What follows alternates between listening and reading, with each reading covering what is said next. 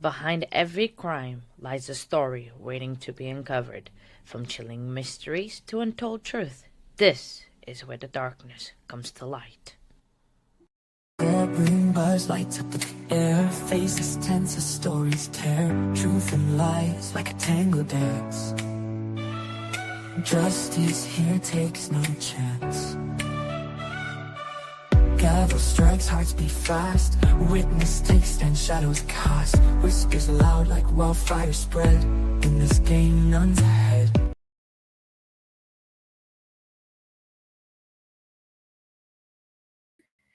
Hello, good morning, everybody. I am unmuted today. I did not start talking while I was muted. I don't do that. Who does that? Joking. Good morning. Happy Friday. Good morning, Susan. Good morning, Denise. Um, make sure exactly hit the like button. I think this was from last night, but Ken, thank you very much for becoming a rookie and welcome to the Green Gang. But I think you overlapped somehow. Today is Friday. Today is the end of the week, but not the end of the week for court. So don't forget that tomorrow we have court. We have to appear on a court at the same time, quarter past. I think they're gonna do. Oh, hang on. I think did I came on too early? Because the judge did say, "Oh, I forgot to change." Oh well, you're gonna have to hear me talk for a bit now. Sorry about that, because I completely forgot that. Yeah, the judge. Let me change the setting so at least you can see me a little bit bigger. But yeah, the judge did say that the court was gonna start I think 9 a.m. and not at half 8. Oh well, you're gonna have to hear me. Uh-oh. Denise, I think we're gonna have to come with a special arrangement if you are late. Well, at least you said that you're gonna be late, so that is good. Good. Oh, good morning, Zio. Welcome in. Good morning. I think Zio, I came on a little bit early because I remembered now that the judge yesterday said that the court was gonna start at 9 a.m. and I've been used to start at like at half 8. Oh well, I'm the best creator out there. No, I'm joking. I'm not. Just a very big joke. But yeah, so yeah, Denise, I was just saying to you, we were just chatting. I can still not give memberships on my channel, which is crazy, which is my own channel. But Nightbot can. No, I'm not. I am just crazy. So this morning, actually, I've been to Costco. Me and Nightbot, we went to Costco, and that reminds me. Now that thing showed up automatically. I don't know why that thing shows up, but I'm hoping I have fixed the soundboard. Let me try something. I think let me just remember what it is a command for the soundboard. Because I did fix the thing, the machine, and see if this works.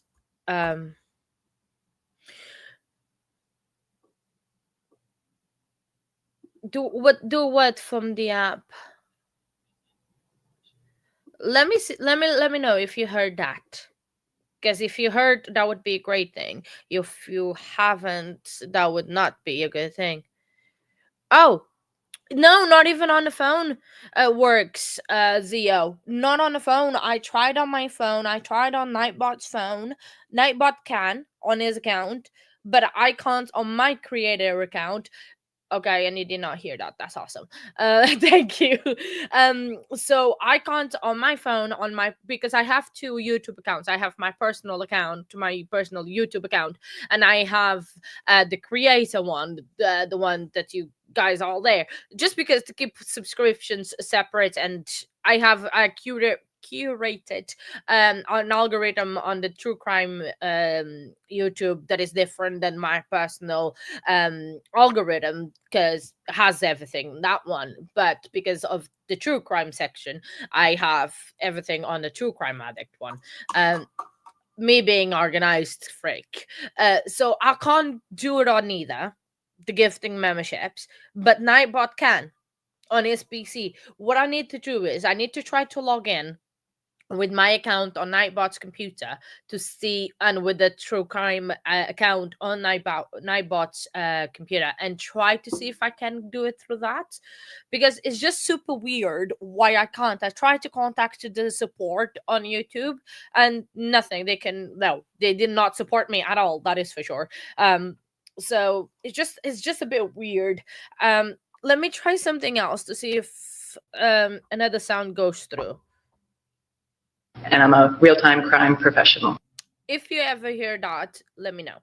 Um, so it's just trying to figure it out exactly what's wrong with like soundboards with the gifting membership. So it's just, yeah, you heard that. Awesome. So that's half of the problem fixed. That is awesome, because I have another one. Yeah, you may bring the jury. So that is good. That's good. That's progress. Hey, that's progress, everybody. I think we have like 3 sound bites at the moment, because I only have like a four buttons for it. Yeah, bring the jury. Yeah, no, not bang the jury.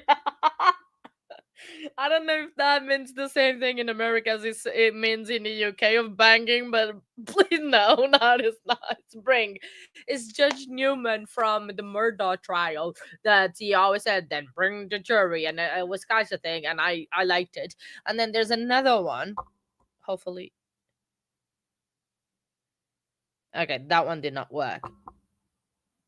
Yeah, I need to reconfigure that one. I thought I was in this one. I do have another one. I can actually, I think, set up rather quickly. I won't be able to see chat just yet, because I am gonna try to set up this button thing, because there was one from the Donna Adelson trial that it was absolutely hilarious. There's there. So apparently you press the button, and then you play this. Is that what you do?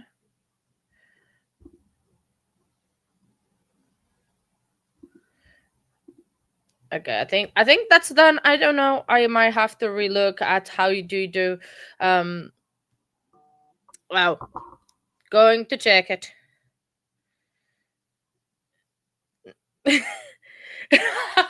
I see. Oh. You hilarious girl. No, I am not mad at you. No one, no. Now you're giving me PTSD. I need to go smaller. No. Oh no, that no. I'm going back to my corner. I like being in a corner, because I think the corner, it makes me feel more comfortable. That's way too up close. Oh my days, you make me laugh. Oh. No, I was like, because actually we went out this morning. I did need to look cute, and I was making a video for our members, um, um, and then because I filmed inside of Costco a bit, like to show you how the English Costco looks like and everything. So I did a few clips. I just need to put them all together, and that will be the video for members this week. That's going to be the special treat. I kind of it's to see an inside on the back of my life, of like what I do when I'm not streaming, which apparently for the people's opinions it's a lot. But before we do carry on, make sure you hit the like button. If you don't mind, leave your DNA on the like button. It helps a lot. The YouTube's putting us a little bit more out there, because we are trying to get to 1,000 subscribers. That's our next mark, guys. Share the stream, share the channel with your friends that might be interested in true crime. It's a little bit niche, but just share it. um the channel out there. But also, if you are doing the sharing, check Discord, because if you want any documents or anything for about a crime, like for example Karen Reed, Steven Stearns, Brian Koberger, this case, there was some information, not a lot, because it's a sealed case. So but check the gavel drops Discord. there's a lot of information. We are so close of hitting 4K members there as well. I think they are closer to hit the 4K than we are the 1000, but hey, we can make it a competition. We can see who reaches the goal first, as the gavel drops, or or our channel. You also have they have oh no. They're gonna beat us. They're definitely gonna beat us getting to 4K. That is absolutely insane. That is awesome. um but yeah, so make sure they have also a YouTube channel. You can check it out, subscribe to them as well, because they're going to be posting shorts about court, about what's going on, what is upcoming, how, like, there is going to be a live stream hopefully in soon, about how you can like navigate the worlds of Discord, and then you can just figure it out, or you can just come in here and ask us, because there was a lot of people that are involved in a Discord in this channel and many other channels. If you just ask for help, I'm sure someone is going to be 100% there to help you out with the Discord, as well as probably some other stuff. None about life, because I can't, my life is not figured it out. That is for sure. I'm still trying to figure it out, and sorry, I just need to drink my coffee before it goes cold.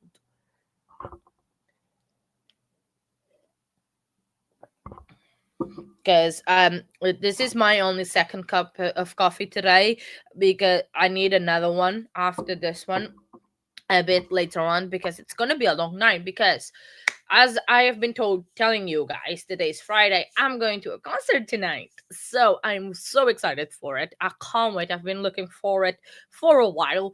And but Nightbot is gonna be with you, y'all. So the afternoon session is gonna be with the Nightbot. What I was thinking, and I don't know if you guys mind or not, I need to talk probably with Zio and Toxic and Nightbot, the mods, because oh, the court is actually up. The court is actually up, and me thinking that we were early. Oh no! Oh no! No! No! There is no sound, but the feed is up. Me thinking that they were gonna be later today. Where did I hear that then? Bowling for soup or who? Huh? I did not get that. Sorry, Zio, my brain. Yeah. Um. But yeah, Nightbot is gonna be with y'all this afternoon for the court session. But I've been thinking of, oh, my concert. It's bowling. It's like a fake Taylor Swift tribute. So obviously, because who can afford to go see the real thing, because she is an expensive gal. So we're just gonna go to like a Taylor Swift tribute concert thing. So don't yeah, my choices. I love my choices. I actually do like it. I don't mind. I don't care. I'm me, and this is who I am. I am. But don't forget to press the like button. By the way, leave your DNA there.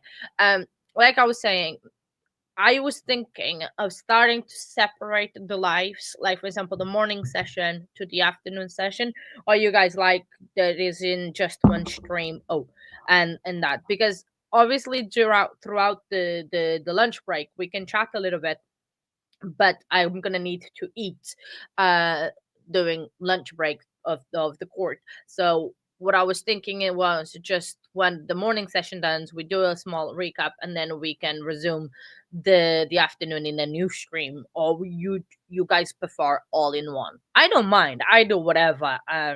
For me, it is a lot easier to just do one stream a day and turn off my camera for a little bit, because I mean, during breaks we can always chat, because I normally eat at my desk anyway when I'm finished doing food with Nightbot.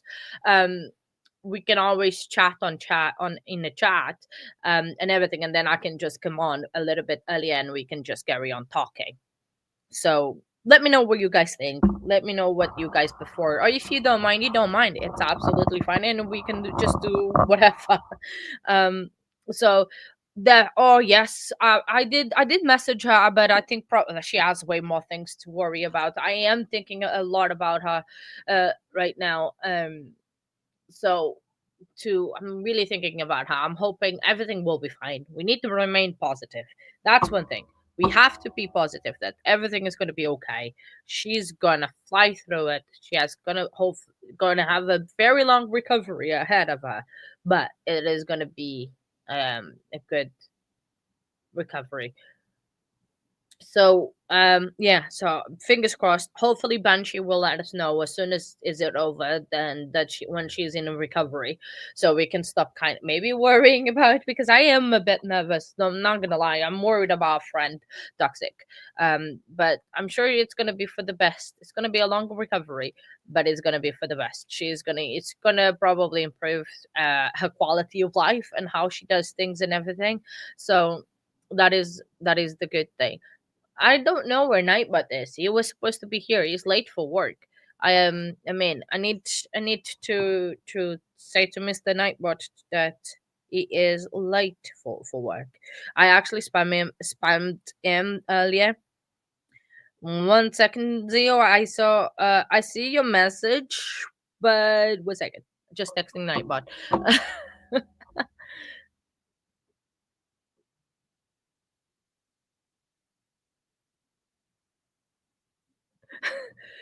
What? Who said that?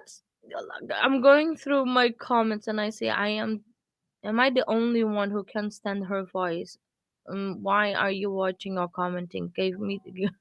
Who said that? Oh, message from Toxic. Sorry, just. Oh yeah, it was just my But well, if no someone not doesn't like my voice, well, tough. I can't do anything about it.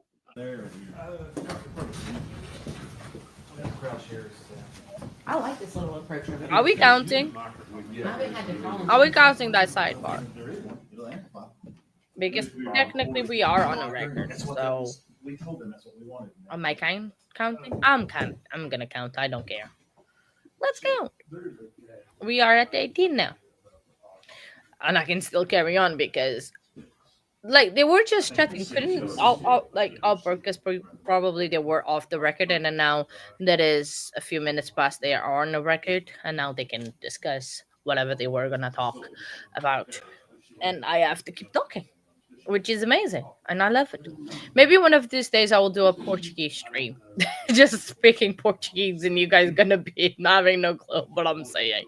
Not that you have a clue ever of what I'm saying, anyway. But yeah, so I need to. Oh, I was gonna say that I didn't even do a recap of yesterday. We're gonna hear the cross today of the Megan's friend that literally was on a case already, that because she found out that like she was very sus at the end of everything. It's just like literally saying, Megan, what's going on, where's Evelyn, what happened? She basically did not believe Megan towards the end, like in the beginning of February, because Megan had to change her story from Ethan taking her to, oh, she is actually missing. Oh, good morning, Pink and Burst. Hello, good morning, my friend. How are you today? Happy Friday.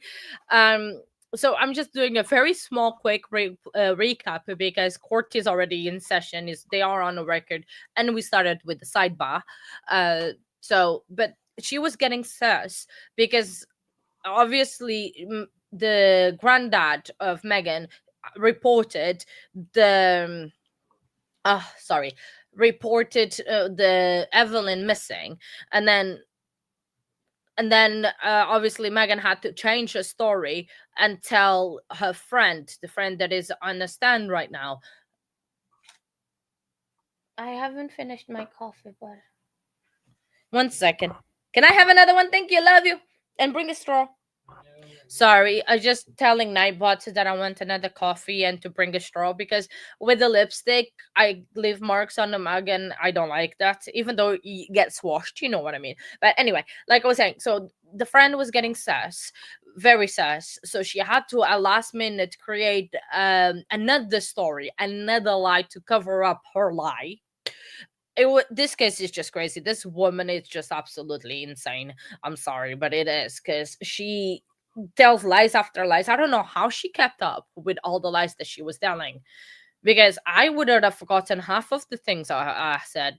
True, sometimes my memory is very good, but like with pokey stuff, like untruth is just too much to keep up, and I don't think.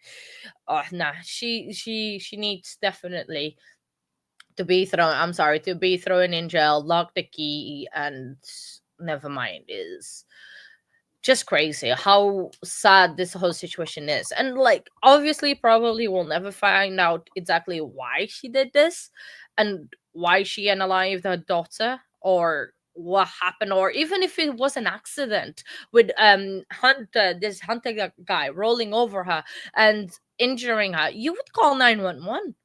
You would like either that or call your mom or your dad for help. They didn't. They took the coward way out and hid and lied about it. That is the most frustrating thing. They lied about it, and it's like if you wouldn't have come clean, probably she wouldn't be in jail right now, and we wouldn't be going through this ordeal. But now she made a decision that the best thing that she's gonna do is lying, and to see if she could get away with it. And she did got away with it for a couple of months, from since Thanksgiving um February. She got away with it, but not anymore. So it's just yeah.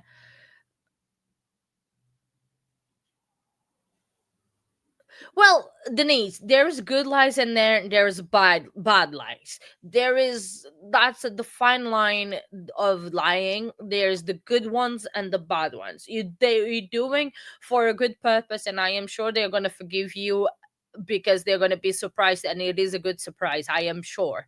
So that it is forgivable, and that's people don't even think about. But this lie from Megan, the lies that Megan told, it's completely 100%, 1,000% unforgivable. So it's just frustrating that she was so selfish and she wanted a normal life with Hunter, her boyfriend, and didn't want a kid dragging her, because that's almost 100% sure, and they decided to do this. Well, some people have different types of consequences, Denise. No, I'm sure they're not gonna beat you, and I'm sure it's gonna be a very, very nice surprise. But she just wanted to get away with of responsibilities. I mean, you guys saw or heard how she kept her house, the trailer, and the bedroom. Come on, she had like expired, way beyond expired milk in the oven.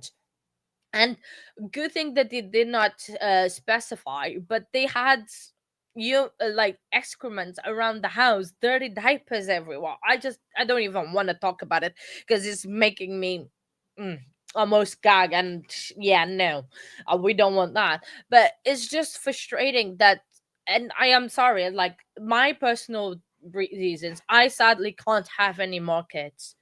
And people like Megan can probably pop kids like there was no other, and she decides to do this. I mean, you didn't want the kid, fair enough, give it for adoption, give it to your family. Probably they could have taken better care of her than you, so you don't have to in a life.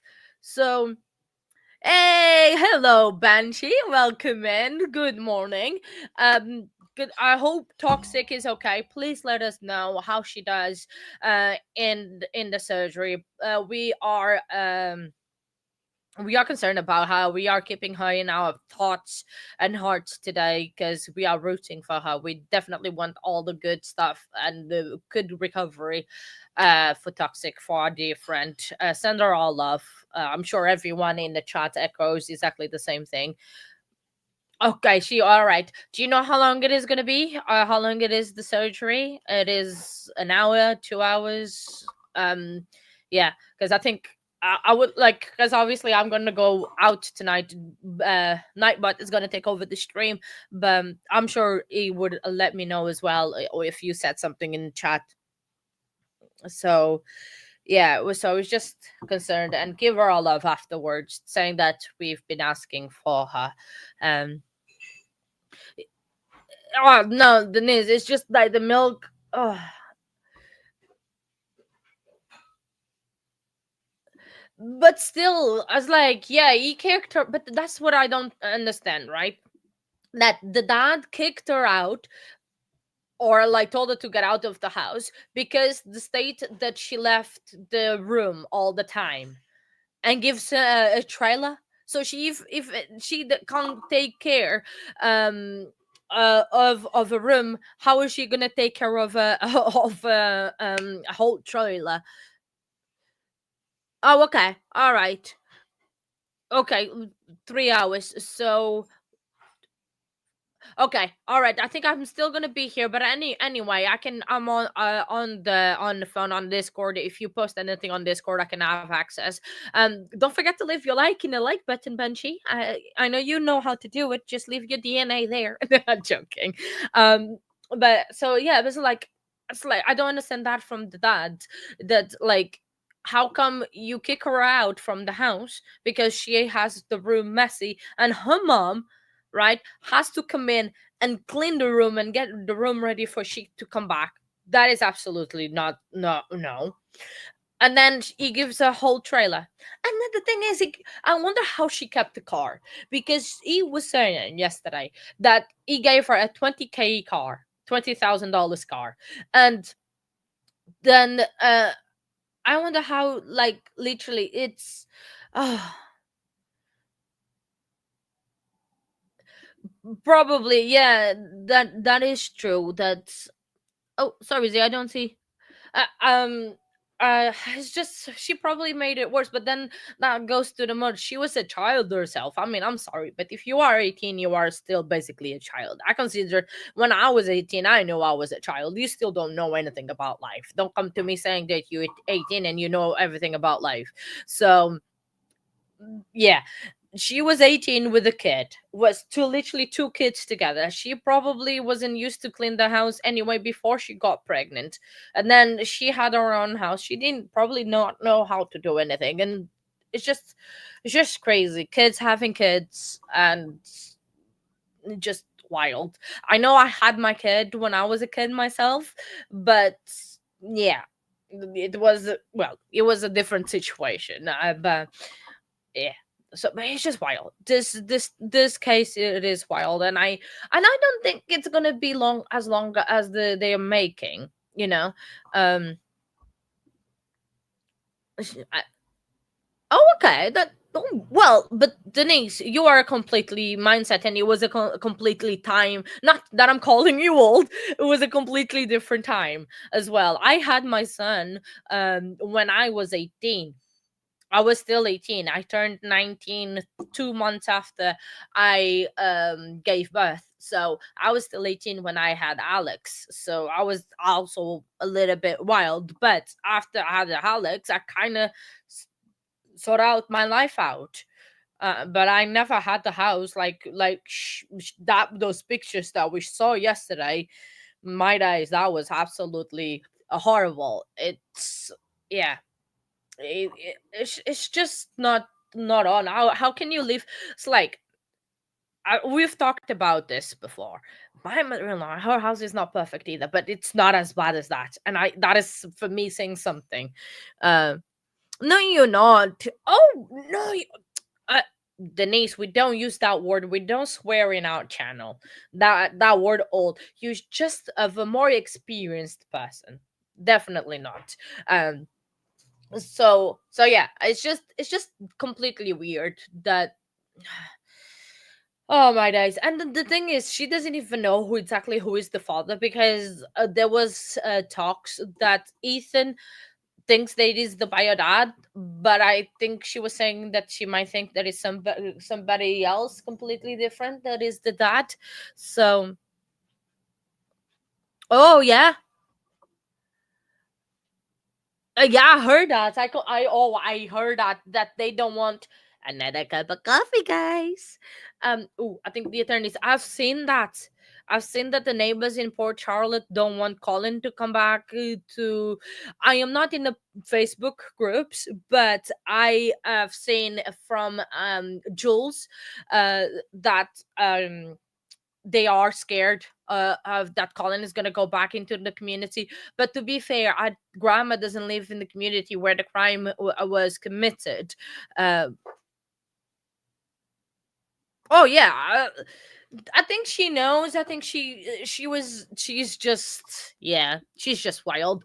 But I wonder where Colin is. I was like, I'm sorry, I'm a little bit intrigued. I know I I think I got over it now. I think I am starting to accept that he was found not guilty, and that we are gonna be back in a few months or a year, that we're gonna hear Colin Griffith name again, that he unalived someone in self defense. I am almost 100% sure that we are gonna do that. I just hope it is not grandma, because if it is grandma, is just going to be wild. Either grandma or grandpa. Maybe more grandpa, because I don't think grandma is going to go after.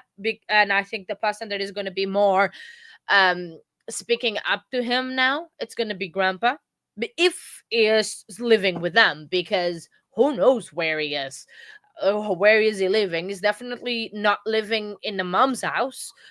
That would be a little bit weird, and he cannot afford for sure to keep up a house by himself with not working or anything. So it's just um oh yeah, oh yeah, oh yeah. I think he's gonna be looking over his shoulder all the time, Banshee, and I completely agree with that. But it's just, well, yeah, but can you imagine? I'm sorry, but his house is gonna be like Megan's house, because he ain't doing it. He doesn't even know probably how to do a set of laundry. So either he's gonna have to learn by himself, or Graham is gonna teach him. But if he doesn't like what Graham is teaching and telling him off and how to do things, is gonna self defense the grammar. So like, it can be, I mean, we just talking, but it can be successful, and hopefully he has learned from this situation, because being in jail definitely must have been a very hard experience, and a life marking experience for the rest of his life. He probably is going to be turning his life around, and I hope all the best, and I hope he actually does that he does turn his life around.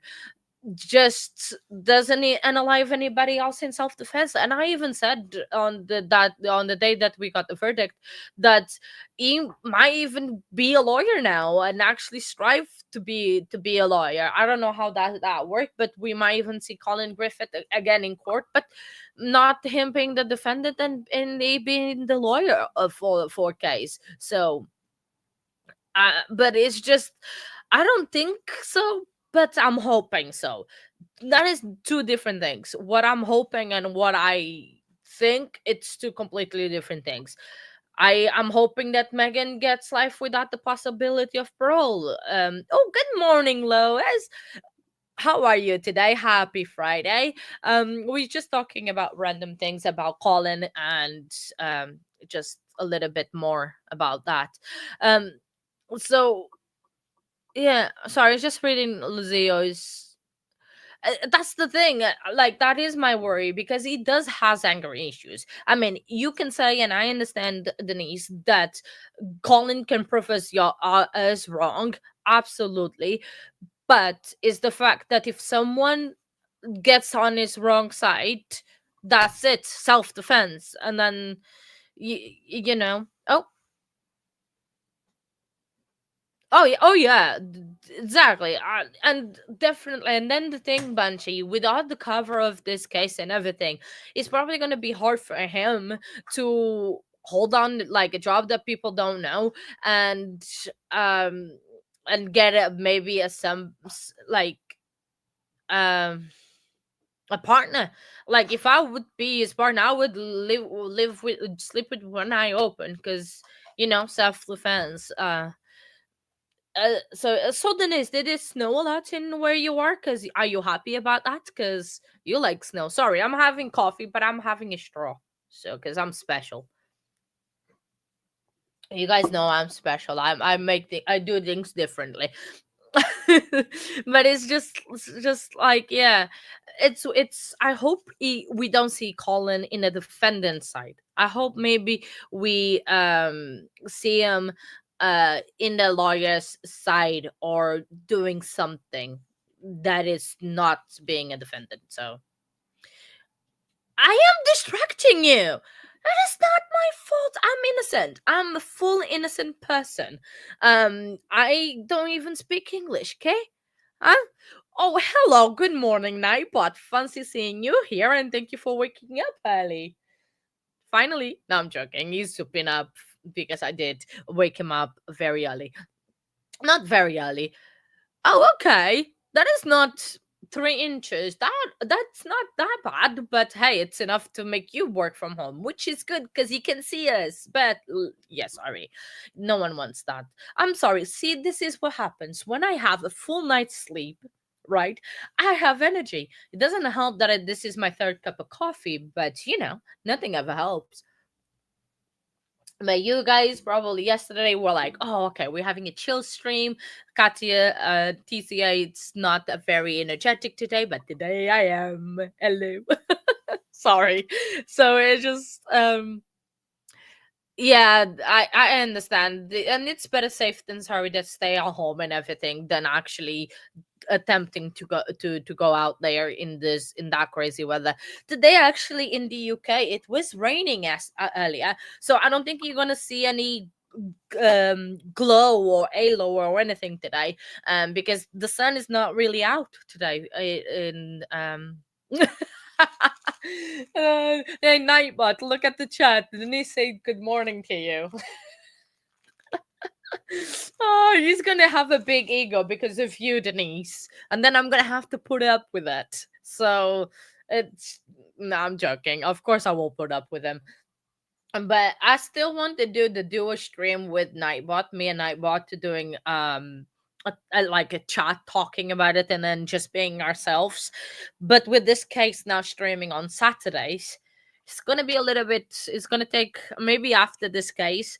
If our next case doesn't take Saturdays with court, which I kind of hope it doesn't, we can do a stream with Nightbot, and then we can finally do the stream for the score channel, so to help out people how to navigate throughout the Discord, because I was gonna plan to do that this weekend with Zio, but yeah, court decided let's stream on Saturdays, so let's work on Saturday. So yeah, um okay, all right. I'll try not to distract you too much, but I don't promise anything, Denise, because I don't speak English. Oh, by the way, guys that are members, you can use the personalized emoji. There is quite a few range to use, just so spam as you will and have fun with them. Nightbot did them, so if anything's wrong, is Nightbot's fault, not mine.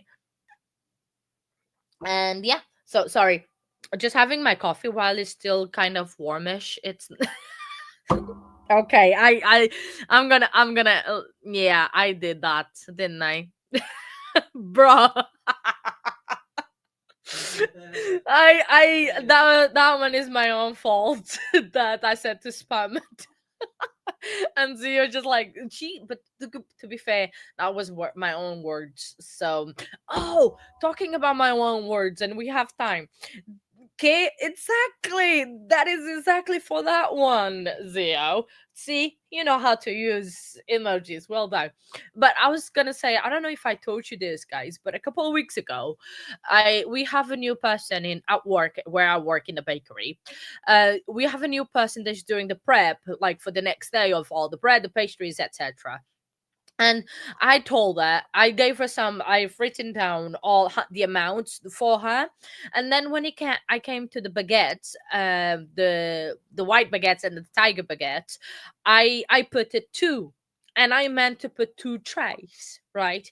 But I didn't. So she prepped literally two baguettes and of the white baguettes and the tiger baguettes. And I was like, I meant two trays, but that was my own fault, and we laugh about that now because yeah, I meant two trays, and but the thing is was a good thing because the She literally she heard and she followed my directions. So I said I had to say it's not your fault, absolutely mine, because I was the one that wrote number two, and she prepped two. It was not just two single baguettes, it was two trays, but it's fine. We fixed it. We did end up baking more in the morning, so that was fine. But it was just hilarious that that happened. And now we laugh about it and make sure that she doesn't just prep two baguettes, because I think, like she said, she thought it was weird. I hope so too, because I hope we sold them all.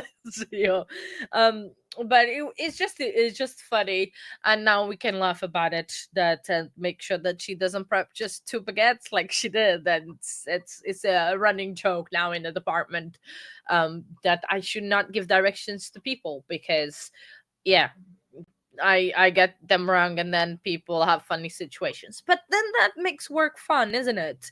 Because work is already like you have to work. So yes, I know. I am so sorry, Banshee. We've been trying to hit Toxic and Case One and Nightbot with the membership, but it's not working. So it's just. I don't know. It is. I don't know why we can't hit specific people. I wish we can hit specific people to gift the membership.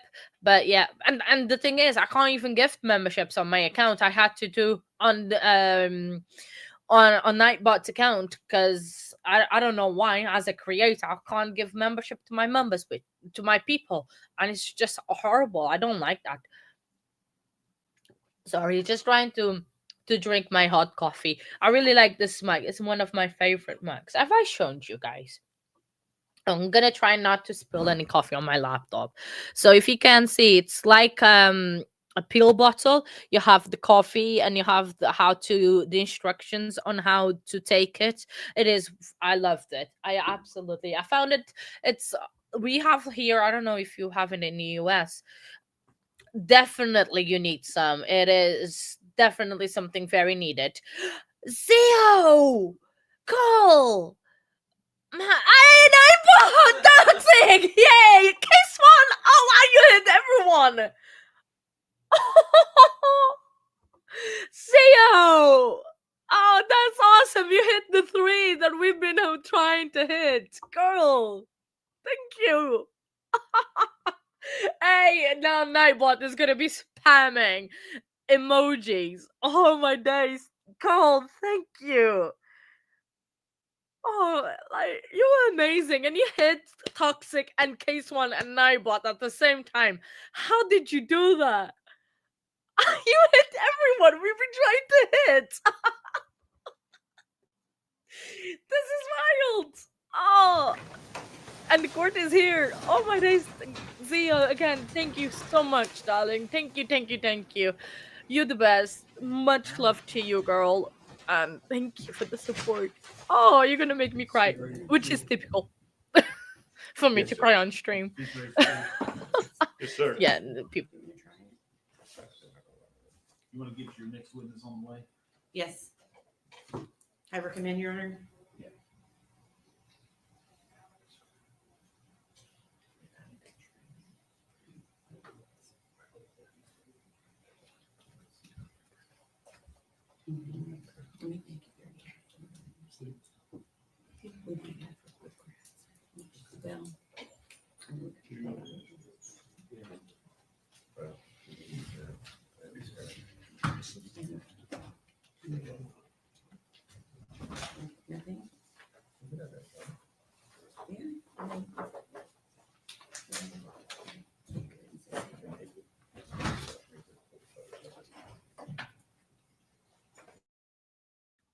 Court hasn't started, but I think next one to hit is Pink and Burst for sure. But yeah, so please want to enjoy the membership.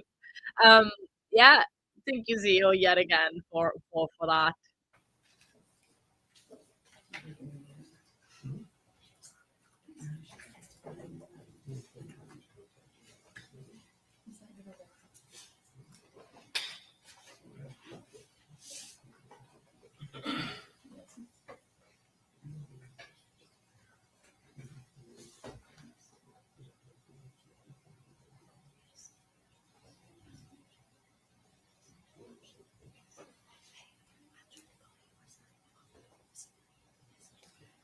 It's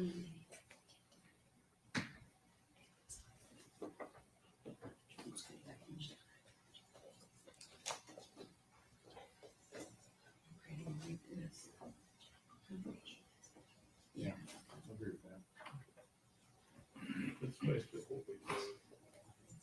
Yeah. And not necessarily that way.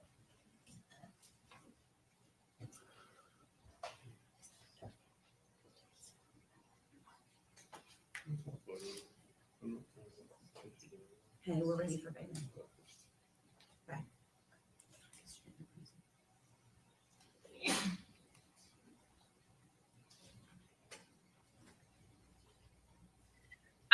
I forgot to welcome to our new members to the Green Gang. Nightbot, Case One, Toxic, um, Travel Long, Travel Long, yes, and Tom Willis. Welcome to the Green Gang. I hope you guys enjoy.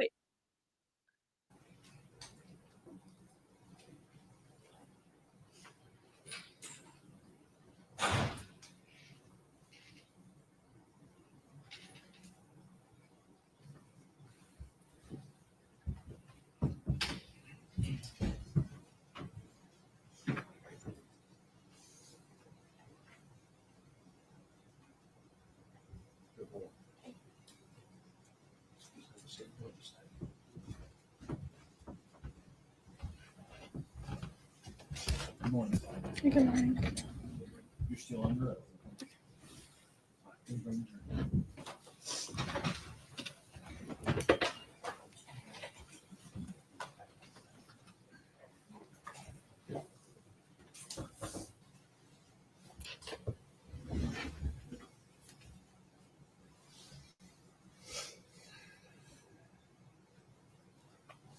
Everyone stand.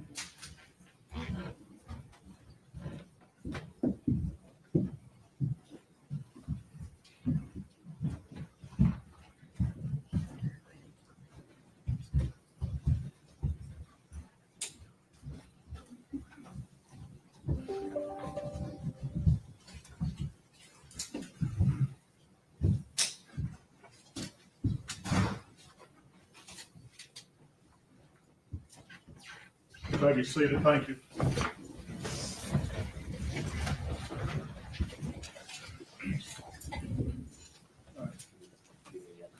Oh, thank you.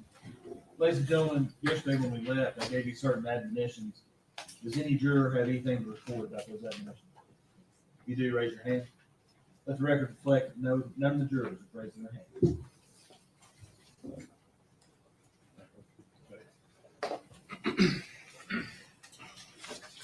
Good morning, Ms. Hawkins. Good morning. I personally apologize that we've had to carry you over to the second day. I know that's hard for you. Mhm. Certainly wasn't purposeful. I want you to know that.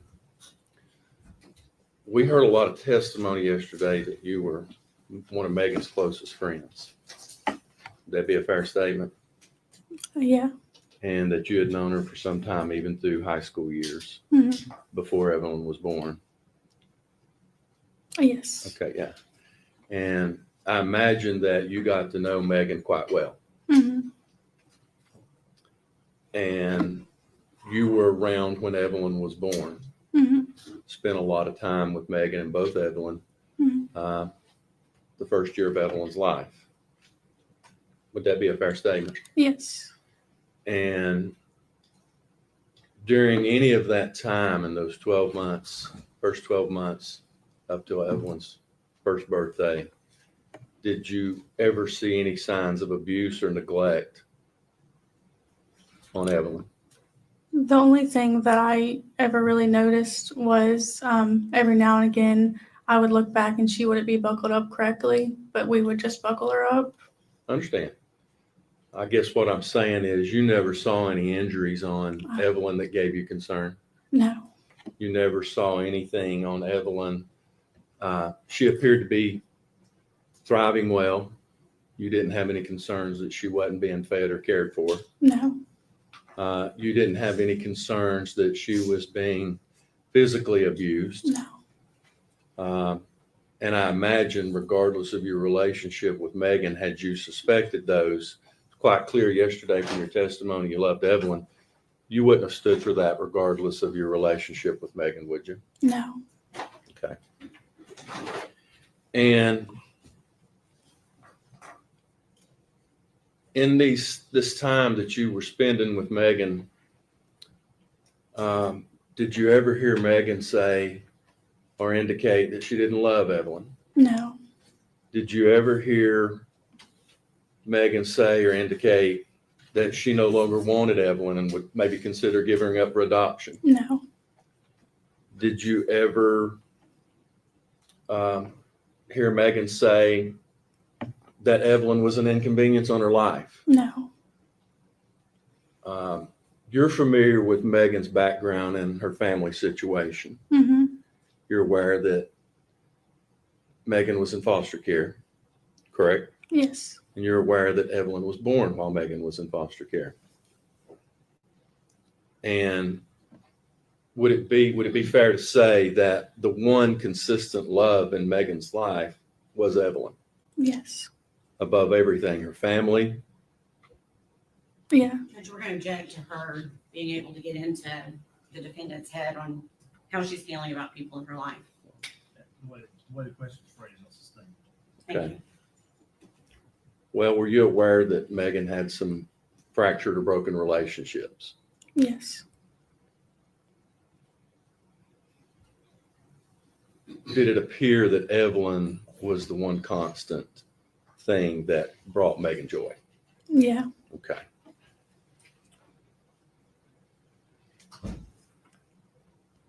Now, were you aware that, do you know who Tommy Boswell, do you know who Tommy Boswell is? Yes. That's Megan's father. Mm-hmm. You familiar with his girlfriend? Yeah. Do you have personal knowledge that Tommy's girlfriend wanted to spank Evelyn? Objection.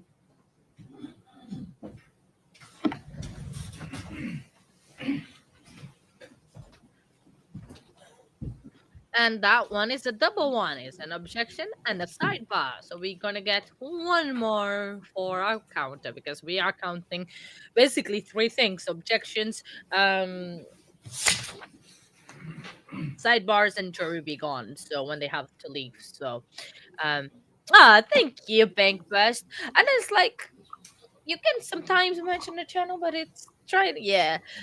What grounds? I don't know, but because I think they were talking about Tommy's girlfriend, I think saying something or doing something, so that might be speculation or hearsay. So yeah. Oh, it does. The case one does definitely look great in green. Everyone looks great in green and blue. Um, so yeah, so I think it might be hearsay. See, check me out, knowing law and objections. Oh, sorry. This is what I am like when I am rested and have had a full night's sleep. Yeah, that is not a pretty sight. Yes, I will always be blue for a month. What's up, blue? Sustained in part, overruled in part.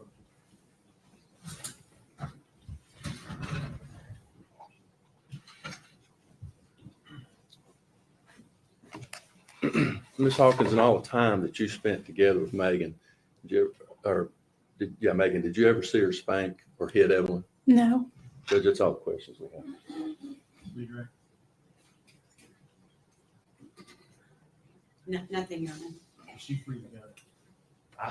Judge, I don't oppose that. I can have just 1 second.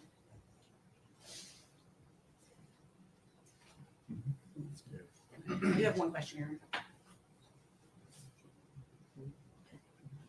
Bailey, did you know Hunter Wood? Yes. Okay. Did you know that the defendant, Megan Boswell, was in a relationship with Hunter Wood?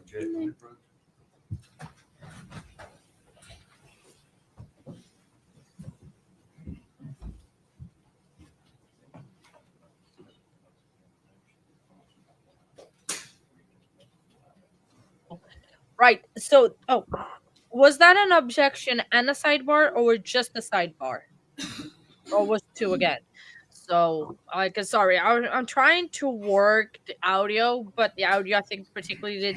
Okay, so, and Big Bust, see you very, very soon. Be safe out there. I don't know if you in your area has been snowing or not, but just be be very, very careful. Both. Okay, we'll count both. Ugh, I pressed the wrong button, didn't I?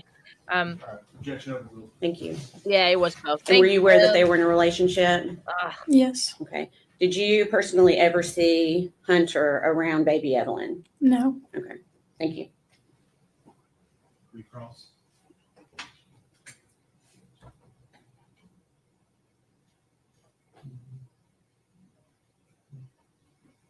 None, Your Honor. All right. Is she released from her subpoena? Yes, Your Honor. Ms. Hawkins, thank you for your testimony. You're released from your subpoena. You're free to go. All right. Thank you.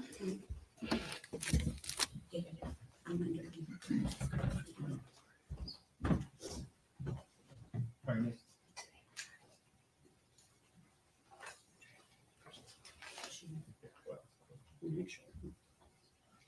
One second. The statement called Crystal Crawford. What was that last name? Crawford. CRAWFORD.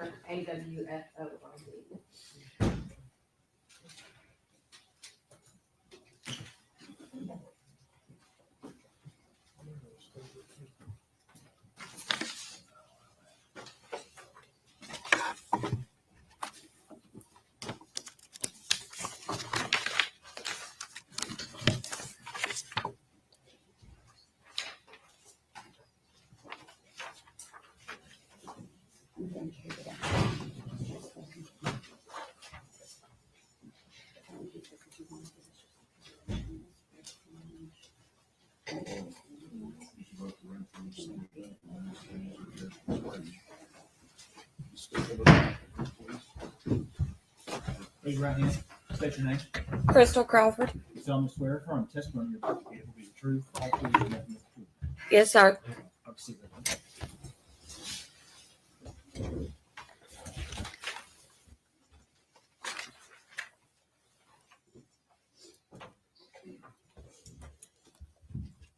Thank you. Good morning. Good morning, Amber. Tell the jury your name and where you're employed. Crystal Crawford at the Econo Lodge in Kingsport, Tennessee. Okay. Is that located on Airport Parkway in Kingsport? Yes, ma'am. Okay. How long have you been employed there? I have been working there almost 10 years. Okay. What is your title there? Front desk clerk. Can you give us a brief description of your job duties at the Econo Lodge? Front desk, laundry, some days housekeeping also. Just whatever needs to be done. I do all his management paperwork and all that. Okay. So those duties include things like checking in and checking out guests. Yes, ma'am. Okay. And I'm assuming Econo Lodge creates records and maintains those records at the hotel? Yes, ma'am. Okay. And when you enter information to the hotel, is it into like a computer system that's maintained? Yes, ma'am. And are those records preserved for a certain amount of time? Yes, I believe up to 5 years. Okay. When you create these records, is it essentially the same procedure each time? Yes. Okay. I'm going to pass you a document. Okay.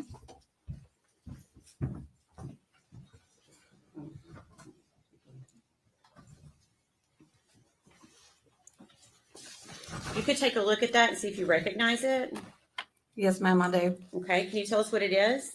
It is a check-in and check-out slip on Megan Boswell. Okay. And have you seen that document before? Yes, ma'am. Okay. How was this document generated? In order for this to generate, the guest has to come in and check in and provide ID.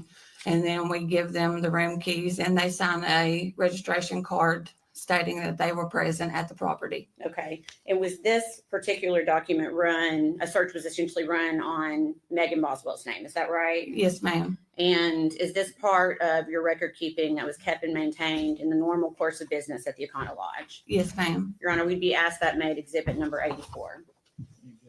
Before we do 84. Thank you.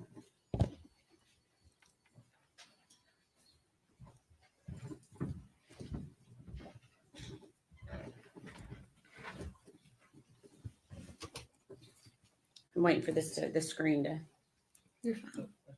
sorry, Judge. Permission to publish? Okay. Okay. And Ms. Crawford, you should be able to see this on your screen as well. Yes, ma'am. Okay. And is this the document you were just referencing that was produced at the Econo Lodge? Yes, ma'am. Okay. You recognize Megan Boswell's name as having been at the Econo Lodge on 3 dates in 2019 and 1 day in 2020. Yes, ma'am. Okay. Can you tell the jury the dates that Megan Boswell checked in and out of the Econo Lodge in 2019?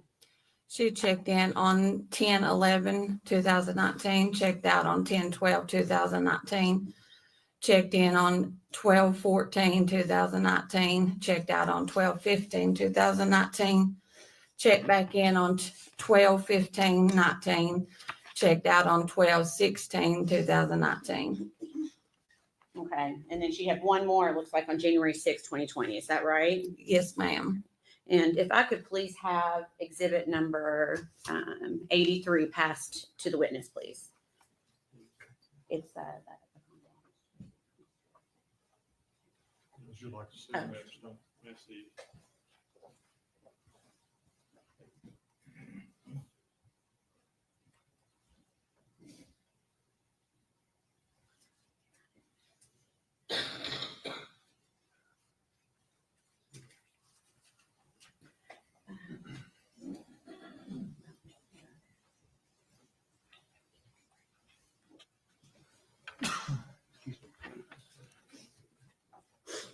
okay, Ms. Crawford, do you recognize what I've handed you?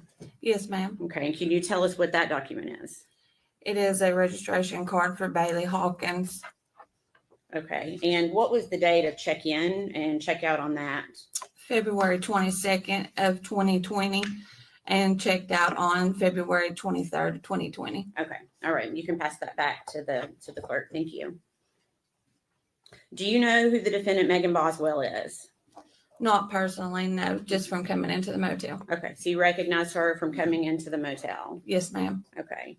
Did you recognize her because of this case, or did you recognize her before Evelyn was reported missing?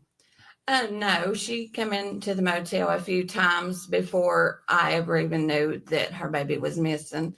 And of course, I didn't speak to her very much in the first couple of times she stayed. But after a couple of times, you know, the guests get familiar to you. So I did spark up a conversation with her. I think it was around the third time of her staying there. Okay.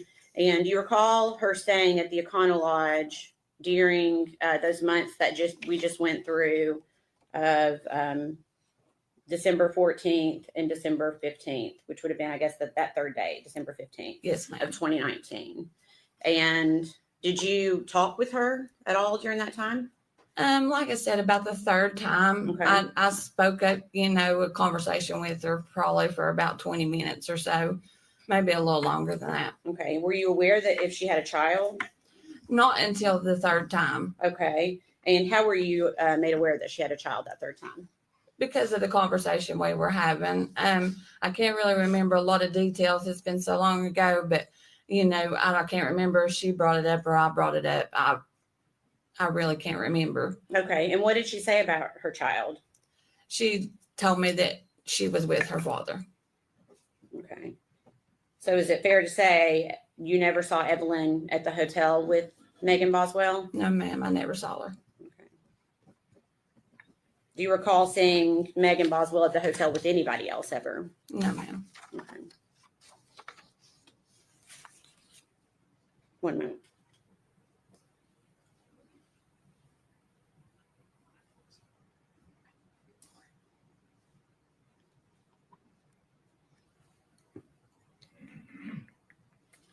During the times that you saw the defendant, the 2 times in December and the 2 times in January, did she ever appear to be crying? No, not that I can remember. Did she ever give appearance of being scared or worried?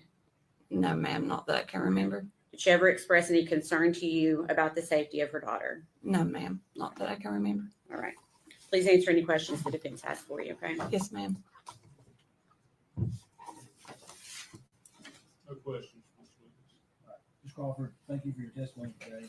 You're released from your subpoena, ma'am. You're free to go. Thank you.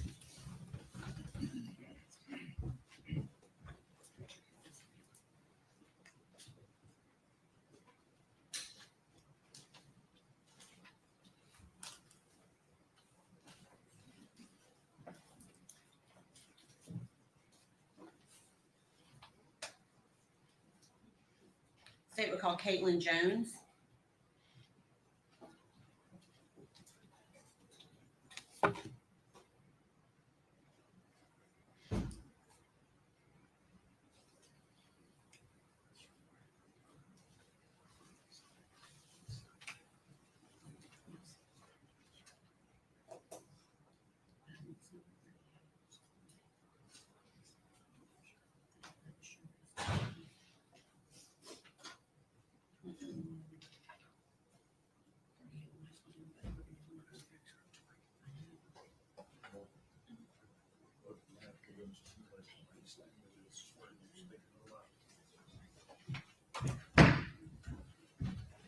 Raise your right hand, ma'am. State your name. Caitlin Carter. Solemnly swear from testimony back here in the truth, the whole truth, and nothing but the truth. Yes, sir. Scoot up close, I'm not gonna- Good morning. Good morning. I just realized I called you Caitlin Jones. You are now Caitlin Carter. Is that right? Yes, ma'am. Okay, I apologize. Okay, so you've told the jury your name. Where do you live? Kingsport. Okay. Do you know the defendant, Megan Boswell? Yes, ma'am. And how do you know her? We were friends in college. Okay. And if you can, I'm going to ask you to maybe pull that microphone just a little bit closer. There you go. Thank you. You were friends in college when you were in college or when she was in college? When I was in college. Okay. And when did you first meet her? Middle school. Okay. Did you continue to stay friends from middle school until you were in college? No, ma'am. Okay. Did you reconnect at some point? Yes, ma'am. Okay. And that was when you were in college, I guess? Yes, okay. ma'am. So during that time, is that when you met Evelyn? Yes, ma'am. Okay. So that means you've met Evelyn in person. Yes. Okay. How many times do you think you have been around Evelyn? 4 or 5 times. Okay. And are those times that when you were hanging out with Megan Boswell Yes, as ma'am. well? Okay. When you hung out with Megan, was Evelyn usually with her? Yes, ma'am. Okay. Do you ever recall seeing Megan when Evelyn was not with her? Yes, ma'am. Okay. And when was that? The end of our friendship. Okay. Which was when? The 1st of December. Okay.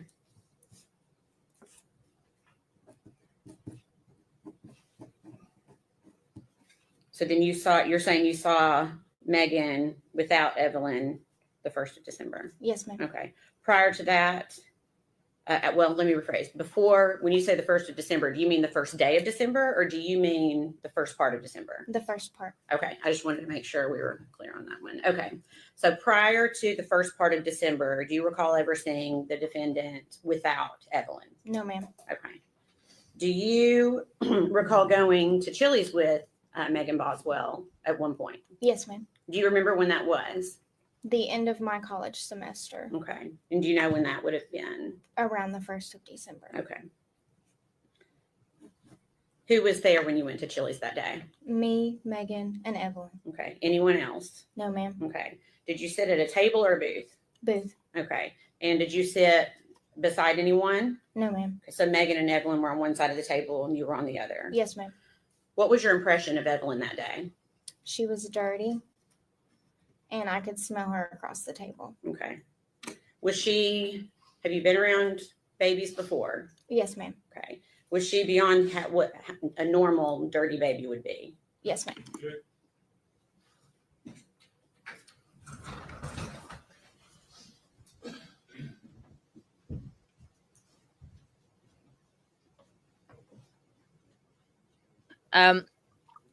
It's a bad timing for sidebar. I just put a sweet in my mouth. Come on, they need to time these better. But by the way, You said you've been around other babies. Is that correct? Yes, ma'am. Based on your personal experience with other babies, did you consider Evelyn dirtier than what your experience was with other children? Based on my personal opinion, yes, ma'am. Okay. And can you tell us how? Can you describe it for us? Her face and hands were dirty. and her clothes were dirty. Okay. Do you recall when Megan started working at the chicken shack? Yes, ma'am. Okay. And do you recall if she was dating anyone when she started working at the chicken shack? Not when she started. Okay. When did she start dating someone shortly after? About a week or two after. Okay. And who was that? Hunter Wood. Okay. So around this time, did you notice anything different about the defendant, Megan Boswell? Yes, ma'am. Can you tell me what you noticed? She was spending a lot more time with the gentleman and not Evelyn. Okay. After this time, when she's dating Hunter Wood, did you see Evelyn with Megan Boswell at any time? No, ma'am. Okay. Did you see Hunter with Evelyn at any time? No, ma'am. Okay. Did you have concerns at this point? Yes, ma'am. Okay. Did you talk with other people about it? I don't believe so. Okay. What were your concerns? It was strange that Megan Boswell was not with Evelyn because she was always with Evelyn up until this point. Okay. Did you notice Megan doing things without Evelyn? Yes, ma'am. What types of things? Usually things that you would take your children, such as vacations, going to the aquarium.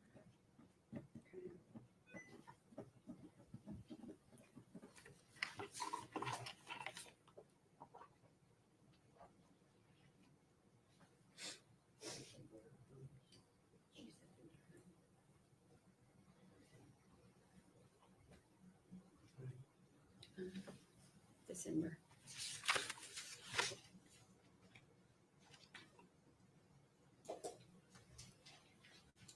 I'll pass you 2 photographs.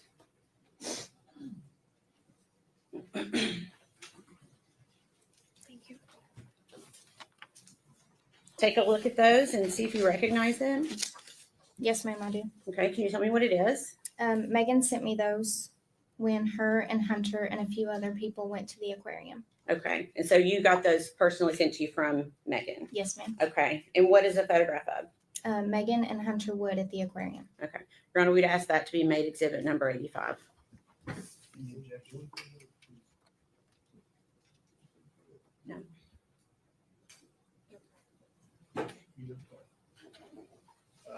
Judge, I would say that these photos are cumulative. They're essentially the same photo. The court wants to have been, but I would note they're cumulative.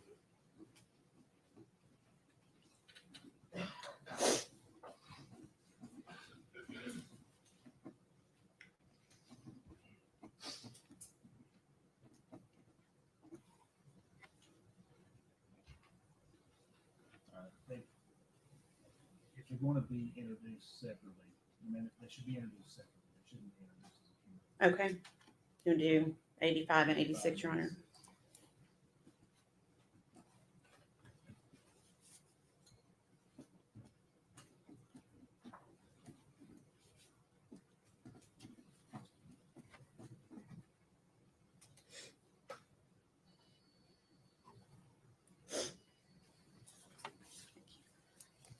Permission to publish, Your Honor.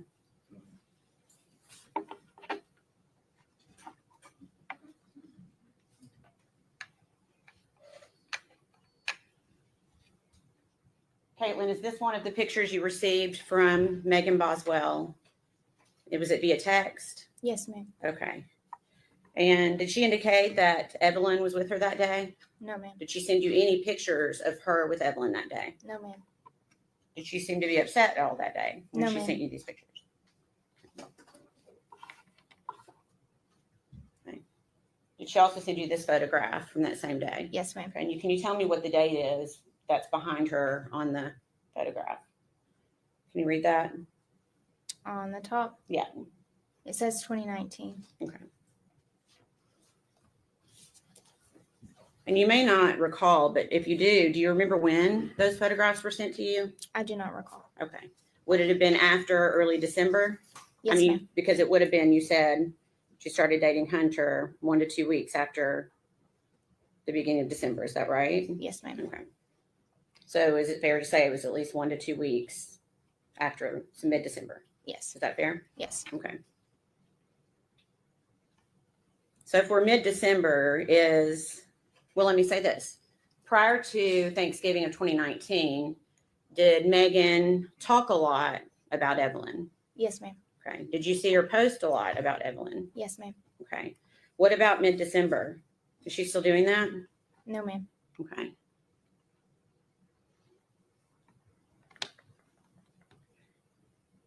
At some point, did you ask her where Evelyn was?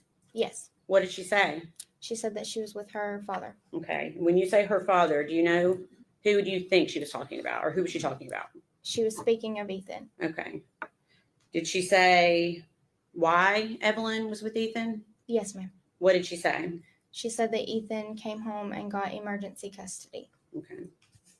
Did she ever show you any paperwork? No, ma'am. Okay. Did she ever say why? Ethan seen photos of Evelyn with a bruise on her head, and he used that. Okay. And the defendant told you that? Yes, ma'am. Okay.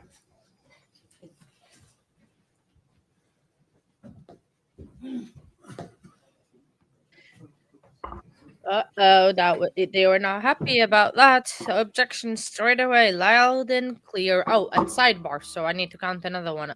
You guys need to keep me right because normally I have to do two, one for objections and the sidebar. But yeah, because it was like I think Nightbot, she was lying to trying to find an excuse to where the baby was because everyone stopped seeing her after Thanksgiving. So she was lying to everyone saying that the baby was with Ethan, that is the presumed baby daddy. And she was lying about it because even if your kid is missing or when it gets taken to emergency custody Okay. by the dad, you We're going to still go back to prove, that. you know.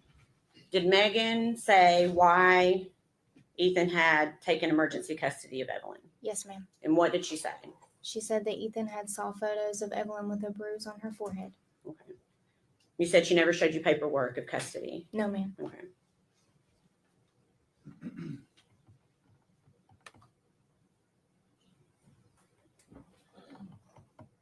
How many times did she tell you that Evelyn was with Ethan? A few times. Okay. Was that in person or via text? Both. Okay.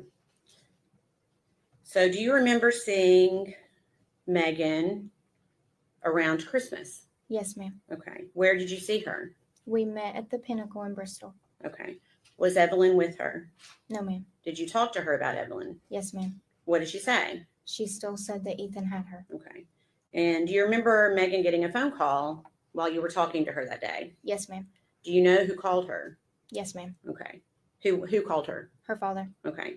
And we're not going to be able to say what he said to her, but what did Megan say to her father over the phone? She told her father that she would be getting Evelyn back around the 1st of February.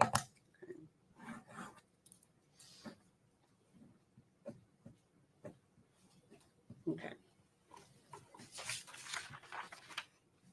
During this entire time, did Megan ever seem upset?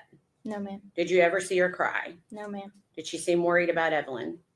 No, ma'am. Did she ever seem concerned about Evelyn's safety? No, ma'am. Please answer any questions the defense has. Okay. Okay.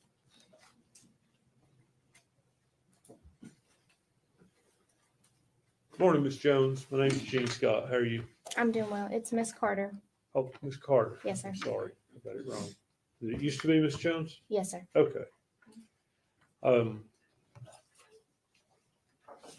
So how often were you around Megan? Let's say in 2019, would you consider yourselves close friends during that time period? Yes, sir. How often would you see her? About twice a month. Twice a month. And you described a meal, I think it was at Applebee's? Chili's. Chili's. When was that meal? Around the 1st of December. You say around the 1st of December. Can you be more specific? And let me ask you this way. You equated it to your college semester or your earlier testimony. Mhm. Had you taken your exams? Were you waiting to take exams? What part of the end of the college semester were you at? She actually took me out to eat for celebration of finishing my exams. Okay. So the exams were in December. Yes, sir. That's typical, I think, of a college schedule, isn't it? Yes, sir. So this would have been sometime, say, after the 5th or 6th, maybe? I would say so. Okay. Do you know what day of the week it was? I do not. Would have been a weekday. Yes.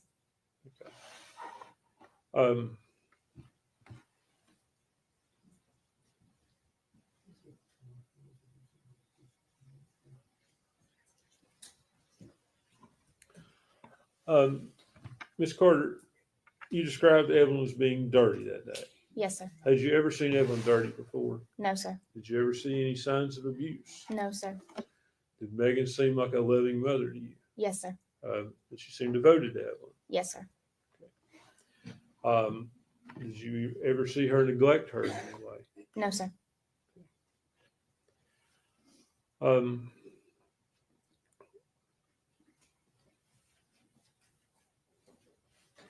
Would be fair to say that at some point your friendship with Megan ended? Yes, sir. When did that occur?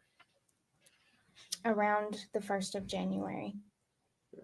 And did that have anything to do with Evelyn? No, sir. Why did your friendship end? She lost or misplaced her phone and did not have a way to communicate with me. Okay, so y'all just quit talking. Yes, sir.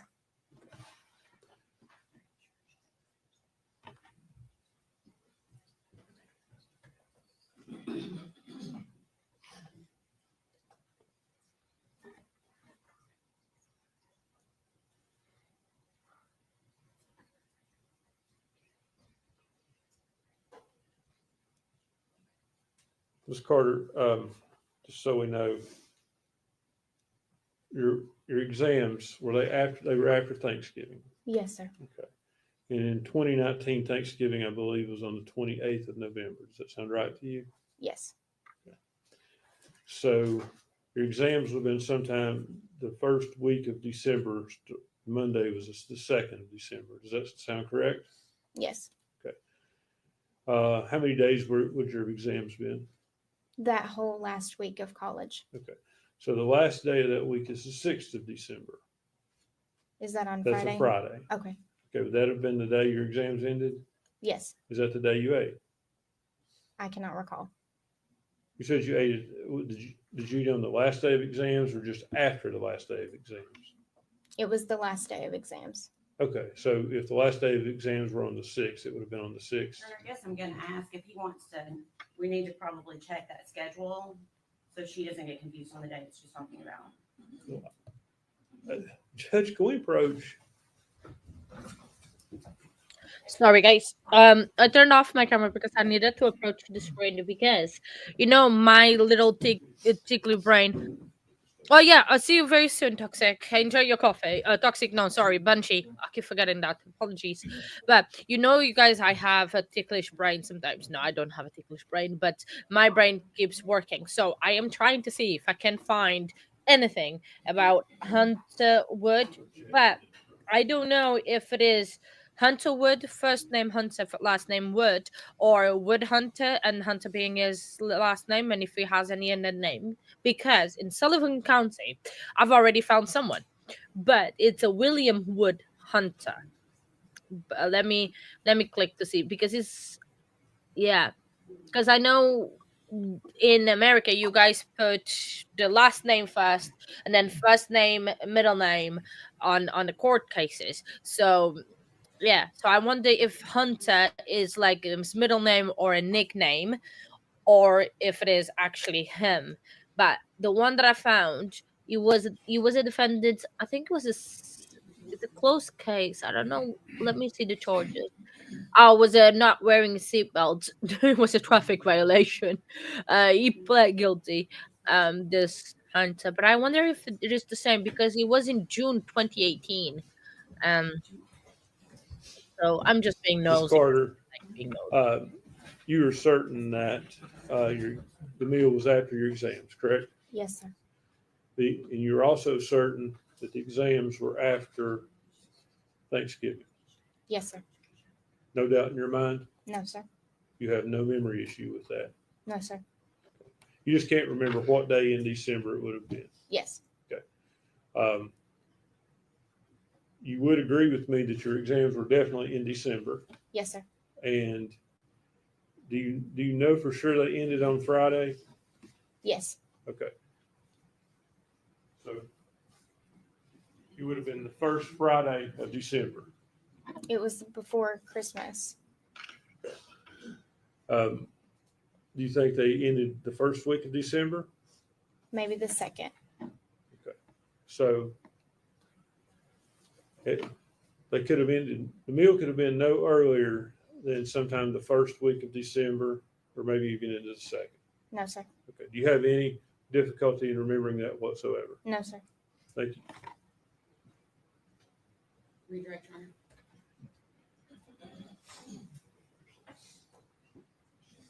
Do you remember giving an interview to law enforcement?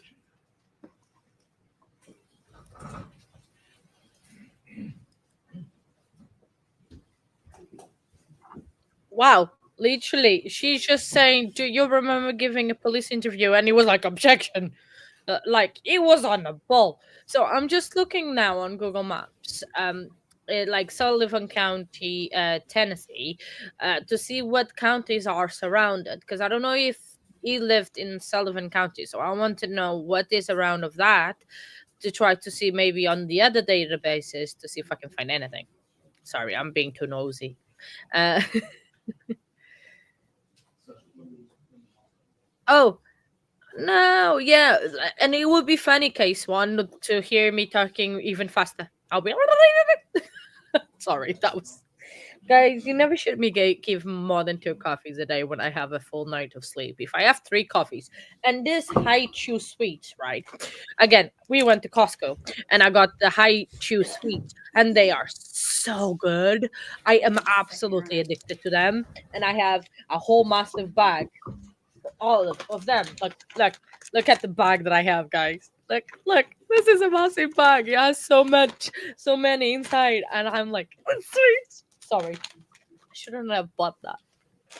I am sorry for the person I'm about to become when I'm on sugar high, but it's okay. You will be with Nightbot soon anyway, and you won't get me all sugary on stream. But that's what happens when the TCA has sugar. Yay. Caitlin, do you remember the last time that you saw Evelyn? Yes, ma'am. Okay, when was that? It was the day we went to Chili's. Okay. And I know Mr. Scott was throwing a lot of dates out at you. How do you, let me ask it this way.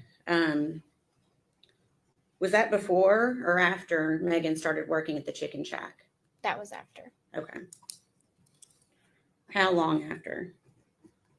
3 or 4 weeks. Okay.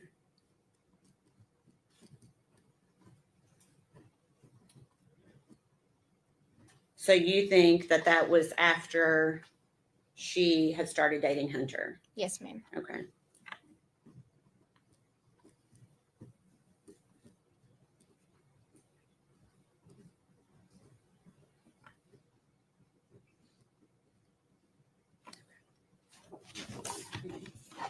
That's all the questions I have.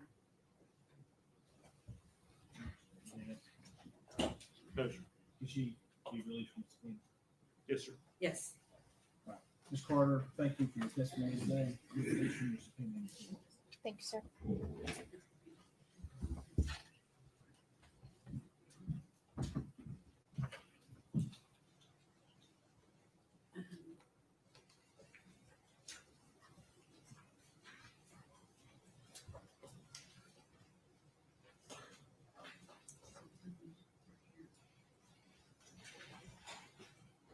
Say it was called Gail Tide.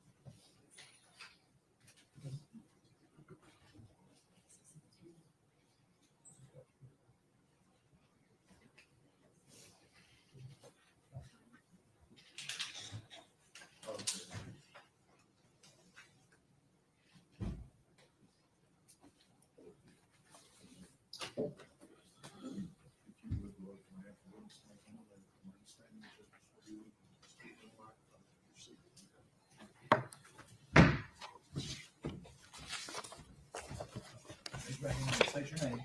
Gail Cott. You solemnly swear or affirm testimony about to give will be the truth, the whole truth, and nothing but the truth. I do. That's it, right? Okay. Good morning. Good morning.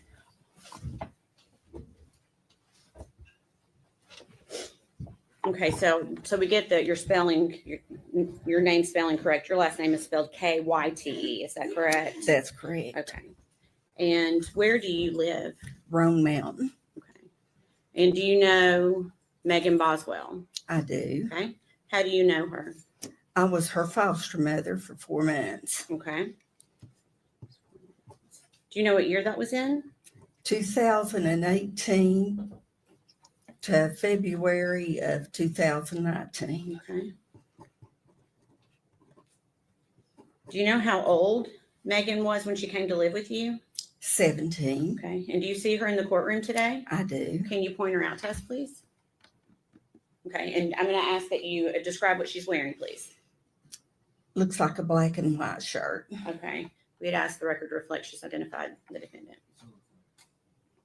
Were you also living in Roan Mountain during 2018? I was. Okay. Was Megan pregnant when she came to live with you? She was. Do you may not, but do you recall how far along she was? 7 months. Okay. And do you remember when Evelyn was born? I do. Okay. What month was that? November 2018? 2018. Okay. And did Megan and Evelyn continue to live with you during that time? They did. Okay. Did Evelyn appear to be developing normally? She did. Okay. I'm assuming you have children of your own? I do. Any concerns, based on your own personal experience, that you had with Megan caring for Evelyn? No, Okay. Everything seemed to be appropriate? it did. Okay. And did Megan take Evelyn to all of her pediatric appointments? Yes, How did she get there during the time she was living with you? I took her. You took her? Okay. To your memory, did you take her to all of those appointments? While she was living with me. Okay. Yes. Okay.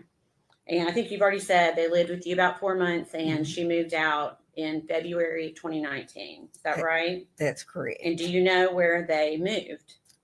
To her father's home. Okay. That'd be Tommy Boswell? Yes, Okay. Did you continue to have contact with her after they moved out? I did. Okay. How did you keep in contact? Most of it was Facebook texts, calls. Okay. And do you remember Megan bringing Evelyn to visit you in September of 2019? I do. Okay. And would Evelyn, so she wasn't quite 1 year old at that point, is that right? That's correct. Okay. Was Evelyn walking yet?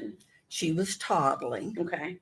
So still occasionally holding on to things, but letting go occasionally, or did she wasn't letting go yet? She was letting go. She was taking a step or two on her own. Okay. And again, this is right before, 2 months before her first birthday. Did she appear to be developing normally? She Did did. she appear healthy? She did. Okay. After that visit in September, do you remember Megan contacting you regarding babysitting? She did. Okay. And do you remember when that was? What month that was? She reached out to me several times. The first time was in August. She was wanting to go to school. Okay. And then she reached out to me, I want to say again, towards the end of December. Okay. Let's see here. Okay. I'm going to show you a document to see if that helps you with your date a little bit.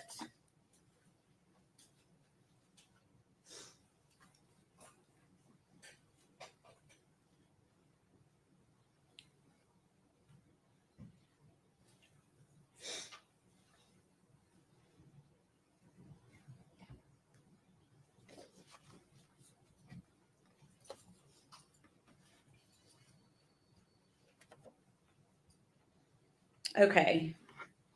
Do you recognize, we won't be able to say what it is quite yet, but do you recognize that document? I do. Okay. What is it?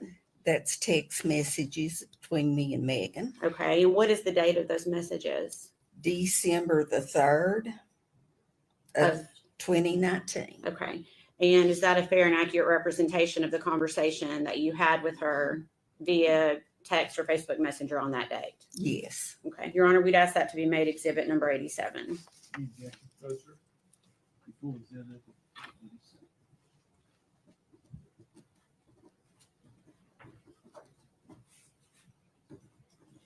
And permission to publish, Your Honor.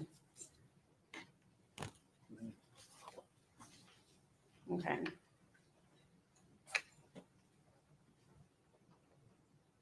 Okay, Gail, can you read that okay? I can. Okay. So is this one of the times that Megan was looking for a babysitter? It was. And what did she say to you there on December 3rd, 2019? She says, do you think your sister would babysit and let me pay her at the end of the week? I just got a job and won't get paid until next week. I just started today. Okay. And I told her, yes, I knew she would. Okay. She said, what's her number? Sometimes, mommy gets sick and she already keeps her for school. I talked to her. She said that was fine. Okay. So essentially she's indicating that Sue can babysit. Is that right? And Sue is your sister? She is. Okay. And then what do you say to Megan? Sue wants you to call her. She wanted to know if you had a pack and play you could bring. Okay. And what does Megan say? I'm at work. Yes, I have one. Okay. Does that help refresh your memory a little bit on the date? It does. So it would have been early December, not late December? Correct. Okay. Now, is there a reason you were not able to babysit? I had broken some ribs. I had 2 broke ribs. Okay. And so you essentially gave her the name of your sister, Sue Whitson. Correct. Where does Sue live? Or where did Sue live at the time? In Elizabethton. Okay. Does she still live in Elizabethton? She does. Okay. And to your knowledge, did Sue in fact babysit Evelyn a few times? She did. Around the same time, do you remember talking to Megan about, excuse me, a new boyfriend that she had? I do. Do you remember what that boyfriend's name was? Hunter Wood. Okay. And did Megan ever reach out to you about Hunter Wood? She did. Okay. And do you remember when that was? December the 22nd. Okay. How do you remember that date? It was a Sunday. There was a church play, and we were getting ready to go, and she wanted me to meet Hunter. Okay. And I told her that we were getting ready to leave for church. So she said that they would meet us at the church. Okay. What type of play was it at church? A Christmas play, Okay. children's Christmas Okay. play. And did Megan and Hunter actually come to church that day? They did. Did they have Evelyn with them? They did not. Did you ask Megan where Evelyn was? I did. And what did she say? She told me that Ethan had her, that they were sharing custody. Okay.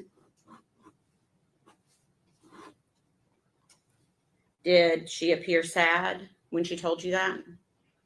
She seemed fine. Okay. Did she act like anything was wrong that day? No. Okay.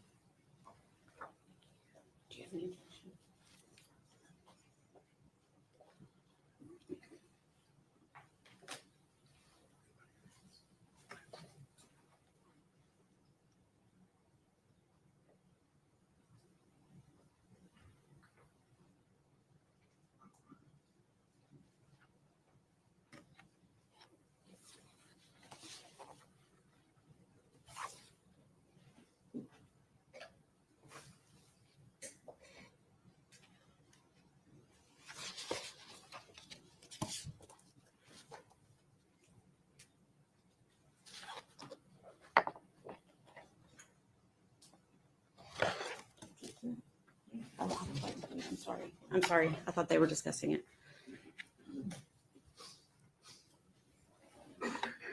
Take a moment to look at that and see if you recognize it.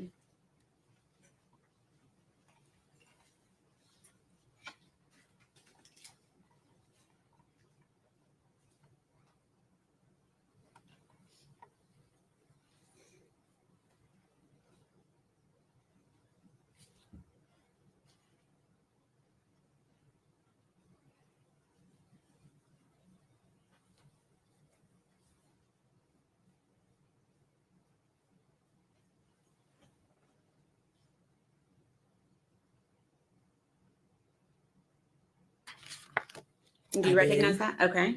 Can you tell me what it is? It's text messages between me and Megan. Okay. And what date were those messages sent? January the 13th. Of 2020? Yes, ma'am. Okay. Is that a fair and accurate representation of your conversation with Megan on that day? It is. Now, we'd ask that be made exhibit number 88. Objection? No, sir. Full exhibit 88.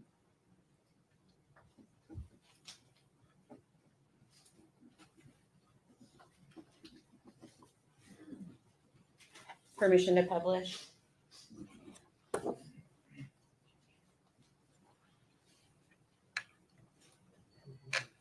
Okay. So it looks like you start this conversation by asking how she and Evelyn are doing. And what does Megan say in response? Good. Ethan has half custody now. Okay. And then you respond, I almost bought Evelyn a beautiful dress at Cracker Barrel, wasn't sure what size. And what does Megan say in response? She wears 18 months now. Isn't that crazy? Hunter and I can come when we get off work. Ethan has Evelyn until Friday, though. Okay. And continuing the conversation. I told her, wait until Thursday. We're having a DCS home inspection tomorrow, and I'm cleaning and getting ready. It makes me nervous. Okay. LOL. Okay. And what does Megan say in response? Don't be nervous. You and Rick are hands down the best foster parents anyone could ask for. In a lot of ways, you are my family more than my actual family. Okay. And what do you say? Thank you. We love you and that baby. Is Ethan out of the Army? And then what does Megan say? We love you. And yes, he is. Okay.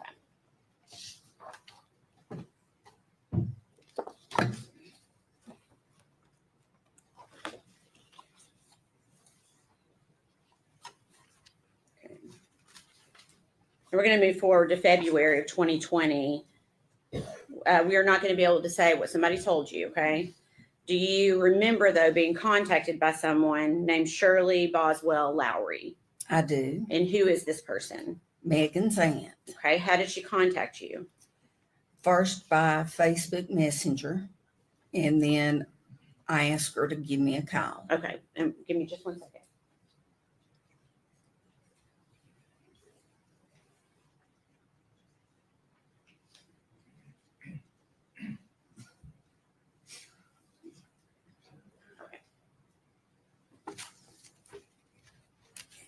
Had you ever been contacted by her before? No. Okay. Okay. So again, we're not going to be able to talk about what she told you, but what did you tell her about what Megan had told you? I told her that I didn't know where Evelyn was. I also told her that last time I'd spoken with Megan that she had told me Ethan had half custody of Evelyn. Okay. And did you have Evelyn? I did. I know not. that may be a crazy question, but you did not. No. Okay. What did you do? Based on that conversation, what did you do? I tried calling Megan. Okay. And did you call her phone? I did. Okay. And I got a hold of Tommy. Megan's dad, okay. had her phone. Okay. And what did you tell Tommy? I was looking for Megan, and then he discussed the same thing Shirley Okay, yeah, had we- discussed. And we won't be able to get into what he said. We can only essentially get into something that maybe Megan told you or something that you say yourself. I know it's a little confusing. Okay, so essentially you call Megan's phone, but Tommy answers. Correct. Okay, and you were essentially trying to get in touch with Megan. You didn't get in touch with her that way. So what did you do next? I texted her by Facebook. Okay. And did she respond to you? She did. She Okay. said she didn't have a phone. She couldn't talk, that it had to be by text message. Okay. And was that Facebook Messenger? It was. Okay. Did you contact anyone else that day? I did. Who did you contact? Constance Cole from DCS. Okay. And who is Constance? How do you, is that through the foster care stuff? It was. Okay. And were you able to get in touch with Constance? I could not. It was after hours, so I left her a message on her phone. Okay. And what message did you leave? I told her that Evelyn was missing. Okay.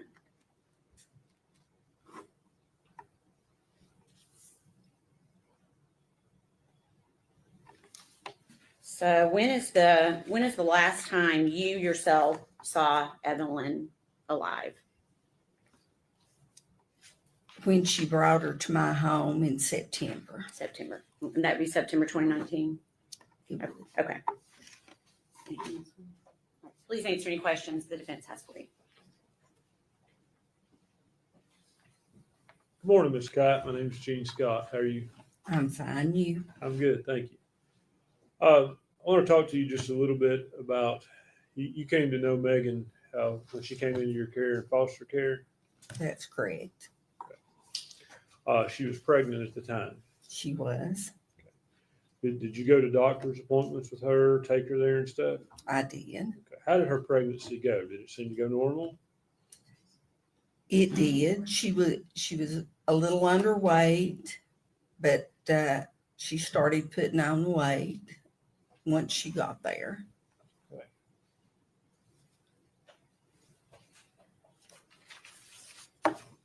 You said Megan was underweight when she came to live with you? She was 7 months pregnant, and you couldn't even tell she was pregnant. Goodness. Were you present for any medical procedures she received while she was pregnant? No, most I would take her, but I would stay out in the lobby. Do you know if she had any medical issues while she was pregnant? No, You don't know, or? I don't know. Okay. Had you been told she had intrauterine growth restriction? If we're objecting, you're saying. Probably is.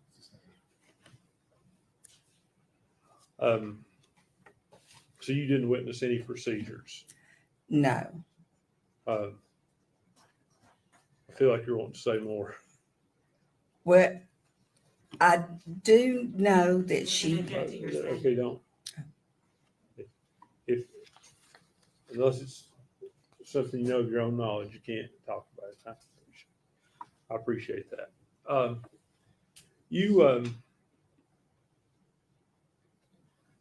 How did she act while she was pregnant? Did you take an interest in being healthy and having a healthy baby? She did. And I guess you were with her when she had the baby? I was. Okay. Did she seem to take to the baby right away? She did. And I guess, basically you were helping her raise the baby when the baby was first born. That's correct. Was she loving to the child? Very much so. Was she devoted to the child? Yes. Did you ever see any issues of her neglecting or abusing the child? Never. After she went back to her, I guess she turned 18 when it aged out of foster care. Is that? She was getting ready to turn 18, but she had got her diploma, so they were letting her start trial visits, and then the trial visits led to her being going back to her father's home. And how did Megan seem to take that going back? She was fine with it. Did you keep in touch with her? We did. Okay. Up through, you said the last time you saw Evelyn was in September of 2019, right? Correct. So up until that time, did you ever see any signs of abuse, neglect, or anything but a loving mother? No.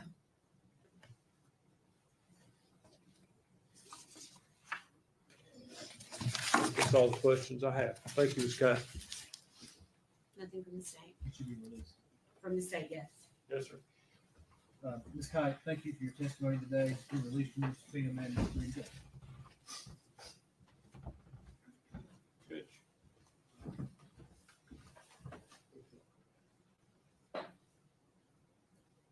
We approach. Yeah.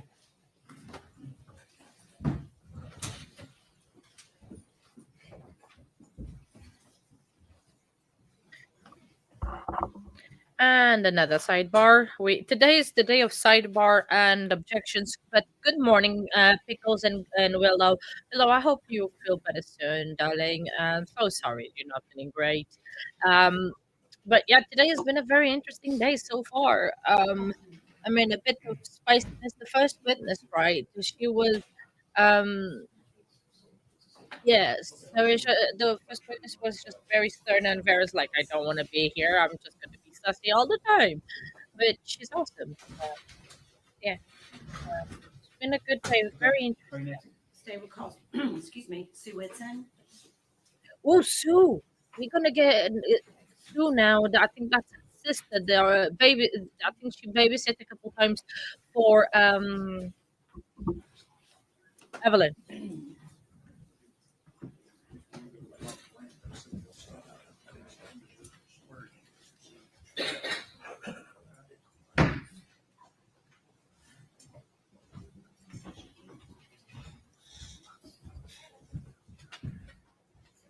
Raise your right hand and state your name for me. Sue Whitson. You solemnly swear or affirm the testimony you're about to give will be the truth, the whole truth, and nothing but the truth. Yes, I do. I need you to speak up. Okay.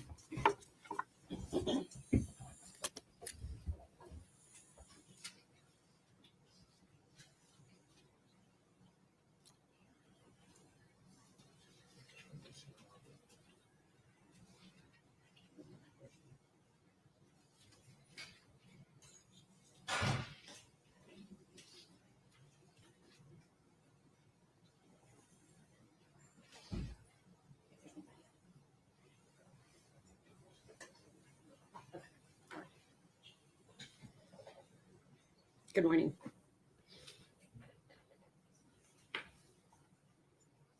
Okay. Your name is Sue Whitson, Yes. and is your last name spelled Whitson? Yes. Okay. Where do you live, Sue? In Elizabeth. Okay. And do you know Gail Kite? Yes, I do. Who is Gail Kite to you? She's my sister. Okay. And to your knowledge, has your sister taken in foster children through the years? Yes. Okay. And was Megan Boswell one of the foster children that came and lived with your sister for a while? Yes. And were you aware that Megan Boswell had given birth to a child named Evelyn? Yes. Okay. And were you aware that at some point Megan and Evelyn moved out of Gail's house and got their own place? Yes. Okay. And were you contacted by Megan to babysit Evelyn? Yes, I was. Okay. Do you remember how you were contacted by her? Text message. Okay. And did you actually babysit Evelyn Yes. for her? Yes, I did. Do you remember how many times? I think maybe 3 or 4. Okay. When you babysat, was it in your home or Megan's home? My home. Okay. So she would bring Evelyn to you in Elizabethton? Yes. Okay.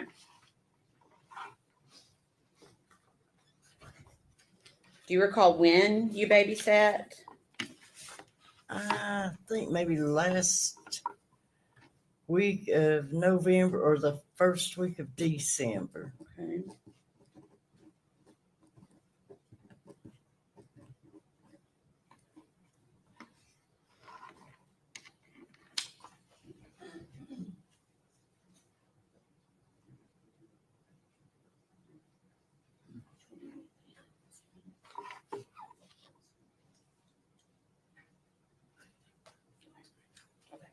I'll pass your document. See if you can identify it.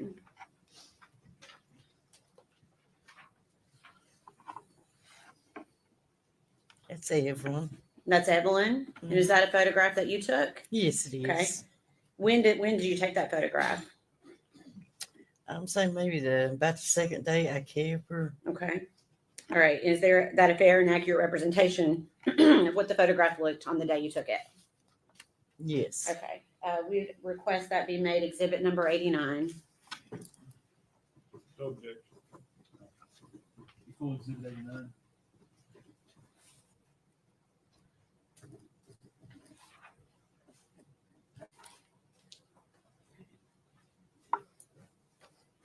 And permission to publish, Your Honor. Go ahead.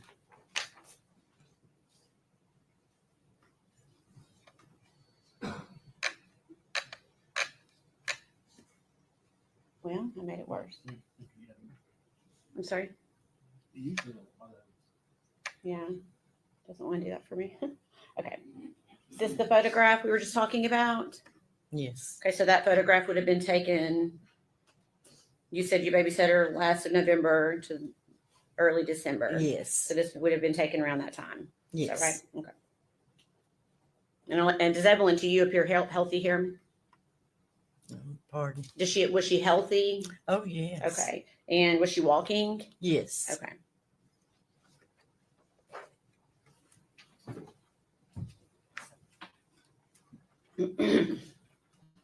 Do you remember the last day that you babysat Evelyn? Pretty much. Okay. Do you remember what time Megan picked Evelyn up that day? It was late that night, say maybe 10:30. Okay. And you may not recall, but do you recall the date? I'm not sure. Okay. Did Megan indicate that she needed you to babysit again after that day? No, she said that she wouldn't need me no more. Okay. And did she tell you that when she picked Evelyn up, or did she tell you that later? She told me later. Okay. So when she picked her up, did you think you were going to be babysitting again? Yes. Okay. When did you learn you wouldn't be? Maybe a couple days later, she got to where she wasn't bringing her. She just wasn't bringing her? No. Okay.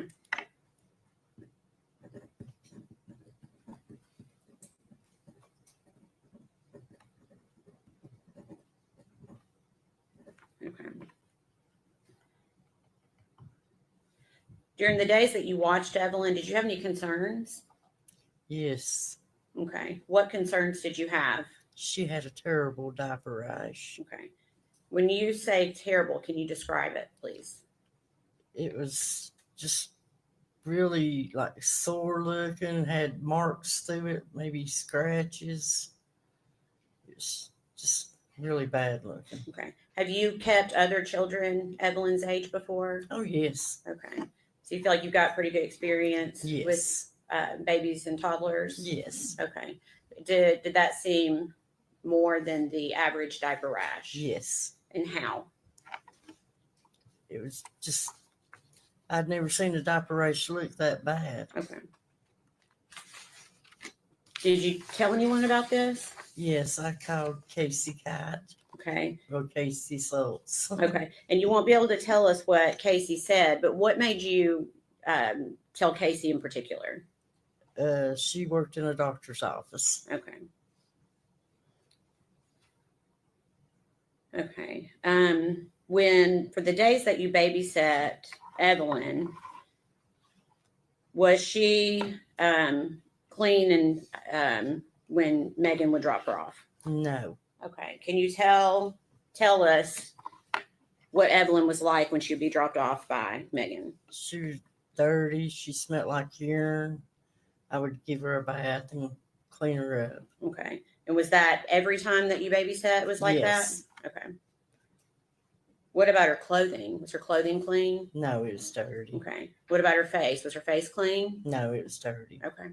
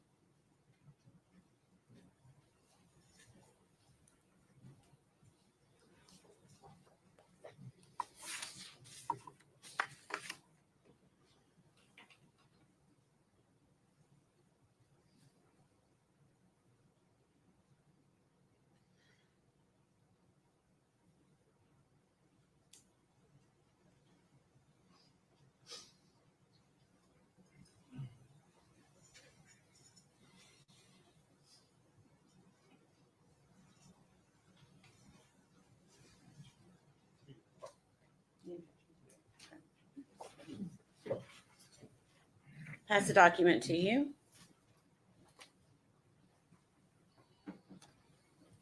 Take a moment to look at it, see if you recognize it. Yes. Okay, what is it? Text between me and Megan. Okay, what's the date of that? December the 21st. 2019? Yes. Okay. Is that a fair and accurate representation of the conversation between you and Megan on that date? Yes. We'd ask that be made exhibit number 90. No, sir. Full exhibit 90.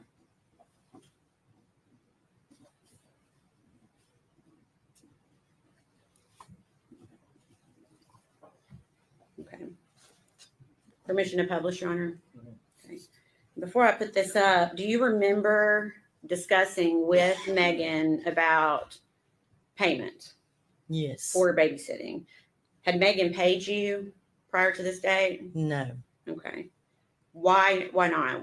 Did she say why she wasn't paying you? She was supposed to be in a custody battle with, I guess, the baby's daddy. Okay. Did she eventually pay you? Yes, she did. And how did she pay you? She put it in a mailbox and sped out. Okay. You said sped out? Yeah, Okay. sped in her tires. Oh, okay. Okay. All right. I'm going to show you this conversation.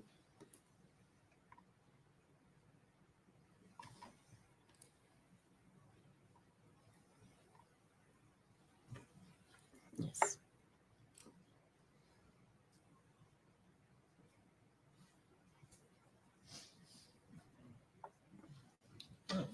It's okay. Okay. I was hoping it wasn't me. That's okay. Okay. Can you see that okay? Get a little bit bigger. Let's see here. There we go. Okay. So we've got the date of December 21st, 2019, and you're saying to her, I don't know why you don't want to pay me. I could sure use the money. I'm broke out of gas. Please pay me. I hope I didn't do something to make you mad. And what does Megan say to you? She said, I'm sorry. My baby's daddy is taking me to court. I guess that's supposed to be a lot of problems lately. I'm on my way. I'll put it in your mailbox. Okay. And what does she say after that? Sorry, I've been crying, or I would have stopped and talked. I'm sorry. It took me so long. It just been a process, and he has temporary custody of her. I've not gotten to see her in days. Okay. Thank you. Okay. So you please answer any questions that the defense might have for you, okay?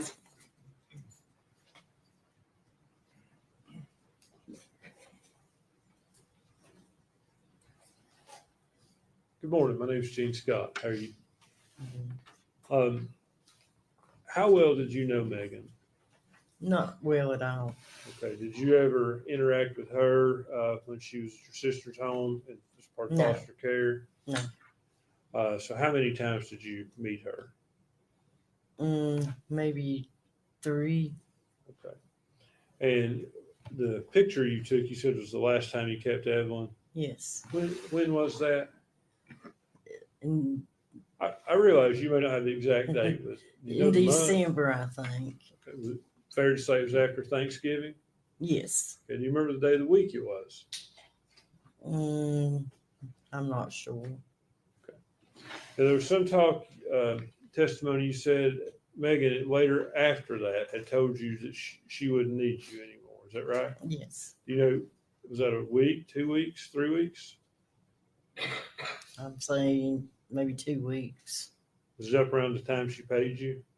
Yes. She ultimately paid you, I think, for that babysitting in December. Yes. Was it around the 22nd, maybe? Does that ring a bell? I'm thinking it was maybe the last week. Up close to Christmas? First week of December. That's when you said that, okay. Oh, that's what I was supposed to. Yeah, I'm not quite sure. Not trying to confuse you, but your testimony was that you last watched her sometime in December. Yes. Okay.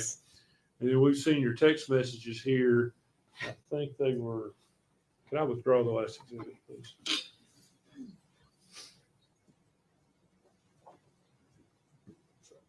December the 21st is when you texted her asking her about the money. Okay. So would it have been after that she told you she wouldn't need you any further?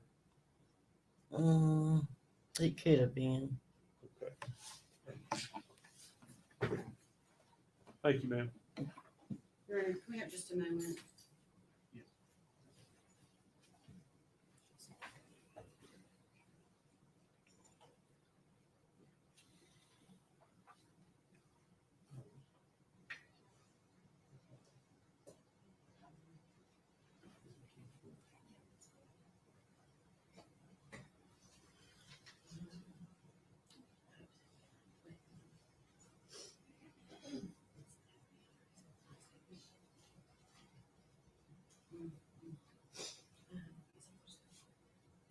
We don't have any other questions, Your Honor. May she be released. Yes, sir. Ms. Whitson, thank you for your testimony. Your release from your subpoena, ma'am.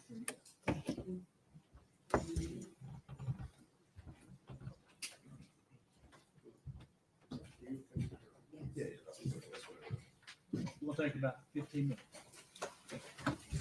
One stand, please.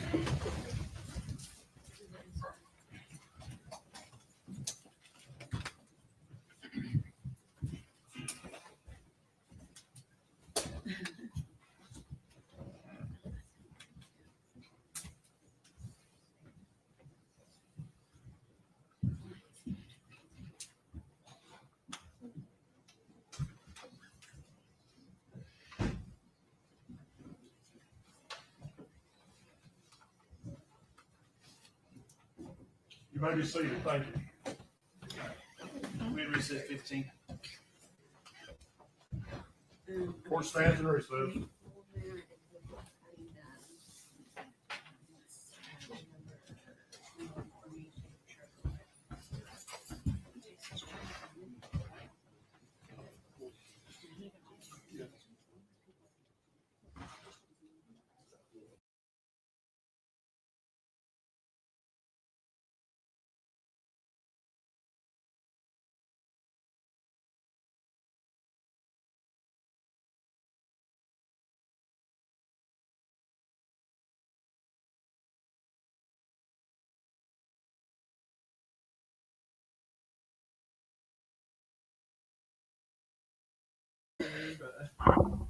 Sorry about that, everyone. Sorry, I just had to step away for 1 second. How long is break? How long have we been on break? Sorry, I have got all these questions now, and now you guys can probably simplify. But it has been a quite interesting morning, hasn't it? So we having even more people talking about how many lies Megan has said and how crazy this girl is actually is. I mean, are they gonna come back already? Sorry. So... oh no! Oh, I don't think in the UK have Thin Mints. Let me just actually first of all Google. No. We do have something that it is like called After Eight. I think it's kind of like similar. Um similar thing, and they are very very good, but I make a joke that you can only actually have having them after 8 o'clock because it's after 8 or after 8 a.m. Sorry, sorry about the noise in the background. Oh, we don't have definitely Girl Scout cookies over here. I wish we had them because cookies. Definitely I am a cookie monster. Oh, that reminds me, on Thursday yesterday at work, there was so many cookies left over that it was actually quite impressive that I tried some. I tried one that was a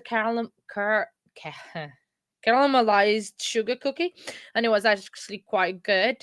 Um, so Oh, you bought 3 boxes and you only have eaten 5 boxes, but five cookies. Sorry, not 5 boxes. Why? Is it because your husband ate the rest of it, case one, or was because you the discipline? Because I would not be that disciplined. I can eat cookies. I'm definitely a cookie monster, that is for sure. But wow, I saw the judge sitting down already. Is the break already over? Did I miss it at all? Um, as I what cookies, Zio? I don't know. I don't know what are you talking about. Okay, cookies? Huh? What's that? What's a cookie? um this is the thing. I like food too much. Food, it is definitely very, very, very good. Oh, you're not. I don't know if you saw, but I've got new sweets. I've got a big bag of all of them, and I need to stop eating them because otherwise I'm gonna finish this bag of sweets. But I'm gonna count them because Nightbot is streaming later because I'm gonna go away. And I need to count how many sweets I'm leaving in my bag because I want my sweets. So it is not. You cannot eat my sweet because otherwise I'm gonna be very, very upset. No, I'm joking. You can eat my sweets. I'm not that bad, but I the thing is, I need to put probably a lockdown on this straw, like so he doesn't get in, and open now. But he can't eat too many sweets because of his stomach anyway. So that is, well, I don't want to say that is a good thing because he needs to enjoy life and everything. But it was just the fact that yeah, he cannot eat many sweets sadly, which is very good for me because I can. Sorry.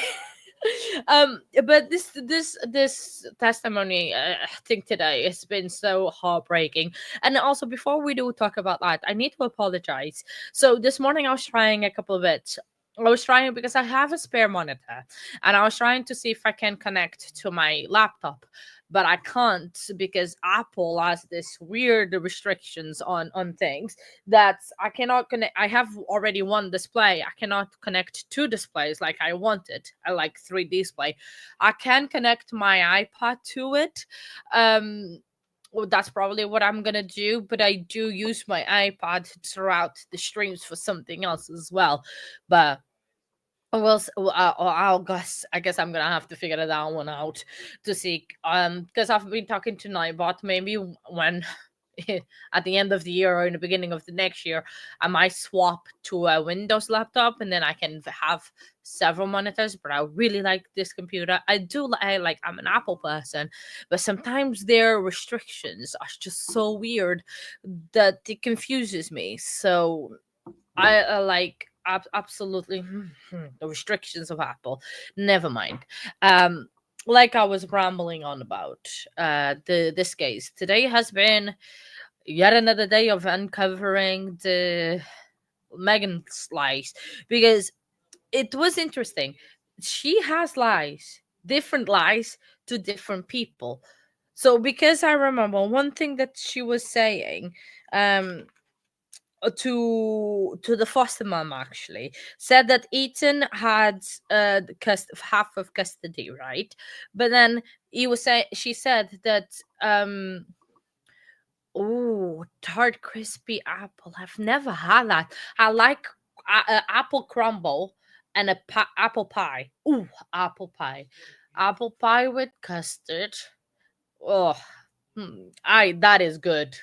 Very, very good. I like, we can talk about food instead of talking about the trial if you guys prefer. It's definitely a much better subject to talk about in the break than actually. Oh, good morning, Ivan. Yes, it is Friday. Yay.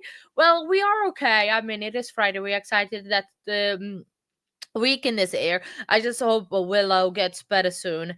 And yeah, I hope you guys have a good weekend. Again, don't forget, before I forget to say later, if I don't have time before lunchtime, don't forget that we have court tomorrow afternoon. So, well, not afternoon for me, but don't forget, 8:30 a.m. I believe they are going to start. We're going to have court. So yeah, I know it's Saturday, but I think they are doing Saturday court, and I will be streaming it tomorrow afternoon. The case, so don't forget tomorrow. If someone like Zio, for example, if Zio is still there and is she hearing me, can tell me exactly what time they are gonna start, so I can but I mean, I can always put for the same time we've been streaming this week, and then if I need to update, yeah. Oh no, it's fine. Oh, definitely, don't worry, Zio. But yeah, because I don't know what time court is starting tomorrow. Oh, okay, okay, Swan. It's okay. I understand. It is Saturday, but maybe at some point, you can speed watch. Because I know, like, it's Saturday. It's gonna be it's a hard day, and yeah. Yes, yes, I've almost for sure that we are on the 1 millionth lie number. We should have been counting lies. That would have been a great idea. Um, oh, it's okay. I don't think I am, and I've been on Mountain Dew and sweets all day and 3 coffees. So, so I was like, I think yeah, definitely we are on the line number 1 millionth. We should celebrate when we are on a 1 millionth live from Megan. That would be a nice. Well, not the nice celebration, but you know what I mean.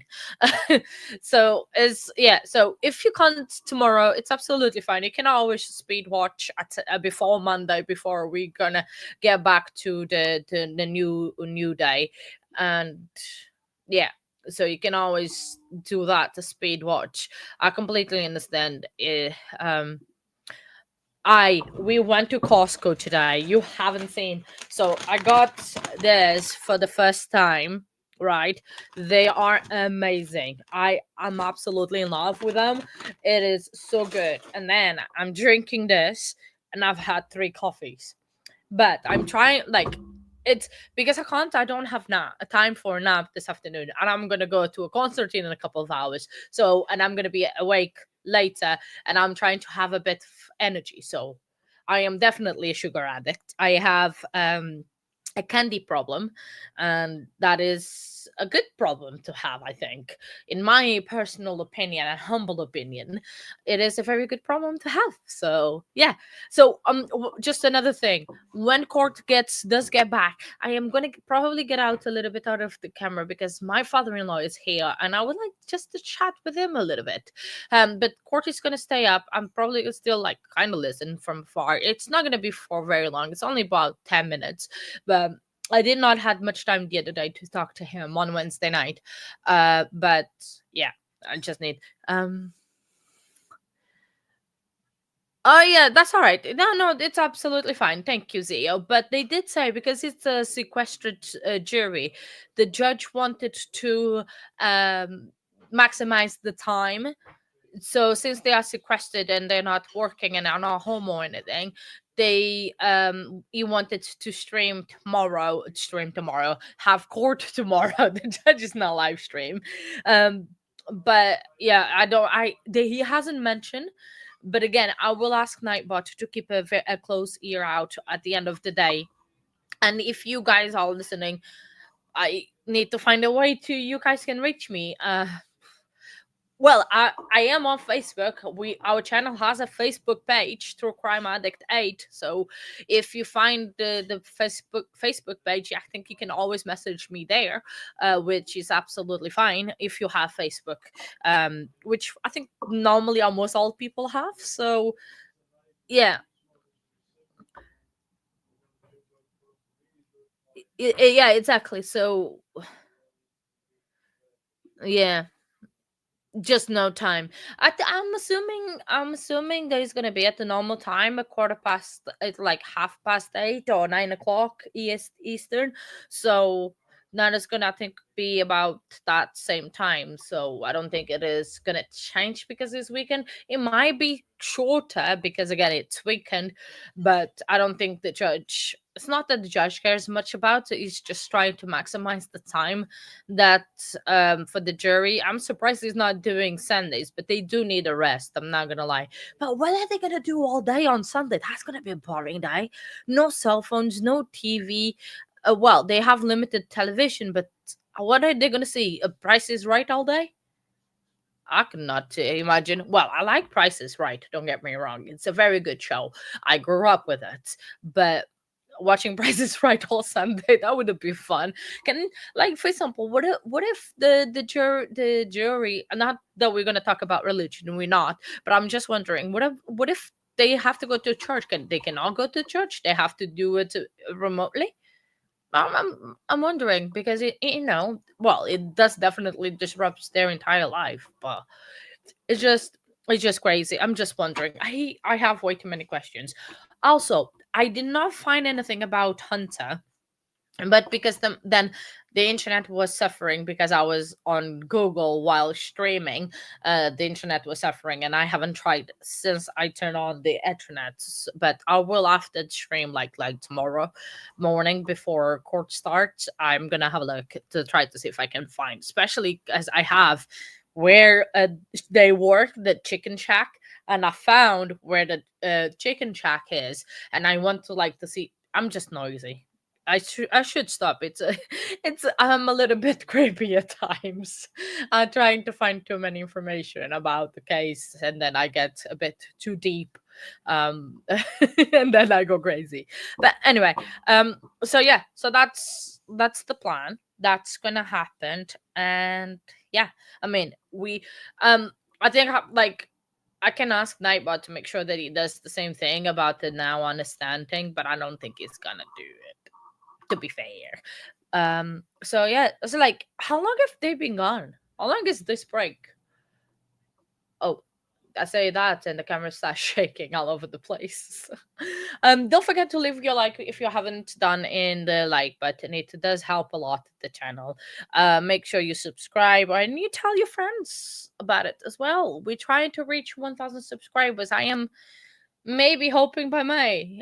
I'm giving it time, but hopefully it won't be that long. No, I'm joking. We'll see. Sorry, I just choked myself. 1 second. Oh, I said that and the judge appeared. That was creepy.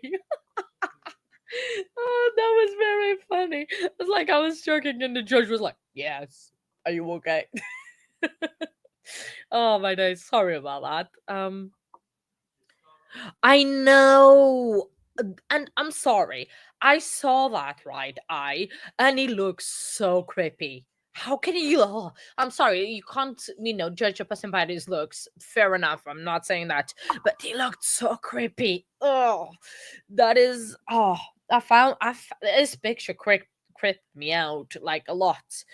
That is interesting. It's a definitely an interest turn of events, but I think still Steven Stearns has definitely something to do with it. That's absolutely agreed because of what um yeah, it is, isn't it? Extremely. It was like I look at the photos like this gentleman was working in the school as a music teacher. It looks very no, please, thank you. Yeah, so it's just very rather interesting. Um that's yeah, no, that was not. So yeah, I think they are coming or not. Oh, okay. Enjoy lurking, Lois. Oh, we're picking up the dog. Okay, I'll see you soon. Drive safely, and I will see you very, very soon. Oh yeah, I 100% agree. I mean, if it wasn't for the essay case, I don't think I'm gonna cover on here when it comes around. But the unaliving, oh yes, for sure. For sure we are gonna be covering that one, especially because when it's due to come around Steven Stearns, it is gonna be around Koberger time, right? And everyone is gonna be covering Koberger. We are not gonna go be covering Koberger, so we can cover Steven Stearns trial instead. So, you know, because there's like Kohlberger, I'm not gonna do him because first of all, everyone is gonna do it, right? It's gonna be a very, very high publicity one. But so is this one, but but it's the length of Brian Kohlberger's case is gonna be 4 months. I was gonna say 10 months. That would be crazy. Can you imagine? That would be another RICO trial, the YSL one. Um, but yeah, so 4 months. Um, Oh, I think uh, something with Shepherd. I'm not 100% sure. She might not be able to reply at the moment because she might be driving or getting ready to go. But I'm sure if you ask her later when she comes back, she will reply to you. I forgot what kind of dogs it is. I'm sorry.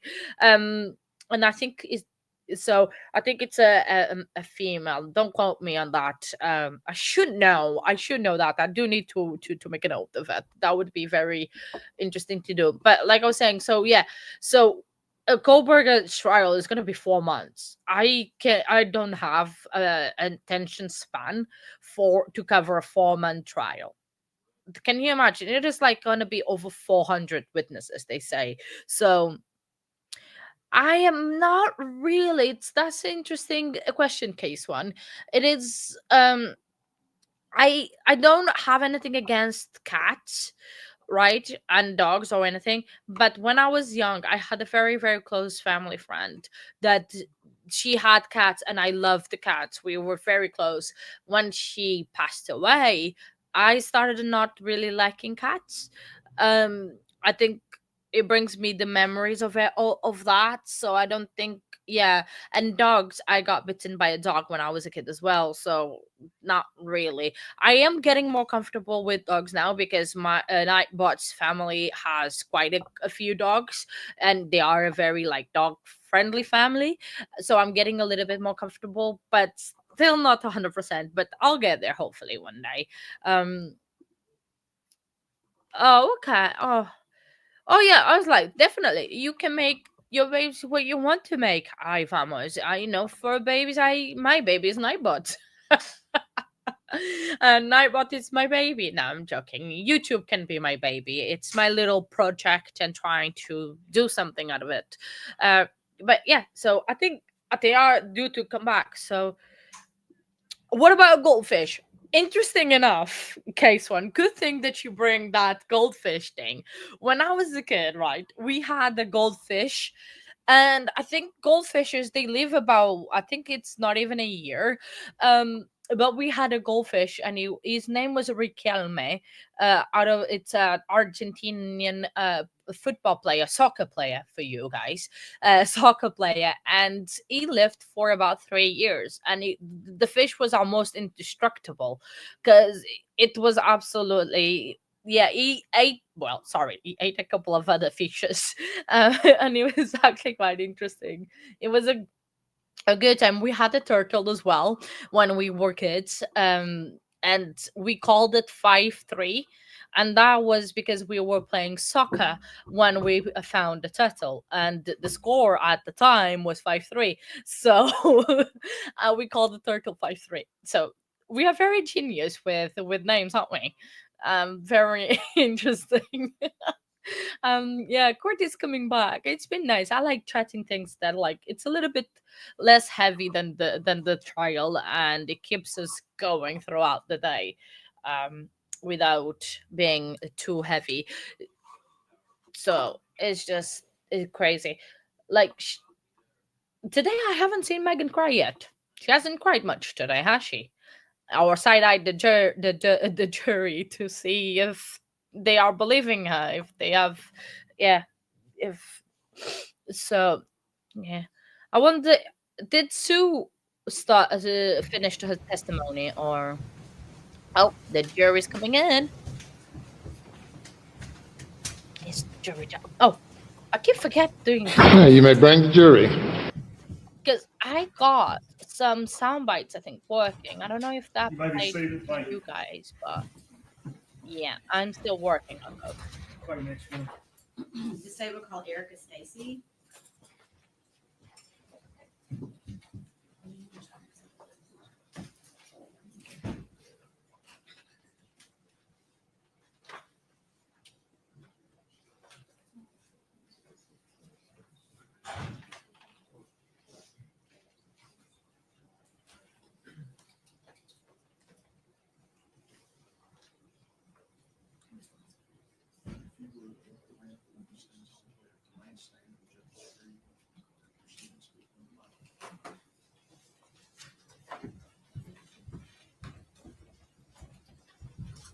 Raise your right hand, man. You solemnly state your name, sorry. Erica Stacy. You solemnly swear or affirm the testimony you're about to give will be the truth, the whole truth, and nothing but the truth. I do. Submit there. Speak up and speak again. Okay.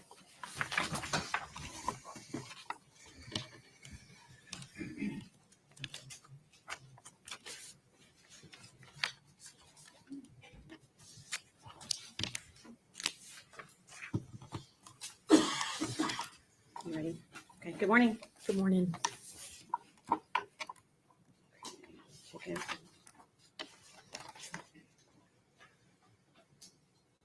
Okay, and your name is spelled Erica Yes, ma'am. Stacy, is that correct? Yes, ma'am.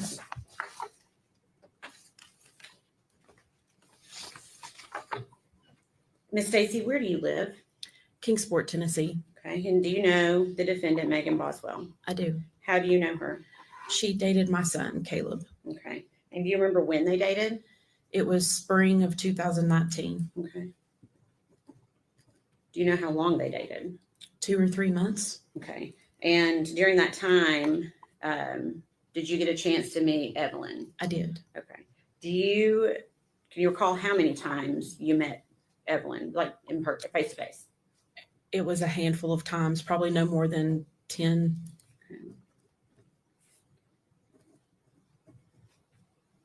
Did you have a relationship with Evelyn? I feel like I did. Okay. What was your relationship like? I mean, I would see her when she would come to the house, and her and Caleb were hanging out. Okay. So, what city did you say you lived in? Kingsport. Okay, so she would come to your house in Kingsport. Yes. Okay. During those 10 times-ish that you said you thought that you had seen Evelyn in person, was Megan always with her? Yes. Okay. Was there any time that you saw Megan where you did not see Evelyn?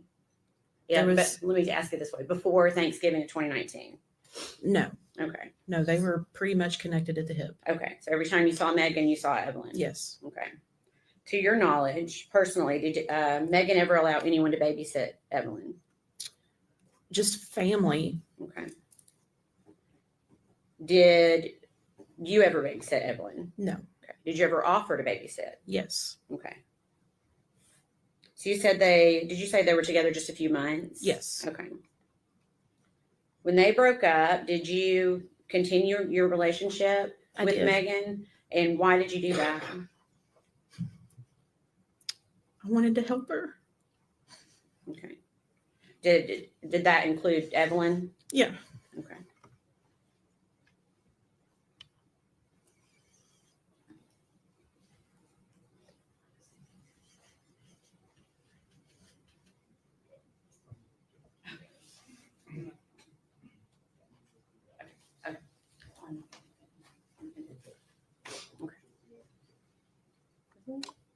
Why?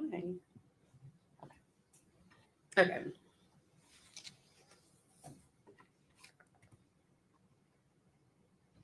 Okay. Do you remember Megan bringing Evelyn to your house in September of 2019? Yes.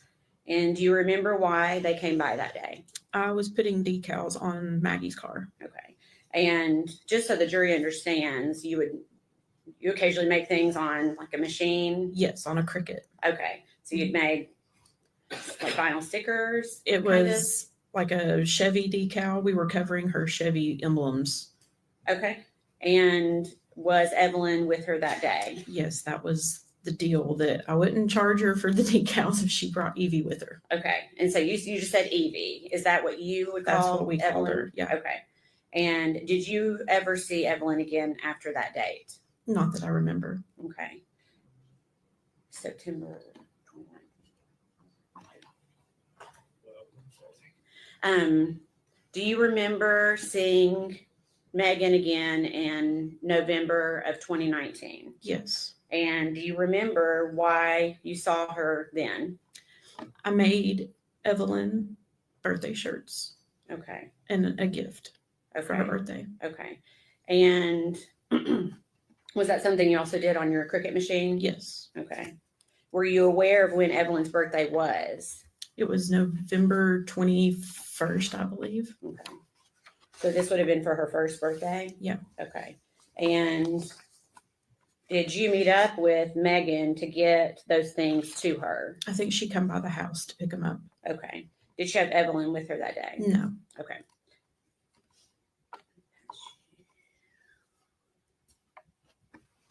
Can you go ahead and pass? Okay.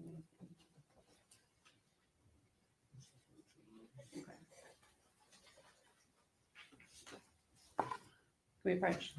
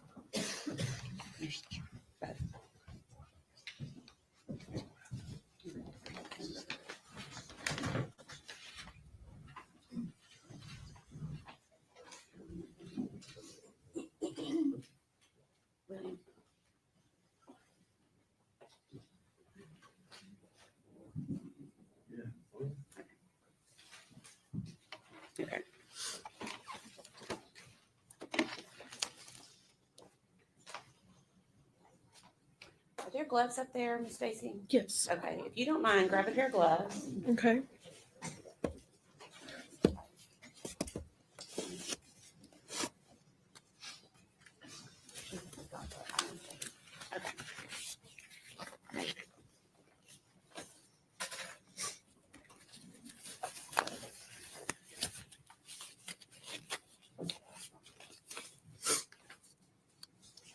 Okay, I'm gonna pass up what has been labeled as piece of evidence that was Okay. in evidence with Sullivan County, okay? Okay. And the reason you need to wear the gloves is essentially to, well, there may be something, will the scissors work okay? Just be very careful when you cut the top of the package, just cut it across straight. If you can't like. Cut across right up here? Yes.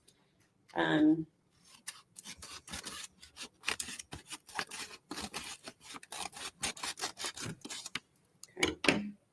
And then, yes, if you can go ahead and just take out what's in the envelope and don't show it to the jury yet, but see if you can identify that.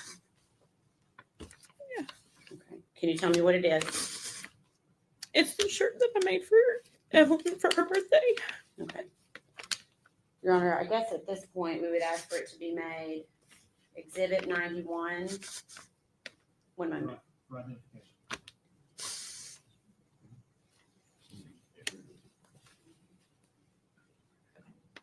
For identification only. Okay. If you could place it back inside the envelope for me.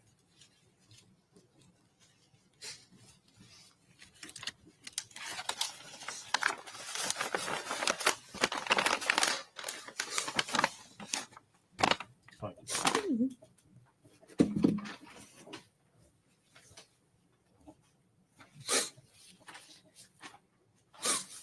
Erica, because of the rules, the way the rules are laid out, we can't yet show that. But I'm going to ask you, if you could, to please tell the jury what it looks like. It was a blue long sleeve shirt that had the yellow baby shark on it. That was her favorite one. Okay. And did you put anything personalized on it for? It just talked about it being her first year, her 1-year birthday. Okay. And you personalized that for? I did. You had put that I did. onto the, okay. Yeah. Okay. All right, I'm going to pass you, again, we're going to do the same thing. This is the last one. Okay. Okay.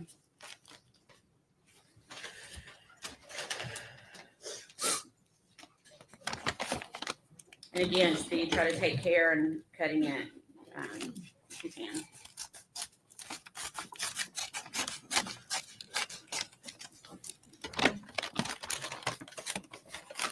Pull it all the way out. Yes, if you can identify it without pulling it all the way out, that's fine. I want to see if you recognize it. Yeah. Okay, you do? I know. Okay. Can you tell us what it is? It's a baby shark blanket that I had put Evelyn's name on in pink glitter. Okay. And is that also what you had given to Megan For her birthday. for Evelyn to wear for her first birthday, or to have for her first birthday? Yeah. Okay. And what color did you say what the color of the blanket was? Blue. It's got the baby shark characters on it. Okay. Your Honor, at this time, we'd ask that to be offered as Exhibit 92 for identification only.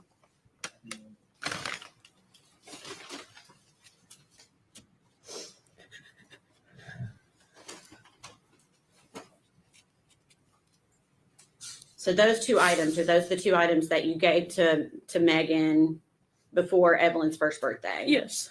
And what was the purpose of those items? The shirt was to be worn for her birthday party that I was told was being planned. Okay. And then the blanket was the gift. The blanket was the gift. Okay, gotcha.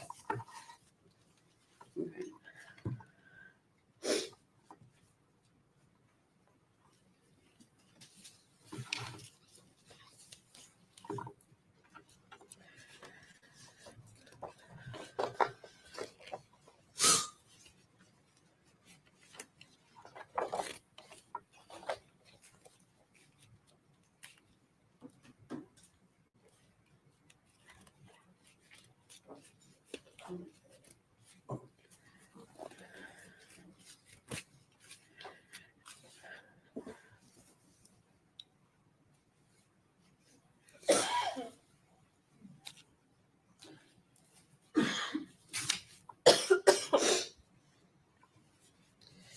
During this time that you were around Megan, did she ever say anything about Evelyn that surprised you?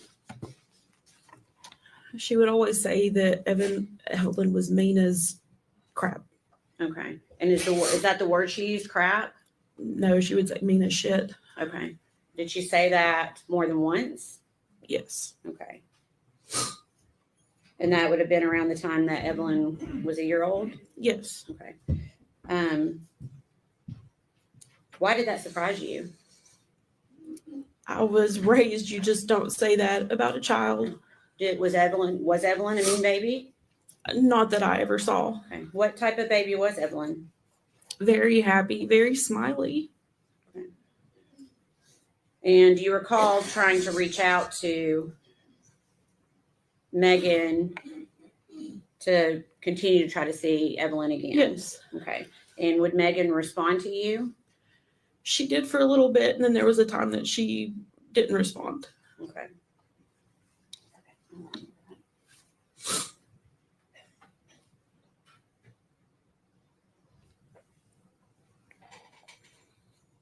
Did you buy Christmas gifts for Evelyn? I did. I bought gifts for Maggie and Evelyn. Okay. And did you reach out to? I did. Okay. And did she acknowledge when you reached out? She did. She was supposed to come by our house on the 24th. Okay. And did she come by? She did not. Okay. Did you see Megan again after Christmas? I saw her in January. Okay. So January of 2020? Yes. Okay. Where did you see her? Her and Hunter came to my church twice. Okay. And who is Hunter? Hunter was her boyfriend at the time. Okay. So she came to your church twice. Were both of those times in January? Yes. Okay. Did she have Evelyn with her either of those times? No. Did you find it strange that Evelyn was not with her? Yes. Why? Because anytime I saw Maggie, for the most part, Evie was on her hip. Okay. Did you ask Megan where Evelyn was each time you saw her in January? Yes. And what did she tell you? She told me she was with her father. Okay. And did you know what his name was? Ethan. Okay. Do you remember when you saw them at church asking Megan what Evelyn thought about Hunter, Megan's new boyfriend? Yes. What did she say? That they had not been around each other. Okay. Did you ask that question both times that you saw her? Yes. And what did she say? That they hadn't been around each other. Okay. When you saw Megan at church those two times, did she ever seem to be upset about Evelyn not being around? No. Can you describe her demeanor? She seemed happy. Okay. Did she ever verbally express worry for Evelyn or her safety? No. Okay. Did she give you any indication that anything was even wrong with Evelyn? No. Okay. At some point, did you learn that Evelyn had been reported as a missing child? Yes. They detectives just showed up at our house. Okay. Wanting to know where I was. And I was on my way to Knoxville taking my daughter to an appointment. Okay. And is that how you learned that Yes. Evelyn was missing? Okay. Mhm. So not from Megan. No. Okay. So during the time that Evelyn's missing, did you see Megan Boswell again? I did. Okay. And do you remember where you saw her?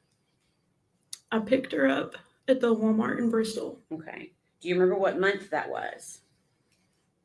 I do not. Okay. I want to say February maybe. Okay.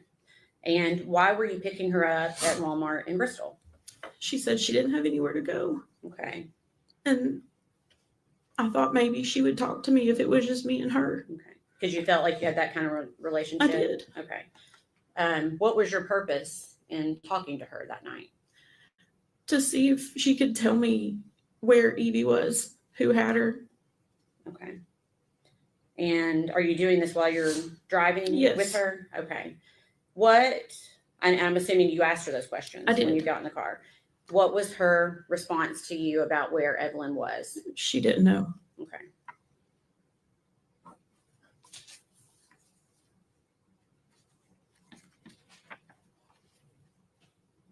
Did she ever tell you? Did she mention? I guess did she mention Ethan? Because she told you about Ethan before. Did she mention Ethan that day? It was that Ethan had her. Ethan had quit answering her calls, her text, wouldn't answer the door. Okay. What was her demeanor in the car that night? Emotionless. Okay. Can you tell me what you mean by that? There was nothing. Like most answers were, I don't know. And there were no tears. There was no frantic, what I think I would have been had my child been missing. There was none of that.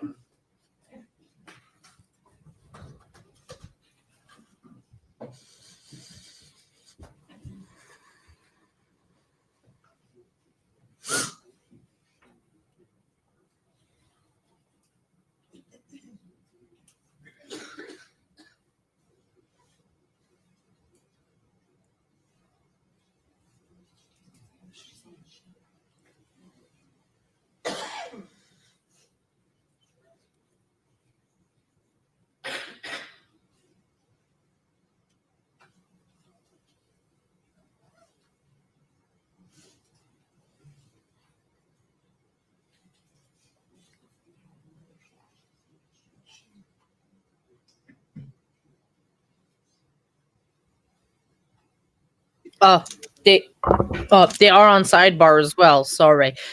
I got distracted. I don't know what's wrong with my internet. Honestly, I thought I fixed my Ethernet. It's connected. I don't know why. Is it? Yeah. So I think I think she was. I sorry. I did not hear the beginning, so I don't know what the relationship that she had in this in the case. But she seemed very attached to Evie, to Evelyn, and um the loss of her, I think it broke her sadly, Just to like clarify, and this is after Evelyn had already been reported missing. Is that right? Yes. Yes.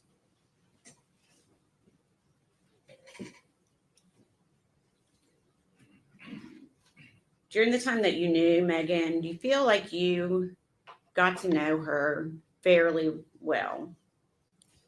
As best as I could. So that would be from the time she started dating Caleb. Mm-hmm. Okay. And you said that was in spring of 2019. Is that right? Yes. Yes. Did you see Megan on the news interviews that she gave? I did. Okay. Did you watch those interviews? Of course. Was the Megan that you saw on those television interviews the same Megan that you knew? No. How was she different? It almost seemed rehearsed, practiced. She just. Okay. I don't know how to describe that. Okay. We can stop with that.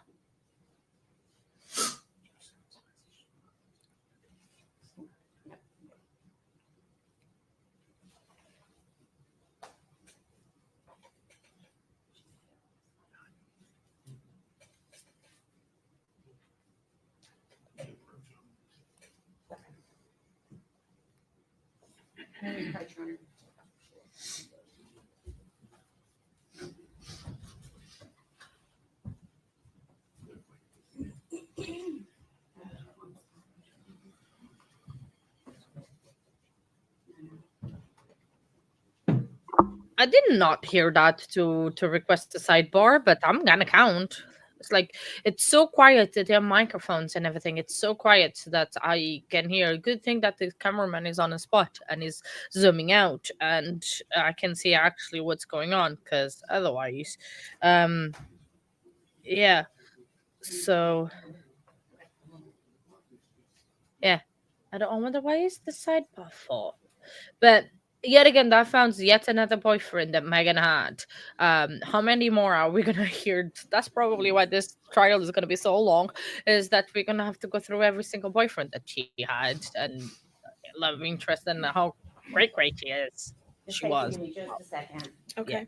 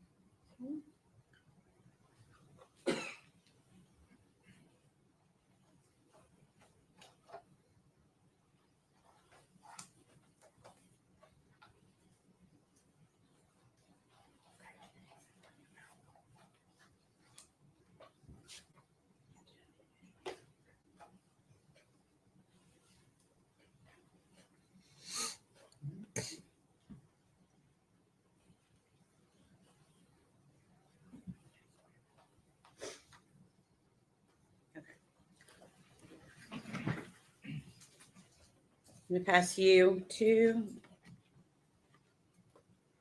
papers.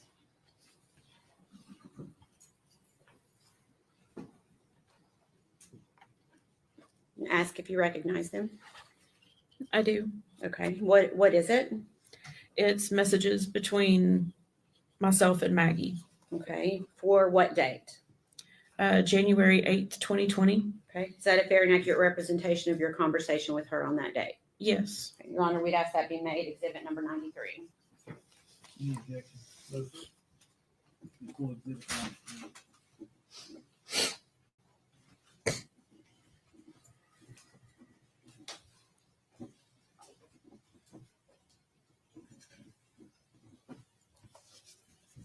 Thank you. Okay. Permission to publish?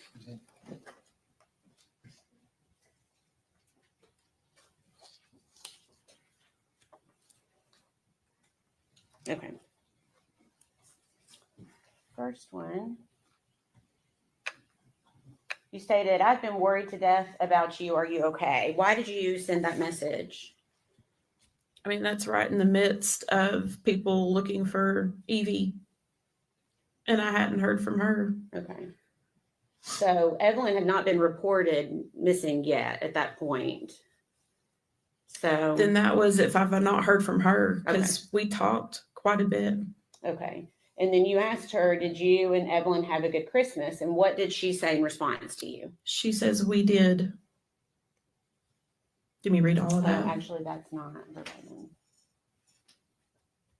One moment, Your Honor. This is not.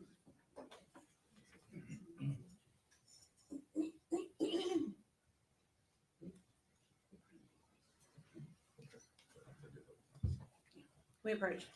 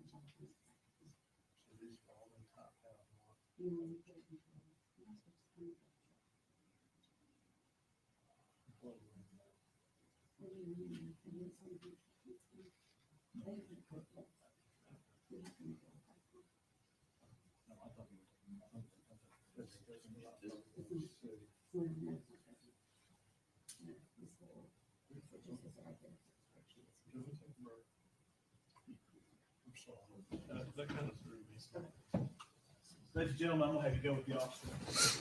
Everyone stand, please. Yeah, so this sidebar, I think it's welcome back, Lois. Good to see you again. Oh, before I forget, Lois, I've almost wanted to know, I believe it was the kind of dogs you had. Before I forget. So they were on a sidebar yet again, but there was a long one that the jury had to get out. So I'm counting twice for the sidebar we missed and the jury be gone. So yeah, so it was really triggering me, the Xmas. So yeah, I had to make obviously the decision to stop. So yeah.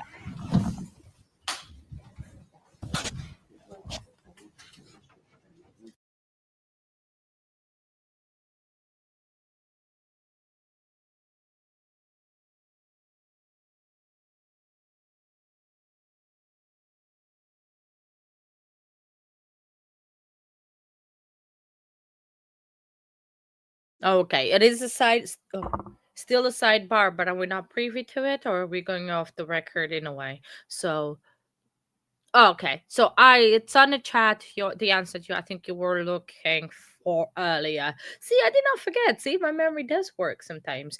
Are we having a break, or are we having a lunch break? What's happening? They did not tell us. So yeah, so it's like once I had to decide to stop it all together because it was triggering me, and I haven't been itching since.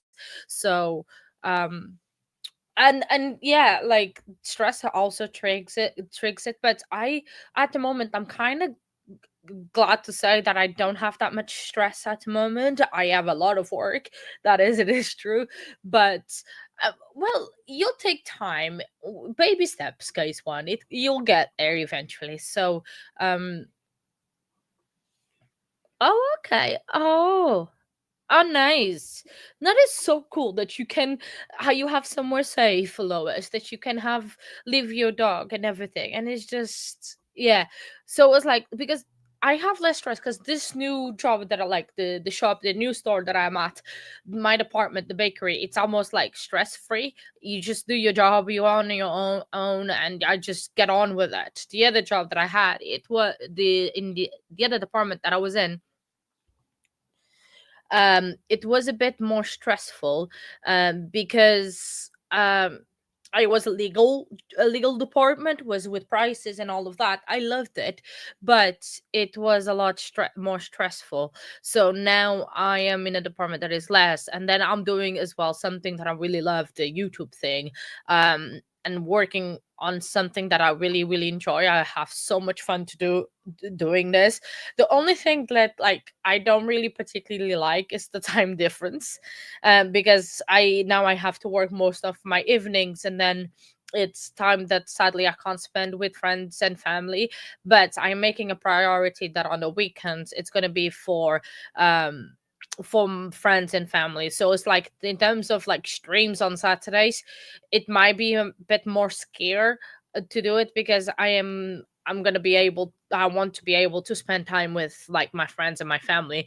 And then soon enough, my niece will be here as well. And that's, I want to spend a lot of time with my baby niece. I can't wait, not wait. So yeah. But one thing at a time, and we'll get there. That's awesome. I'm really really glad that you love your job. It's important because I was gonna ask what you do, but I think you said in the beginning when you rejoined us. Um, but it is important that you love, because it makes life a lot easier. I hated when I had jobs that I hated. Like I hate call center. I am sorry. I worked in many call centers throughout my lifetime, and I absolutely, it is probably the last place that I'm gonna go to try to find a job is in a call center. Don't get me wrong, it's a good job and pays the bills and everything, but oh, it's just, especially if it is sales.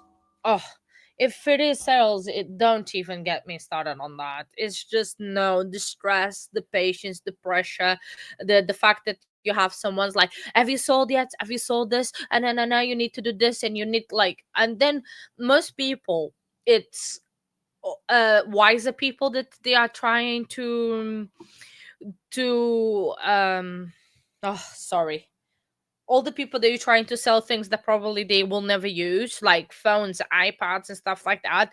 And I felt bad, horrible, that I was selling, for example, an 80-year-old an iPad. What is he probably going to do with the iPad? Probably not much. So, or so I just like, yeah, and that is definitely a lot of pressure. So I was like, nah, I need to find another job that it's not as stressful. And that's when I decided to go to retail and not have stress.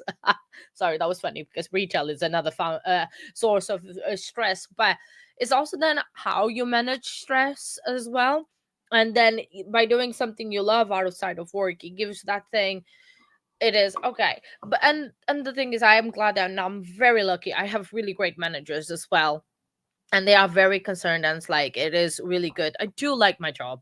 I I don't like the fact that I have to wake up at 4 a.m. for it. But then the thing is, if I wouldn't wake up at that time and start that early, I probably could not do the YouTube side of things. And then that, but it is life. I do like it.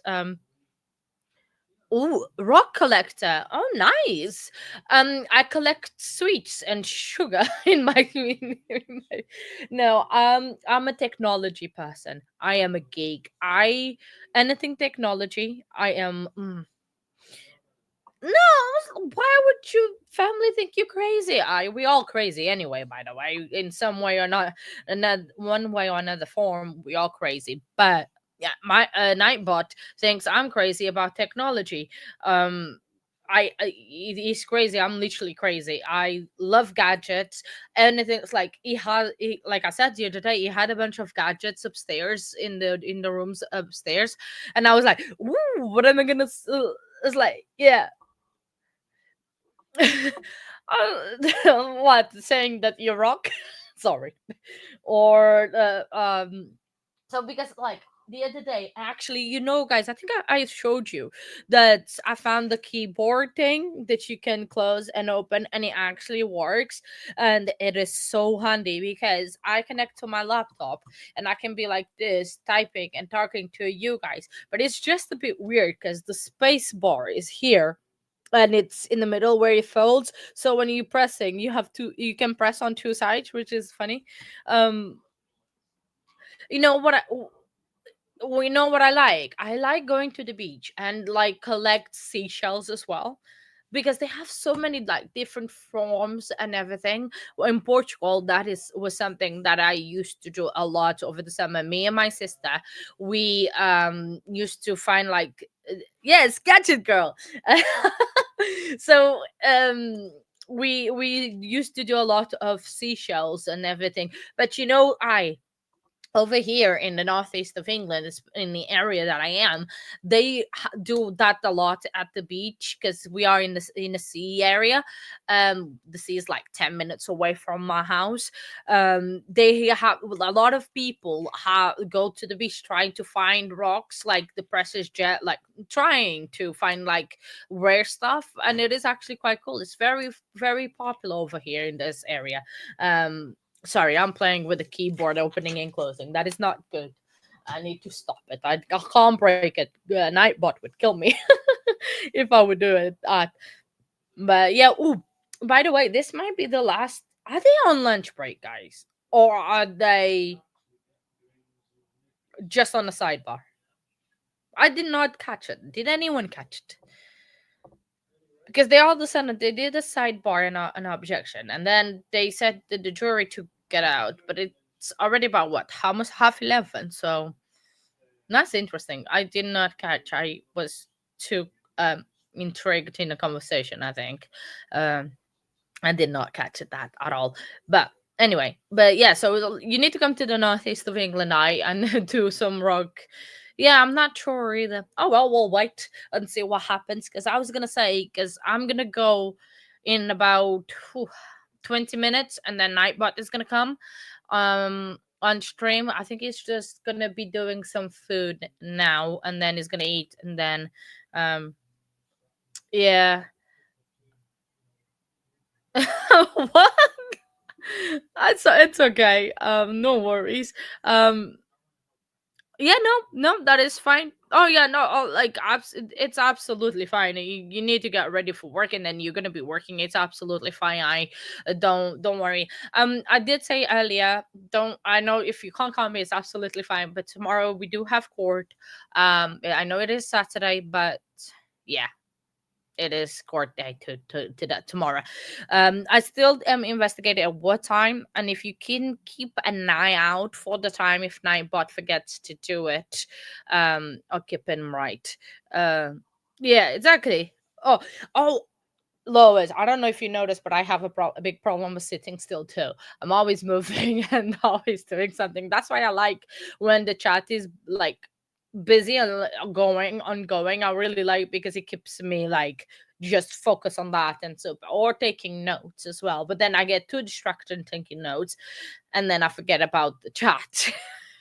So I don't know if which one is better. Taking notes. Sorry, the camera's going. Taking notes and ignoring chat is never good. So I just like I don't think they actually. I just thought, see, my brain is actually working for once because I was just thinking. I don't think they're on lunch break because if they were on lunch break, they would disconnect and go to the live view screen thing like they have been doing and not the seal because they haven't done the seal. They only do the seal when they are on break or on sidebars and stuff. I wonder why they are on the sidebar now.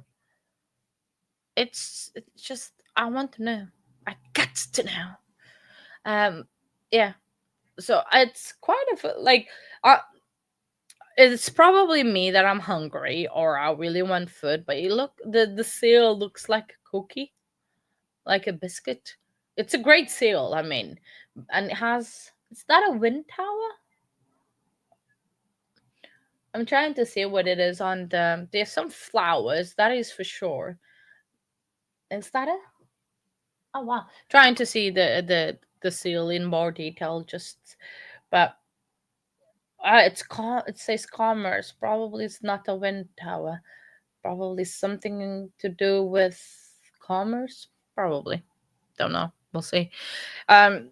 So it's just been. I think the state is gonna bring Ethan because I mean, how could you not bring Ethan? Because the jury needs to listen to the fact that Evelyn was not with them from the time after Thanksgiving to whenever.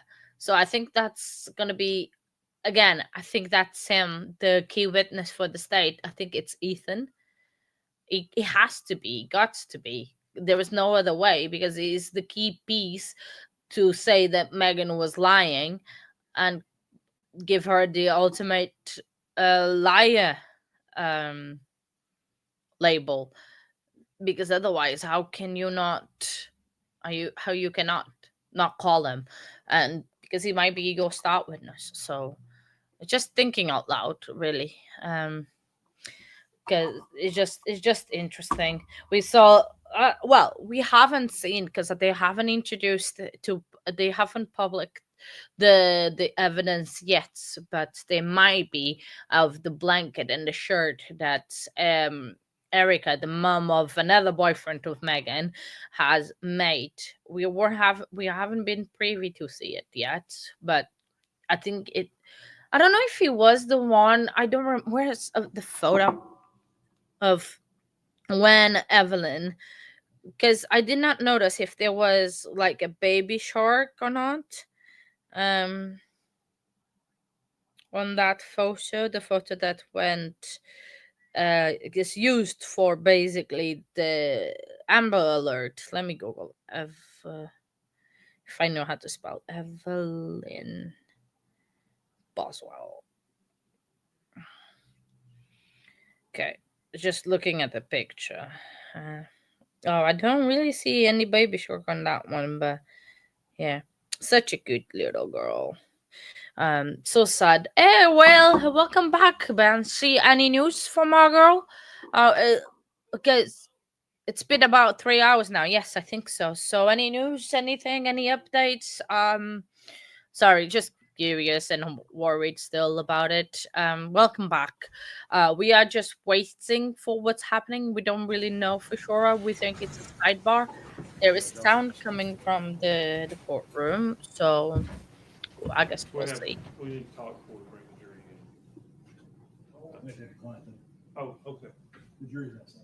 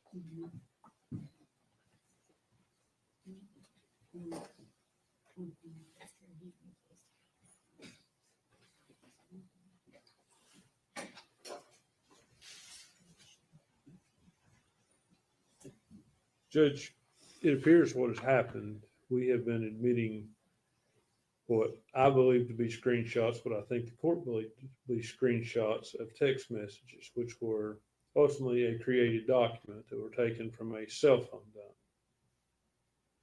dump. We have, I don't know how many exhibits of that. Notice that on the last one, that exhibit, it came in admittedly without objection because I thought it was a screenshot of the cell phone dump. Or a screen, not of the dump itself, but of a screen. Hence screenshot. When the last exhibit was published to the jury, it contained a note that Mr. Horn noticed in light of our objection that contained a note made by the district attorney's office. It's already been up on the screen and published to the jury. I have concern now that all of these documents, and I have concern that there could be other errors that we haven't caught. At this point, I'm going to move the court for a mistrial.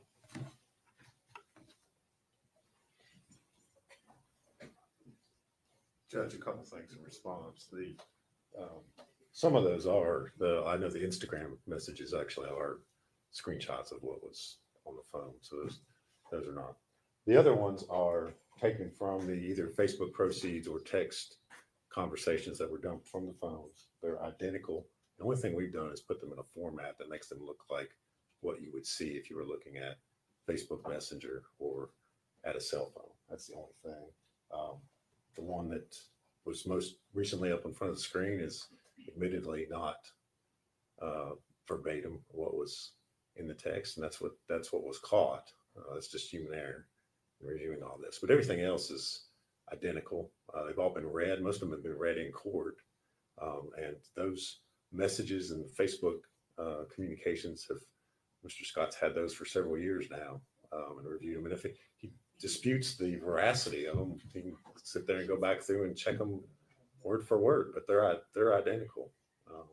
There's nothing substantively that's been placed before the jury that's either inaccurate or misleading. The only thing that's not correct is that last one that was up on the screen. Otherwise, it's just it's not a substance thing. It's just the fact of what they the only thing we've changed is how they look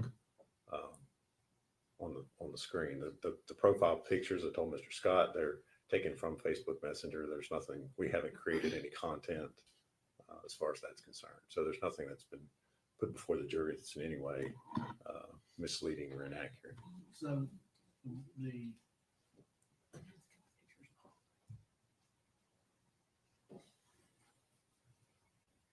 raw data was from the cell phone. Correct. From the forensic extraction, yes. Correct. And those were placed in, basically, you made a demonstrative Correct. evidence.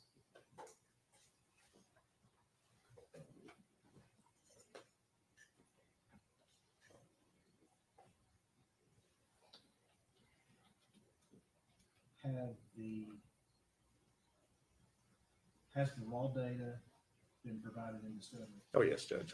That's been provided. They've had that for years. And the demonstrative. That was made available. Mr. Scott we had him and his investigators at our office several weeks ago. They wanted to look at it. We didn't specifically identify which things we were using. And as the trial's going on, some we've used and some we haven't used. So, but yes, they've been available. Judge, I was not aware of that.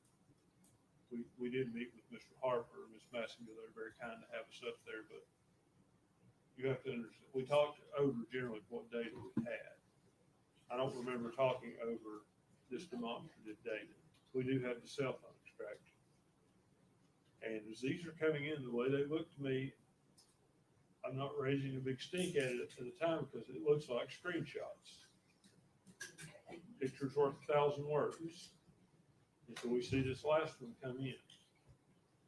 But as far as someone sending me the demonstrative data and saying, we're going to use this or we have this, no. That's my understanding now. In everyone's defense, these files are huge. I can't tell you that I can say chapter and verse, which is every folder, and I doubt they can either. But at the same time, I find myself now in a position where we're in the middle of the trial. It would be near impossible to go back and compare all of these documents. I don't think Judge Evelyn, if you want me to, I don't think it'd be that difficult for us to pull these messages from what they come in Facebook. And I mean, if you want to compare them, we can isolate those. I don't think that'd be difficult at all. I mean, it's not that many messages that have been admitted at this point.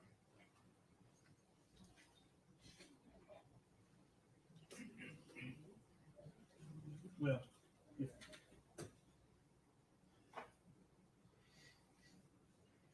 since the raw data has been given, I'm not going to bring this trial because of the struggle. Now, I think if the extractions hadn't been provided, I would have to.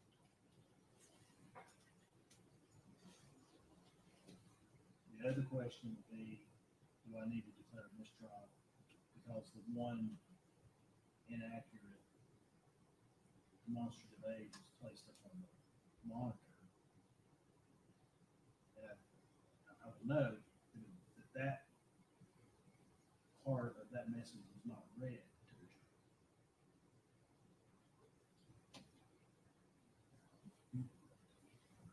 It was not read to the jury. And I know that General Massengill is the one that first brought to our attention until the trial.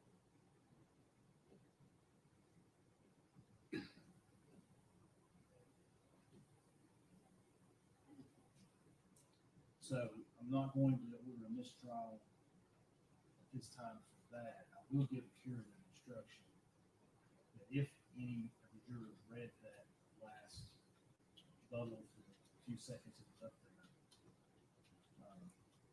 but to put that out of their mind and they're not to consider what was there. Now, my concern, so I'm going to deny the motion for mistrial for those reasons. I don't find that there's manifest necessity to mistrial case. Now, going forward.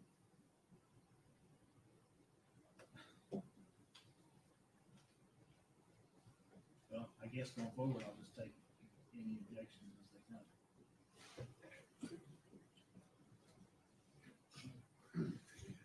Since I can't give any advisory opinion.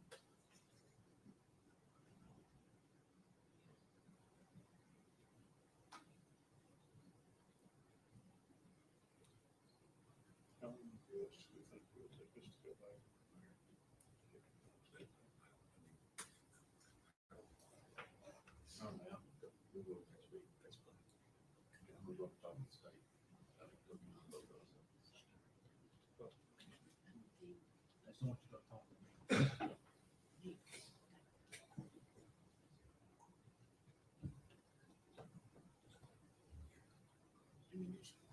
Well, I don't take that long. A couple hours probably.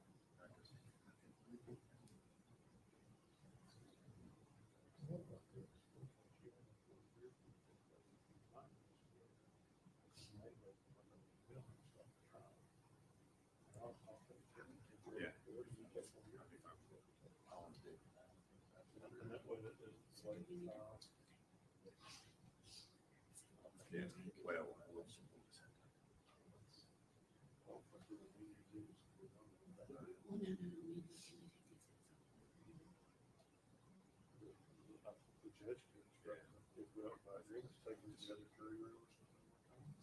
Yeah, well, that's fine.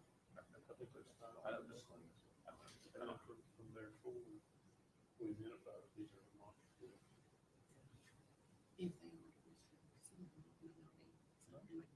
That's fine. Yeah, that's fine. Who approach? Yeah. Who approach?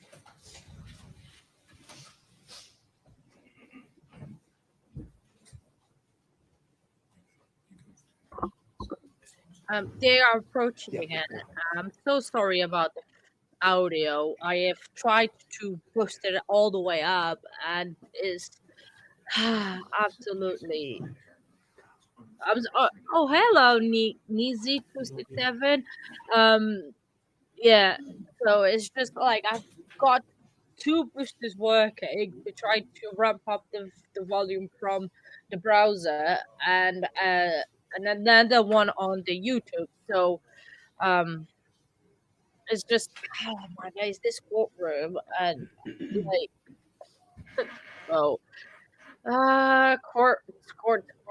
You should have a better audio source because I'm like, I'm dying over here. I'm sorry, guys. Still, but thank you, guys. Thank you for the support. Thank you for telling me that. It means a lot. But I have this thing of perfection, and I want to try to bring the best sound for you, even though I don't have a lot big fancy equipment. I'm trying to do my best. But thank you for the support, and yeah. Oh, that's Denise. I keep forgetting. She because I see the picture. Sorry, that's Denise. Um, yeah, you need new earbuds. No, you need to treat yourself to new earbuds. But yeah, so Judge has denied the motion for mistrial, but is going to warn the jury to not consider that into the deliberations. I think Megan, it's like almost praying in a way, it's like, please, please, mistrial. But the thing is, mistrial, they can retry it again, and it's not like, well, we're just going to get out anyway. Um, I'm so sorry, Pashi. It's like, I feel really bad, but I mean, I need to maybe I need to invest in the future in a bit more of equipment. Um, I know it's just we like they want the mistrial, and I understand that he's doing the best for his client in the end of the day, and to pass the trial. It's like I said, the no is always guaranteed. You can be surprised and you actually say yes, and but can you guys imagine saying yes?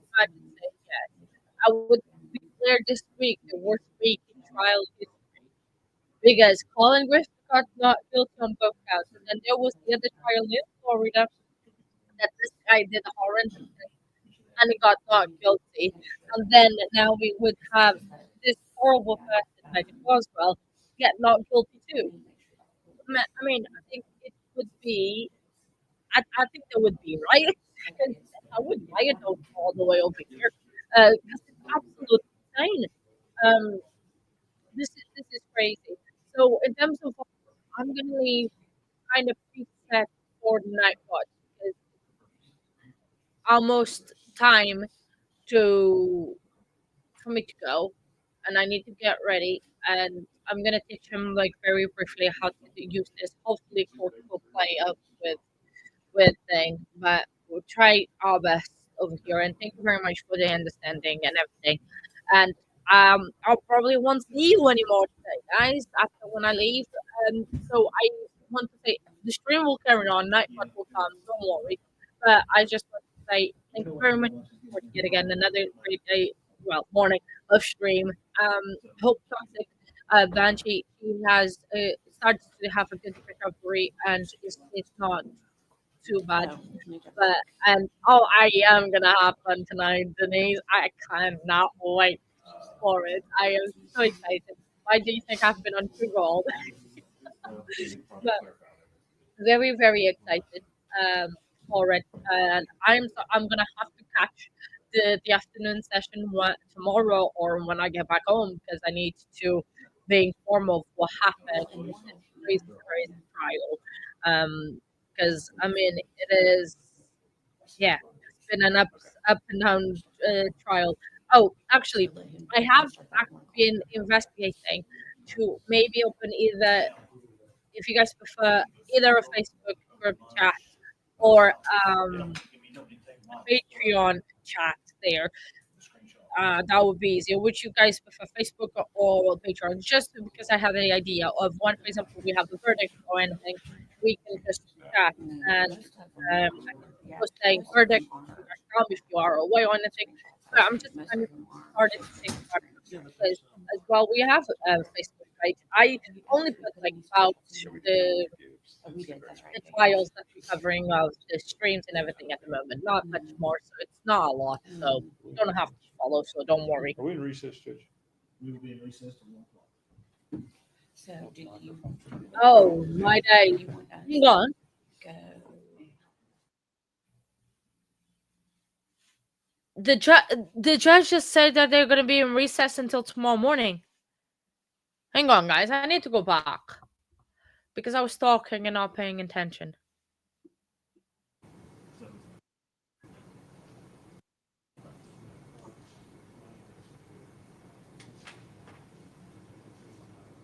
I'm gonna all it's gonna be good.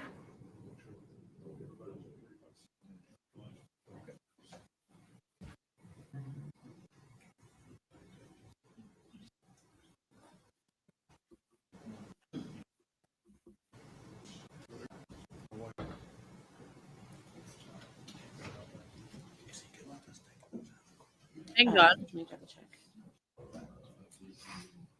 Okay. I think it was okay, no. But you can probably clarify that.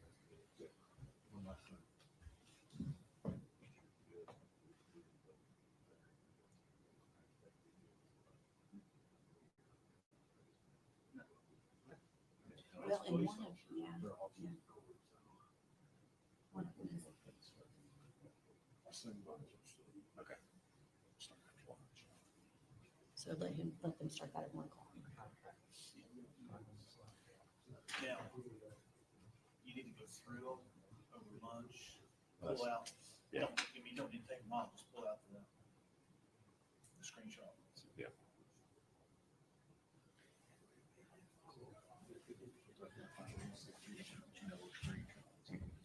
No, most of them, yeah, most of them are not screenshots. Actually. Most of them are Facebook screenshots. Yeah, but there's some screenshots, correct? I don't think we put any screenshots in. Yeah, we did. Audrey Gibbs. Oh, we did, that's right, yeah. No. Are we in recess, Judge? We will be in recess till 1 o'clock. So do you, Oh, yeah. do you want us to go? Sorry about that, guys. I thought that they said it was gonna be in recess until tomorrow, and I was like, what? No, we are in recess until 1 o'clock. So they are already on lunch break. That was me mishearing and not really listening. So okay. Everything is fine. Everything will be fine. We are fine. So sorry, Kay. I'm sorry. I was just trying to see what was happening because they were on sidebar and this audio it's absolutely. I am trying to do my best and it's gonna be harsh. But yeah, so they are on recess until 1 o'clock, so they have gone for lunchtime.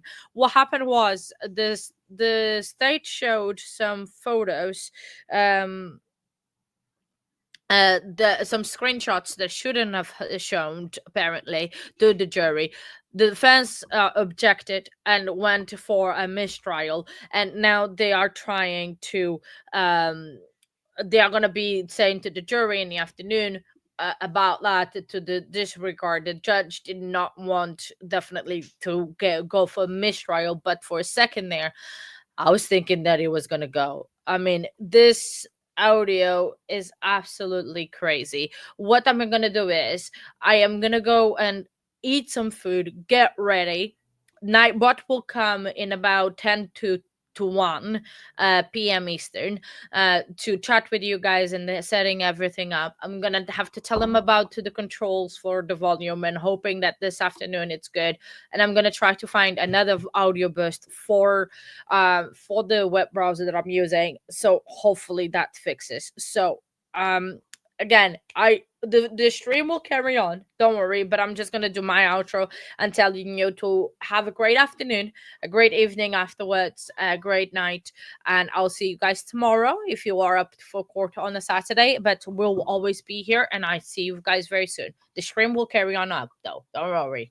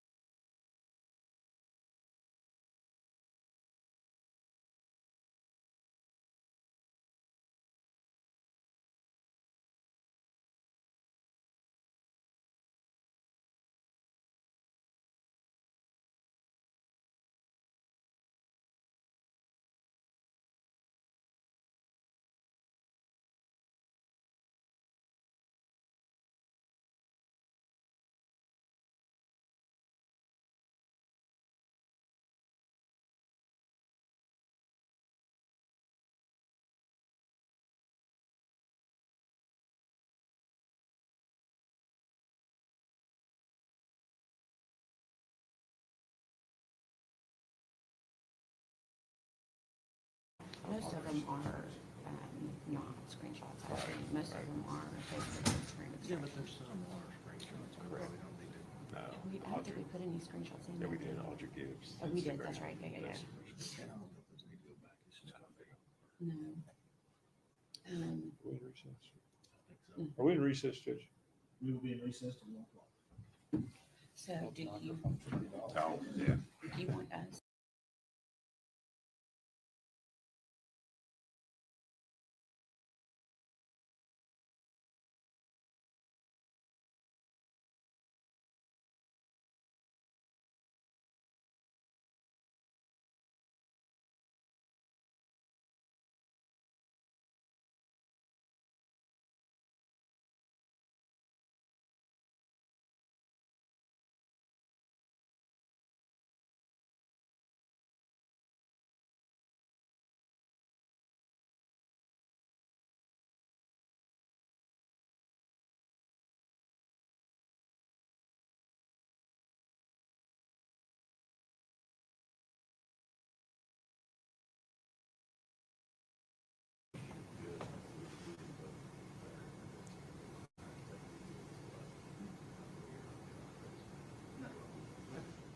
Well, in one of, yeah. One of them is. Okay. So let them start that at 1 o'clock. Now, you need to go through them over lunch, pull out, you don't need to take them off, just pull out the screenshot. Yeah.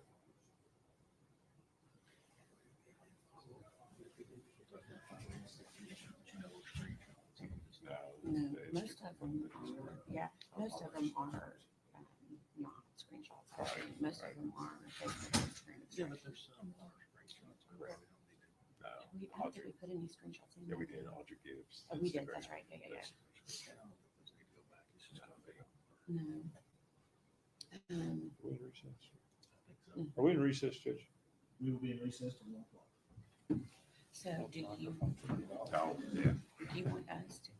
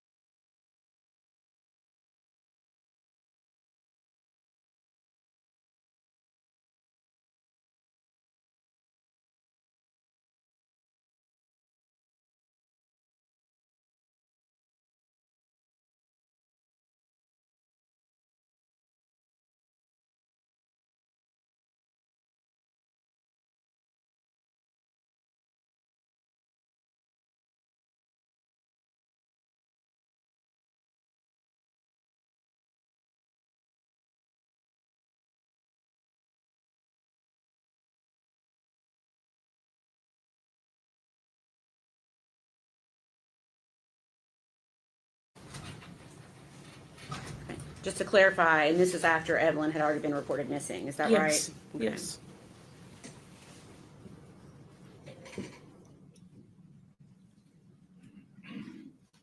During the time that you knew Megan, do you feel like you got to know her fairly well? As best as I could. So that would be from the time she started dating Caleb. Mm-hmm. Okay. And you said that was in spring of 2019. Is that right? Yes. Yes. Did you see Megan on the news interviews that she gave? I did. Okay. Did you watch those interviews? Of course. Was the Megan that you saw on those television interviews the same Megan that you knew? Was the Megan that you saw on those television interviews the same Megan that you knew? No, How was she different? it almost seemed rehearsed, practiced. She just, Okay. I don't know how to describe that. Okay. Okay. We can stop with that.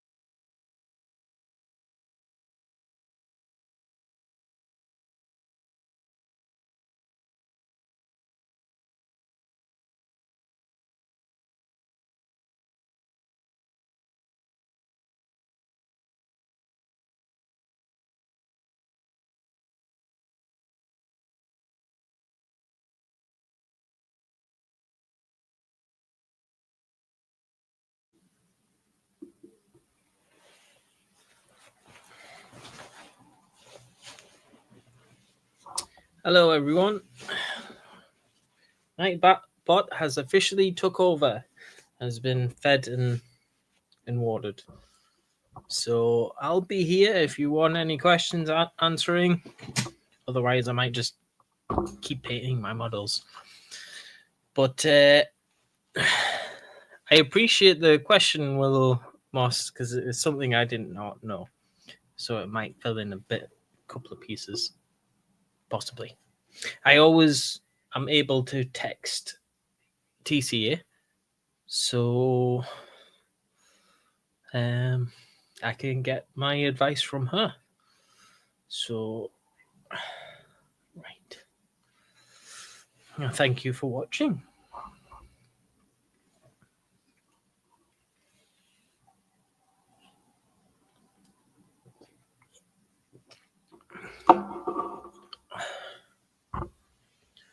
Colin Griffith. Oh my days, what an end. I didn't think they would deliberate for so long. And there's also the fact that they said not guilty. That was crazy. Oh, great. That is good to hear that Toxic's in recovery. When she comes round, give her our best.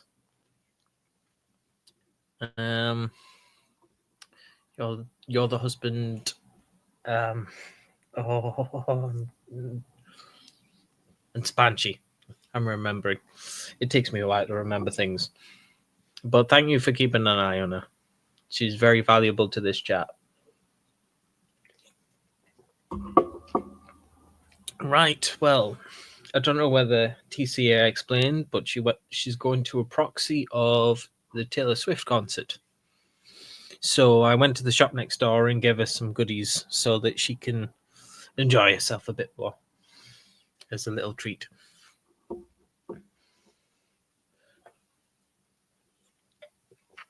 So people mainly wonder what I end up painting, but yeah. She is well appreciated on this channel. If I'm not here, then it'll be either Toxic or it'll be Zio. I'm trying to think whether there's any other ones I forgot to mention. If there is, I'm sorry. We did have Kay up until a certain point. She's still subscribed to the channel, but we've appreciated her help in the beginning as well. Yeah. So we do appreciate her.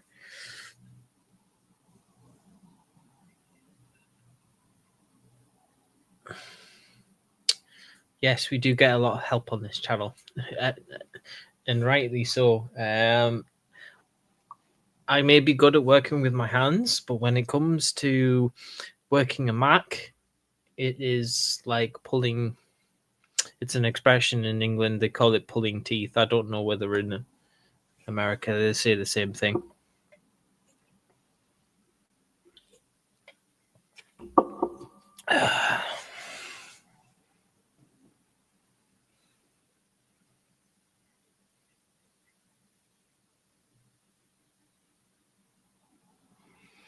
Just wonder why one chat I've got one and not the other.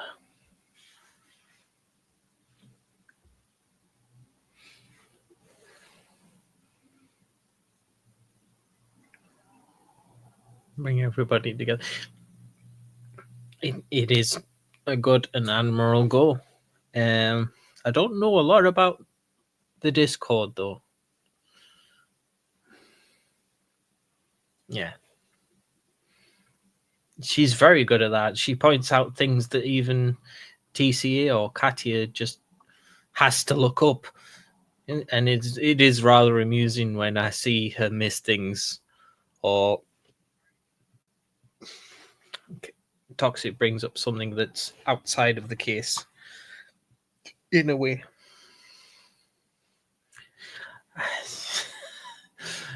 Well, outside of what I do on screen, I do a lot of housework, really, a lot of chores. So while Katia is sat here, I am zooming about the house doing everything that needs to get done. Otherwise, I might just paint models. And I still have to keep an eye on the channel. She makes me be a mod. So I am very busy. I would love to check it out, but I just don't get more time in the day. And that's going to get more apparent during the summertime when I'm working more.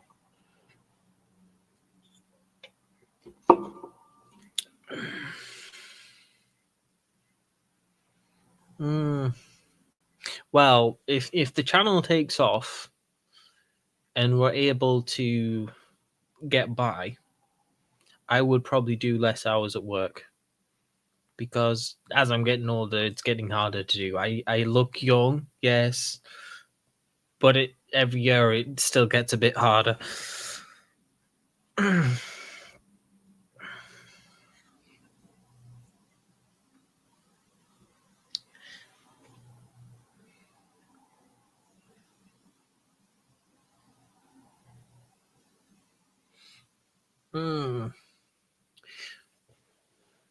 I've not personally looked at the Discord, but when I feel overwhelmed, it might be worth subgrouping the Discord, but I don't know how it works.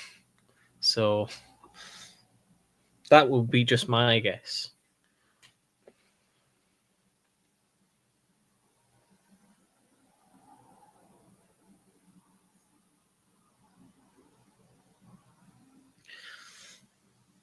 Yes, YouTube is a difficult job. Katya has to spend many hours doing the research before her trial, and then she's in a trial actively trying to listen.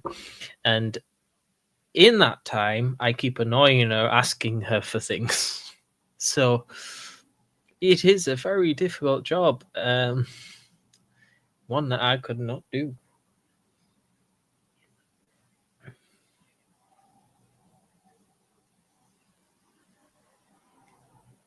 Oh, I can hear myself.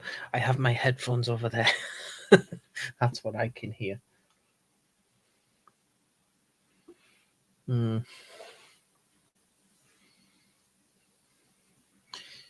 if there are no more questions, I am going to do some painting. I mean, I can talk about things. If you have questions, please ask them.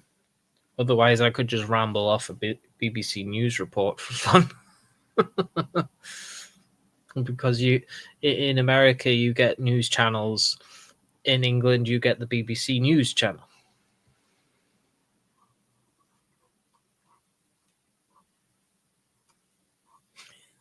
Okay, I tell you what. In future, me and Katya will do a video on a guide for dummies on how to do the Discord, where I'll be navigating it. There we go. I'll do one video like that to help you guys out. It would be very interesting to see Katya try to train me to do something. I don't think that's happened before, apart from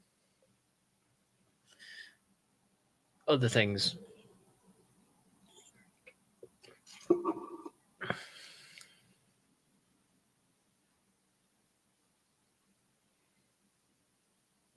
Right. I'll have to see who is in to do that. I'll use my phone to figure that one out. How do I do that?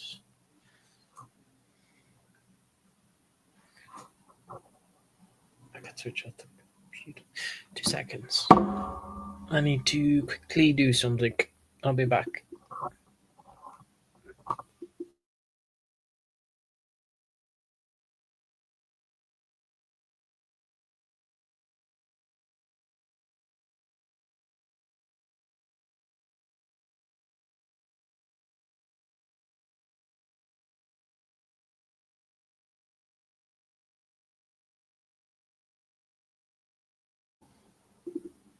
Right, I'm back. I just turned off my computer so that I can get the YouTube up on my phone, and then I can see who is online.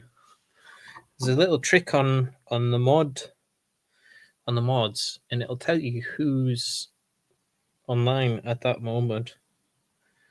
Although I don't know whether it's just the mods or everyone. I need to...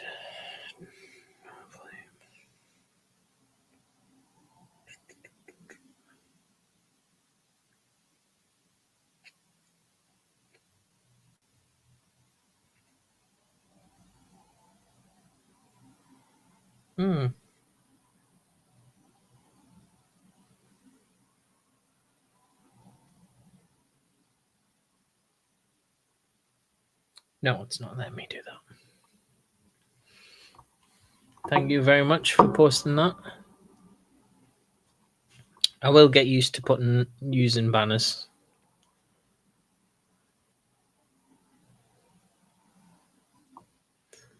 Oh, she wants me to use that. Right. Oh, 2 seconds. I'll have to take this.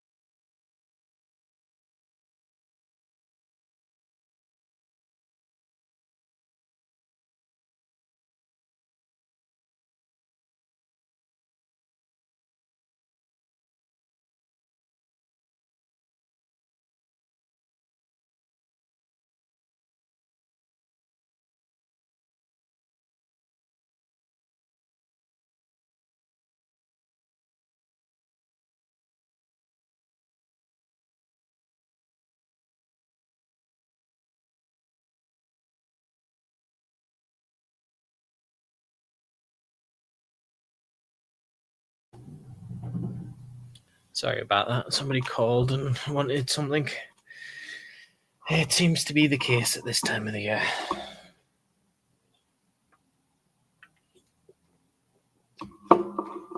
Right. Let's see. I was actually talking to somebody that's Scottish and tends to rub off for a couple of seconds.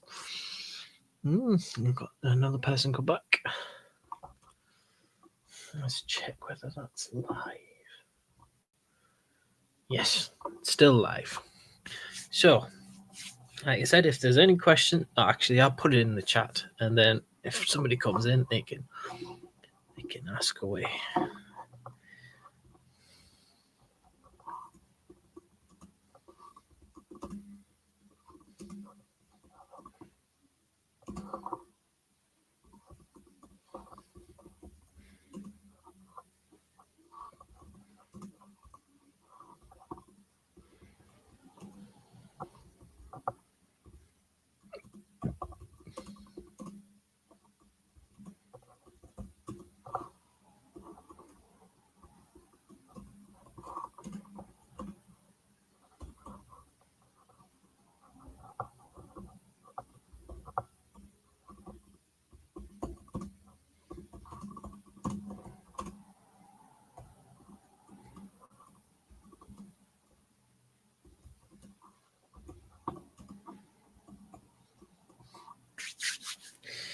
Right.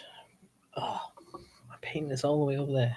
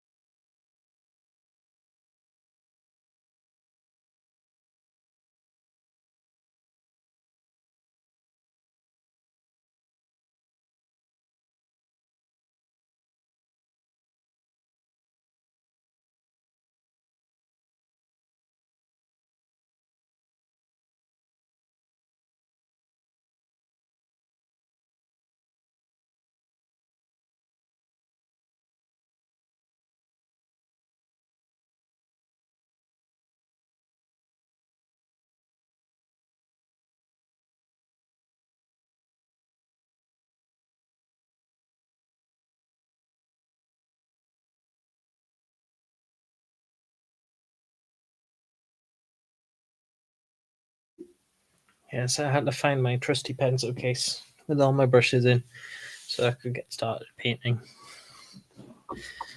Right.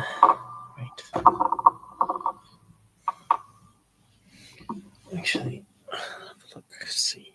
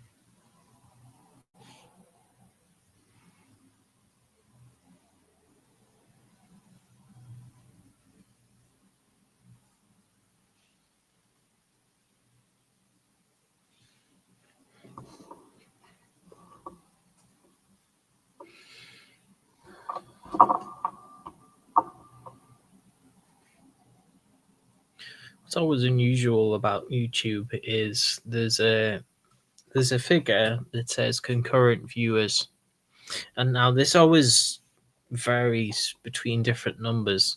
You actually wonder whether people are actually in or whether it's YouTube just messing with the numbers.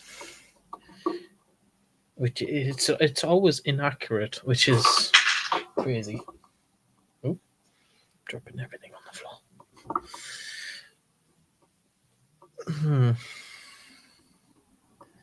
I would welcome back those 2 people that have come back. Welcome back.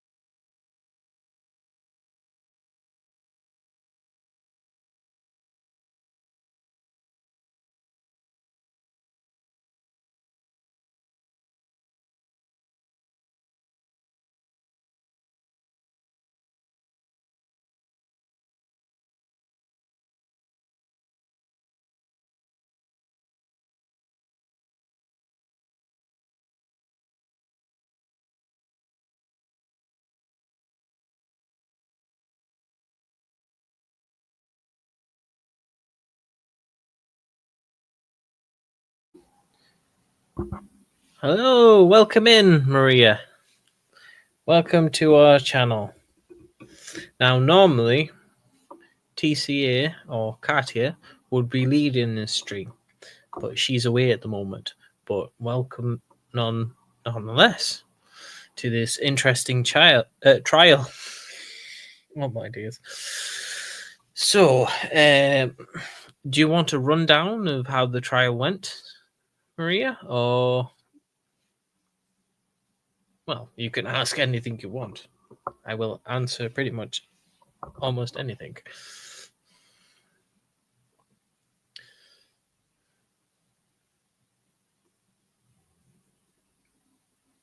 Do you know anything about this trial?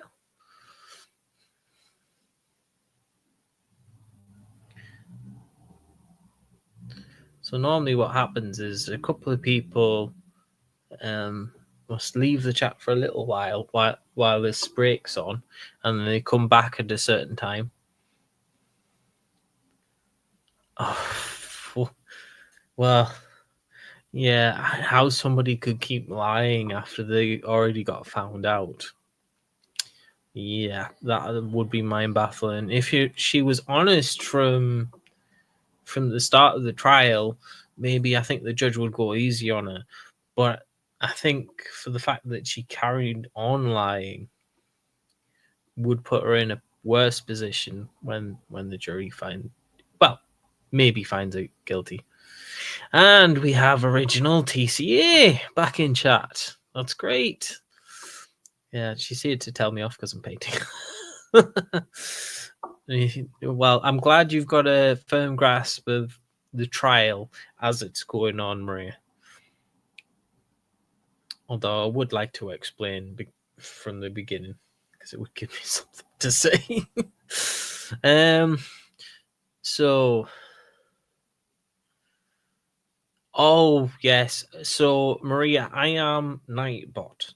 Not many people know this, although most of the mods know this. So every now and again, I come onto the stream and replace Katya and run amok. I say run amok. Yeah.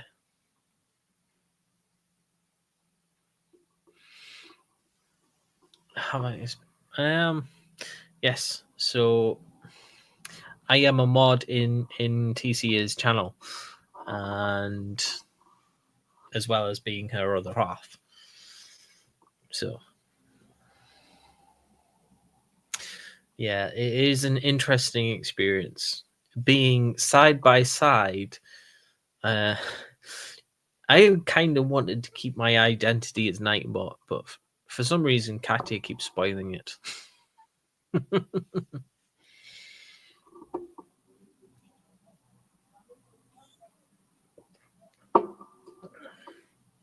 Yeah, so my role is basically design anything that Katya needs, apart from thumbnails.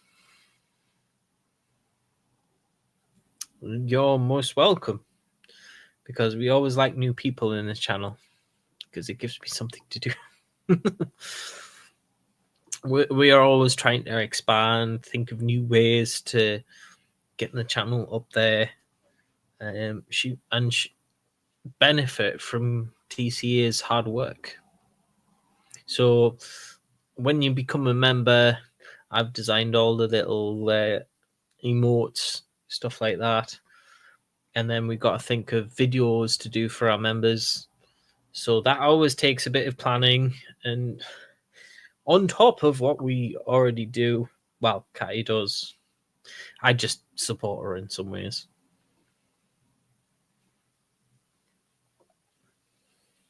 Yes, but feel free to ask questions, because that makes the most interesting content, because people ask really strange questions. I've actually had somebody ask what I do for a living, which I was like, oh, I didn't think that would come up. Yeah. Like, it is hard to know what to do in between the breaks. Yeah, it's hard to fill that time in with something interesting. I mean, beforehand, we have movement on the camera. They might be moving past the camera. So everybody might be coming back in. Just trying to think. It's fine. And I'm just running through the things I might need to do as the controller of this operation.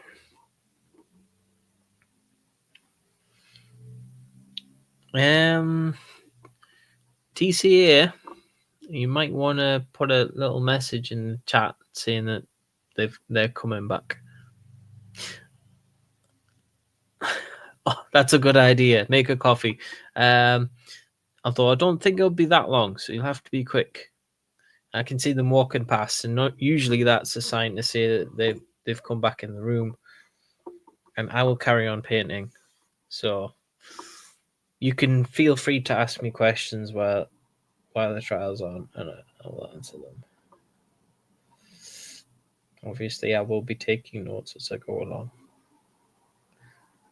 I'll pay attention to the trial, and then I usually take notes of the interesting bits.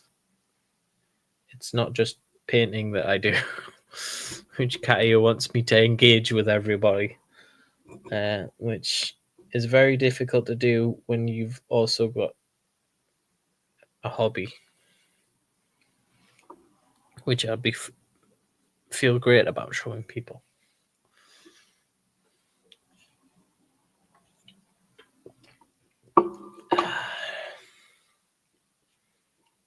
We have a head that has moved past the camera. That was a nice sign.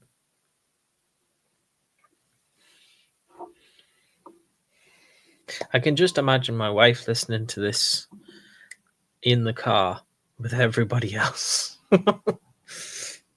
as she's traveling to Newcastle.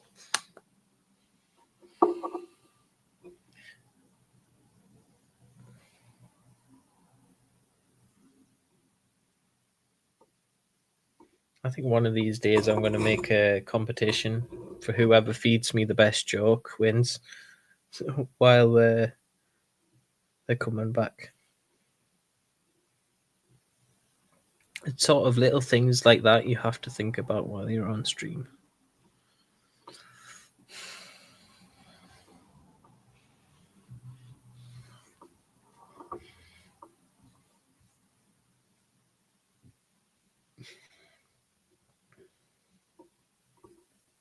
More vibrations. Oh, just bits and pieces to paint. On these smaller models, I'm painting a Warhammer model from 40k, and the smaller models are actually just as difficult as the big ones because you need to focus and paint all the little details. Yes, I promise this is not a Warhammer painting channel. My wife would kill me if I turned it into one.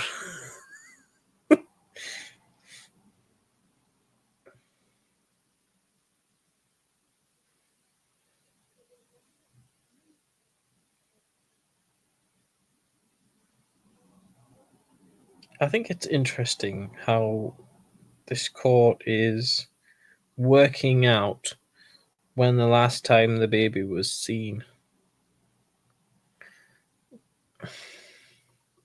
as opposed to figuring out whether she unalived the baby.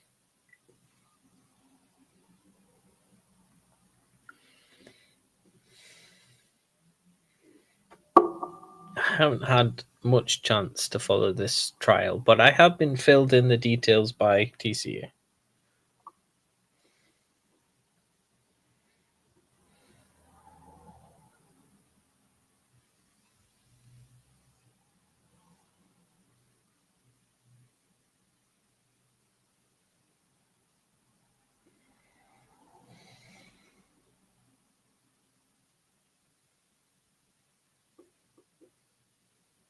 Hello, K-Swan. Well, you say, are we back? People are going past the camera. So that usually means you got a couple of minutes before everybody starts, I think. But you could still make interesting conversation. Yes. TCA has gone to watch her proxy concert. Trying to think of the words.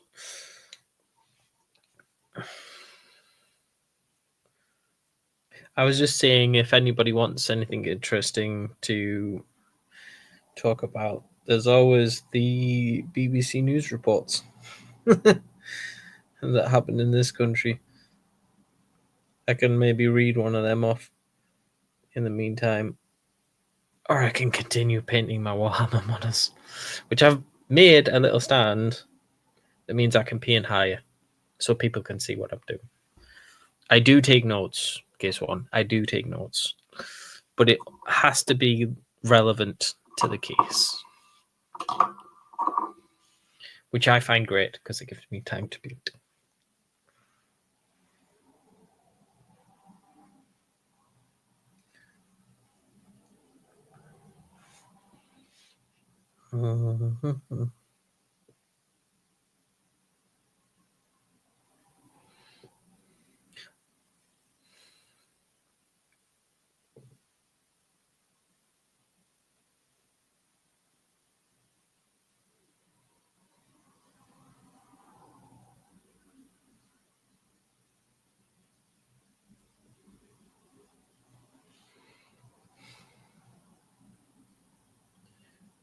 Oh, yeah.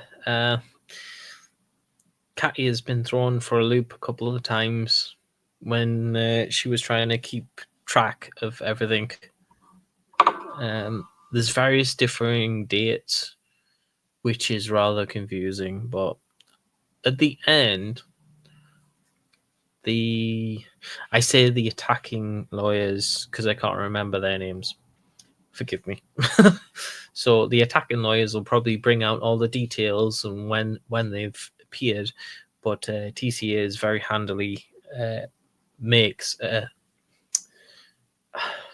she makes like a little spreadsheet.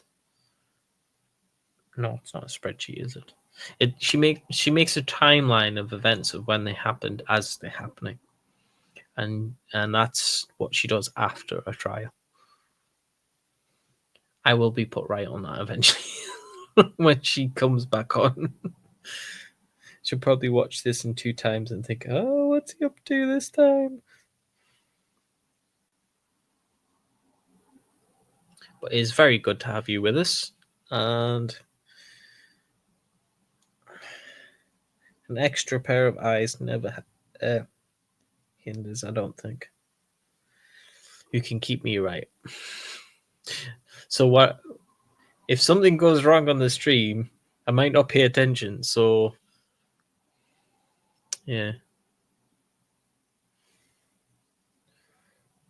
that's when things get a little dicey. Yeah.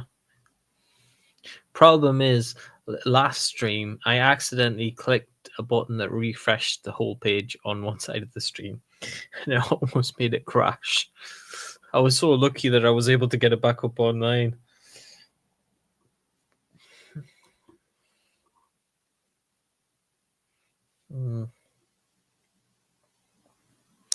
Well, they always say that liars always get caught out in the end, apparently. So we'll see in this case. But I think what might be the most annoying thing is they might declare a mistrial, do it all over again, but she'll have it all together, which would be annoying because then it makes it so that I don't know whether the jury comes back on a mistrial or they select a new jury. So I'll have to confirm that with TCA. But yes, it is all interesting stuff. I've never had a mistrial before, so it'd be quite interesting to see if it does indeed turn out that way. Which the judge is trying not to let happen at all costs, which is interesting.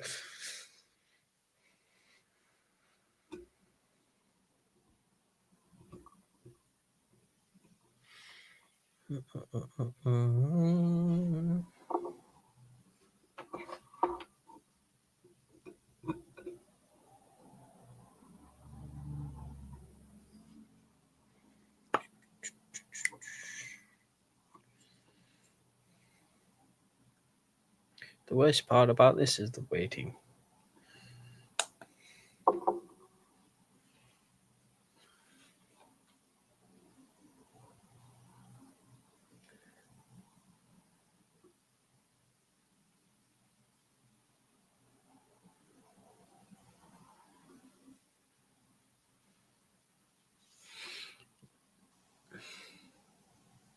So, Maria, was it on?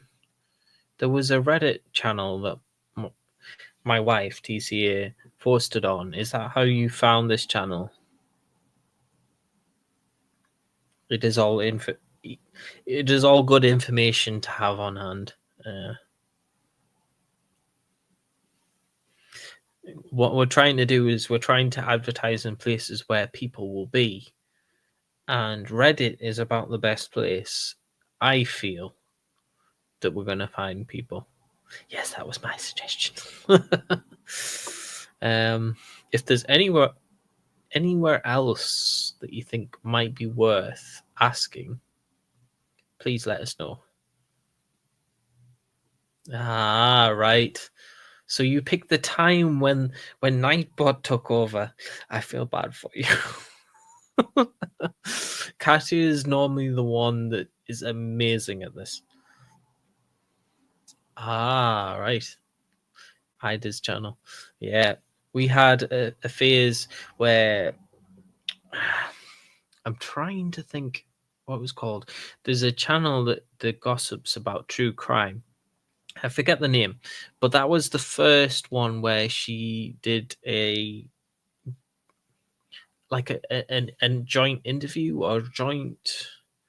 I forget what they call it. It's where two streamers get together. They talk about what they're doing, how they're doing it, or they'll just do fun projects. So, gossip and rumor. I need to figure out what that's called, but that was the first one she did, and then she moved on and went on to Ada's channel, which was very friendly and very inviting. Yeah, I would like to know that too, Maria, because it's an unusual set of circumstances to have. It sounds like she had a pretty rough time going from job to job, and maybe there was some abuse involved, but I would need to check with DC about that.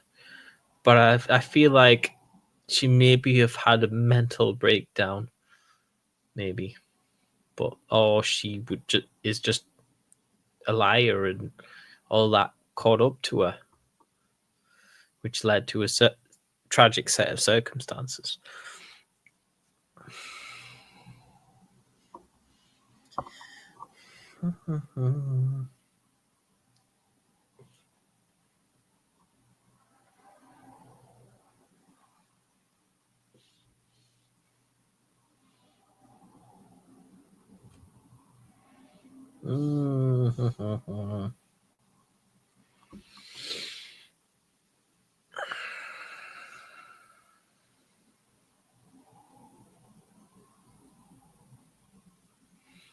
Oh, that is a good theory. I want to check that with TCA. Just a bit of background information. I look after TCA by doing most of the housework chores. So sometimes I can't really follow the entire trial, but I can follow while I'm on stream or while I'm modding. So I get some things. I had a little of rundown. So yeah, it would make sense showing how close she was to him in the photo.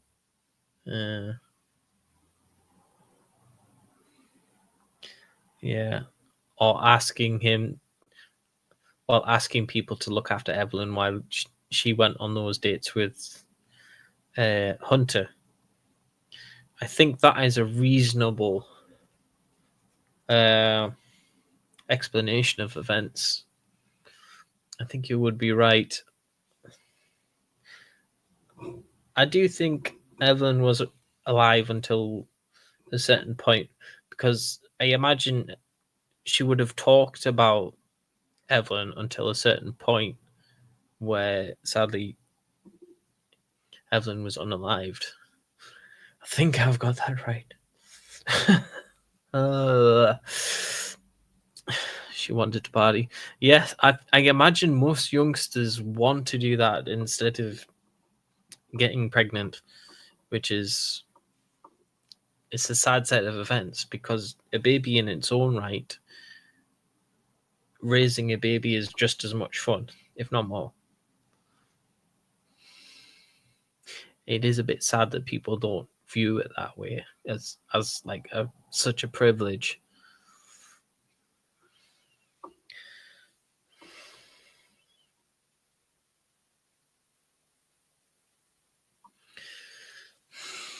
She wanted to party. Yeah, that is a sad thing. It would be nice if you could just drop them off in daycare and you still got to do your own recreation. But that's sadly not how things work in life.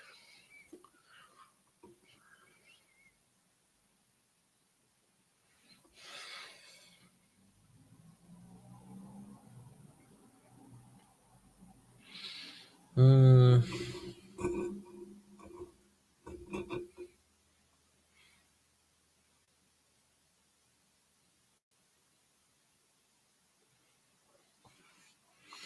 yeah, I think you might be right. Maybe Hunter was put off by the fact that she had a kid. Most people don't really want to take care of someone with kids, but it all depends how you look at it. I mean, if you brought up the right way, you would understand what a privilege that is. Otherwise, you would look at your mates and think, I want to do what they want to do. Which is, it's sad that that's the way some things happen.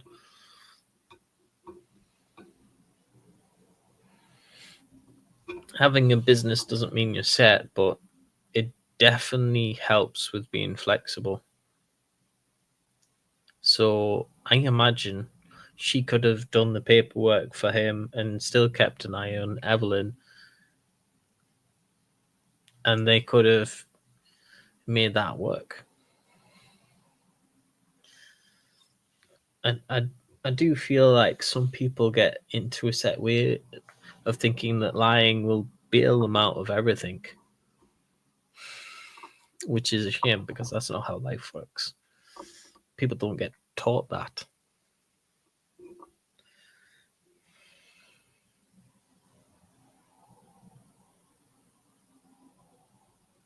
All that does is make life harder in the long run.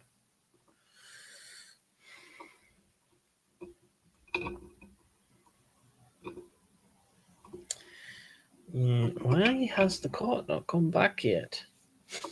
Oh.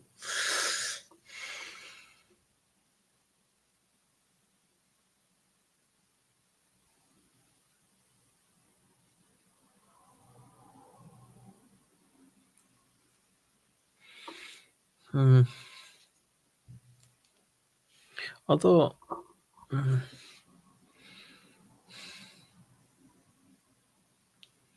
it is a bit weird how the foster mother does still tend to think of her as a good kid. That is an interesting thing. I think she had her for about 4 weeks and she kept coming back, which is interesting. Maybe she got something from her that she didn't get at home. Or maybe she was her voice of reason. Yes, the feed is live. I did check at the beginning because I don't want to be sat here for ages talking. Not to say that this isn't a wonderful experience, but it's very taxing talking on a live show in front of what is currently 6 members. But we hope you go back with a good experience, Maria, to the Reddit channel so that we can do more. You see, the more people that tune in and subscribe, the more stuff we can do. The more time we can free up to... I want to call this a hobby. It's a good hobby to have, but it takes a lot of time. Pardon me. Hello, Lewis. Lois. Oh my. Oh, I'm having problems.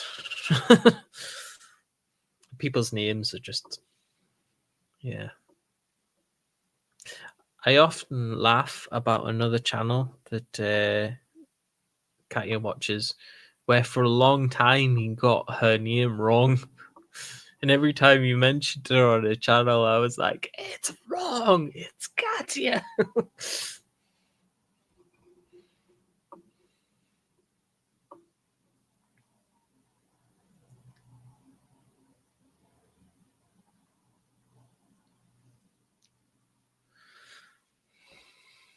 Yes, she came from Reddit.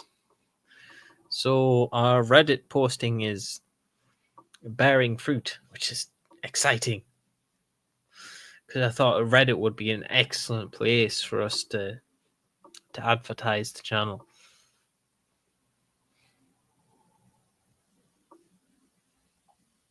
Yes, oh, super cool. See, the problem with YouTube is you've got to reach people, and you can't do that by advertising on YouTube, which is like they say. They can put a slot on YouTube, but unless a lot of people know about it, it isn't going to take off very well. So communities that ask questions and get answers, probably advertising on them for what they want to see is the way to go. Well, the way I think it is to go.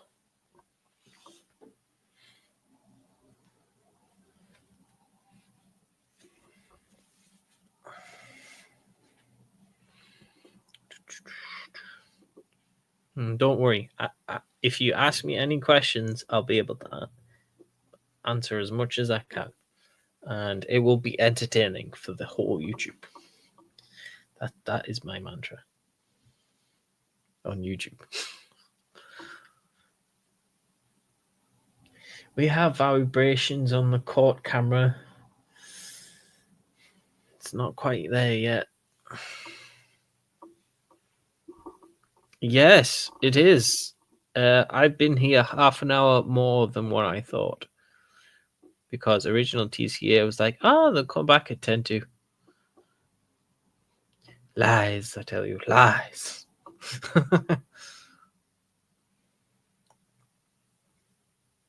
If you have any good ideas for the channel that will make it more fun for others, please tell me. Because we're still racking our brains.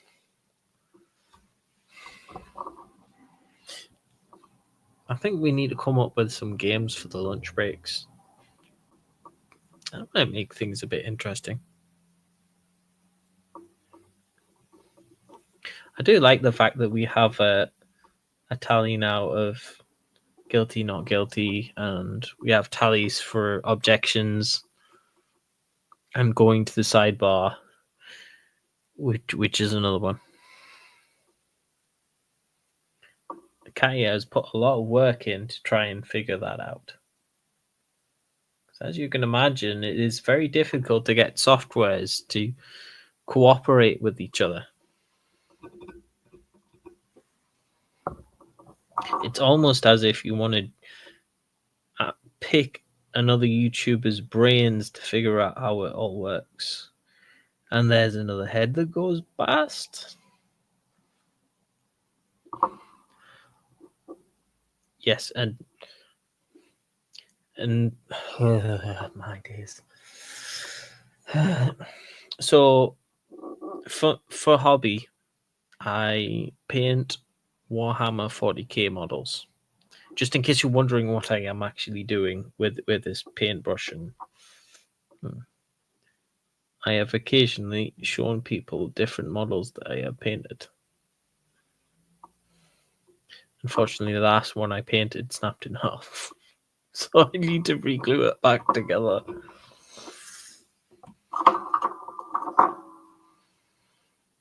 Thank you for that, Toxic. As the gravel drops.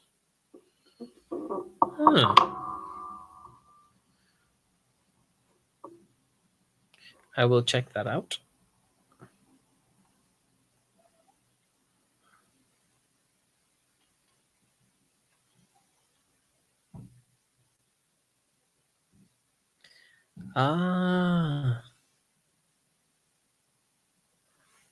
Gotcha. I think that's what I wrote.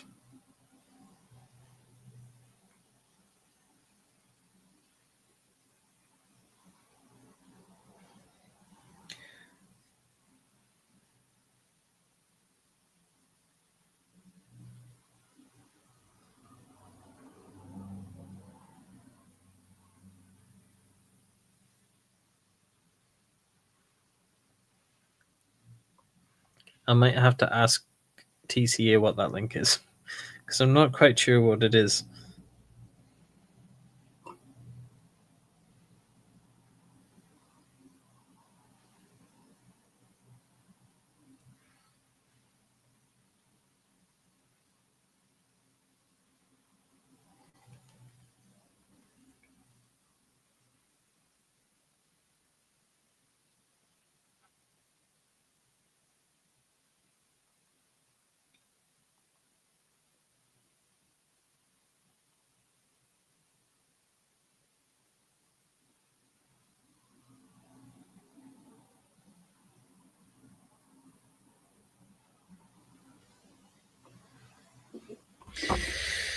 Right.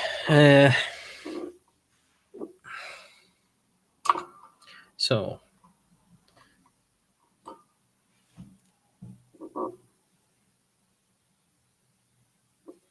that is no problem at all. I can multitask as well. And that gives me time to multitask while everybody comes back. Or comes back and catches up.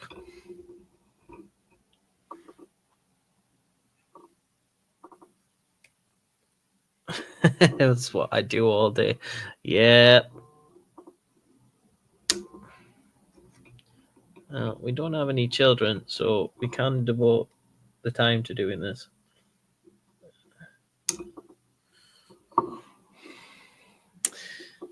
Right. I'm getting official confirmation to... Right. Okay. So I had official confirmation that that is an okay thing.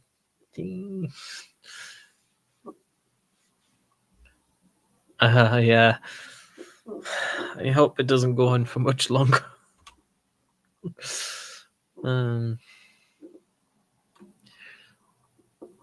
You're gonna have to tell us a bit more about what you get up to every day, Lewis. Is it Lewis or Lois? I'm not entirely sure. I'm sorry. You'll have to put me right.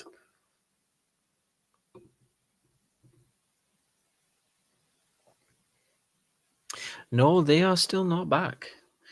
It vibrates from time to time, and then there's a head that goes past, but otherwise, just make sure nothing's... There we go. Lois. Right. Lois. I will remember Lois. I'm sorry.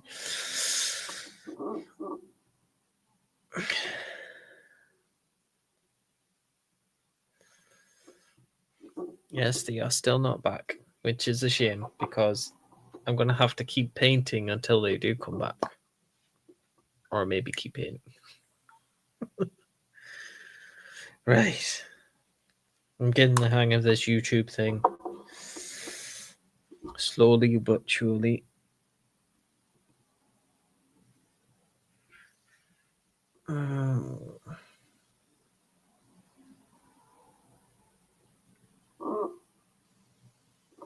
I moved and the chair creaked.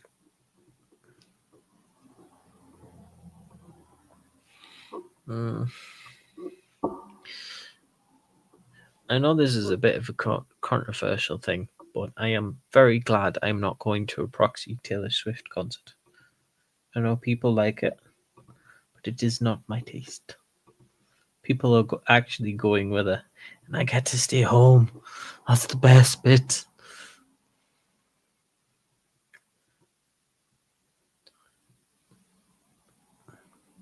I'm not saying Taylor Swift's bad, but like, she is a very good performer. It's just not my taste. I prefer to watch movies about sci-fi things or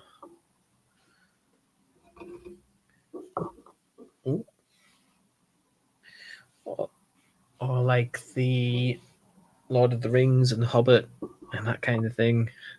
That is all kinds of exciting. It's a bit sad that Katya likes Taylor Swift, but otherwise she's a great person.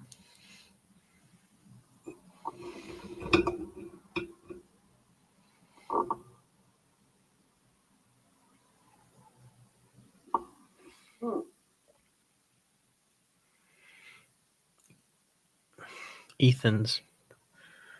Yes, that is going to be amazing. I want to know what he thinks about her. That would be very interesting because that will sway probably so many things. I think he will talk about the shock of finding out that she had a kid. And he'll talk about what she was like as a person.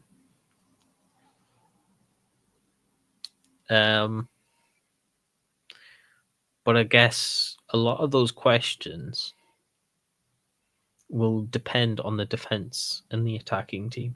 I call the other guys the attacking team because I know it's the prosecution. I just find it a lot easier to say the attacking team.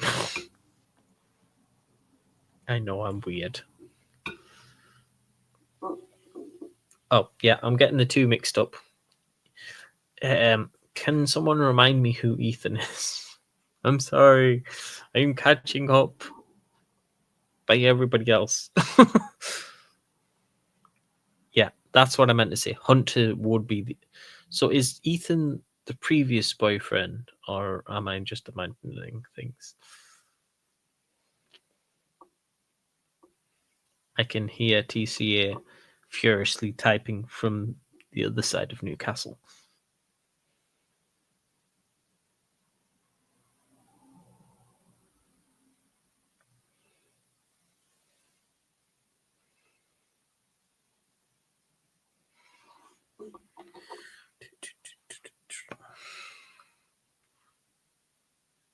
I feel like I've got the wrong type paint. Never mind.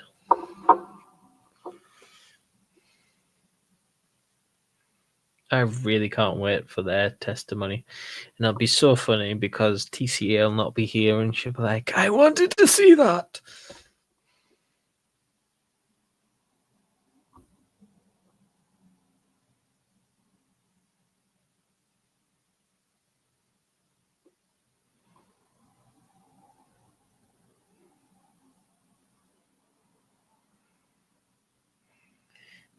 Also, Marie, you missed a treat when TCA was on this channel.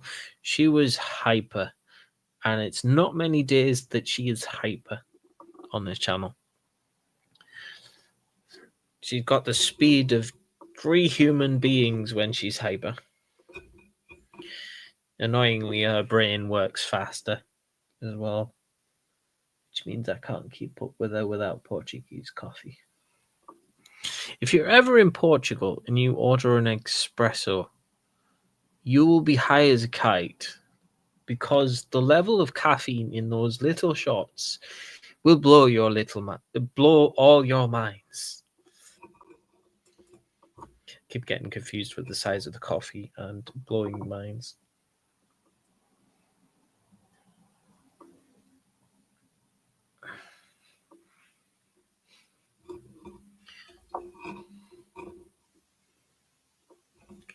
Portuguese people are definitely built differently when they survive on a high level of caffeine. Yes, there are many appealing things about Portugal. My wife is from Portugal, TCA. And yes, it is like a different world. Maybe ask TCA about the different places to go. There's popular places and there's more rural places, which are harder to get to. But you can... Pardon me. The underground tube station is about the best way... Pardon me, I'm burping. About the best way to get around Portugal. We tried to hire a car, but it was crazy expensive. But we probably chose the wrong thing to... the wrong mode of transport.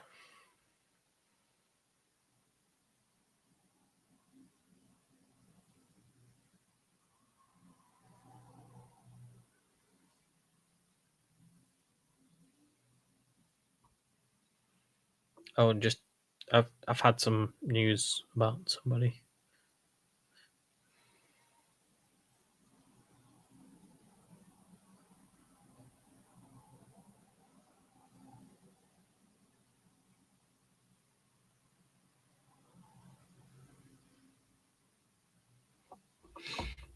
Yes.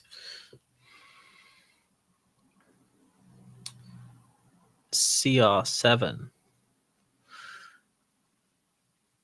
I don't know what that is, but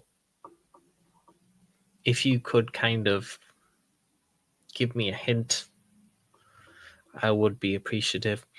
Going to Portugal is an amazing place. but I haven't traveled many places. But what I can say about Portugal is, oh, yeah, TCA doesn't like Cristiano Ronaldo. I'm sorry. He is a good player. He certainly knows how to give it to pass to other players. Yeah. She is a big football fan, though. I can't remember why she didn't like him in the first place. Can't remember what it is, but I'm sure she'll tell me. But yes, the stadiums in Portugal are really good. The way they're designed and not the outside, it is impressive to see, especially from underground transport. Oh, you playing coach football? Oh, amazing! Yeah. Wow. That would be an interesting job. So, do you do like certain days where you go around schools and teach them how to play football, or do you do private lessons? Or I'm quite curious now.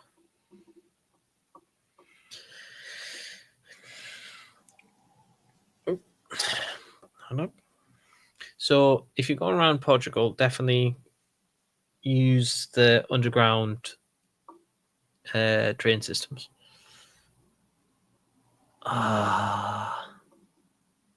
Yeah, court is still out. It sucks. It should have been back by now. But yes, anything else I can tell you about Portugal? What is fascinating is how most of the buildings are tiled in different designs. And people keep trying to contact me.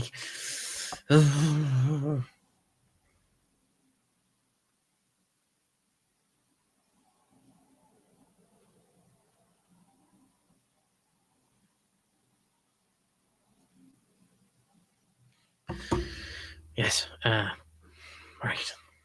Somebody is leaving their job to go on to another one, and I'm asking questions because I'm a good friend, I think.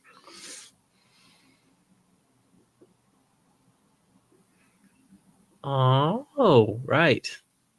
Elementary school. Cool. That is good. So, Cristiano Ronaldo.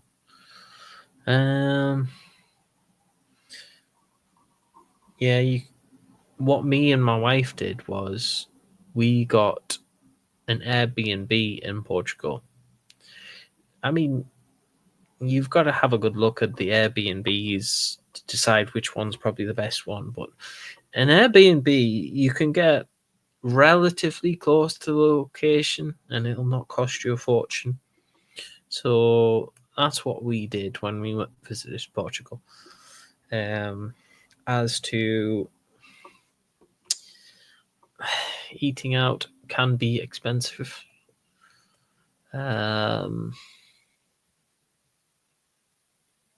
Yes, they are a sight to behold.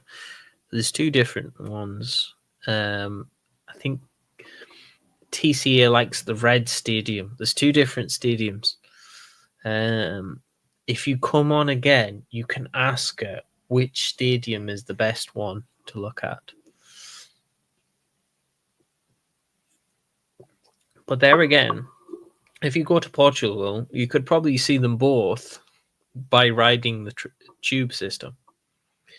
It is something to get used to because it's either there's a couple of people on or there's a lot of people on. So, but the good thing is the tube systems are relatively quick and they keep working and very reliable way of transport.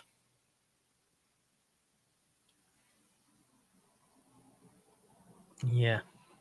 Brings back good memories because my honeymoon was in Portugal.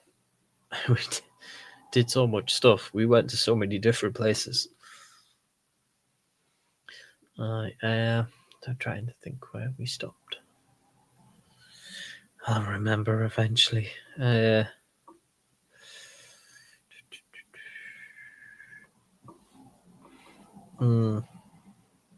to think where we visited again.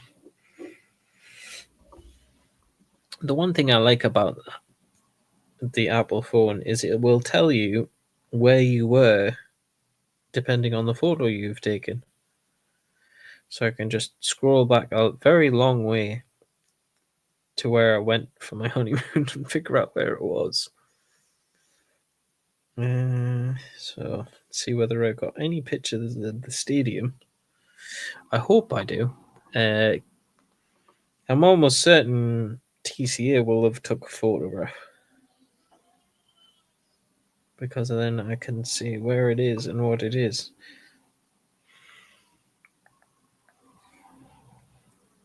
I'm certainly hoping I took a photograph. No, I didn't. That is sad. That, but we stopped in Lisboa. That's where we stopped for our honeymoon.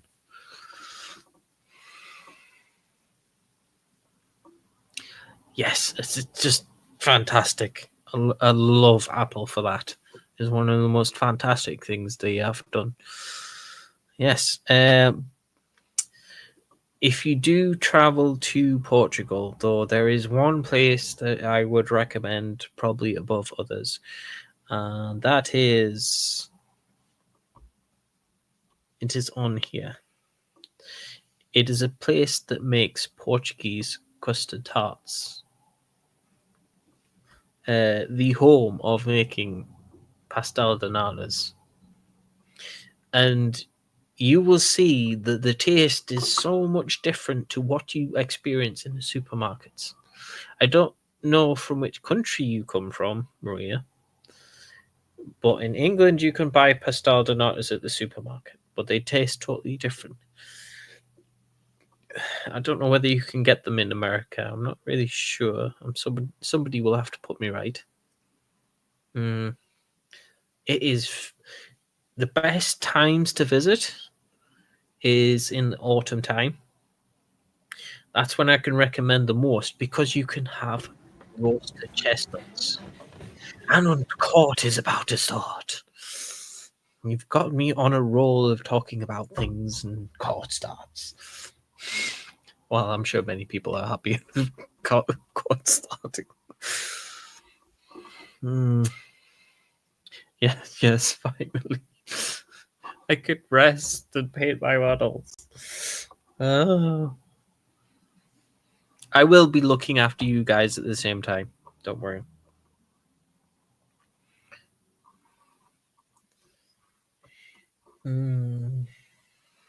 I'm so glad that most of the people in this chat love the courts just as much as Katia does. I do really appreciate that, because it takes a lot out of you to start this kind of thing. YouTube. I think the expression is hard work and tears to get to this point. That is no problem. I would like to give you a shout if it comes back, but you'll probably hear it if you turn it on loud enough. No problem. Well, glad to have you with us, Maria.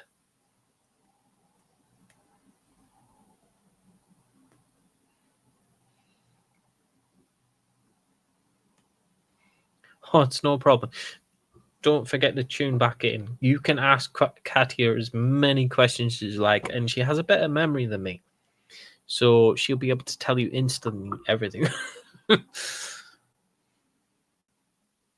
She is a very handy travel guide. She can also speak about 5 languages. Ask her that next time you're in chat, to speak many languages. Yeah, that's good. thank you for asking as many questions as you did.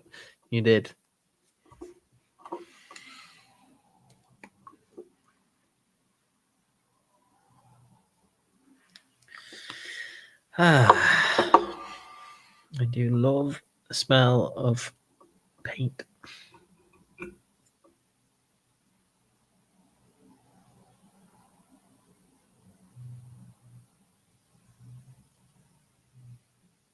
Yeah,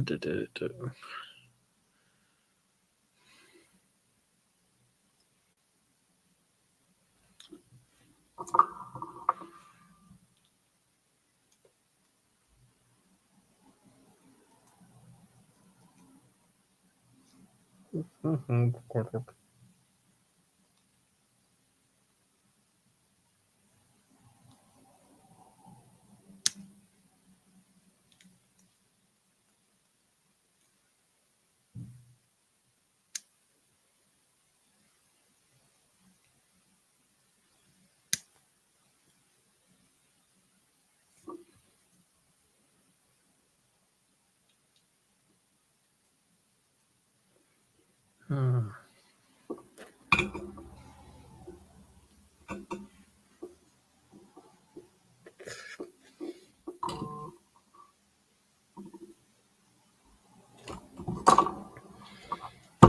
Oop.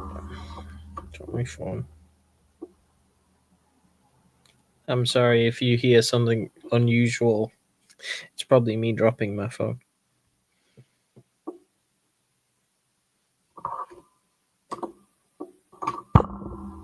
Sorry.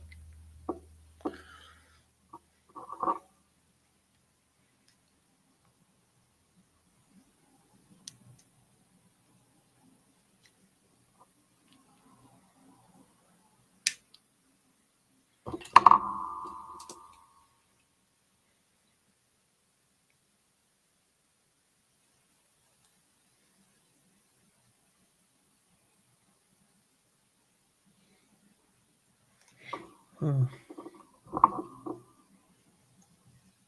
Oh, someone's head is bobbing in front of the camera.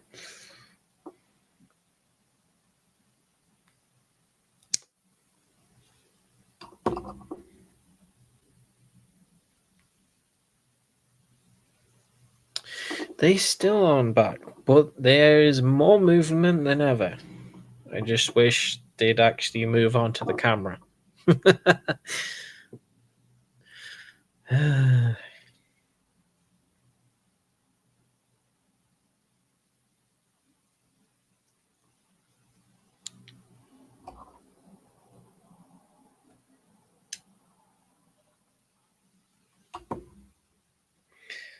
One head keeps bobbing back and forth.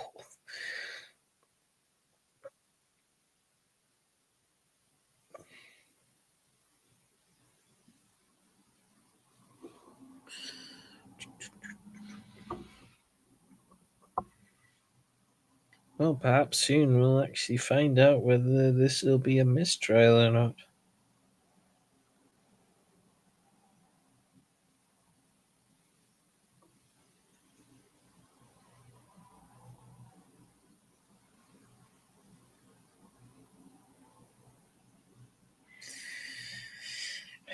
Why is it the first platform is easier to paint than the second? I'm using the wrong paint, that's why. PM.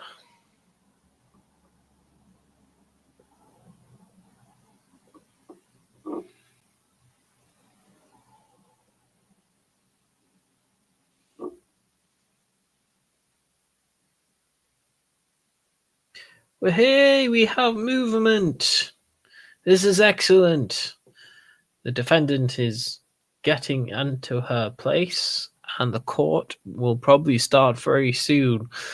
Thank you very much for putting up with my shenanigans in the meantime. I will mute myself once everything gets started. And the orange laptop judge is ready. He is talking, but there is no audio.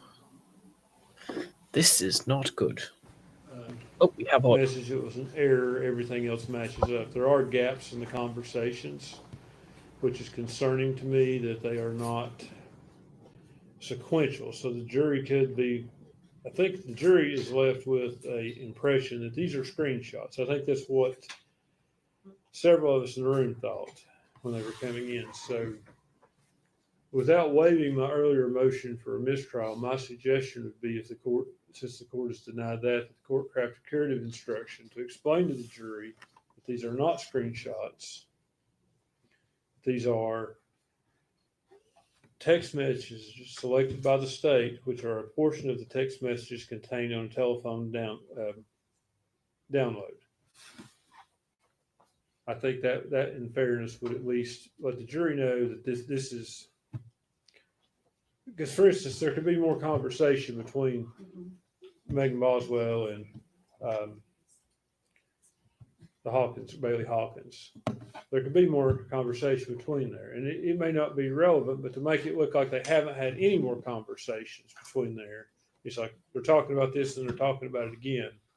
I think we just need for the jury to know that it's somehow, these are portions of conversations and what the state is deemed to be relevant to their case. And Judge, I don't have any problem with you giving them an instruction, telling them that's a portion. To the extent it anyway insinuates or infers that there's like stuff that's been left out that might otherwise. I mean, yesterday we were arguing about how cumulative everything was. I mean, part of the reason we didn't do that was to avoid having 20 pages of text messages read to the jury that had nothing to do with the case. So that's part of the reason why they were clipped the way that they were. But, you know, as Mr. Scott said, there's nothing that's been left out or any way misleads the jury in any way. So I have no problem with the court giving an instruction as to explain what those messages, that whether they're taken from Facebook or Instagram or text are. I don't have any problem with that at all.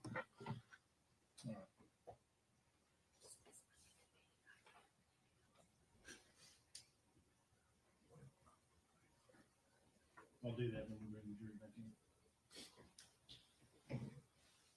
Your Honor, so far as Exhibit 93 goes, would that be for the exhibit in dispute? Would that be for ID only at this point? For this, at this, well, I know.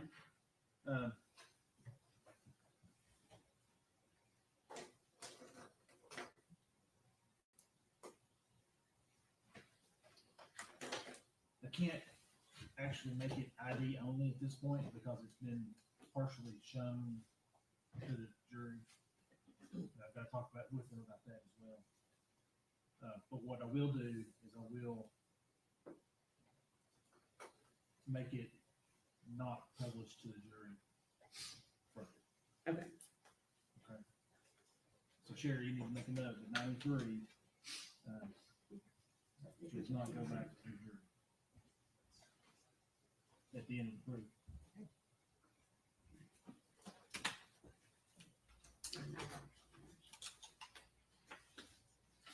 Checking to make sure.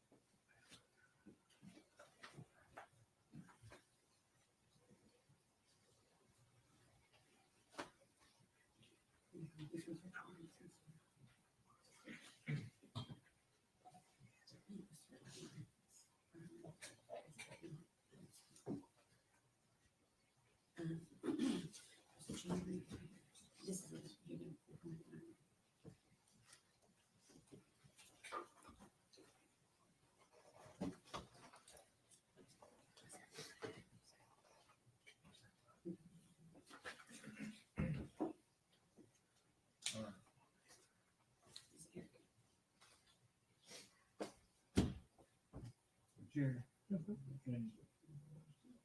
and I don't remember where it was done. Was the motion for a mistrial, did we make that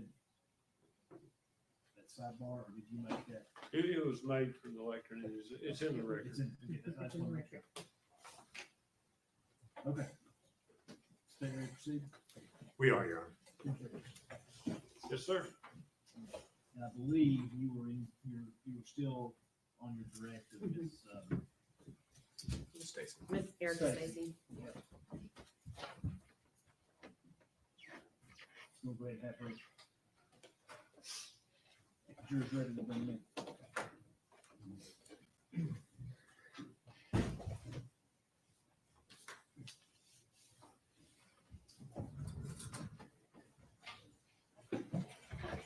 Everyone stand.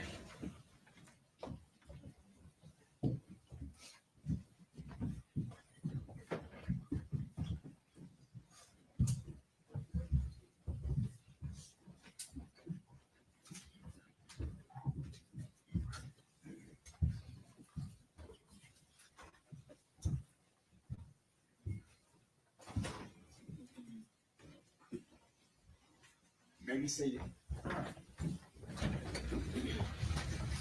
Ladies and gentlemen, I apologize for the delay. We had an issue that we had to get sorted. The last exhibit that was flashed up on the screen, the very bottom blue box contains some information in there that shouldn't have been put up. I'm instructing you not, if you read it, it wasn't there long. If you read it, I'm instructing you not to consider it for any purpose during your deliberations. Does each and every juror understand that instruction? If you do, raise your right hand. The record reflects that all the jurors raise their right hand. Now, the other thing I want to talk to you about just very briefly, and I'm not commenting on the evidence at all. Some of these exhibits appear to be screenshots of conversations, either text, Facebook, Instagram, whatever other social media platform that there is. And they're not actual screenshots. They are snippets of conversations taken from a phone extraction that was done. Okay, and I just want you to understand that. Which means that it's not necessarily a sequential stream of conversations back and forth. Does everybody understand that? No? All right. I believe Miss Stacy was on the witness stand. Will come up, Miss Stacy?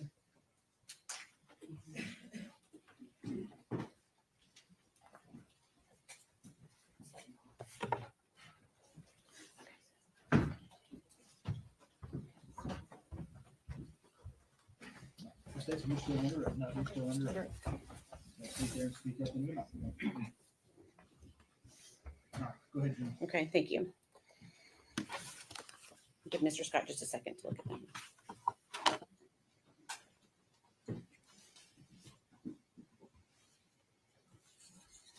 Okay, I'm going to pass you a document to see if you recognize it. Okay.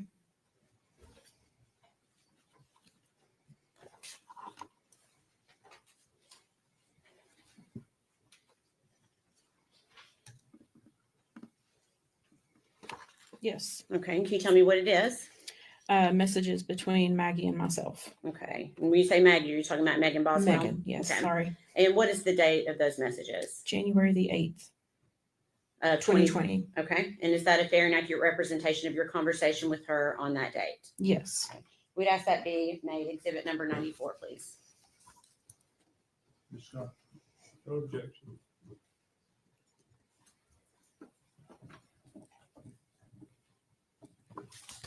Permission to publish? Okay.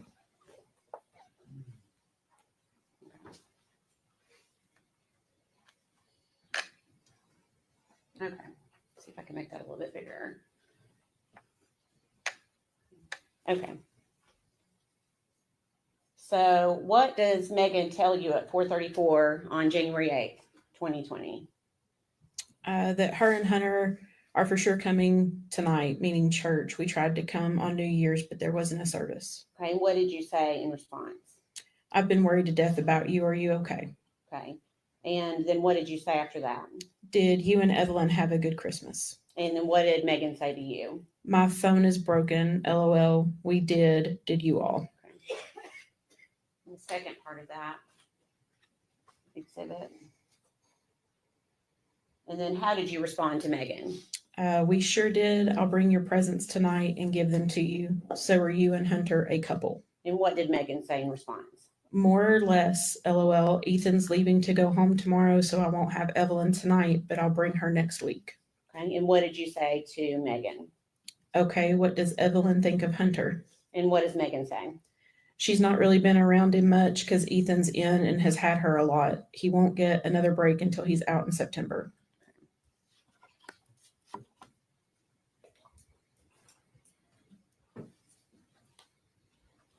I'm going to give you this one. I'm going to pass another document to you. Okay.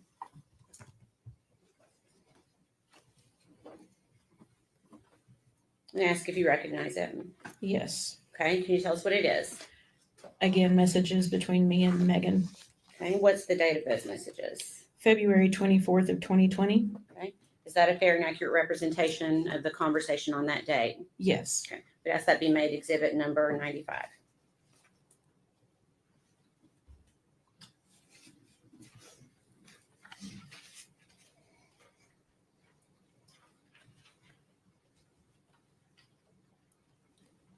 Permission to publish. Oh. Okay, nice. Before the night.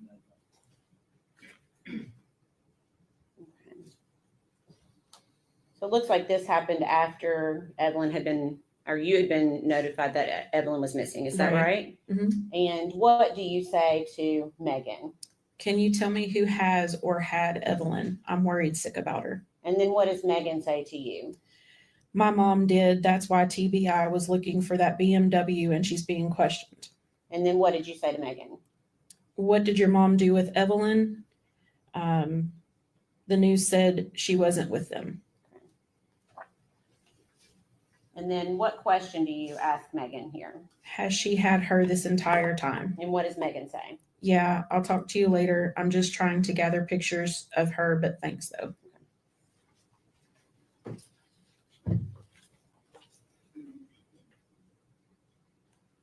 Is that the first time she told you something different than Ethan? Yes. Having Evelyn? Okay. Please answer any questions the defense has for you. Okay.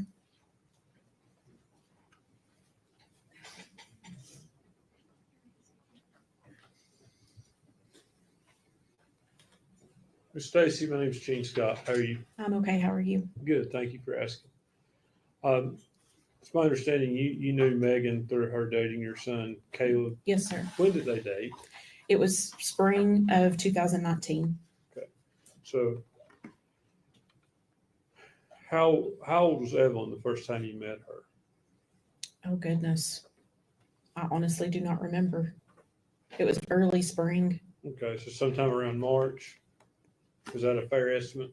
March or April. Yeah. Okay. So she'd have been somewhere 4 to 5 months old. Yeah, I was going to say 5 or 6, maybe. I don't know. Because she's born in November, so if it Right. were 6, that would put the relationship into May. Was it that Okay. late? I want to say they started dating somewhere around April. Okay. So how often would you see Evelyn with Megan? Anytime I saw Megan, Evelyn was with her. Okay. And I'm assuming when you saw Evelyn with her, you never saw any signs of abuse or neglect. Is that fair I to did say? not. Were you able to ascertain the relationship between the two of them? Did Megan come across you as a loving mother? It seemed perfectly normal. Most babies that age tend to cling to mom, and Evelyn did that. Okay. What was Megan's personality like back then? She was usually kind of quiet till she got to know us a little bit better, and then she would come in and she would just have normal conversations with us. At that point, she wasn't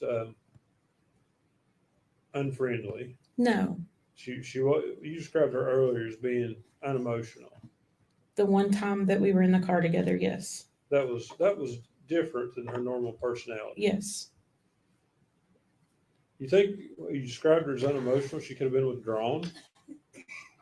Would that be a fair assessment too? Numb. No. Numb Just would be a good description. okay.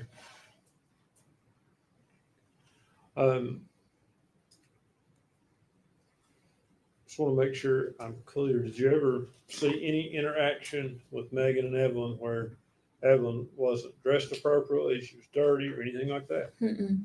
No, sir. Okay, so I'm assuming you thought she was a good mother. I did. When is the last time that you saw Evelyn? September 11th, 2019. Ms. Stacy, I thank you for being here and for your testimony. Yes, sir.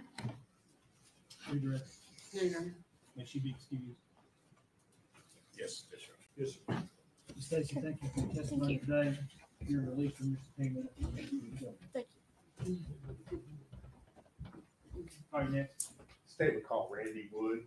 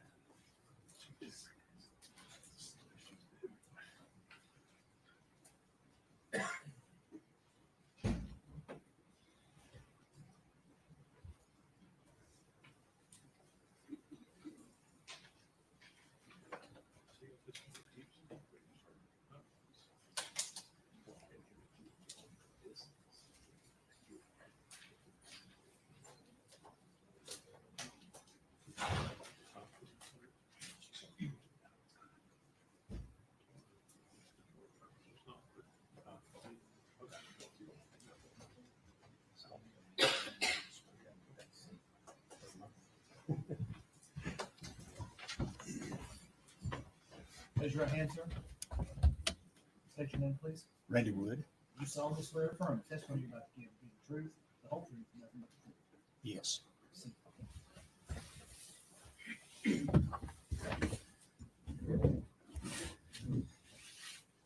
Thank you, Judge. You're Randy Wood, is that correct? That's correct. All right. And Mr. Wood, where were you living back in 2019?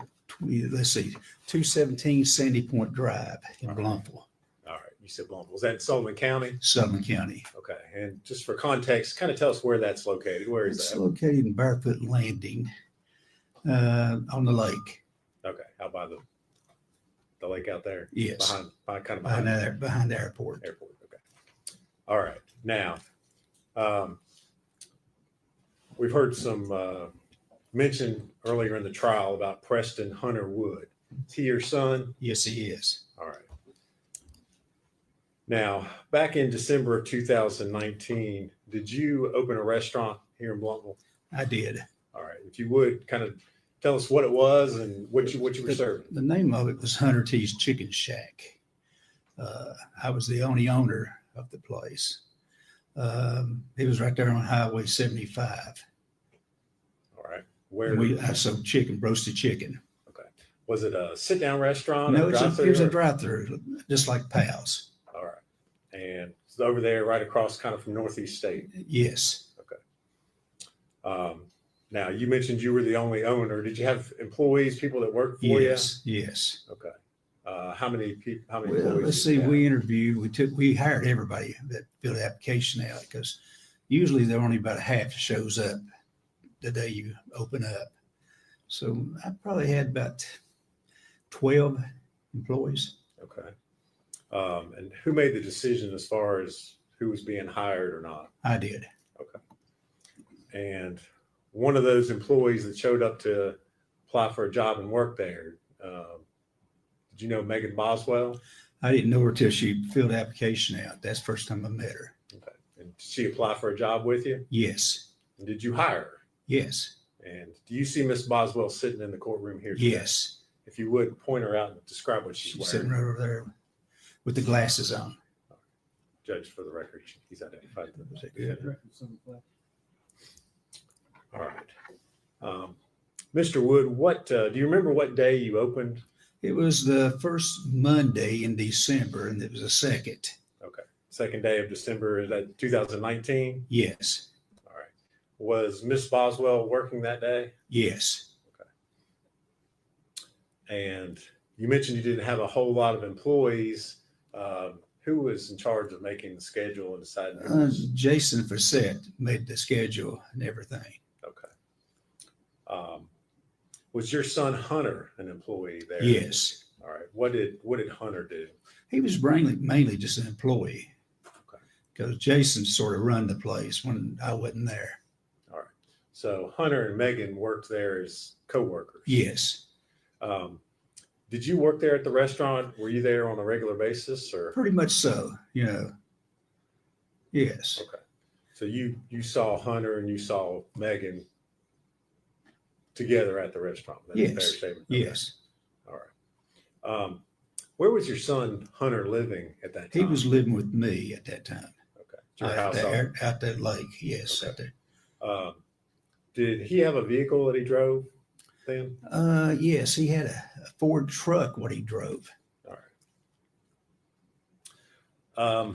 At some point in time, did you realize that your son Hunter was in a dating relationship with Megan Boswell? Well, you know, it is a weird situation, to be honest with you, because she got her car repoed one day at the chicken shack. And I made Hunter take her to the doctor that day. And, you know, because she didn't have a ride. Okay. All right. So that's how they started running around together, because she didn't have a car. Okay. So at some point in time, you realize they're dating. Well, they was together a lot. Okay. Yes. Okay. You can say dating if you want to, or All together a lot. Yes. Okay. And at some point in time, did she come to live at your house? Well, she didn't have anywhere to go when they repoed the car. And apparently her father, what she said, kicked her out. So I let her come stay, she stayed about 3 nights there. That's all she stayed. Okay. Were you aware that she had a small child? Yes. Okay. Did you ever see Evelyn? No, never saw the baby. Okay. She never brought Evelyn to work there with her at the chicken shack? When I hired her, because one of the questions is, do you have any kids? Because we work around schedules. Because you got a child, you can't work a lot of hours. So I asked her, she said, yes, I have a baby girl. I said, well, do we need to work around your schedule? And she said, no, the baby daddy had the child. She said, I can work as many hours you want. Okay. And I said, okay. Did she work a lot of hours? She did work a lot of hours. Okay. Now, you said she had stayed at your house. Did you ever see each?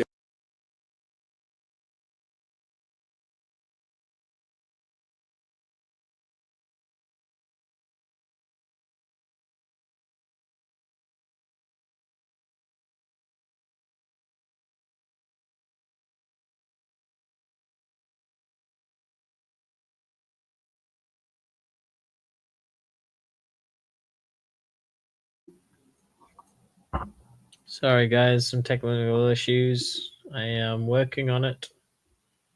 I might have to refresh the page. Now, you said she had stayed at your house. Did you ever did she ever bring Evelyn or Hunter at that time? Every day. Okay. Yes. 2 months. Okay. What, have you been up there to see him at that facility? Yes. What is his mental status this time? Well, some days he's pretty decent. Other days he don't know who I am. Okay. Would he be able to come into this courtroom and testify? No. Okay. You mentioned that he'd been there for about 2 months. Yes. Had he had mental health problems prior to that? Yes. Okay.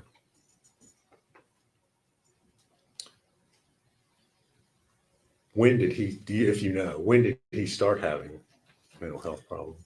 Well, when he got accused of being a baby killer. Objection.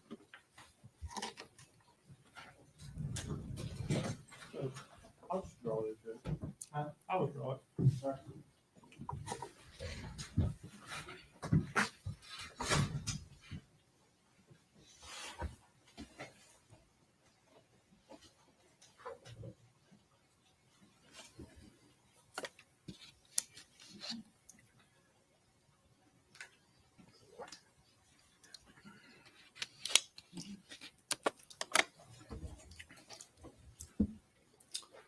Thank you, Mr. Wood. If you would answer any questions Mr. Scott has for you.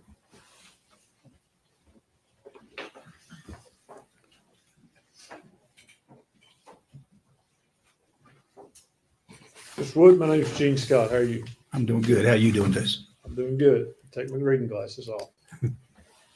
Let's talk about your son. It's Preston Hunter Wood. Is that correct? That's correct. All right. And you said he hadn't had any mental problems until people accused him of being a baby killer. That's true. Okay. Since then, he has had quite a few mental problems. Is that true? Okay. He has been diagnosed as being schizophrenic, suffered hallucinations. That's probably true. Yes.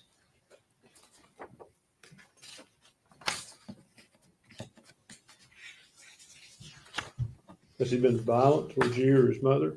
No. Never been violent towards his mother? Not as far as I know. We're divorced. Okay. Okay. So I'm not there.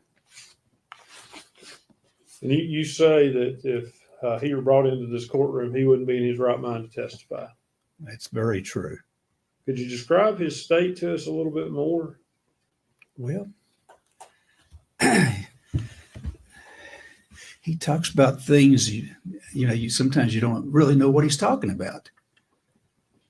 Yeah, I mean, I don't know how to put it. It's sad.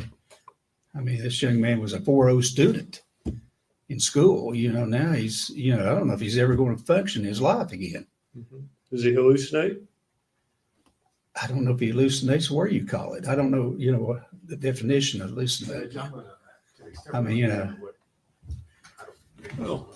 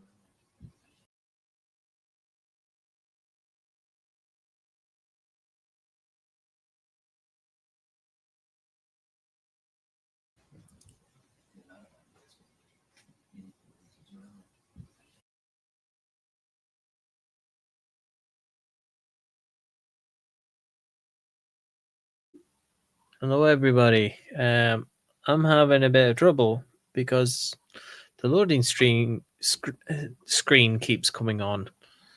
I am trying to work out also where the counter is as well. Ah, found it. Sorry, guys. It's a bit hard for me to find. I need that. Where is it? There we go. I see. There we go. Oh, I'm glad it's happening on other channels as well. It's not just this channel problem. Right, I found the counter, so it means I can update it from time to time. So I'm going to have to adjust this so that I can quickly flick the counter on and off. There we go. That solves one problem. Right, we're going to refresh the page and see whether that fixes the problem.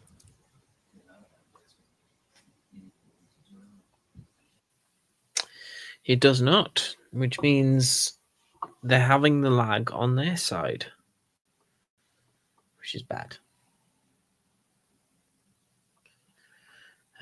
So, what does everybody think of this so far?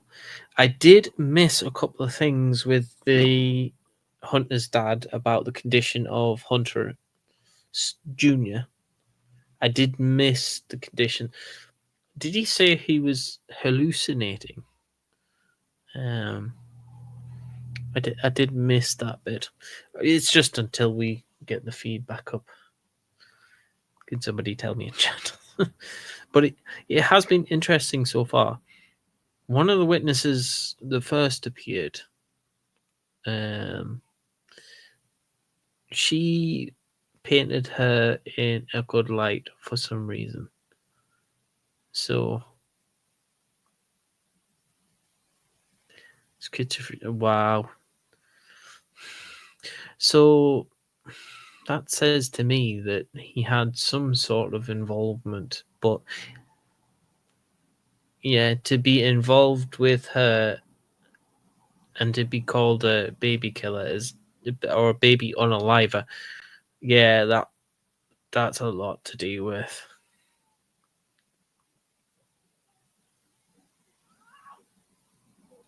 I can't wait for him to come back and tell us about his son. But it's annoying they went to a sidebar. It seems this case is just nothing but sidebars.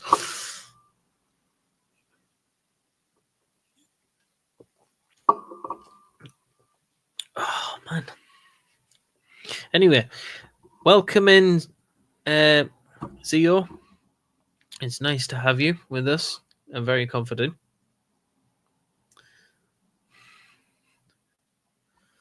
And we have another link. Try that one. I will try it. Right, let's try on the other. Nope. Oh, that worked. So 2 seconds while I. I hate Mark so much. Why did? Oh. Okay. You will have to give me 5 minutes because Mark is making everything jump around like crazy. I don't know where my other feed went.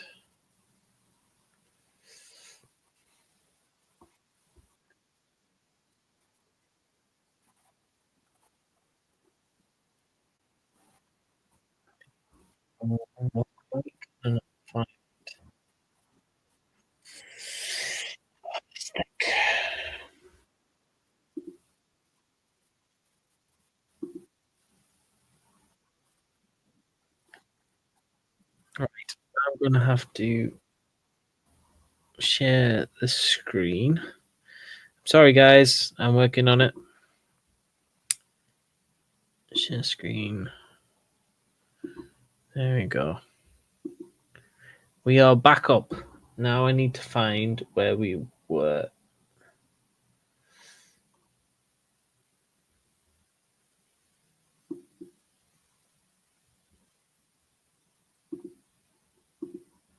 She said, I can work as many hours as you want. Right, we're a bit further. I said, okay. Did she work a lot of hours? I'm doing good. How you doing, this? I'm doing good. Take my reading glasses off. There we go. Okay. Let's talk about your son. It's Preston Underwood. Is that correct? That's correct. So we're roughly up to where we And you need. said he hadn't had any mental problems for people accusing him of being a baby killer. That's true. Okay. Since then, he has had quite a few mental problems. Is that true? Okay. He has been diagnosed as being schizophrenic, suffered hallucinations. That's probably true. Yes.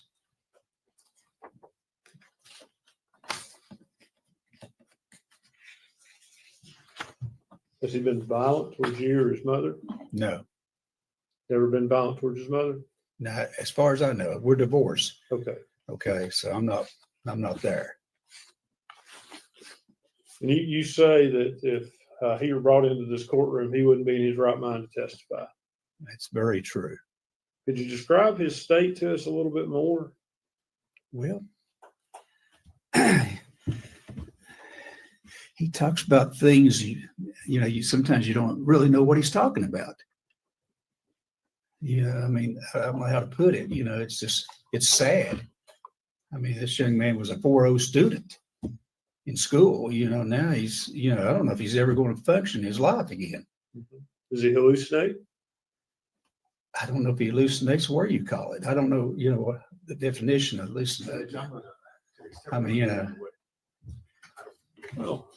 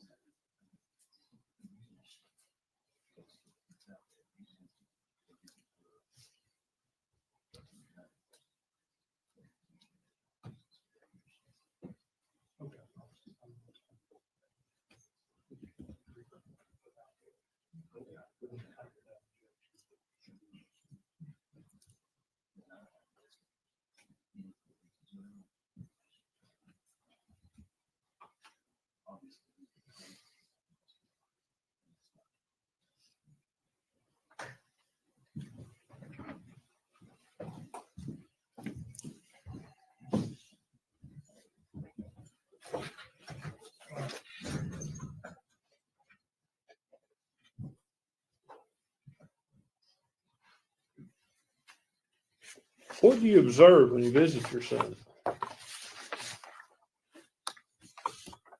Well, mainly I just talk about anything that's pleasant. I understand. Yeah.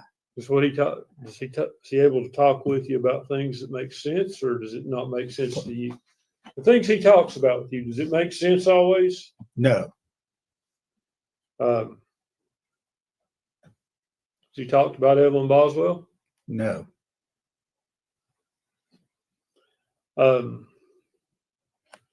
Are you aware that he has in the past been diagnosed with violent threats, hallucinations?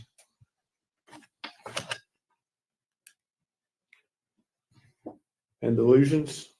No. Okay. Would that surprise you if I told you that's the case? It'd give me a little shocker, yes. Yeah, because I'd never seen it. So you don't know about that? I've never seen that before. Okay, I'll move on. Have you ever seen him be aggressive? No. Is there any security measures about as far as when you visit with him that requires him to be restrained or anything? No.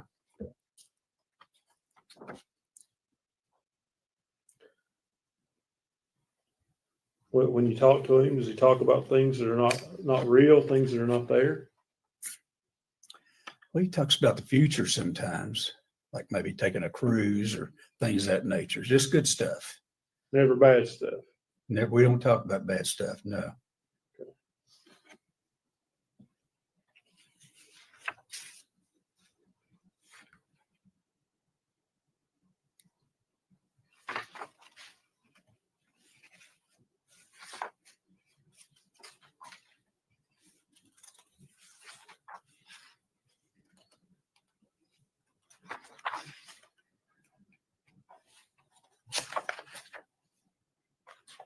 Have a minute, Judge.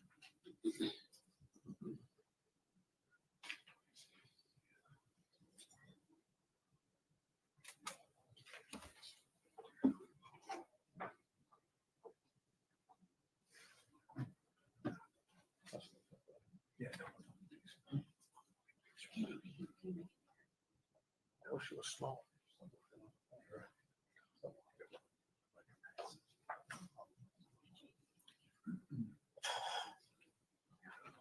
Has Hunter ever discussed anyone stealing his thoughts with you? Pardon me? Has Hunter ever discussed anyone stealing his thoughts with you? One more time, okay? Has Hunter ever told you that someone or something steals his thoughts? He usually informed me with everything. Yes, talk to me about everything. So he's told you that some it is hearsay, but I mean, yeah. It's kind of a unique situation. I'm sorry.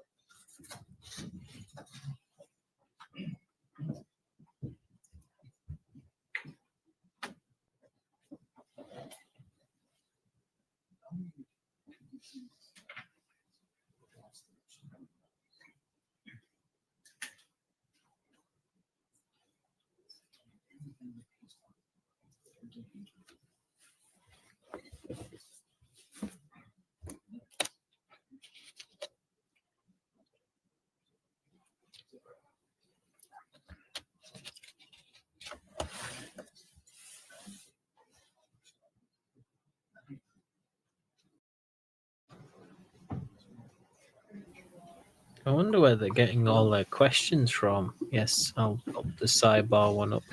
Mr. Wood, can you hear me okay? Sometimes I can hear you, but at the very beginning, you go real low and then you get higher. Sorry about that. That's okay. Let me ask you this. Has Hunter ever talked to you about someone or something stealing his thoughts? Stealing his thoughts? Yeah. Been able to read his mind? No, he's never done that to me. Are you aware of him ever talking to you about aluminum foil preventing that? He's said some stuff off the wall stuff, you know. I will say that. So that wouldn't surprise you. It probably wouldn't surprise me, no.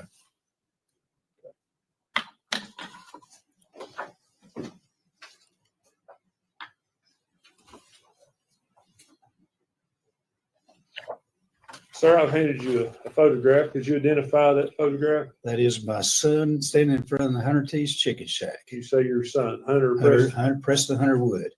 Preston Hunter. Yes.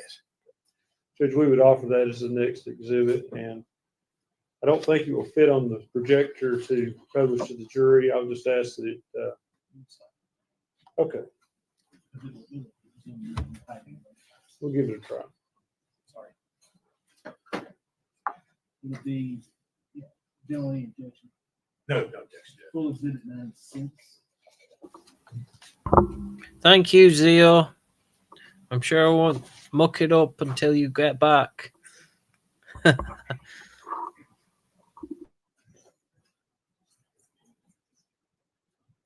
that's the picture we're showing the jury. That's what you just identified, sir. Yes.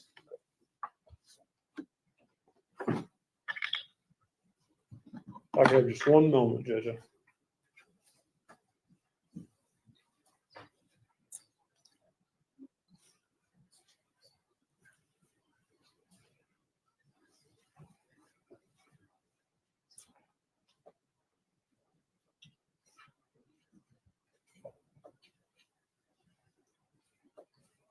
Judge, I may need just a minute.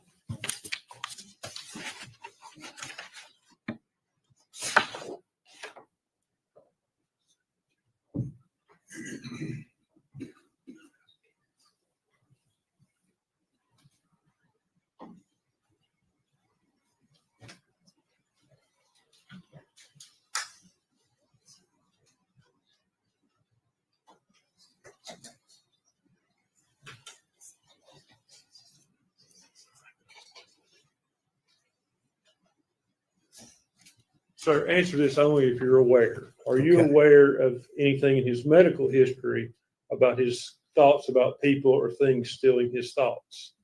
I'm not aware of that. Okay, so you're not aware that it's there? No.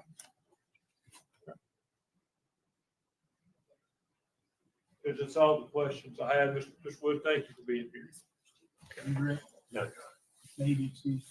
Yes. Mr. Wood, thank you for your testimony. Thank you. Okay, thank you.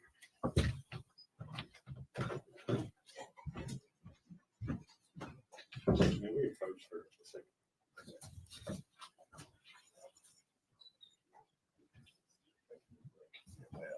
Well, I think so.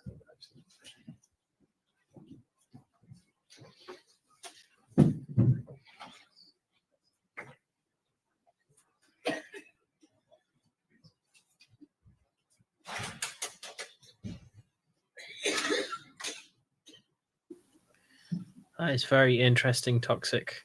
I was wondering where he was going with the whole. Oh wow, she's holding her hands over her ears. Maybe it's something. It's hard for her to hear. Oh, we got a special message from Toxic. Said Everyone hi please and stand. loves us all. Thank you for that, Banshee.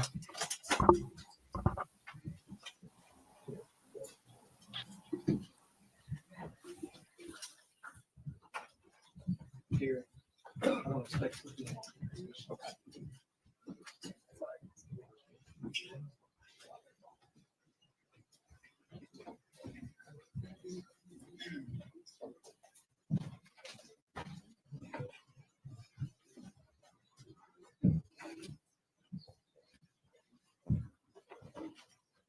Be seated. 10-minute recess.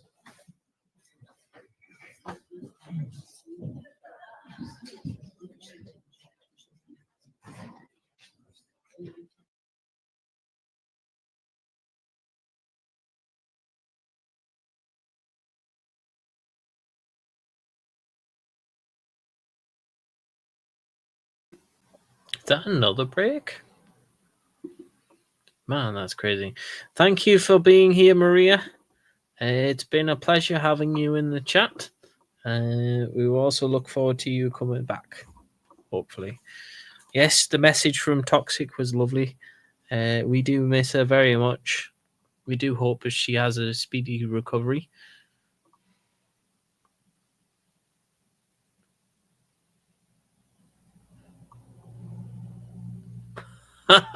Do you know the Muffin Man?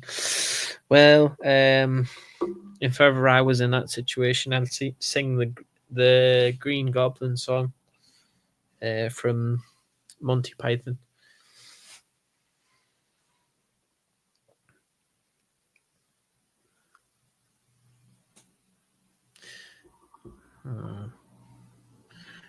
Yes, we like to see new people in this chat. They always bring liveliness to this day of trials. Oh, I wonder how Katya's getting on a concert. I did send her away with a can of pina colada, so hopefully she's going a bit wild.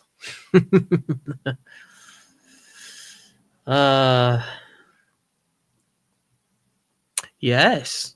I wonder how you are enjoying this trial, Banshee.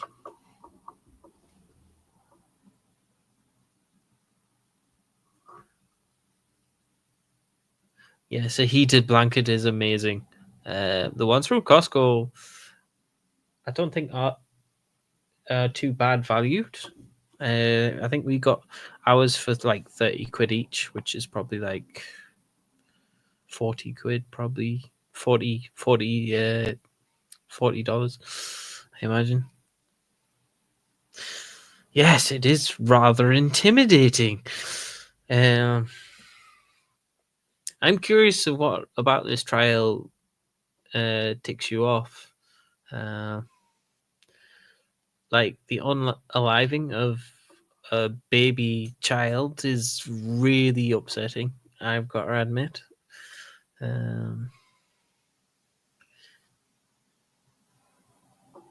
So, what shall we name you, Lois?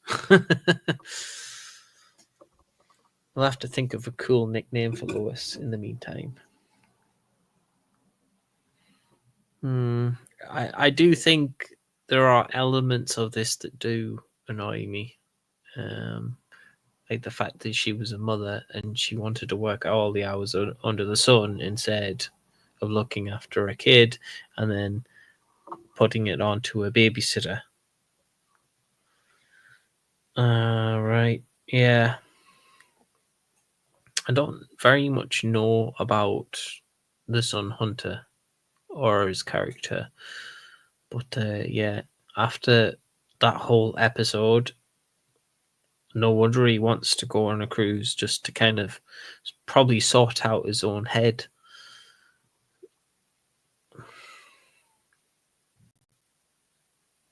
Well, Hunter might even want to like move abroad.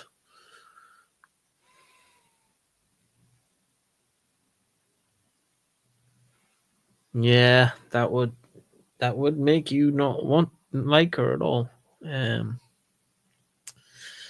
Yeah, it's going to make for an interesting trial when the jury comes around.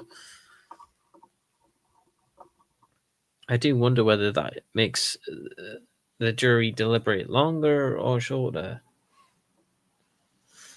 I also missed how long the break is, somehow.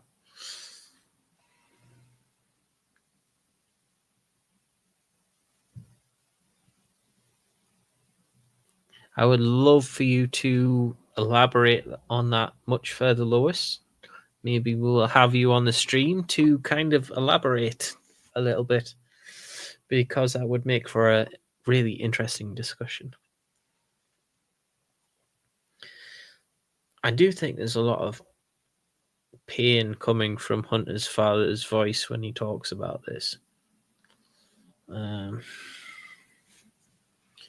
Probably to see, yeah, my voice will never be heard. Well, you can type away if you want. We will read it out on screen. No,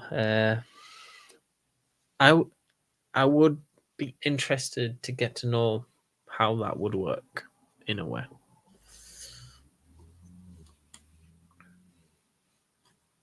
But the baby foil thing is an interesting. Is it a theory or is it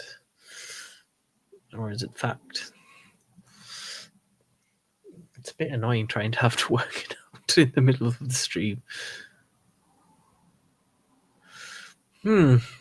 Well, I believe firmly that public speaking is one of those things that has to be taught and practiced. I'm uncomfortable at doing this, but I know that I can probably do it after one stream where I did do it for the first time.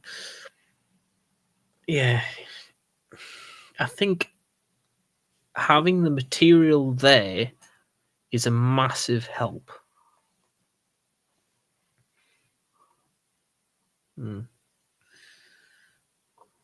Yeah, so they're trying to shift most of the blame over to Hunter.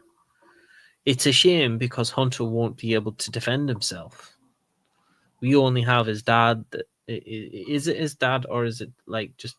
Oh, I get so confused with these things. Forensic pathologists.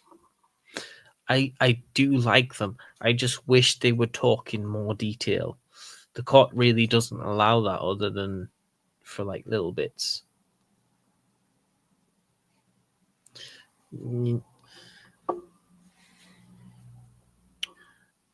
I would agree.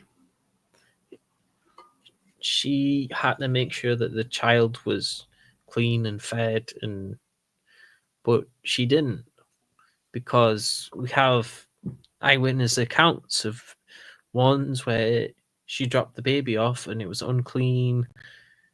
You had nappy rash that people thought that's a bit extreme. Yeah, I imagine so. Hunter looks a million times better from the previous witnesses. I was a bit shocked about the babysitter.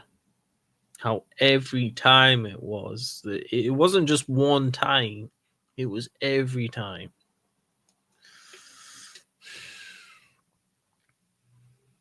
Yeah.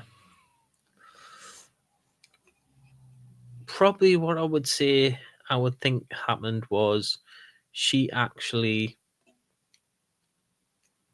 wanted to be normal. She wanted to go out with her friends. But instead she was looking after her baby, working a lot of hours. Yeah. And then she made it look like maybe Hunter had a sort of like a breakdown and then did this to the baby. So it is a sound theory. Whether there's any circumstances that would change that theory. Yeah.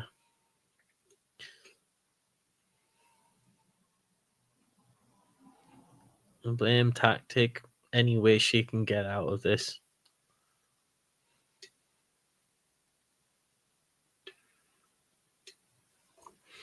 And maybe it was that pressure that made her start thinking about how she wanted him. Yeah. It's totally plausible. I mean, without her getting up on the stand and explaining that that's not what happened and what actually happened. Although it depends on how plausible her story would be. The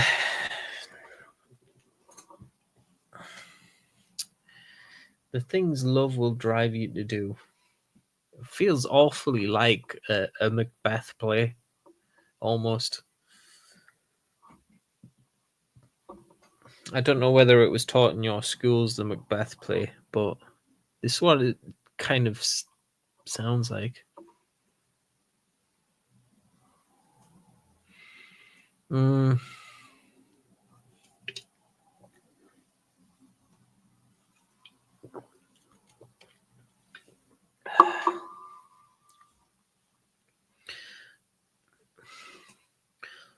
So I imagine Megan's upbringing was a gypsy, I think it was said in chat, and that kind of shaped how she saw life. I think somebody was saying that. Please correct me if I'm wrong.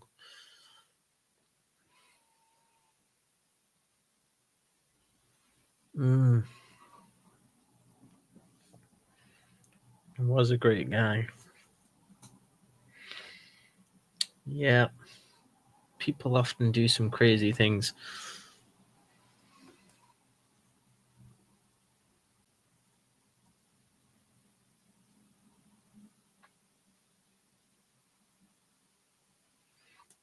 Mental issues would have made the relationship harder unless she was specifically targeting him for those mental issues and saw a way out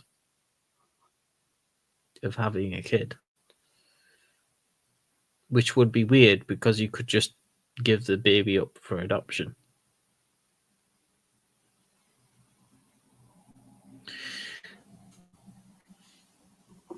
I think it was after he was accused of being a baby killer, because putting that pressure on someone would make you go nuts.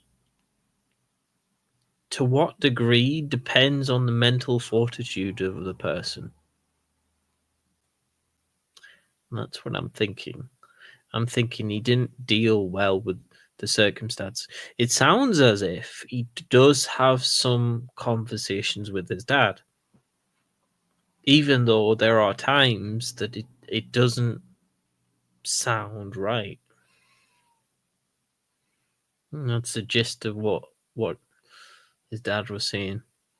I think it's his dad. Yeah.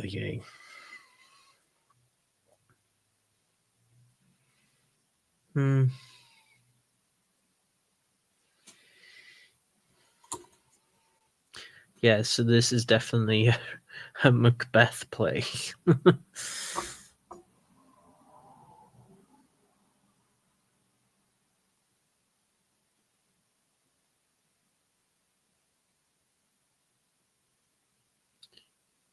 Ethan Perry on the other stand.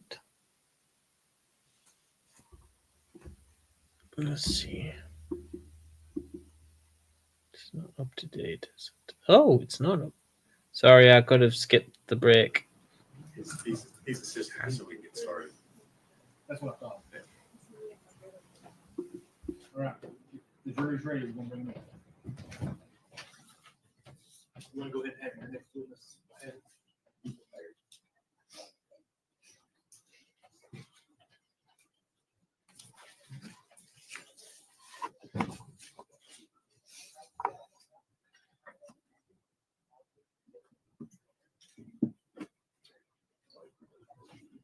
Everyone stand, please.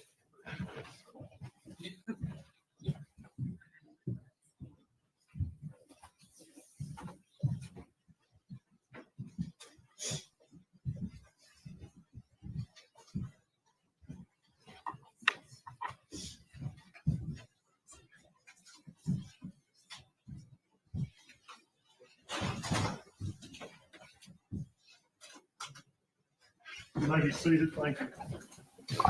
I noticed that too, Banshee. Yeah. There Stay was with Paul, something Ethan about Perry. that statement that she did not like.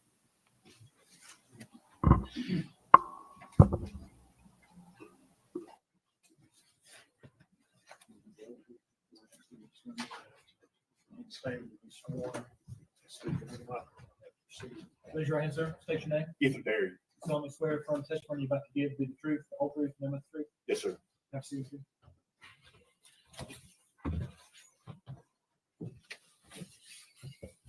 Good afternoon, Mr. Perry. Good afternoon. If you would scoot up close to that mic there so we can hear you good. Better? That's great. That's great. You are Ethan Perry, is that correct? Yes, sir. And Mr. Perry, how old are you? I'm 25. And where do you live? Kingsport. Do you know the defendant, Megan Boswell? I do. And how do you know Miss Boswell? We dated in high school. All right. Do you see Miss Boswell seated in the courtroom here today? I do. If you would point her out and describe what she's wearing. A white top and glasses, black hair. Judge, let the record reflect he's identified the defendant. Record so. All right. So you indicated you all dated while you were in high school. Is that correct? Yes, sir. And when would that have been? I was about 15. And she was about 13. So I'd say about 2014, 2015. And where were you all in high school? Sullivan Central High School. That here in Blountville? Yes, sir. How long did you all have a dating relationship? I'd say at least until I got out of high school, whenever I joined the Army. Okay. Now, when you were in high school, where did you live? In Blountville. Okay. And who did you live with? With my grandfather and my step-grandmother. And who were they? Carl and Sherry Perry.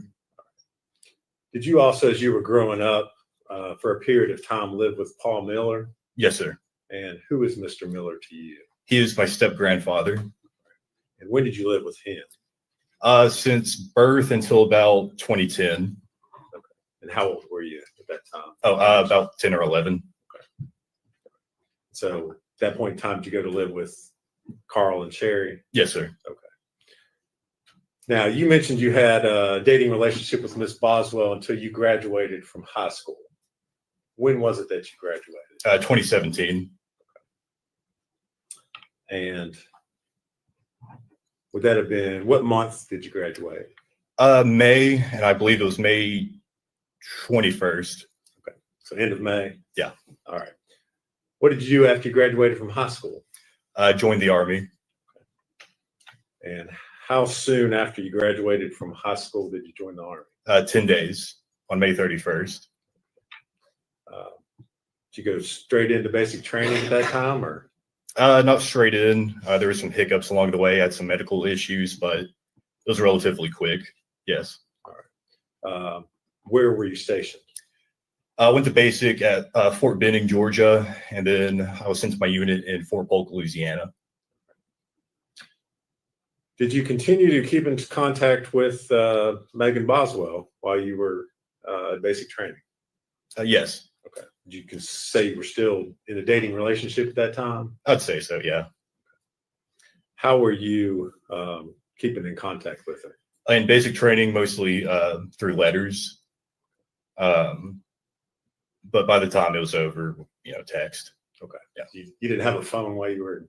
It was like once a month we got our phone, but it was only for like 30 minutes. I can't really remember any conversations that we had specifically. But you were still continuing to communicate with her the old-fashioned way by writing letters. Correct. Okay. So as your time in the Army continued, did you continue to have a relationship with Miss Boswell? Yes. Okay. And at some point in time, did you come back home to Tennessee? Yes. And when was that? Probably the first time would have been in probably the winter of 2017. Okay. For Christmas. Okay, that's what I was going to ask. Yeah. All right. So you had leave. You came home at Christmas time. Is that right? Correct. All right. Where did you stay when you came back? With Carl and Sherry Perry. All right. Did you have contact with Miss Boswell while you were here? Can't remember for sure, but I'm sure. Yeah. Okay. y'all were still in a relationship. Is that a fair statement? Sure. Okay. Well, if it's not, tell me. I mean, I wouldn't call it a healthy relationship, but a relationship, yeah. All right. You saw her while you were here in Tennessee? Yeah. Okay. Now, at some time in 2018, did you learn that she was pregnant? Yes. And when was that? I would have probably around March or April. Did the two of you have any discussion about who the father of the child was? Yes. Okay. And what was that discussion? Well, it was more of whenever she announced that she was pregnant, it seemed pretty delayed. You know, it seemed like she would have known sooner. Well, you know, the time that I was in, but yeah. Okay. Well, let me ask it this way: was there discussion made about the fact that you were the father of the child? There was, yeah. Okay. And did you assume that you were the father of the child? Initially, yeah, I just rolled with it, but you know, the blinders were taken off pretty quickly after that. Yeah. You had some doubts? Yes. Okay. Now, in November 2018, she had her child, Evelyn, correct? Correct. Okay. Where were you stationed at the time that Evelyn was born? Fort Polk, Louisiana. Were you still in contact with Megan during this whole time? Yeah. Okay. Now, at some point in time, did you leave your assignment there at Fort Polk? When? What year? What time? After this would have been November 2018. Not in November, no. Okay. Sometime later on? For Christmas in like December, yes. Okay. Where were you assigned at that point? Fort Polk still. Okay. So you came back home? Yes. Okay. Did you see Megan and Evelyn at that time, or? I did not. Okay. Is there a reason why you didn't see her then? Mostly just over the legitimacy and, you know, still trying to figure that out. You know, it was just really embarrassing, I guess, to All right. argue over it. Not having a good relationship at that time? That too, yeah. Okay. So you leave after Christmas, you go back to the Army? Correct. Okay. Still in Louisiana? Yes. Okay. At some point in time during 2019, were you reassigned, or was your unit sent somewhere else? We were sent to El Paso, Texas to assist Border Patrol doing surveillance on the border. We would work from El Paso to the Santa Monica station in New Mexico. You remember when in 2019 that would have been?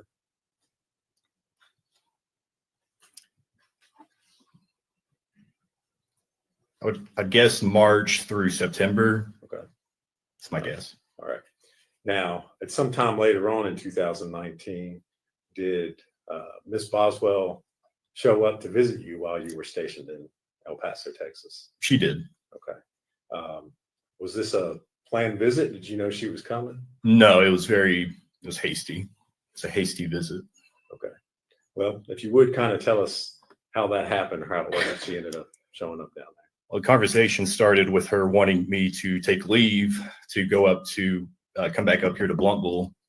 And I told her, no, you know, we have a mission here in El Paso. I can't just get up and leave, you know. And so she decided to, on her own, to drive from here all the way to El Paso. And it took her I'd say about 2 days to get there. And all of a sudden, one morning while because we were staying in hotels, we weren't on a base or anything. I just get a picture from her. She was parked outside of the hotel and just took a picture of the hotel. So, yeah. You knew at that point she was in Texas? Yeah, it was pretty obvious at that point. Okay. So what did you do? Well, I mean, part of me just wanted to turn them away, but the other half was like, well, came all the way out here, may as well just stay. So I advised them to stay on the eastern end of El Paso because the western end is a little dangerous. And so, and then from there, we spent about 3 or 4 days together. Okay. So did you take some time off of your work assignment there and go spend time with Megan and Evelyn? Not officially, but yeah. What did you all do? I think the first day we just hanged out in the hotel room, just meeting Evelyn, playing patty cake, stuff like that, watching her walk around. And it was mostly that. We went to the El Paso Zoo. That was like, I think the second to last day. And then on the last day, we mostly just hanged out in the hotel. The last day, the last thing we did was we went to an IHOP. And that was the last time I physically saw Evelyn. And this is the first time that you've met Evelyn. Yes, is that correct? That's correct. Yeah. Okay. She's not quite a year old at this point in time. I'm not sure. Okay. Was she walking or toddling or anything? She was, toddling, just, stumbling over herself. And okay. Yeah. All right. So at the end of the 3 days, you go back to doing your Army thing. Is that right?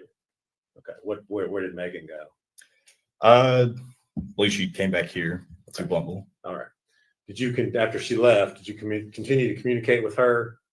Yeah. All right. How were you all communicating during this time? Primarily through Facebook Messenger. All right. What sorts of things were you all talking about, or would you talk about? Mostly just arguing. Okay. All right. Yeah. Would she tell you things about Evelyn? Yeah. Did she ever ask you for money or assistance to help out with taking care of Evelyn? She did on at least one occasion. Okay. Did you ever send any money or assistance or anything? I sent a little bit. It wasn't much. I would say no more than $100. Okay. Now, at this point in time, you're still assuming that you're the father of Evelyn Boswell. Is that correct? At this point, I mean, I'm still just rolling with it. No, I don't. At that point, no, I didn't assume. Okay. I had my doubts definitely at that point. All right. But you're still, I guess, interested or invested in what's going on with that. Yes. That statement. Okay. Now, at some point in time at the end of 2019, did you come back to Tennessee? Yes. And when was that? For Christmas. Okay. You remember what date specifically you might have come back? Usually leave was about 2 weeks, and I think I was here until about New Year's or on New Year's. So I'd say, I don't know, 15th to the 30th. Okay. And where did you stay when you came back to Tennessee? At Carl and Sherry Perry's. All right. Did you see Evelyn while you were here? No. Did you ask to see Evelyn while you were here? Yes. And what were you told? I was told that she had the flu because we were planning to go over to Paul Miller's for Christmas. And it made sense because that's whenever COVID started making its rounds around the country. And so it seemed like a good excuse, made sense. Okay. And did you, in fact, go over to Paul Miller's? Yes. And did you go by yourself or did you go with Megan or how did that happen? I went with Megan. We met up at the Northeast State Community College parking lot.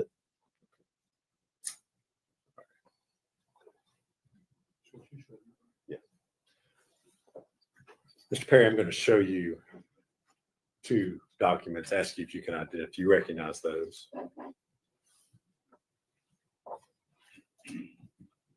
Yeah.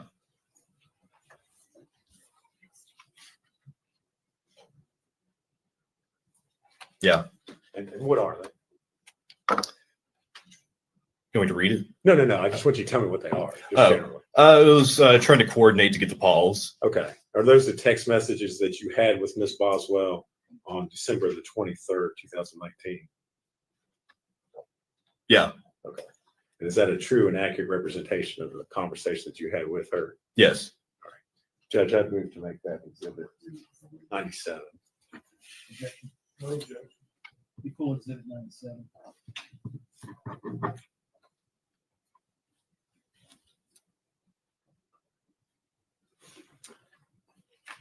Asked to publish those to the jury.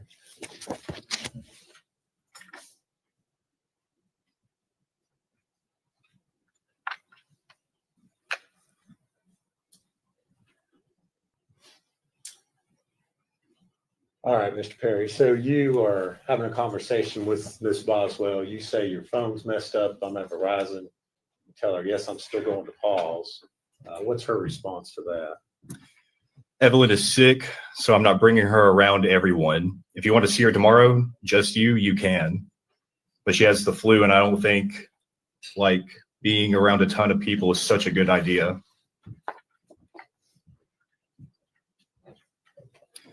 I took her to the doctor. They gave her some medicine. And then you say, okay, sounds good. My grandpa and would like to see her soon, though. Sherry's about to go into hospice soon. She stopped taking her chemo just whenever Evelyn feels better. You ask, is she okay? What's her response? Okay. Yeah, she's fine. All right. And you say, everyone has the damn flu around here. And then She's just sick, and I don't want her around everyone. You want to meet me, and we can ride together?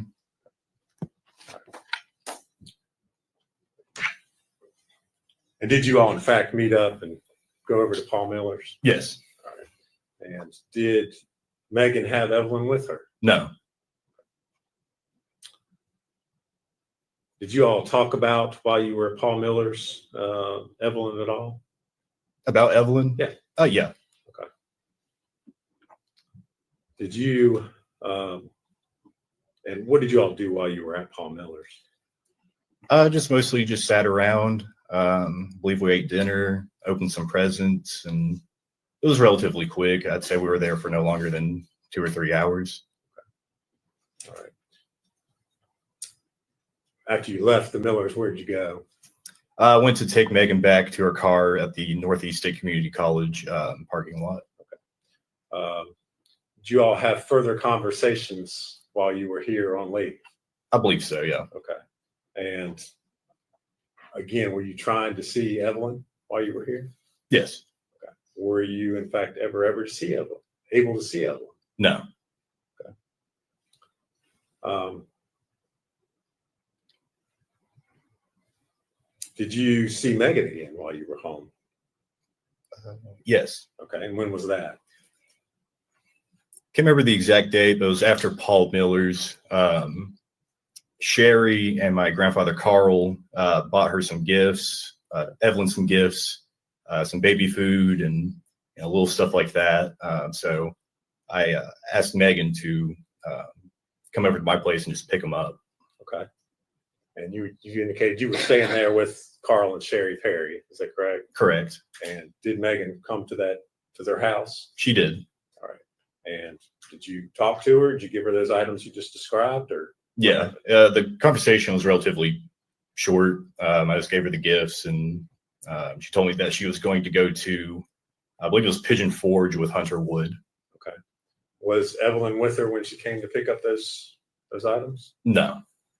Did she say where Evelyn was?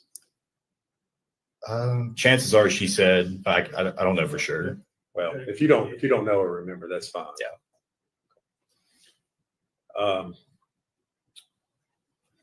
How long was she there picking up those items? Like 10 minutes. All right. So did you have further communication or conversation with Megan Boswell while you were home? After that, it seemed like the conversation pretty much ended altogether. Were you all still communicating by text and Facebook? Yeah. Okay.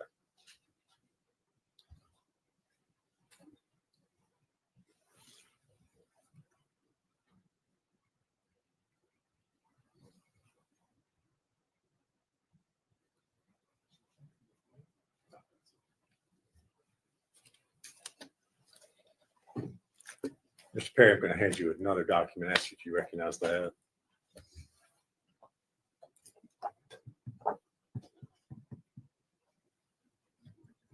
I recognized it, yeah. And what is it? It's Megan stating to me that her father just kicked her out of the house again, and that she won't have Evelyn back until she gets a place to stay. Okay. And then she said, "Never mind, I'm sorry." All right. The next day. Those text messages you received from her? Yes. All right. Is that a true and accurate copy of text messages you received from her on December 26th and 27th? Yes. All right. Judge, I'd move to make that exhibit 98. I'm sorry. 2019. No objection. Before exhibit 98. And I move to publish that. Good.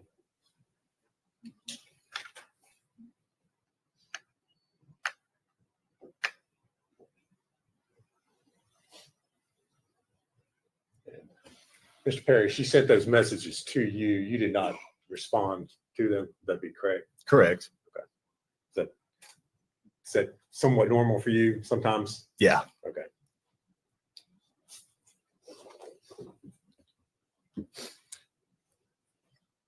Now, you said you were on leave from the Army over Christmas there in 2019.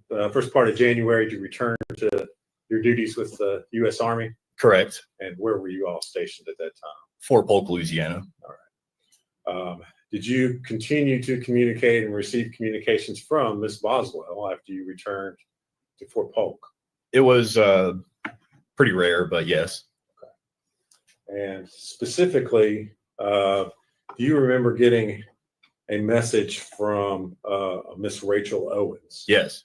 And without telling us what she said, did you, as a result of what you were told, communicate with Miss Boswell? Yes. Okay.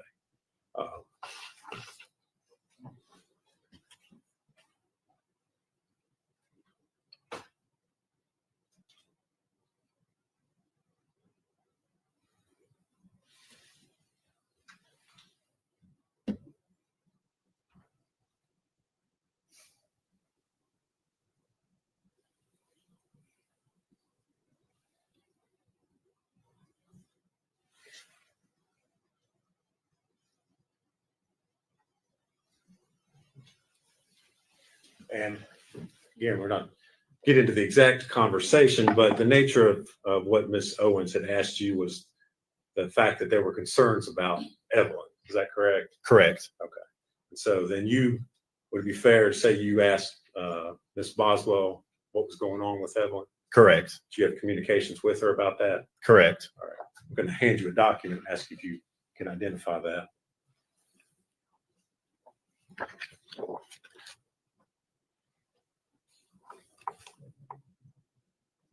Yeah, I recognize it. What is it, sir? It's her stating that just to Well, ignore. hold on. Don't read it Sorry, yet. No, sorry. you're fine.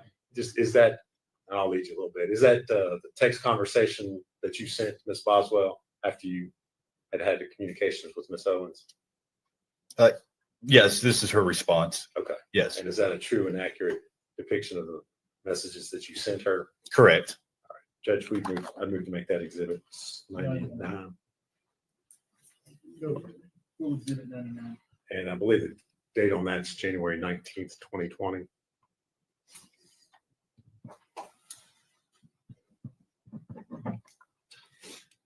Move to publish that this time, Judge.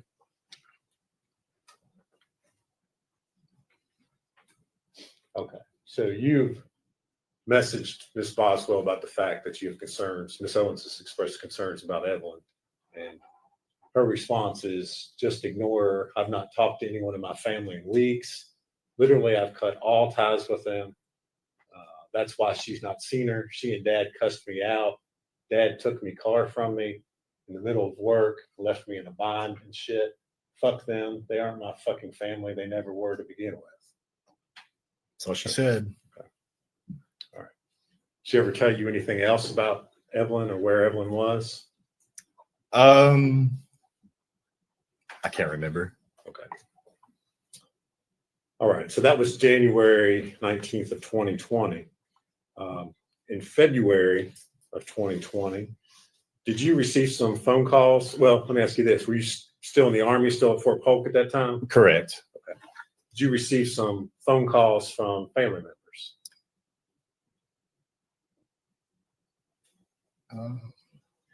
I can't remember. Okay. Did you receive some phone calls by the Department of Children's Services here in Tennessee? Yes. That surprised you? Yes. Okay. I did. All right. And without saying what they said, why were they contacting you?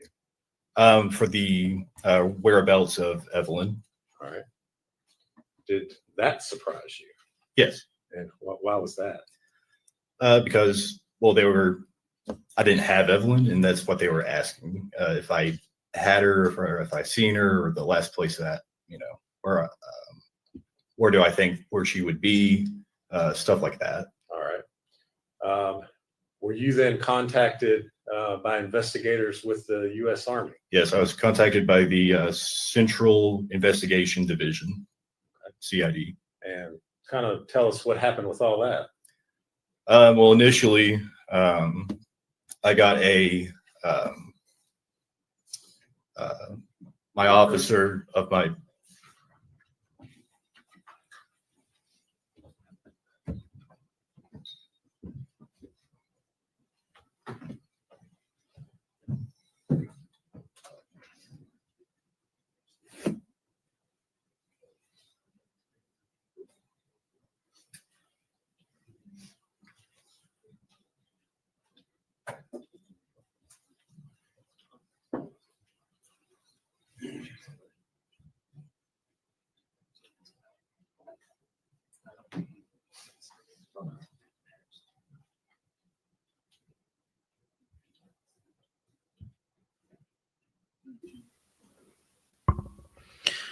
I get the distinct impression that he ignored a lot of her texts, and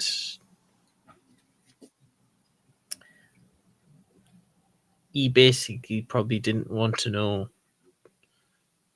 I imagine he found out eventually who the father was. So, but hearing from that many family members instead of being able to ask her directly is rather infuriating. So I can kind of sympathize now. It would have been difficult for anybody to go through. I imagine, what's his name? Ethan. I imagine Ethan would have wanted to come back to her at some point, but... All right. Mr. Perry, Mr. Perry, if you would go ahead, you're in the middle telling us what happened as far as your investigation there by the Army. So initially, I got contacted by my NCO in my company, and he told me that. Well, don't tell him what he said. Okay. Just tell us what happened to you as a result of. Okay. I was contacted by CID. They wanted to set an appointment for after lunch, and so I went back to my barracks room, to get ready. I still had no clue what's going on until I got the call by DCS, and which they were asking about the whereabouts of Evelyn, and so, which I gave the response. I don't know, all that. Were you interviewed by interrogators there? Yes. For hours? Yes. Okay. Did you cooperate with them fully? Yes. Did you allow them to search your cell phone? Yeah, search my cell phone, take DNA, search my barracks, and search my car. Okay. So investigators searched the barracks looking for Evelyn? Correct. In Fort Polk, Louisiana? Correct. Okay. Was Evelyn there with you at your Army base there in Louisiana? No. Has she ever been there? No. With you? No. Okay. Did you cooperate fully with law enforcement in providing consent to search, provide DNA, anything else that was needed? Absolutely. Everything that I could. Okay.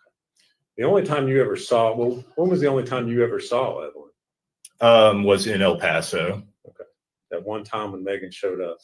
Yeah, just out of the blue. All right. Did you cooperate with law enforcement in determining the paternity of Evelyn Boswell? Yes. All right. Were you the biological father? No. Okay. All right.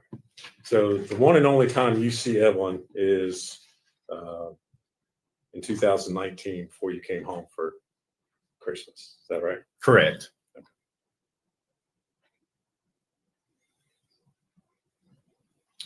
Thank you very much, Mr. Perry. If you would answer any questions Mr. Scott has. Mr. Perry, my name is Gene Scott. How are you today? Doing good. How are you doing? Good, thank you. I have just a few questions for you. How many times did you actually see Evelyn? Well, I saw in El Paso through a span of 3 or 4 days. Okay. Was that it? Yes. Okay. And you said Megan just showed up at your hotel while you were staying there with the Army? Correct. Sent you a picture? Yes. You told her where you were staying? Correct. Okay, so that's how she would know to find you there. Right. And what did you all do over those 3 days you spent there? Majority of the time was spent in the motel or hotel, whichever it was. And then we went out to eat. I think we just went out to pick up food. We went to the zoo and we went to IHOP. Did Evelyn appear healthy to you? Yeah. No signs of abuse or neglect? I wouldn't say abuse. I mean, I saw like a small bruise on her arm or her leg, but she was starting to learning to walk. So I just assumed that's what that was. Most likely a child would fall down before you walk. Right. Kind of thing. Yeah. Megan engaged with her.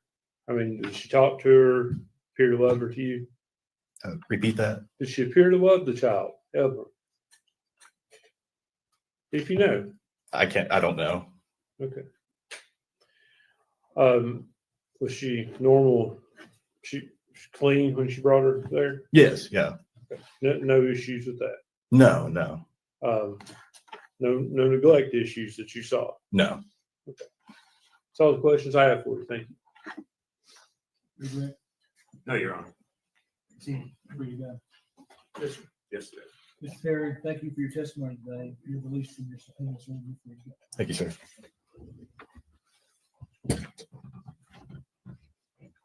All right, Nancy. So we call Carl Perry.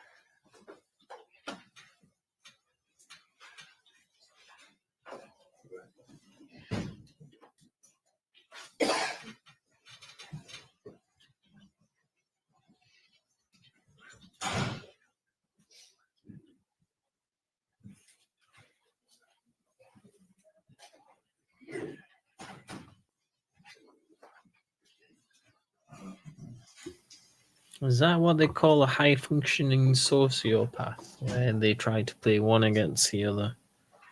I think that's what it's called. Yeah. Raise your hand, sir. State your name. Carl Perry. Mr. Perry, do you solemnly swear or affirm that the testimony you're about to give will be the truth, the whole truth, and nothing but the truth? I do. Sit right there. Speak up in the mic. Good afternoon. Your name is Carl Perry, is that correct? Correct. What city do you live in? Elizabethton. Okay. And do you know Ethan Perry? Yes, that's Who? Okay, go ahead. my Who is he? grandson. He is your grandson. Okay.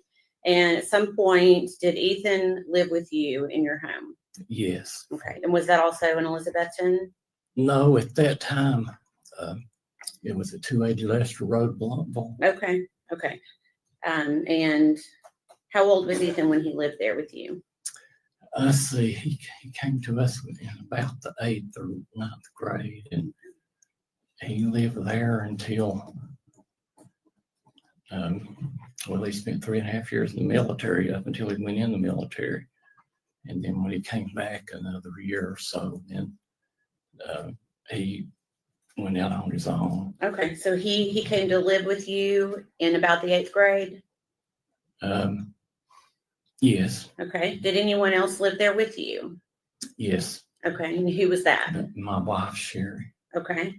And was Ethan living with you when he graduated from high school? Yes. And do you recall when that was? No. Okay. Did he have a career plan after high school? We encouraged him to go in the military. Okay. That was about it. Okay. Did he do that? He did. I took him to the recruiters. You took him to the recruiters? Mhm. Okay. Which branch did he enlist in? In the Army. Okay. And how long after he graduated from high school did he then go into the Army? Pretty immediately. Okay. He had a buddy, and that was their plans. And Okay. Okay. And where did he, do you know where he went for basic training? yes, Fort Benning, Georgia. Okay. And was Ethan still in the Army in 2019? Yes, Okay. Do you know where he was stationed at that time? yes, Where was he stationed? Fort Polk, Louisiana. Okay. And do you know what type of housing he was in there? I don't. I know he stayed in the barracks with the rest of the guys. That's about all. Okay. Did Ethan come to visit during the holidays that year of 2019? 29. The Christmas holidays? Yes, Christmas. Okay. I think like they come in. Okay. And do you remember how long he got on leave from the Army to stay? I don't. It would seem like it might have been a week or 10 days or something. I don't know. You think maybe 1 week to 10 days? I'm not sure if it's Okay. that long or not. Okay, that's okay. And then after his leave, then did he go back to Louisiana? Mhm. Okay. While on leave, where did he stay? He had a buddy that they went in with, and I think they planned their leaves together. Mhm. And I think he might have stayed a day or two with his buddy. Okay. I can't. And then the rest with us a few days. Okay. So a day or two with a friend and the rest of the time Yeah. with you at your house. Mhm. And Sherry was there at that time as well. Is that Mhm. right? So would he have been there on Christmas Eve? I couldn't. I don't remember Okay. specifically. And that's okay. Do you remember celebrating the holiday of Christmas itself with him? I don't. Okay. And that's okay if you don't. It's, a lot of time has passed. I think that usually we had a few people in, but I can't remember. It seemed like that when they just wasn't a lot there. They were in and out. But Okay. During that 2019 holiday, do you remember seeing the defendant, Megan Boswell? no, Okay. Did Megan Boswell come to your house during that Christmas holiday? no, Okay. Do you know who Evelyn Boswell is? yes. Okay. Can you tell me who she is with regards to Ethan? During that time, I think that there was a conflict. They weren't sure, but I know that the only time Megan Boswell was on our property was in high school, Okay. way before that. But I know that Ethan had spoken to my wife Sherry about Megan Boswell Okay. and Evelyn. Okay. Okay. Let me stop you there for just a second. Okay, we can't talk about what somebody else has said. Okay. But essentially, to help you out, it was alleged that maybe Evelyn was Ethan's child. Is that right? Right. Okay. And I remember telling him to get a DNA. Okay.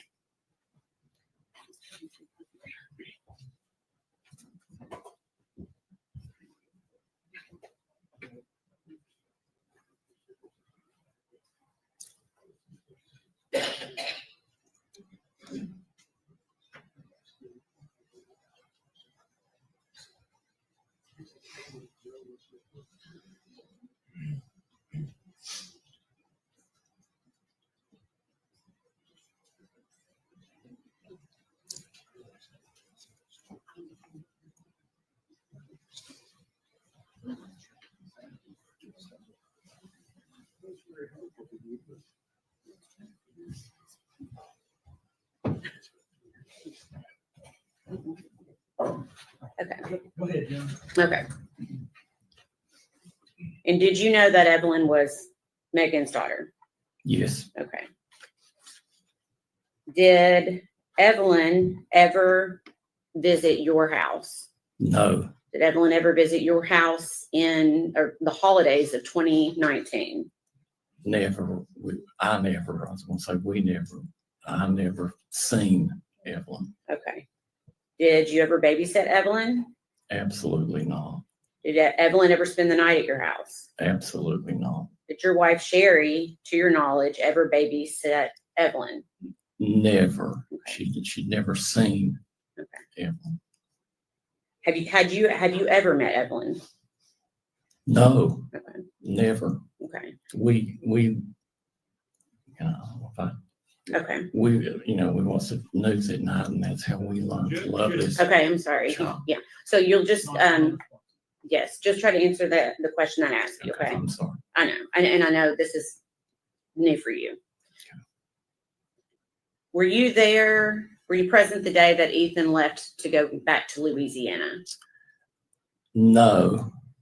Okay. And do you remember when you first learned that Evelyn Boswell had been reported as a missing child? Yes. And how did you find this out? By watching the news. Okay. Did anybody ever come to your home? Yes. Okay. Who came to your home? After this allegation was made. Well, no, who came when you learned Evelyn was missing? Did anybody come to your home? Okay. No one ever came to ask you any questions about No, Evelyn? not until this allegation was made. Okay. What happened then? Who came to your home? Just reporters from all over would Okay. come in. Okay.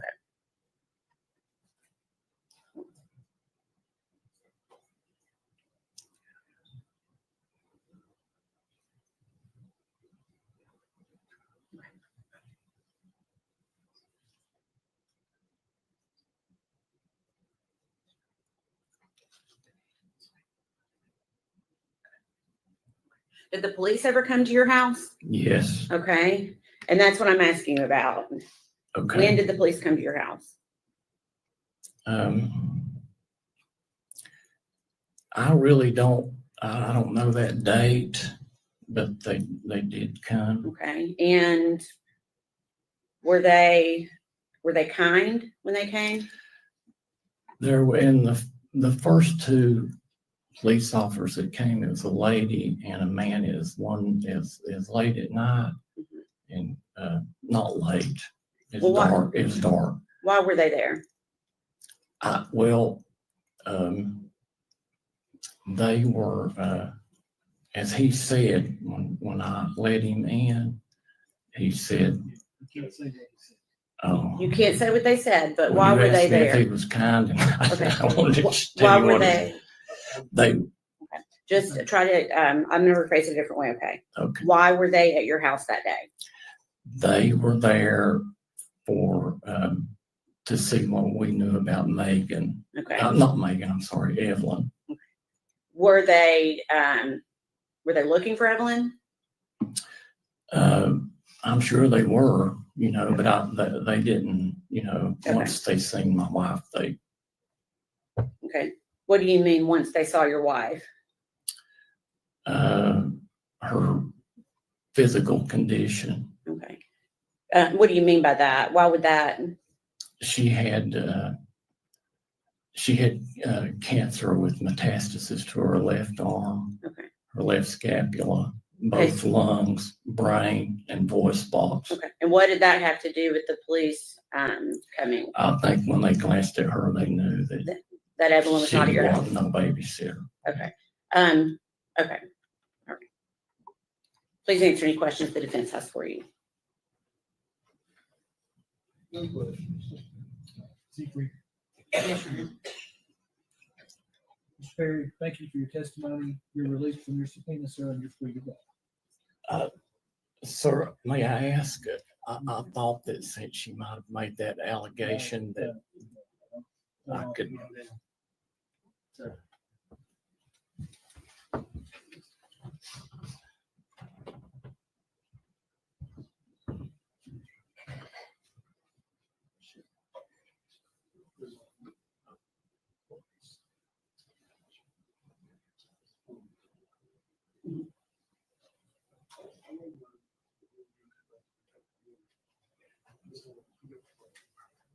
Sorry, man. Reapproach. Sorry.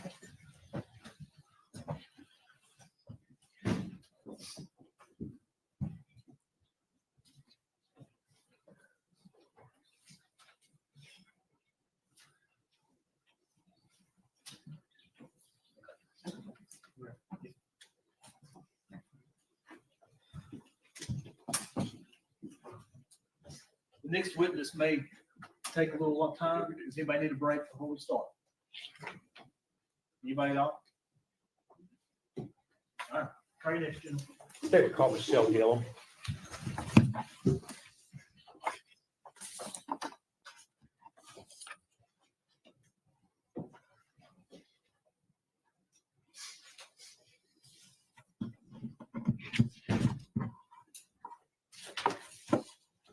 While they're getting her, let's see y'all doing.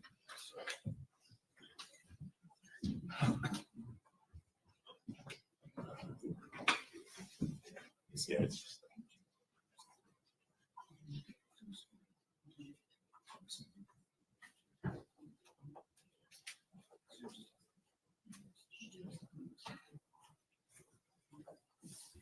Is that 45 sideboards or 46?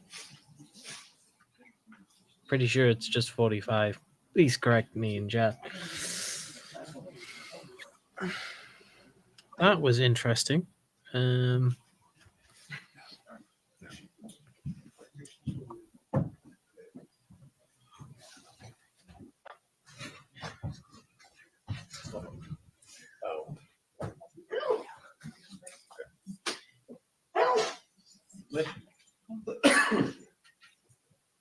Judge, are we still connected to the?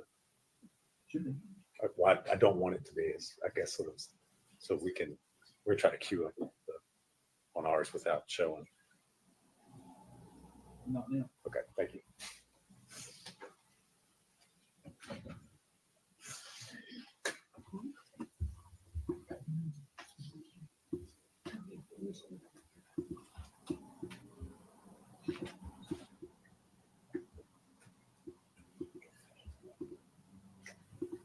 We ready? Yeah. Okay. Oh, I thought Michelle Gillum.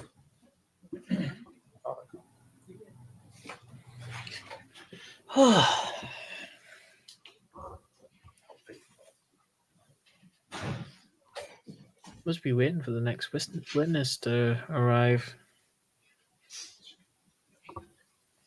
Don't suppose anybody's got a clue who the next witness is. Raise your hand. State your name. Michelle Gillum. You solemnly swear on this one you're about to give the truth. I do.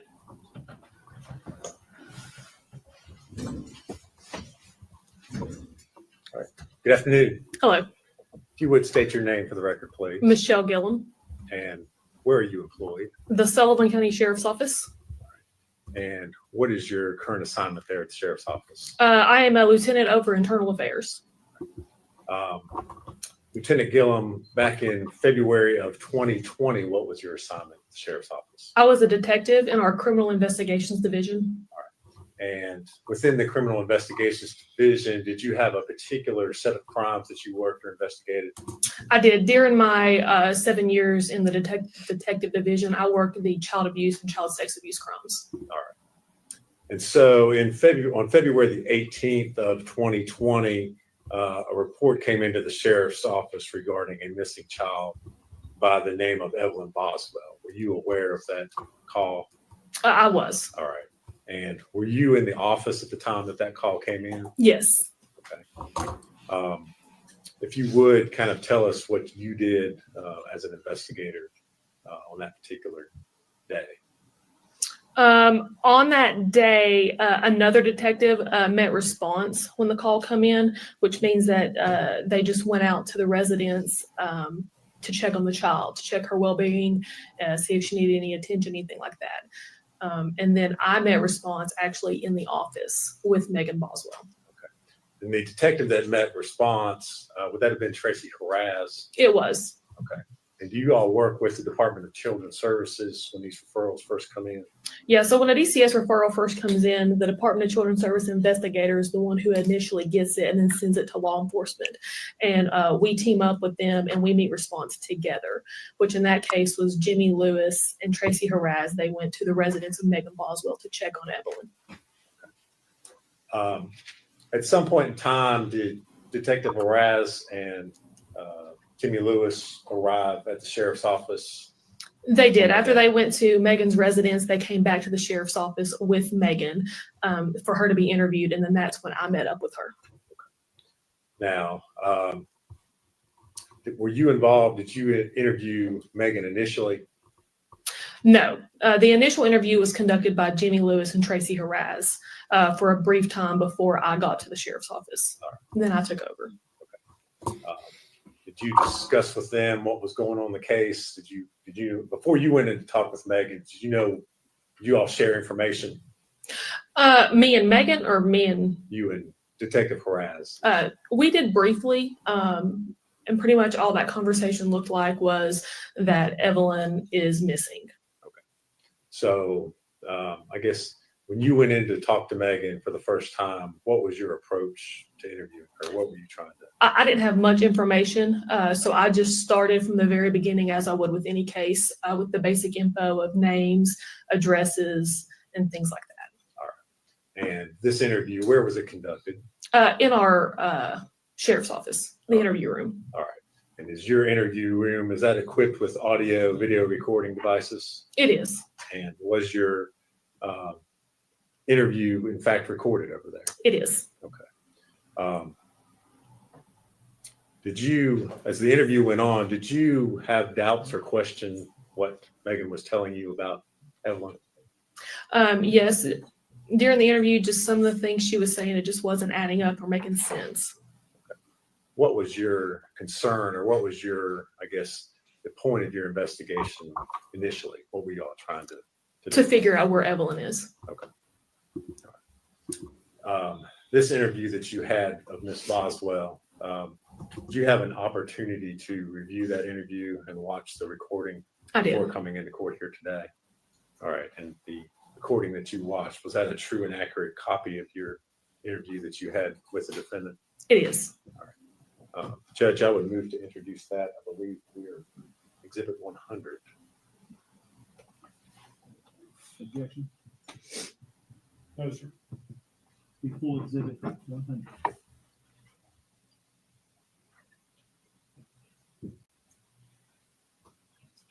Well, if I could, Judge, I would ask to play that video at this time.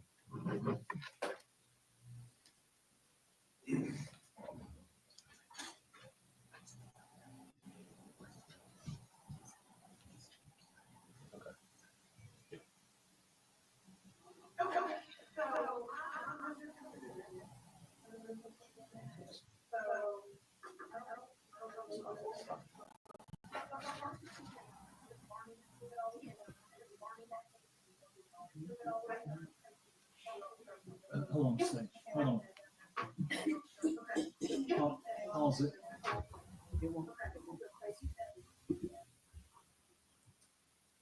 Hold on. Now try it again.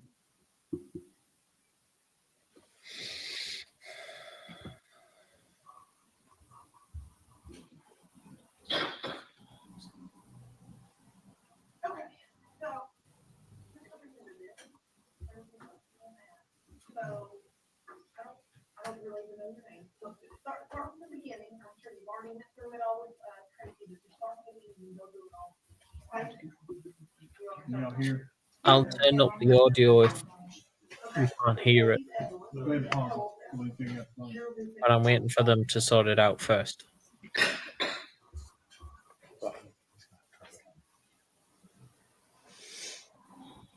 That's the only volume control that I have.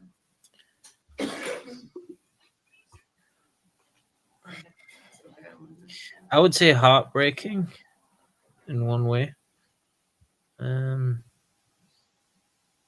He didn't find out the kid was his. He had doubts, like, but Well, I had her and then the dad came home from the army. No. When did you give birth? Can you hear it Oh, now? okay. 11:21. Anybody can't hear? And then, not for me. It was. yes, I was foster care. So I had to sign, what do you call it? I don't know if you know. It was like I was placing.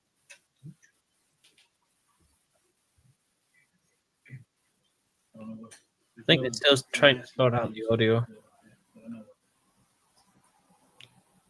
Yeah, they had to ask him where the kid was.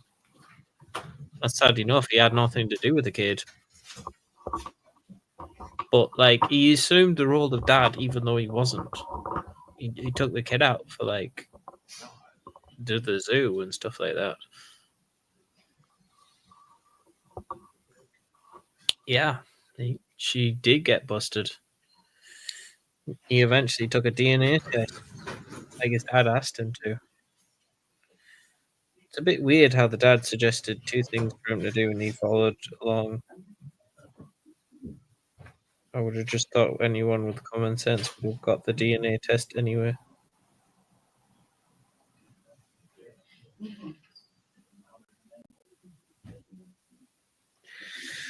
Oh, please sort out your audio, please. Should you watch when you get home? I think we were only on for like 2 hours, maybe, of actual. Maybe go with the officer while we figure this out. Everyone stand. The interviews went really quickly.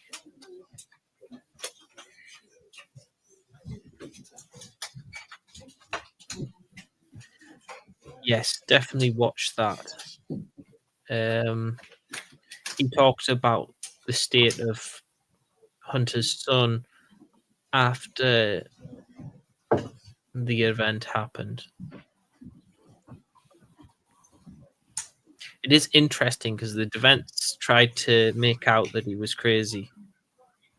This is one argument was that that's why the silver foil came into the picture. And then Baby Shark rap.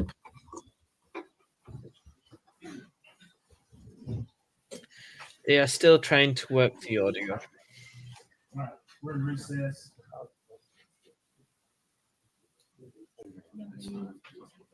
So they're going to recess for probably a quarter of an hour.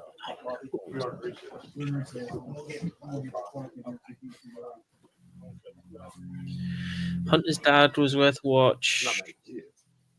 The Ethan's was worth a watch because he clarified a number of things that was going on in the background.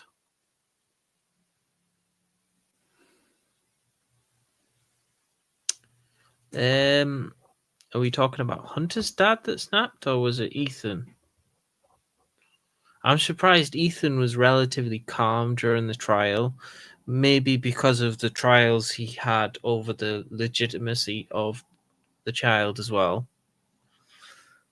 I imagine she didn't want to take a DNA test, and he was trying to make her take the DNA test. I would have to get details off TCA to confirm, but I imagine that's where it went. Oh, Hunter went mental. Was that all right? Yes, they were trying to make it out that he had snapped, basically.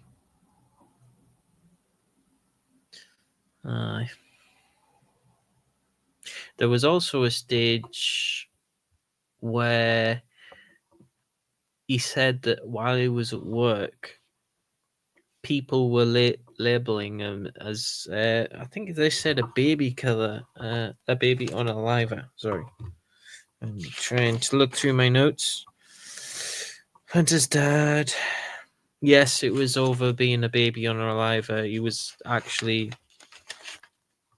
They gave him grief at his own workplace. So that might be why he snapped. But, yeah, he won't testify because he's not in the right headspace. That's what his dad said. And I wouldn't be surprised. Because nobody wants to live through that kind of experience. Especially the amount of abuse you probably would have got at work over it.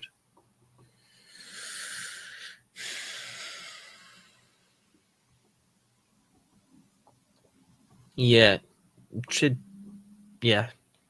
basically. But for that to happen, they would have to kind of it would be really hard for him to defend himself. I guess his dad would probably have to take the stand in his place. But to watch your son go into a state like that is pretty rough. Yeah, how she tried to manipulate different people and see where it would stick. She tried to get Ethan out of the army, I imagine, several times.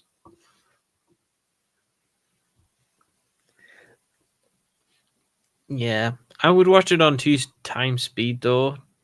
In some places, some testimonies are a bit.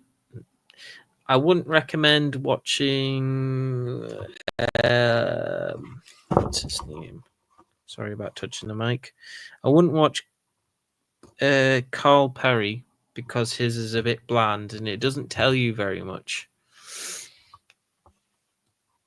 Yes, enjoy your concert, CP.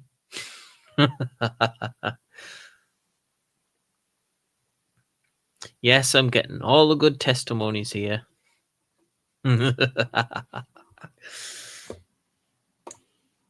Oh, my back is itchy. 2 seconds while I grab a jumper. I'm actually cold.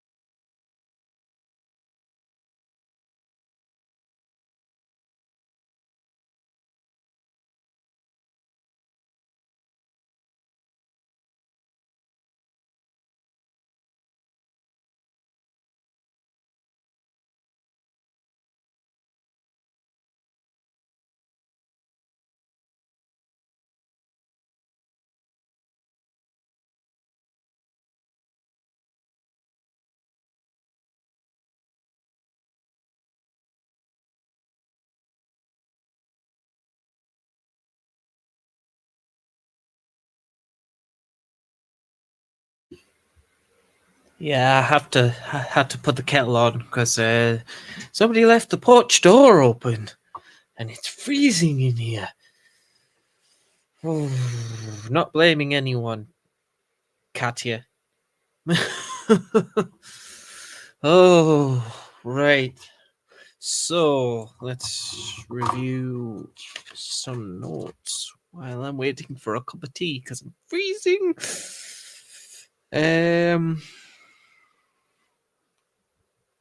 Let's see. We talked about that one. Dad. We talked about that one. Ethan. I'm curious. Who thinks that Ethan actually,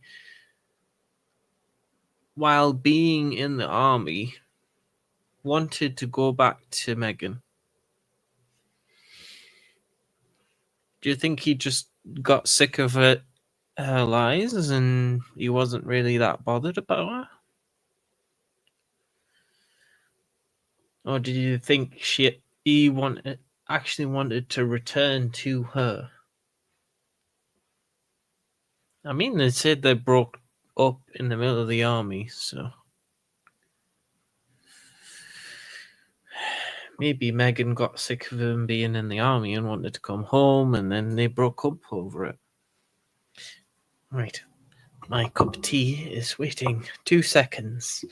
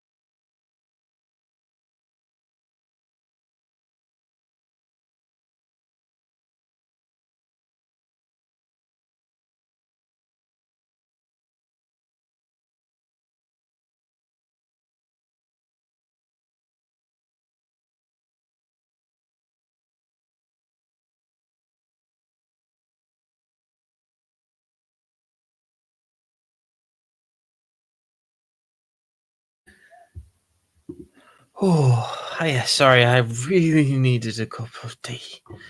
Ooh. Hmm.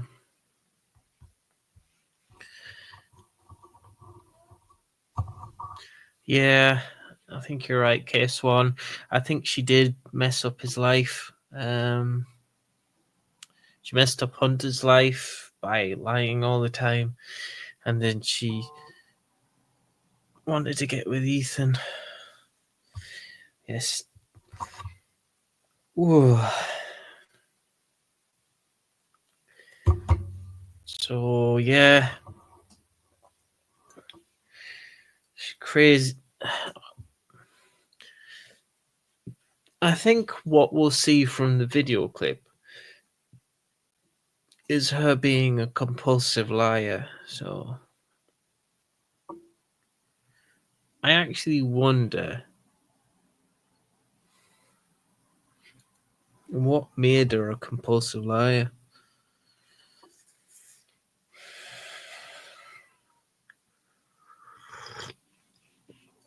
Oh man, this cup of tea is so warm.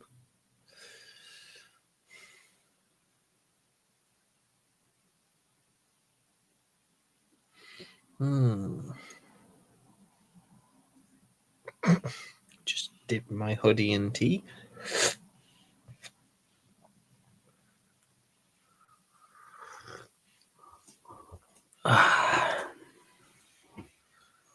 Right. I better take down that.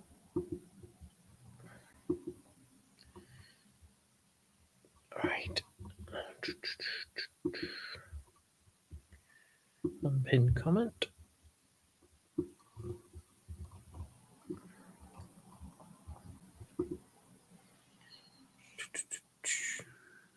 Probably type something in. Banners.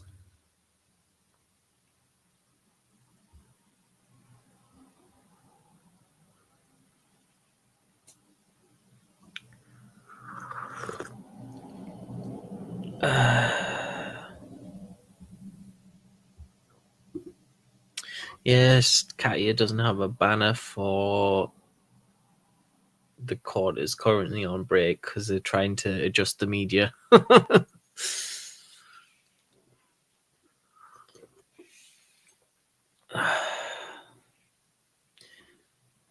Yeah, probably. Do you think that'll be in an hour or half an hour? I mean, they are zooming through witness statements.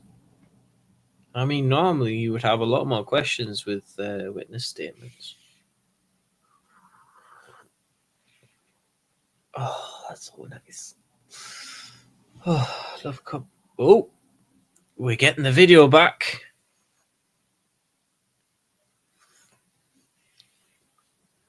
Buckle your seatbelts. This is going to be an interesting interview.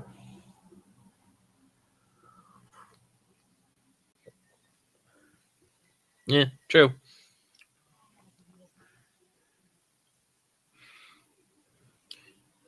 The only problem is I can't estimate times like Katya can.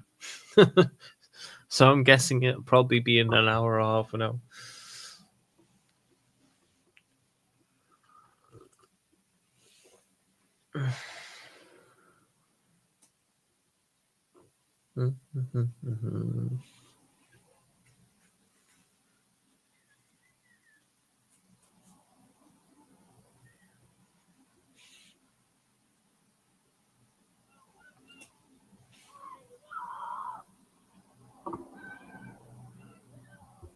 Yes, we have a wild bunch of ruffians outside, or what we call children.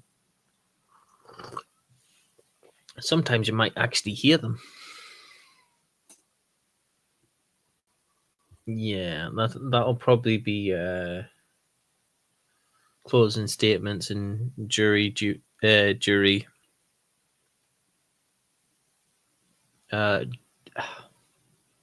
verdict watch. That's it. Verdict watch. Oh, I remember always seeing court jargon is just annoying.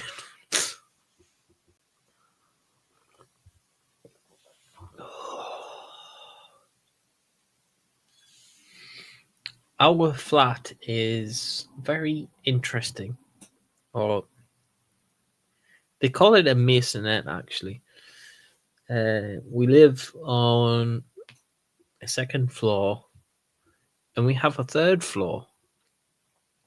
So we live in the second floor and the third floor. But for a house, it's actually massive compared to some of the other houses. Heating it costs a fortune. And we put it on when it's really cold.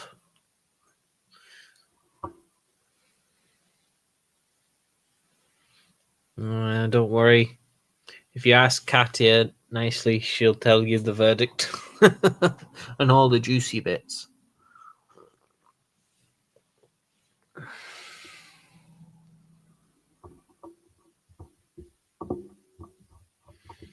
You will be a sore miss, Case One.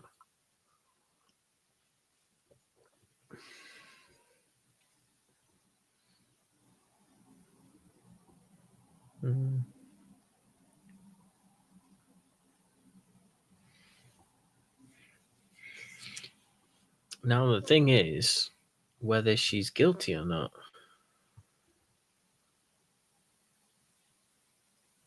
Oh, we have subtitles.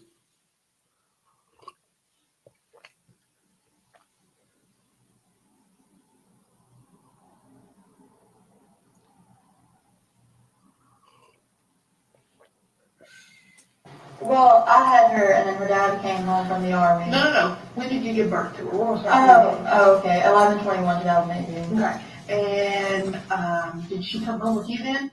Yes, I was in foster care. So I had to sign, what do you call it? I don't know if you know. It was like I was placing her in custody, but so she could be with me. Like nothing happened for her being there. Okay. It was like a custody placement agreement or something like Did that. you live in foster care then? Yes. I was in Rhode Island. And who's our baby daddy? Ethan. Ethan. And did he live with you? No. Okay, so it was you and your foster parent. Yeah. Okay. So how long did y'all live there? From, well, I was there in October. She wasn't born until November, and I came home like at the beginning of February of 2019. So about a year ago. Okay, so you come home. Did she come with you? Yes. All right, and where's home for you? To my dad. Sorry. Your dad. Where's your dad live? I'm Muddy Creek. Muddy Creek. All right. So you left foster care. You maybe went to dad. Did baby daddy ever come with you then? No. No. Okay. Where did baby daddy live? At the time, he was in like the army. Okay. And he was in Texas for a little bit, and then I think he went back to like the base wherever he was at. Okay. So where's he at right now? Well, they say he's in Louisiana, so I guess that's where he's at. Okay. All right. So we're back in February. You and baby went to your dad, right? How was that? What do you mean? Was it good? Y'all stay there long? No, we might not get into it a lot. All right. So that didn't work out very well. Where'd y'all go then? My grandma was on All right. When y'all go to grandma's? I guess in April. All right. So in April. Fourth thing of April. All right. So you didn't stay at dad's very long. No. Baby go with you to grandma's? Yes. All right. Where's grandma live? At the bottom of the hill for my dad. All right. So she lives near dad on Muddy Creek. All right. So you all go with grandma. Is it just grandma or grandma? Grandma. Just grandma. So y'all been with her since April? No, I moved out on my own in October. Okay. My dad owns a trailer park. Did baby go with you in Yes. October? All right. So you moved down to grandma in October. Baby went with you. Where'd you move to? My dad's trailer park, also like Sugar Hollow and Buffalo. It's called Boswell, Mobile Home Was Park. it just you and baby? Yes, it's just me and baby. All right. So you and Evelyn get your own place in October. All right. So from October until now, walk me through. Okay.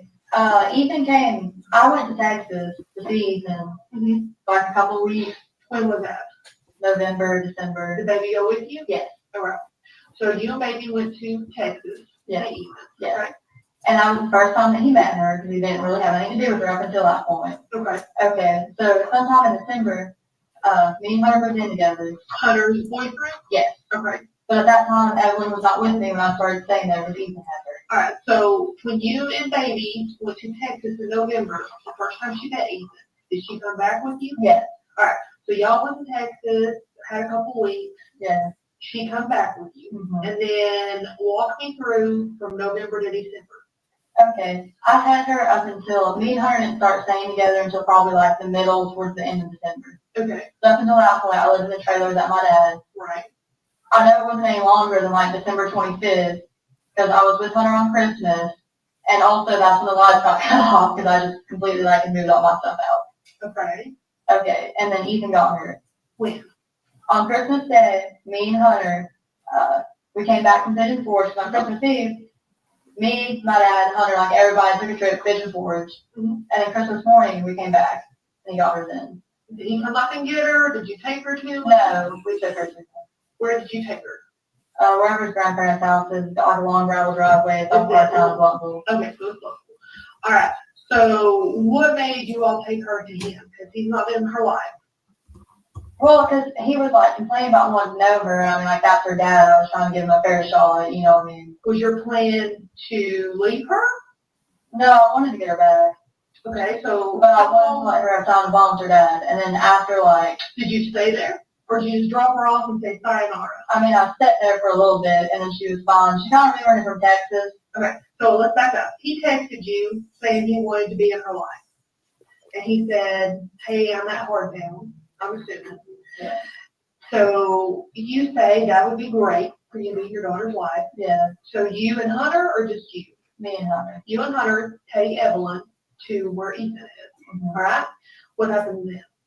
Well, Ethan would not let me come on the driveway. He made me walk all the way up his driveway. like, and I walked up there first myself, and I was like, you're being ridiculous, let me pull up the driveway. Because my Hunter's with me, and I told him Hunter was coming with me when I got there. Like, before I got there, I called him, this is when I still had my own phone. I called him, and I was like, hey, like, I'm gonna come up there. He got her some stuff for Christmas, and I was like, okay, that's fine. I went to my brother's and got what he had gotten her for Christmas and stuff, and I was like, I'll send it with you. I'll get her clothes and stuff, and we'll go up there. I was like, that's fine. I was like, Hunter's gonna come with me. And he's like, okay, that's fine. I get there, and he's like, no, I don't want to come up my driveway. Okay. So at first I walked up there by myself, I tried talking to let me pull up the driveway. So I really didn't walk her up there, what I'm saying. Walked myself back down, got her out of the car, and went back up there. Okay. And then I sat there for maybe like 20, 30 minutes. She was fine. I left. When you and Hunter took the baby there, did you and Ethan have a talk about how long she was going to be staying with him? So you took your baby, correct me if I'm wrong on any of this. Okay. You took your baby that you cared for since the day she was born to her dad's house that she's had nothing to do with, and you stayed for 30 minutes, and he was being an ass, made you walk all the way up the driveway, was being difficult, and you left your baby. Why would you? With this man. Well, I mean, I trusted him, so I was like, it's her dad. So just because it's her dad, you trusted him, and he's not been in her life at all. Well, I mean, I try to give him benefit of the doubt. I don't think Ethan's a bad person. But this is your baby.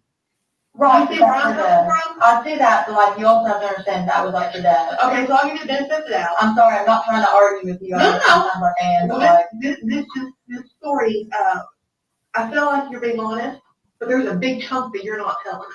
And I'm just going to call it like it is, okay? Something within this story has happened. There's a huge chunk that you're just not telling us. I think you took her to me, probably around that time. But there's something missing, and we've got to find that missing piece, okay? And just looking at you, I can tell something ain't making sense. Can you gather that? Okay. She gathers it too. So you leave her at with Ethan on Christmas, all right? Walk me through from Christmas till now. okay, he talked to me like the next day, and then he just kind of stopped like talking to me about answering the phone, and then he got mad, and he got drunk, and he told me he was going to come kill me, because he does that. When was it? New Year's, I think. All right, so he had the baby. Did you try to get the baby back? I went by where I picked her up, and she wasn't there. Okay, so I'm trying to wrap my head around this again. You're a mom who's dropped your kid off with a dad that you don't know. Well, then I tried to, and now you can't find her, but you don't notify us. You just have a good New Year's and carry on with life? Well, I mean, he told me he was going to his friend's house. Okay, what friend? I don't know their name, but I kind of know around about where they live. So now this man that don't know your child is taking your child to someone's house that you don't even know their name? Well, it was his friend. Like, I understand where you're coming from, but also I was really trying to give him the benefit of the doubt, because he never helped me with that. How many benefits of the doubt are we going to give him in the story before you start telling the truth? Because there's two ways this can go, okay? In order to do our job, we got to have your cooperation, and you've got to be honest with us, okay? If you sit here and you continue to lie, which I know you're doing, it's not going to end well, okay? Because at the end of the day, we're going to figure out what happened. We are. Okay? So, do we need to back up, Annie, and start over, and have you start telling us the truth? He got mad because he didn't want Evelyn to be around Hunter. Okay. And then he just stopped talking to me. Like, on New Year's, he got mad, and he used to get mad all the time at me and be like, well, I'm going to kill you, blah, blah, blah. And then me and him broke up because he was, like, threatening my little brother. So you have not talked to him since New Year's, is what you're telling And he's messaged me maybe one time. I've tried leaving him several voicemails. He won't answer me. You got your phone on you? Where is your phone? Me and my dad got into it, I'll be honest with you, probably like a couple days after Christmas. That's the last time I've been around my dad, and I was kind of smashed because I want to talk to him. I just really not have the money or even around. So within the messages you would send Ethan, how would you do that? From Hunter's phone. From Hunter's phone. Okay. I tried to call him several times, he has not returned my calls. So when were you going to notify us about your baby? If he didn't meet me tomorrow. Oh, tomorrow. Why tomorrow? Because you waited months and you not cared in months. So why tomorrow would you notify us? I was gonna try to meet him tomorrow to get her. Have you talked about that? He told me he'd give her back to me in about 2 months. Or when me and Hunter broke up. So he told you, and you just picked tomorrow without notifying him of anything. Well, that tomorrow would have been 2 months. Oh, well, have you talked to him to verify a date? So then what would you want to notify us of? Because how would he know to meet you? Because that's what he said, 2 months. Where was y'all going to meet at? Angels at Glen Hollis. So where do you think your baby is right now? I have no clue. I thought she was with him. Is this your only kid? You ever had a kid before? No, it's my only kid. She got confused with the records and thought that I had 2 kids, but when I was in foster care, I had to place Evelyn in an agreement with Holton Homes so I could keep her with me at the foster care place because they were not letting me keep her any other way. So where do you think she's at? I don't know. You seem totally unfazed by this. That tells me that you know where your baby's at. No, I don't. Megan, I've been doing this a long time. I've talked to a lot of mothers. I've talked to a lot of girls. Okay? What you're telling me very well could be partial truth. But like I said, there's a piece that you're not telling me. We're going to figure out what happened. We always do. Okay? Are you connected in any way? No. I'm going to straight up ask you, did you have anything to do with you not knowing where your daughter's at? I mean, I dropped her off at Ethan, so I mean, in a way, yes, but as far as like anything else, no.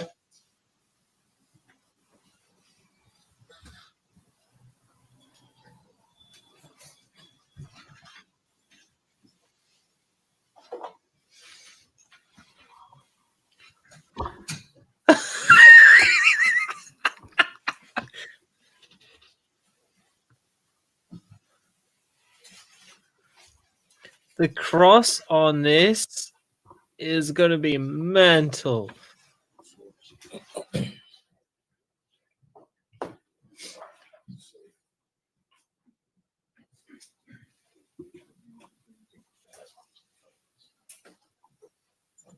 Oh, Toxic. You have my sympathies. You can catch up tomorrow. That interview was hilarious. You're ready to continue, Judge.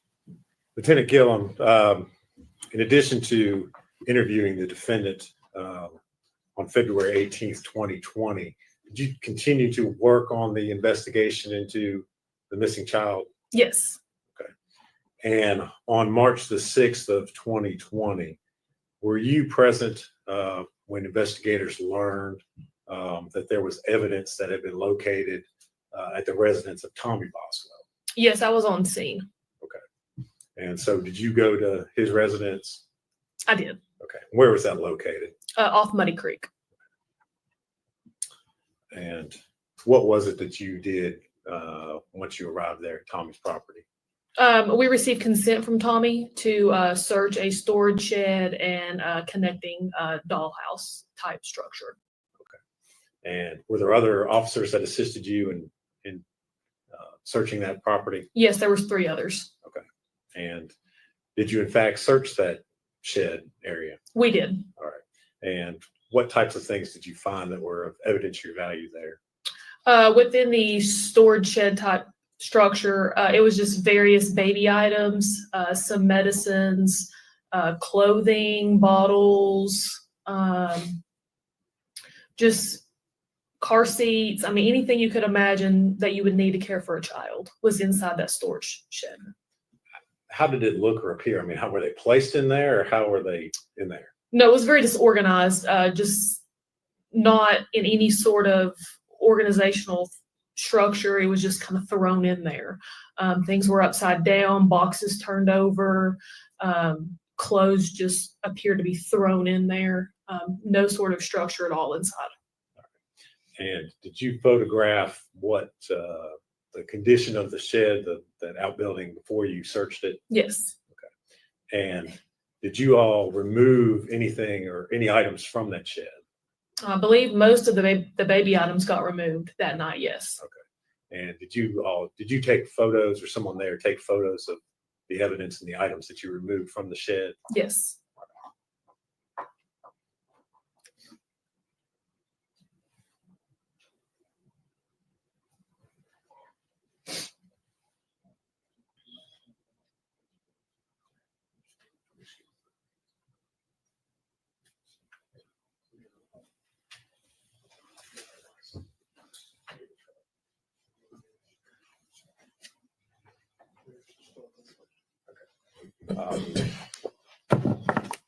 Lieutenant Gillum, I'm going to hand you some photographs and ask you if you recognize them. Mr. Scott's still going through some of them, but if you would go ahead and take a look at those, see if you can identify what's been handed to you.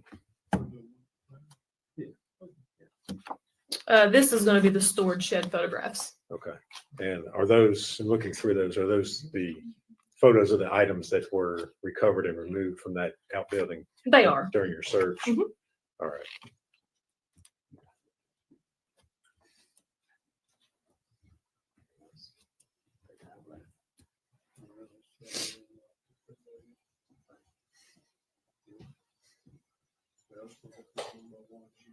Okay.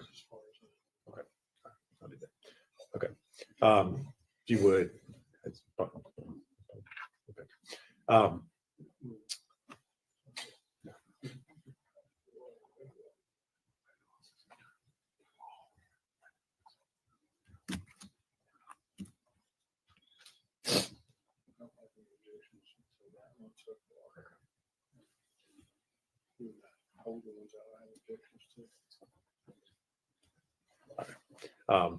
We'll just kind of go through these one by one. We'll try to go quickly. Okay.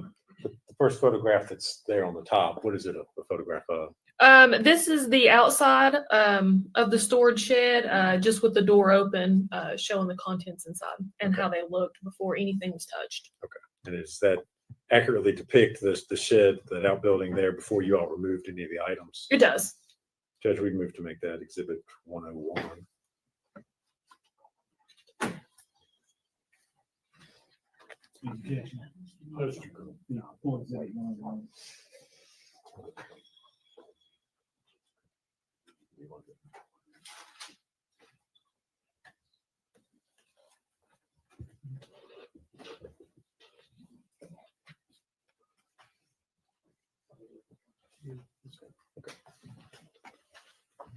All right, and the next photograph, what is that a photograph of? This is inside the shed. Again, just showing the various items. There's a swing type thing and looks like a bag of clothes and some more baby items. All right, and again, is that a true and accurate photograph of the? It is. Exhibit? Judge, we move to make that exhibit 102.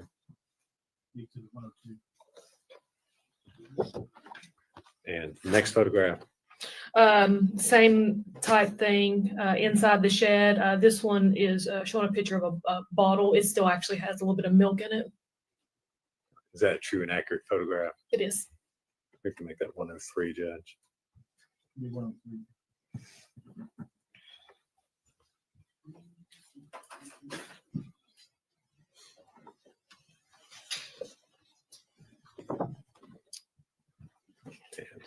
Next photograph.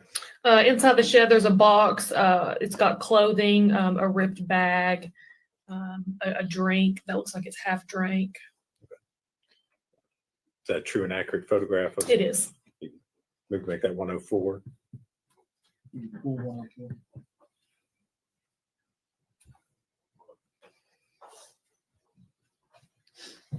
Next photograph, please. Zoomed in on that box. It shows the nipple to a bottle. It looks very dirty. And again, is that photograph taken before anything was removed? No. That's before anything was touched. All right. True and accurate photograph? Yes, sir. Move to make that exhibit 105.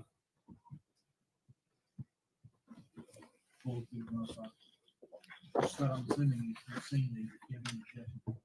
That's correct. Next photograph, please. This is an even further zoomed in picture of the dirty nipple to the bottle in the box. It's a true and accurate photograph. Yes.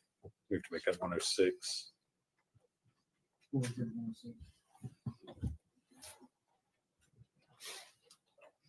And next photograph. This is an item just used to take care of a baby in everyday needs. It had been removed from the shed. It's like a squeegee type thing. Is that a true and accurate photograph of that item?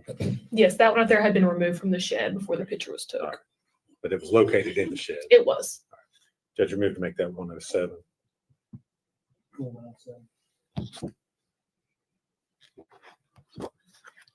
Next photograph. This is a yellow bottle. Again, there's still liquid inside of it, and it's dirty. That was located inside the shed, and it's a true and accurate. Judge, we will make that exhibit 108.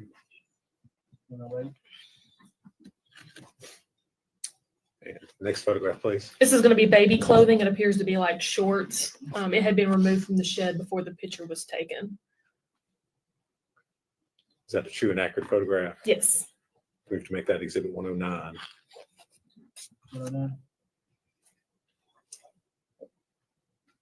Okay, the next photograph, please. It's a picture of just right inside the door of the shed. You see a little onesie laying there on the ground, various diapers, a pillow with some sort of stain on it. Is that a true and accurate photograph of those Yes. items? Make that 1010, Judge, please. 110. What did I say? 110. It's getting late. This next one's going to be a close-up of the onesie. It shows a stain on the inside where her bow would have went. Is that a true and accurate photograph It of that is. item? We have to make that exhibit 111. 111. Next photograph. This one is of the pillow and a blanket inside the shed, both with various stains on them. Is that a true and accurate photograph of those items? Yes. We have to make that exhibit 112.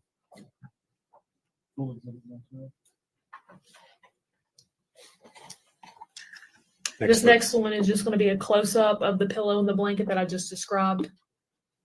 Is that a true and accurate photograph? It is. We have to make that exhibit 113.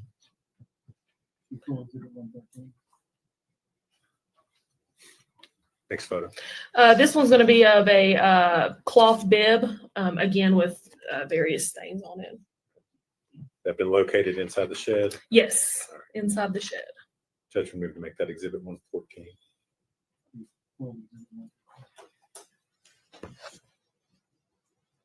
Next photograph. This is going to be inside the shed as well. It's just showing kind of what all was thrown in there.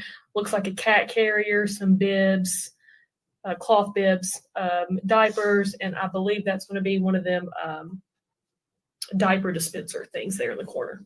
Is that a true and accurate photograph? It is. We move to make that exhibit 115.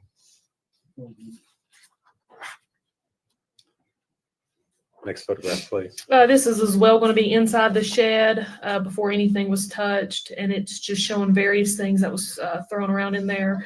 Looks like this is going to be a smart pump, some more clothes, and diapers. Judge, we move to make that exhibit 116.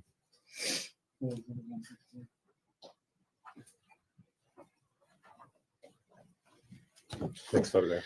This is as well going to be inside the shed. There's a picture of a ladder, some more clothes tossed around. Is that a true and accurate photograph? It is. We have to make that 118. Is it 117? I'm sorry. 117, sorry. Next photograph. It's going to be a close-up of a dirty sock and like a medicine syringe. Were they located inside the shed They as were, well? yes. They were within the ladder. Make that 118, Judge.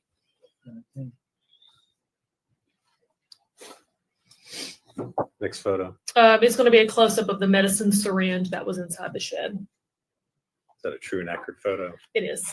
We have to make that 119.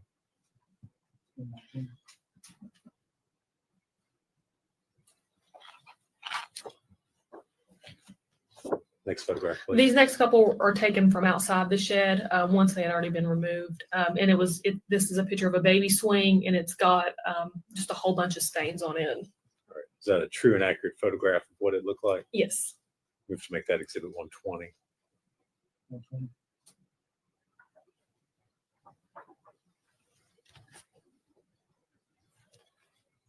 Next photo. This next one is just the close up of the swing where the stains were on the outside, just showing that the stains went all the way through the swing. That photo accurately reflect the condition of it? It does. We have to make that exhibit 121.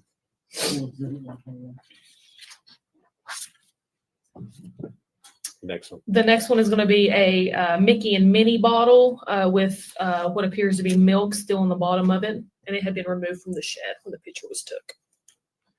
We have to make that exhibit 122. And that is an accurate state or picture.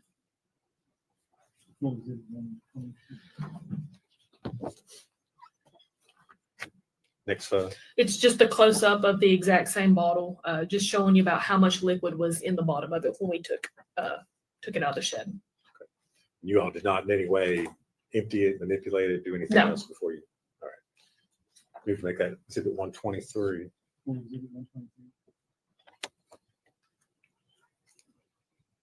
Next photograph. This is the onesie that I was talking about at the beginning. I don't know if y'all remember me talking about a onesie that was laying on the floor of the shed.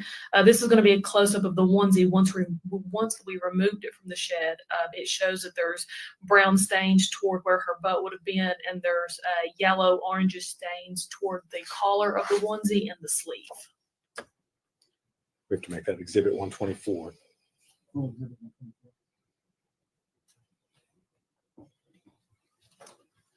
Next photo, please. And this is just going to be a close-up of the stain where her butt would have been on the onesie, where it's brownish green. Is that the same onesie that was from? It's the same prior? onesie, yeah. It's just a close-up.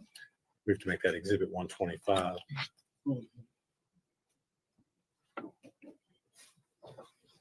Next photograph. Just various baby toys that was found from inside the shed that we removed.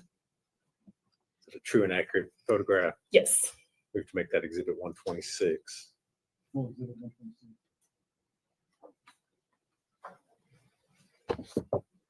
Next photo. The next photo is going to be the medicine syringe that we removed from the shed. We have to make that exhibit 127.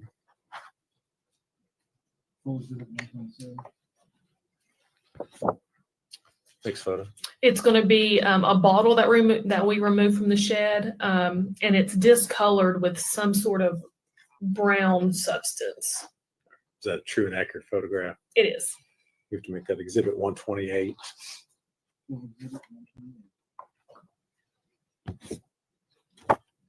Next photo. It's just going to be baby pants that we removed from the shed. We have to make that exhibit 129.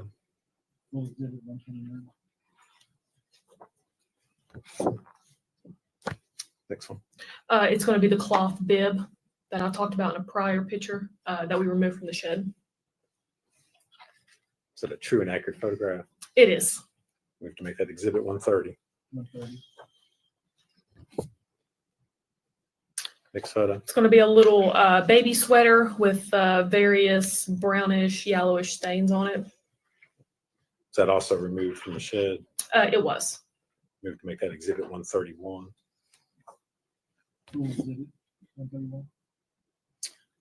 Next photo. It's going to be a close-up of the baby clothing. Same item as in the previous. Yes, same item. We have to make that exhibit 132.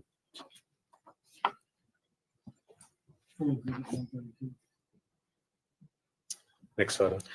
Little baby shorts. It says 6 months old for the size. They're dark blue. And again, were those found in the shed? They all were, yes. Okay. We have to make that exhibit 133. Next photo. It's just going to be the top of a baby bottle. that a true and accurate photo? It is. Make that exhibit 134.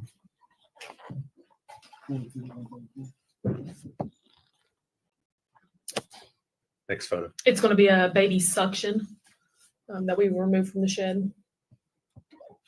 We can make that exhibit 135.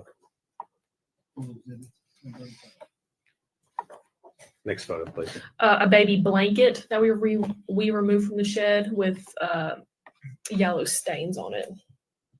Is that a true and accurate photograph? It That is. item. We can make that exhibit 136. Next photo. This is a white trash bag that we removed from inside the shed. It appears to have various blankets inside. We can make that exhibit 137.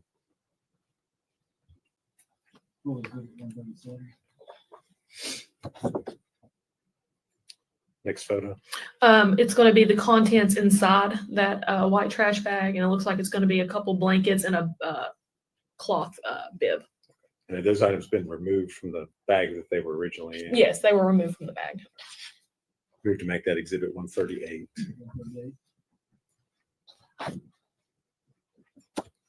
Next photo. It's going to be a child's toy. It's a little pink bear we removed from the shed. We can make that exhibit 139.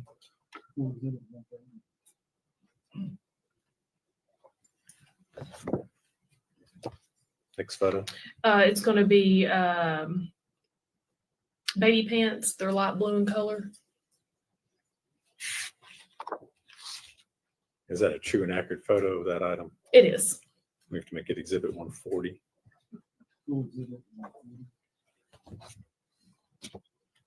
Next photo. It's going to be a cloth bib that we removed from the shed with various stains on it as well. Make that exhibit 141.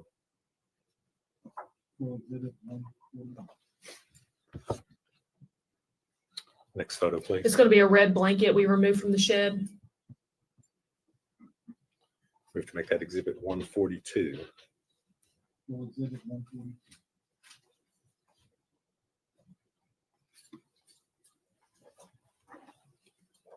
Next photo. That's it. That's it. Okay.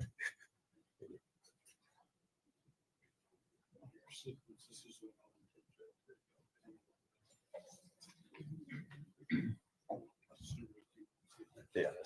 Hopefully approached it.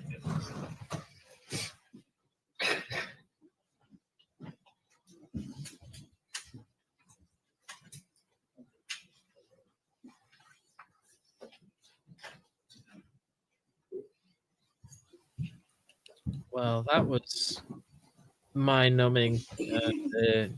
Snooze fest. The only piece of information from that you can gather is that every garment was stained. It was not looked after at all, which,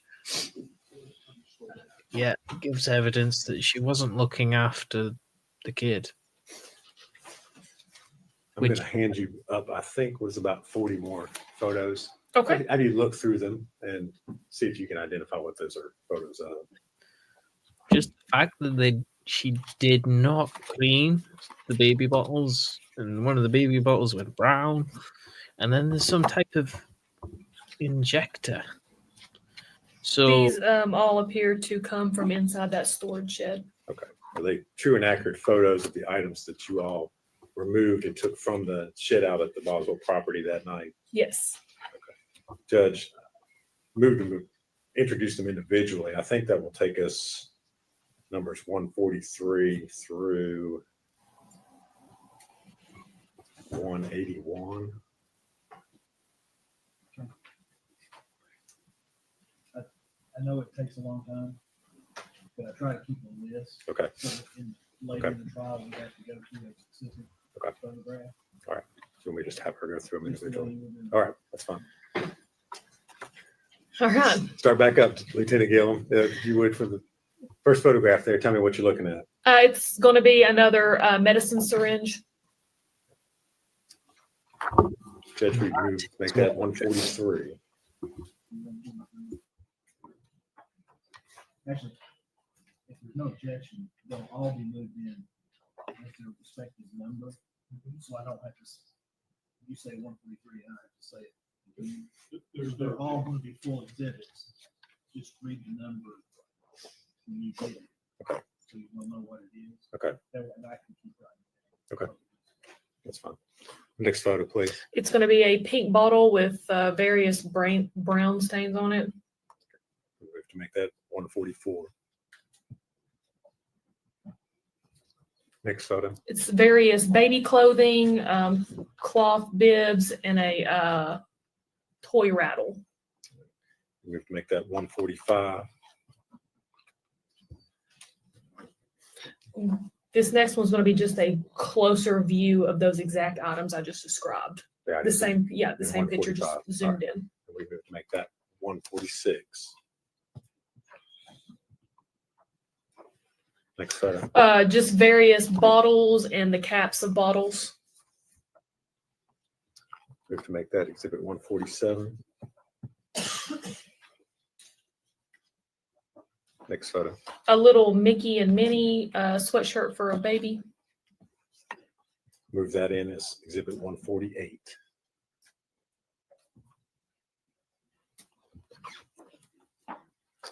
Next photo, please. I'm not really sure exactly the proper name for this, but it's like a measuring cup for like medicine liquid. Is that a true and accurate photo? It is. Make that exhibit 149.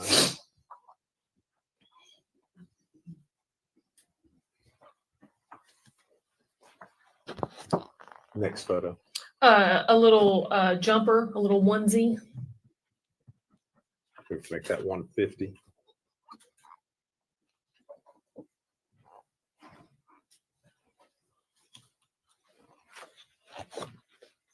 Next photo. The pillow that I described in the first set of photos with the brownish stain on it, that's going to be that pillow removed from the shed. A picture of it. We have to make that 151.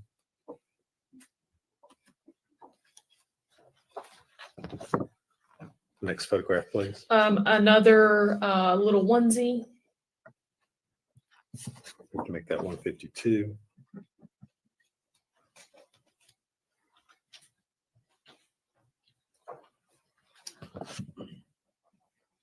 Next photo. This is another onesie covered in what appears to be dirt. We have to make that 153.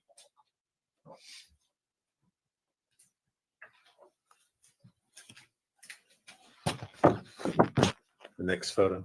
This is another onesie. It's got some various stains on it. Make that 154.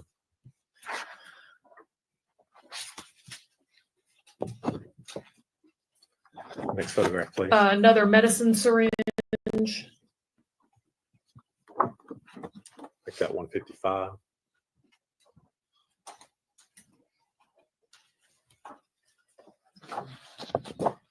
Next photo. This one's going to be another onesie. It's black in color with Gypsy Princess on it. 156.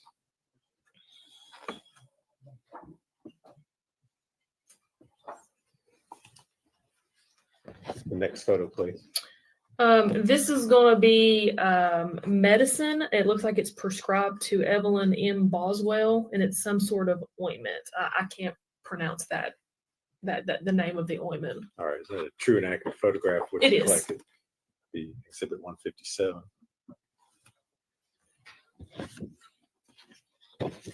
Next photo, please. And it's just going to be another up close of that exact ointment that I just described.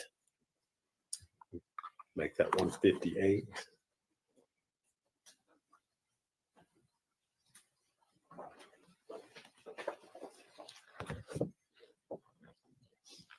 Next photograph, please. The tube of the ointment was brought out of the packaging, and that's what this is going to be a picture of. It looks like it's supposed to go in the eye.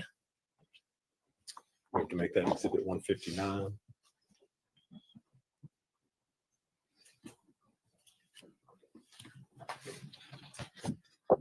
Next photo, please. It's going to be a sippy cup. Move that as 160.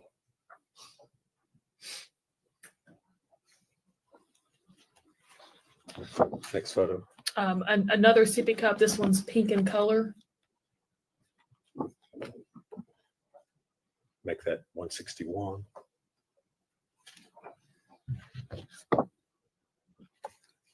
Next one, please. It's going to be a close up of that pink sippy cup that I just described. Move that as 162.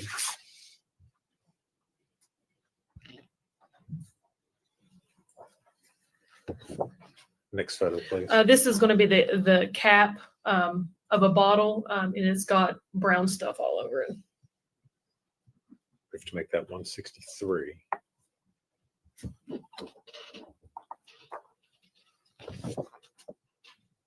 Next photo. It's going to be a passy.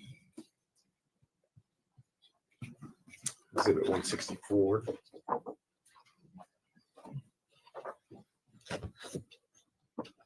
Next photograph, please. 2 baby spoons. We have to make that 165.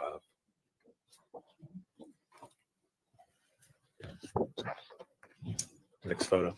This is going to be a diaper bag that is unzipped, but all the items are still inside untouched. And it appears to be some medicine, a Mountain Dew can, some diapers, and just various things that I can see so far.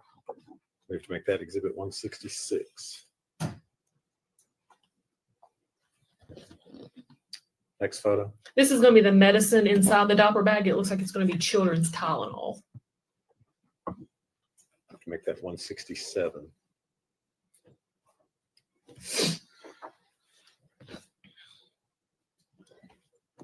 Next photo. It's going to be close up of the children's Tylenol in the diaper bag, and it looks like it's got some food and a cloth towel around it with some stains on it.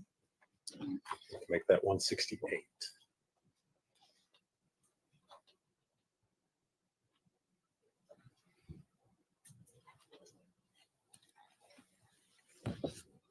Next photo. This is going to be another picture of the inside of the diaper bag showing the same thing, the Mountain Dew can with the cloth towel. We have to make that 169.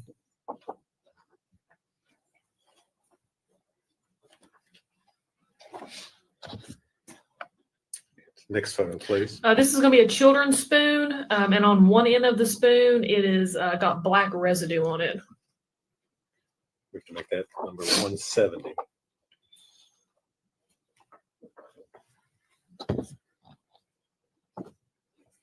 Next photo. Mac and cheese baby food. Move that as exhibit 171.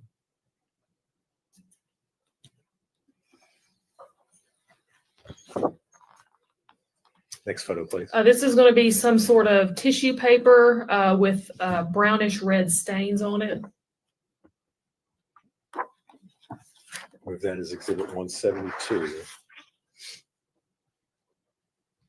And next photo. It's just going to be another angle of the tissue paper with a brownish red stain. Move that as exhibit 173.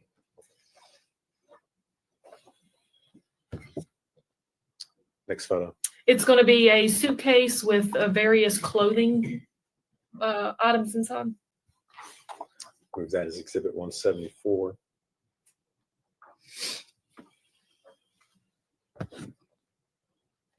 Next photo. It's going to be a red wagon, and inside the wagon there's a baby doll, some baby shampoo, wipes, and a suction. Move to make that exhibit 175.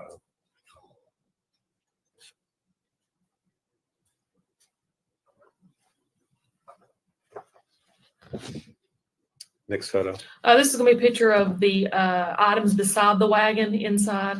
And it's got clothing, a car seat. It looks like a little bunny rabbit, teddy bear type thing. Move that as exhibit 176.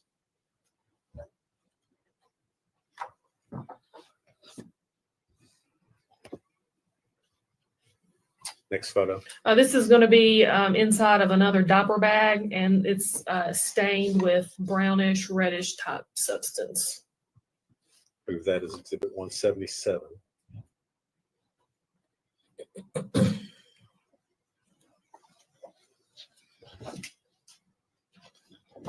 Next photo. This is a cardboard box, and inside the box is several white bags. Move that as exhibit 178.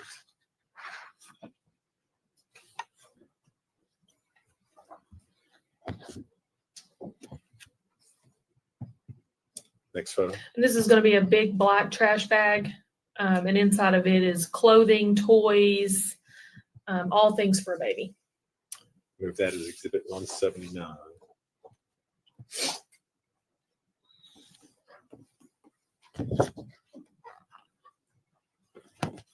Next photo. It's going to be 5 tubes of diaper rash cream. Make that exhibit 180.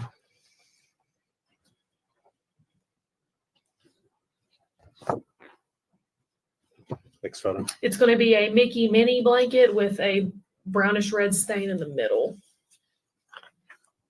Move to make that exhibit 181.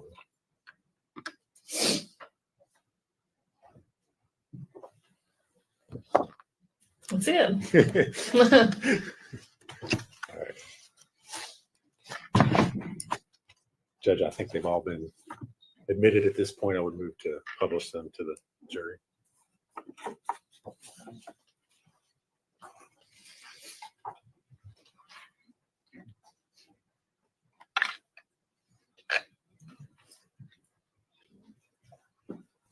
Take the Gil, I put up what's been introduced as exhibit 101. What are we looking at there? That's going back to the very first picture. It's going to be outside the shed when the door was opened, exactly how the contents were when the door was opened, untouched. You all had not moved anything at this point? No, sir.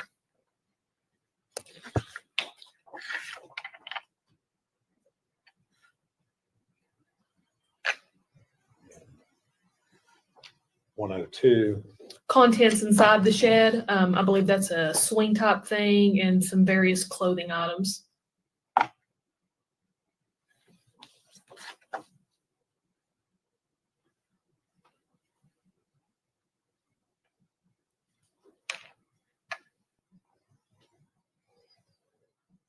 $103. That's going to be the contents inside the shed. There you can see a Mickey and Minnie bottle with some liquid still inside.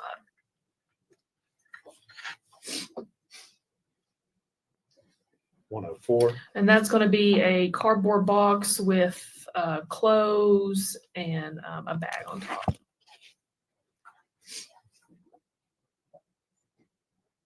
$105. That's just going to be a close-up of that cardboard box, and it's kind of showing you there the top of a bottle.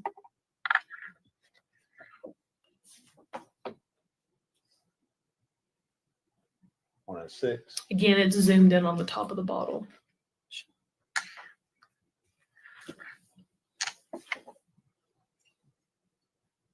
That's going to be 107. sorry. That's going to be the suction thing that we removed from the shed.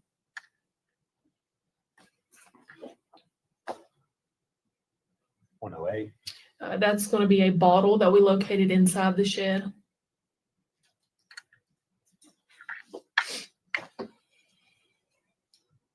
$109. A piece of baby clothing.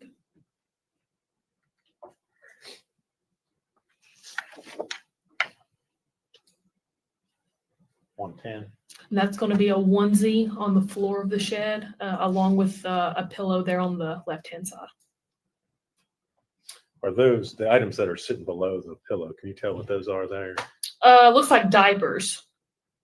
Or are you talking about right below the pillow? Yes. Yeah, those are diapers. I think you have a laser pointer sitting beside you there on the stand. It looks like Oh, yes. Sorry. If you could, on the screen up there, point out where we're talking about. Oh, right here, diapers. All right. And that's going to be the pillow, and then there's the onesie. Thank you. And exhibit 111. That's the onesie I described, and these are the stains that I talked about.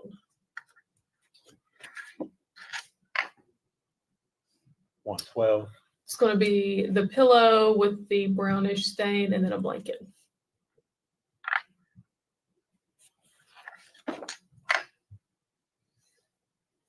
113. Again, it's the same picture, just a little bit closer up to show you that pillow and blanket.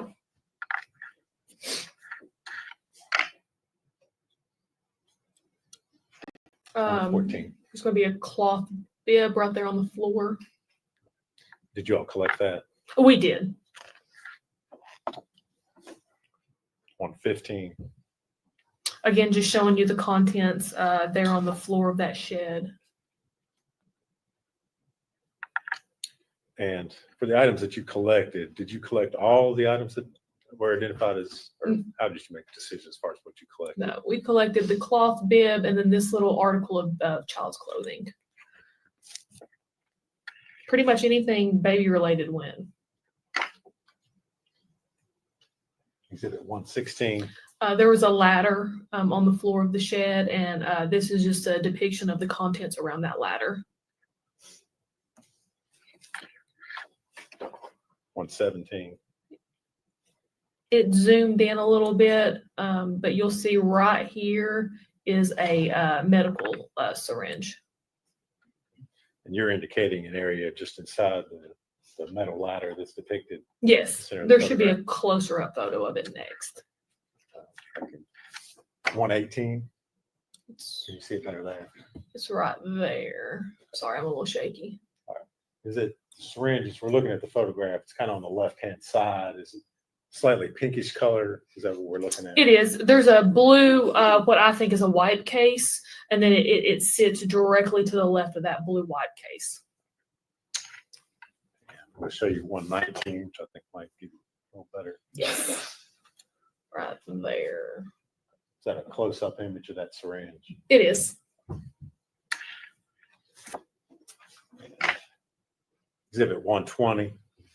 That's going to be the child swing that was taken from inside the shed. 121. And then this is what I was talking about, if you recall, where I said it shows the stain went through the entire swing. You can see right there what I'm talking about. All right. So we're looking at the bottom. We're looking at the photograph. That's the bottom, the base of the. Yes. Okay.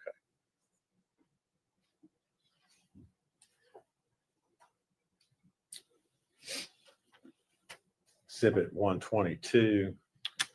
It's going to be a Mickey Minnie bottle. Do there appear to be any sort of substance inside the bottle? There appears to be some milky, whitish looking liquid. He just shy of the bottom of the cup. Exhibit 123. That depicts a little bit better where the liquid is inside the cup.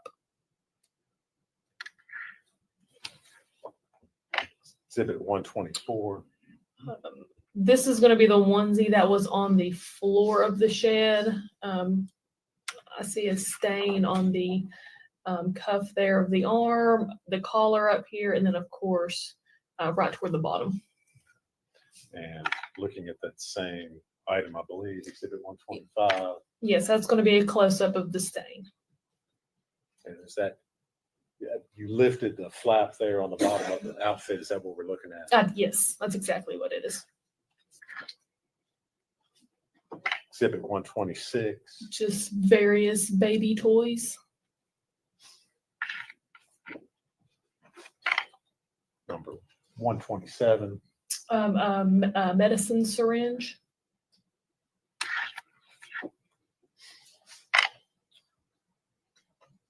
$128. A bottle.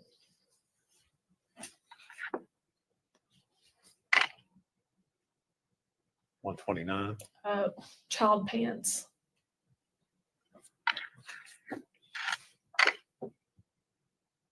$130. A cloth bib. And again, all these items you all found inside the shed. Is that correct? Every item, yes, was taken from inside the shed. Number 131. Another article of baby clothing, and then there's a stain. I believe it's right there. Let me show you 132, which may give a little better view. Yes, Is that- that's the that's exact same- same article of clothing where the stain is right there. Exhibit 133. Baby shorts.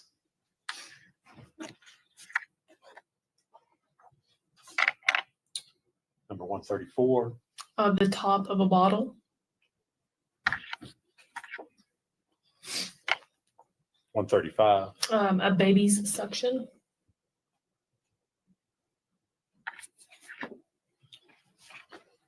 Number 136. A blanket.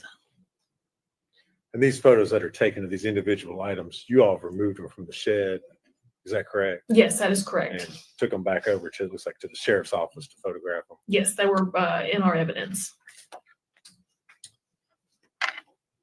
Number 137. That's going to be a white trash bag with various blankets inside.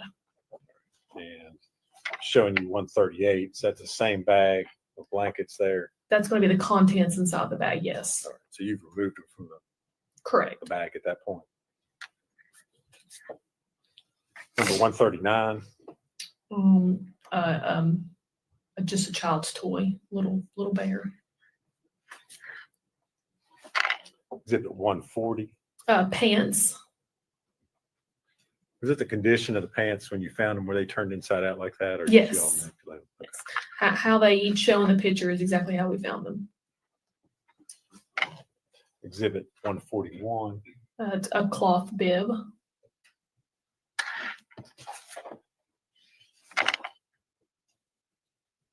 Number 142. A red blanket.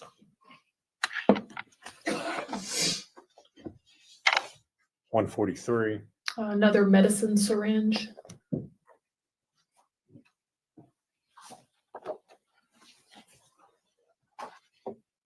144.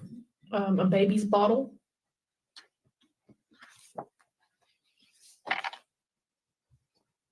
Number 145. Just various articles of clothing. I think there's a blanket, a little toy rattle. And all these items were found together. Yes. Show you 146. That is just going to be a close-up of those items, just a little bit more in detail. You can see what appears to be a sock there with some stains on it, like a little bow headband there. Just a close-up. All right. Exhibit 147. Various bottles and their lids. 148. A Mickey mini sweatshirt for a baby. Number 149. Looks like a type of a measuring cup for some sort of medicine liquid. 150. It's going to be a onesie.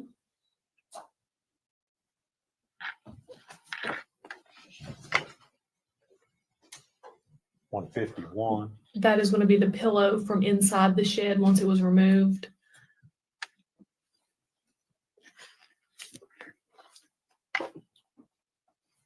Number 152. It's another baby's onesie.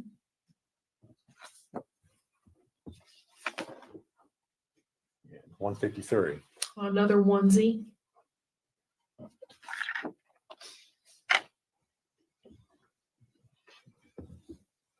$154. And that's going to be another onesie with various stains. You can see it toward the collar here and then more toward the bottom. Number 155. Medicine syringe.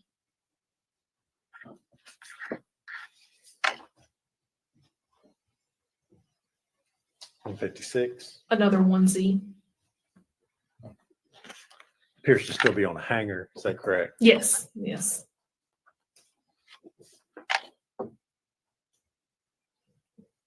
Exhibit 157. That's going to be the eye ointment. 158. The ointment removed from the box. 159. A close-up of the ointment tube. It looks like it says erythromycin Yes. ophthalmic ointment. Yes.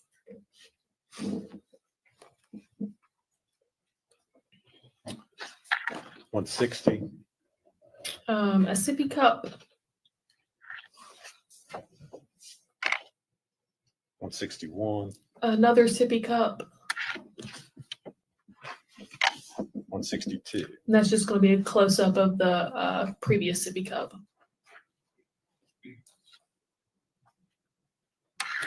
163, That's going to be the lid of a sippy cup and just shows the various stains on it, the blackish brownish stains.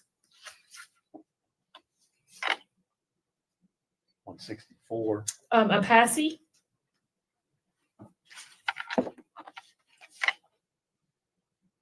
165, 2 baby spoons.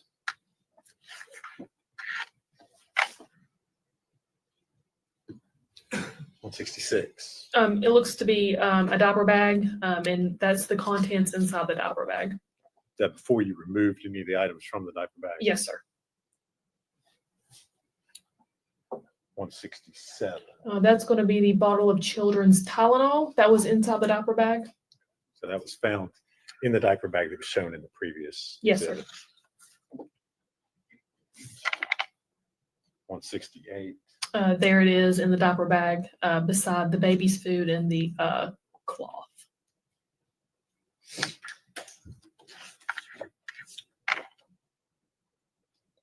169. Just another angle of inside the diaper bag.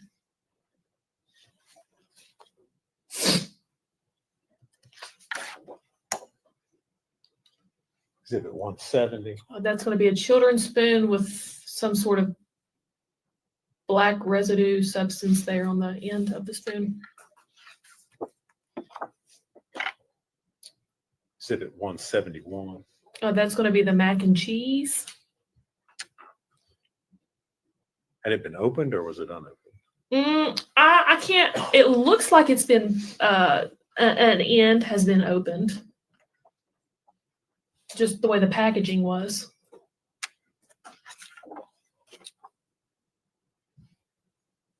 Exhibit 172. That is going to be the piece of tissue paper with the brownish red substance on it.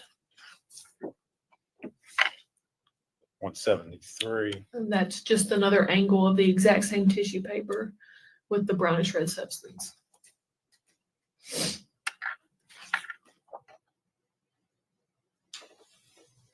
Number 174.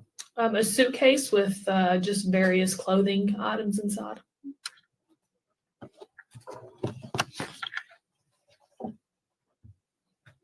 175. That's going to be the red wagon. As you can see, there's baby shampoo here, a suction, some wipes, a baby doll.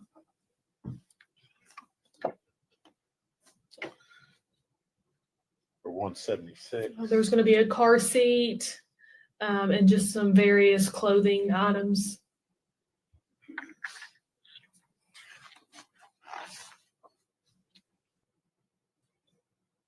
Number 177. The inside of another bag that we found from inside the shed with some stains there on the side.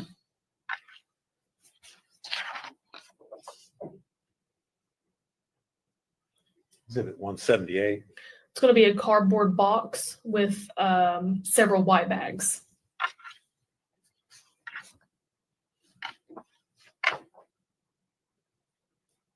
Exhibit 179. A black trash bag with various clothing and toys for all for a baby inside.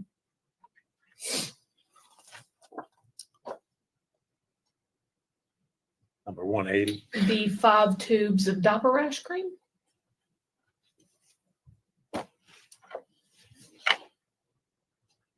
Number 181. Appears to be a child's blanket with a brownish red stain on it. And all these items were collected and taken out of the shed. Yes, sir. Every item.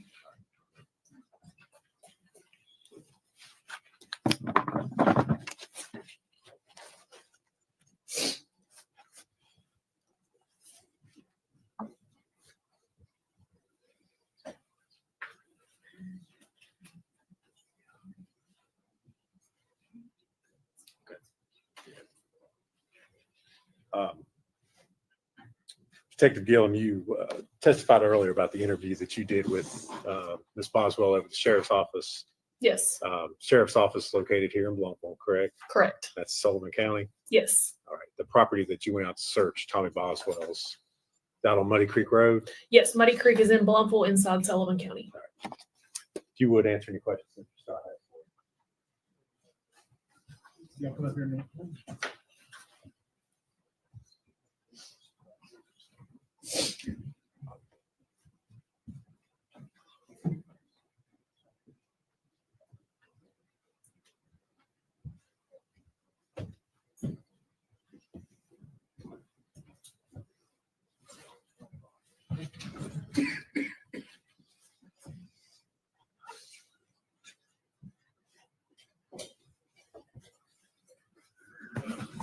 Detective Gilliam, the items you collected, all these photographs we've admitted, were any of those items sent to TBI lab for testing?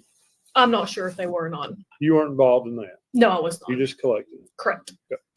Let's go back hour and a half or so to the interview we watched. Uh-huh.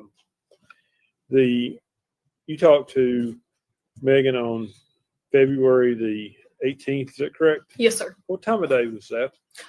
It was in the evening. It was after working hours. Okay, if you could help me narrow it down a little bit more than that. So when do working hours end? Between 4 and 5. That interview probably took place around 6:30, maybe even 7. Okay. She had an earlier interview with Tracy Haraz and a DCS worker. I think you seemed to reference that in your interview. Yes, sir. Okay. What kind of time gap between those two interviews? I know when the referral first came out was right at 4 to 5 that day. And that's when Tracy and the DCS worker went to the residence and brought Megan back to the sheriff's office and had their interview. So I would say their interview might have took place around 5:36. Okay. And your interview was basically just a follow-up on their interview? Yes, sir. Continuation, so to speak. Yes. All right. All the questions I have. You direct? Nothing for the judge. Will she still be under the subpoena? Or should she be released?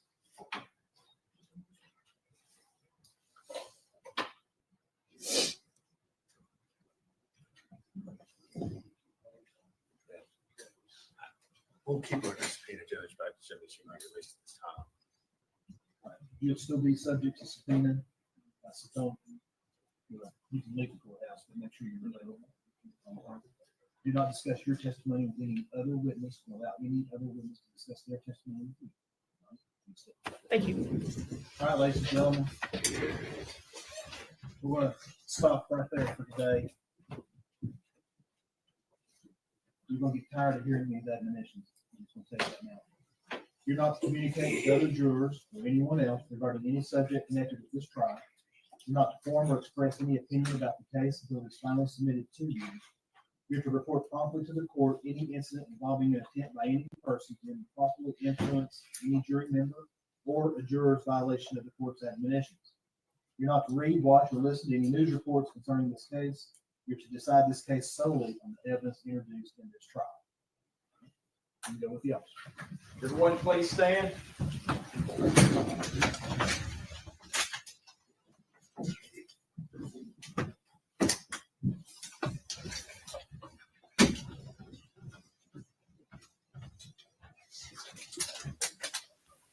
Right. Well, that was an interesting conclusion. So they went through all the photos and what they explained. It was interesting how the detective said it was brown / red substances, so it was not just brown substances. Yeah, I don't think that baby was entirely healthy the way she looked after the baby. Maybe at this moment she's having a breakdown. Well, we don't know until she... Oh, okay. All right, folks. with the media. Now, I don't know how many times I said, don't put the camera somewhere and then listen to me. Your freedom depends on it. I don't know how many times I said, leading up to this trial, and the first day of this trial, that you're not to zoom in close-ups of the defense lawyer, his client, his computer, or the same for the state. I get a note from my assistant just a moment ago that you're zooming in on Mr. Scott's laptop to the point that you can see exactly what he was doing. What? That's an absolute violation of Rule 30. It's an absolute violation of this court's order. And I'm going to tell you right now, I'm going to give you one more. If it happens again, the media will be excluded from the rest of the trial. You'll find yourself in jail. Now, I know that there was another person in here running the camera earlier today. At least I thought there was another person in here, not you. Okay. You talk to whoever else is going to be operating that camera. You had better heed my warning. Okay? And if I did do that, it was inadvertent. I wasn't trying to shoot you. Well, I'm going to tell you right now, my assistant came in here and she wouldn't have done it. And I told her to have the feed up in there and be monitoring it because I'm worried about the jury. But now I'm worried about attorney-client privilege. Wow. Don't let it happen again. Now, we'll be recessed till, I think we're going to start at about, do y'all want to start at 10 or 10:30? I was thinking 10:30 to about 4 tomorrow. If you have that many witnesses, you can line.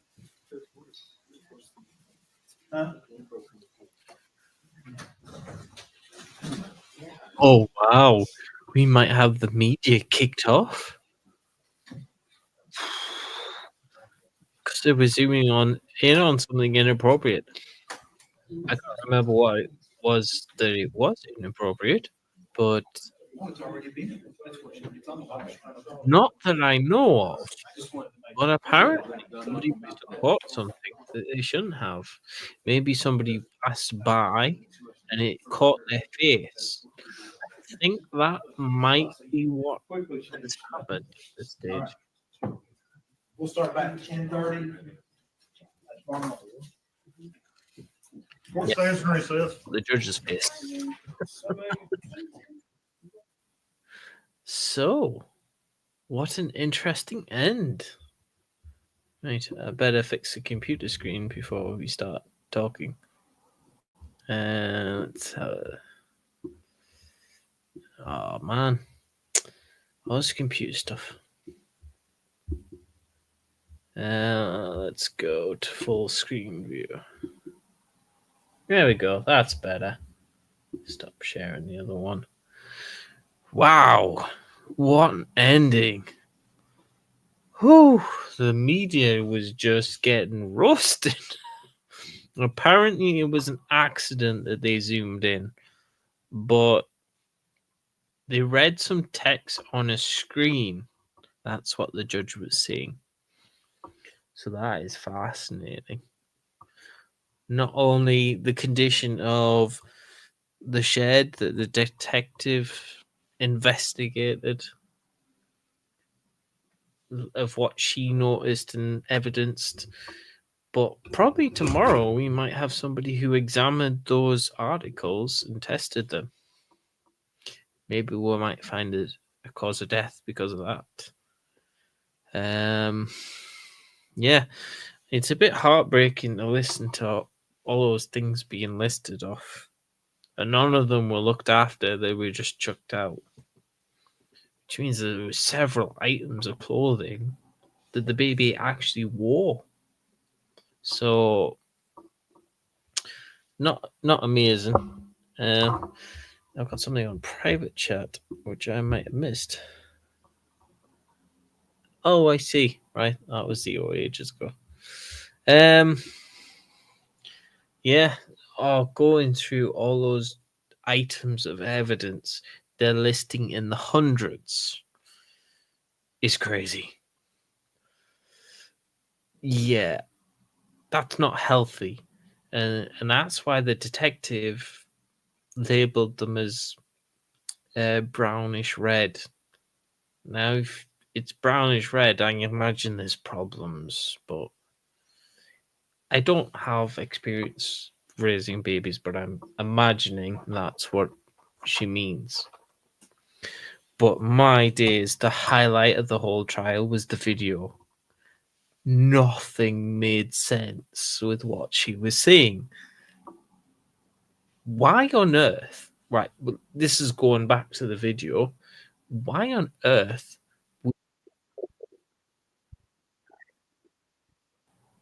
Get rid of that. Why on earth would you go to your ex's house with your then new boyfriend to take a kid up the drive and then go back down for Christmas? That just, oh, mind blowing. I'm trying to think of what other things she lied about, but oh, she also lied about Ethan sending her texts threatening to kill her. Why would he do that? I don't understand why he would do that, but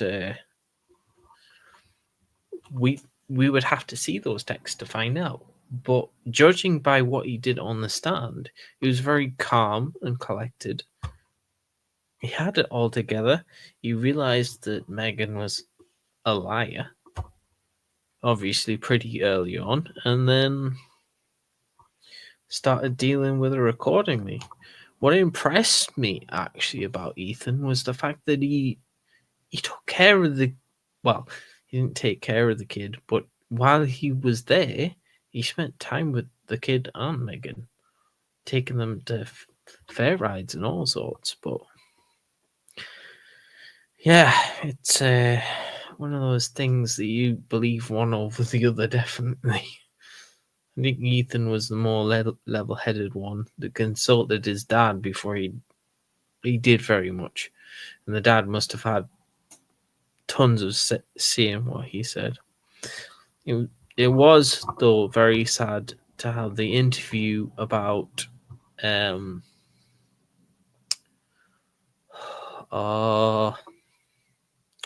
forget his name. I'll go back to my notes. So Randy, so Hunter's dad. That was a very sad interview because then you got to know the state of his son after what had happened. And I don't think anybody deserves to have that when they actually want to look after a kid, even though they've got mental problems. So, mental problems before, it was made worse by the fact he was accused for the missing kid. So, it will be a very interesting story when we see it tomorrow, where it unfolds. So, as always, thank you for listening. I think I'm going to leave it there. And also, I hope you get well soon, Toxic, if you're listening, and get plenty of bed rest. We're glad everything's gone okay. We had one sad instance today. I'm trying to get up his name. I apologize. I don't really know the person very well, but a Ricky Watson on TA's channel, RA's channel, has sadly passed away. Yes, we will see you tomorrow, Lewis. Lois. Ah, man. I'm getting there.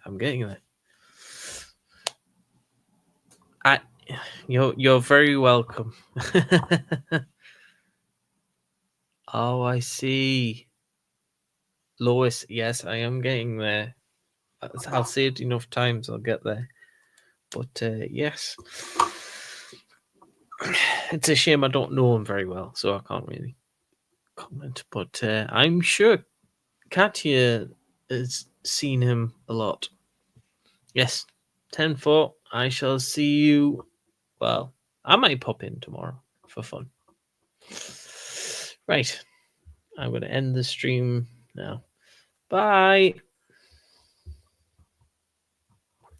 Figure out how to do this again. No, it's not. When you click on stuff for the Mac, it brings up a definition of the word you're actually trying to end the stream.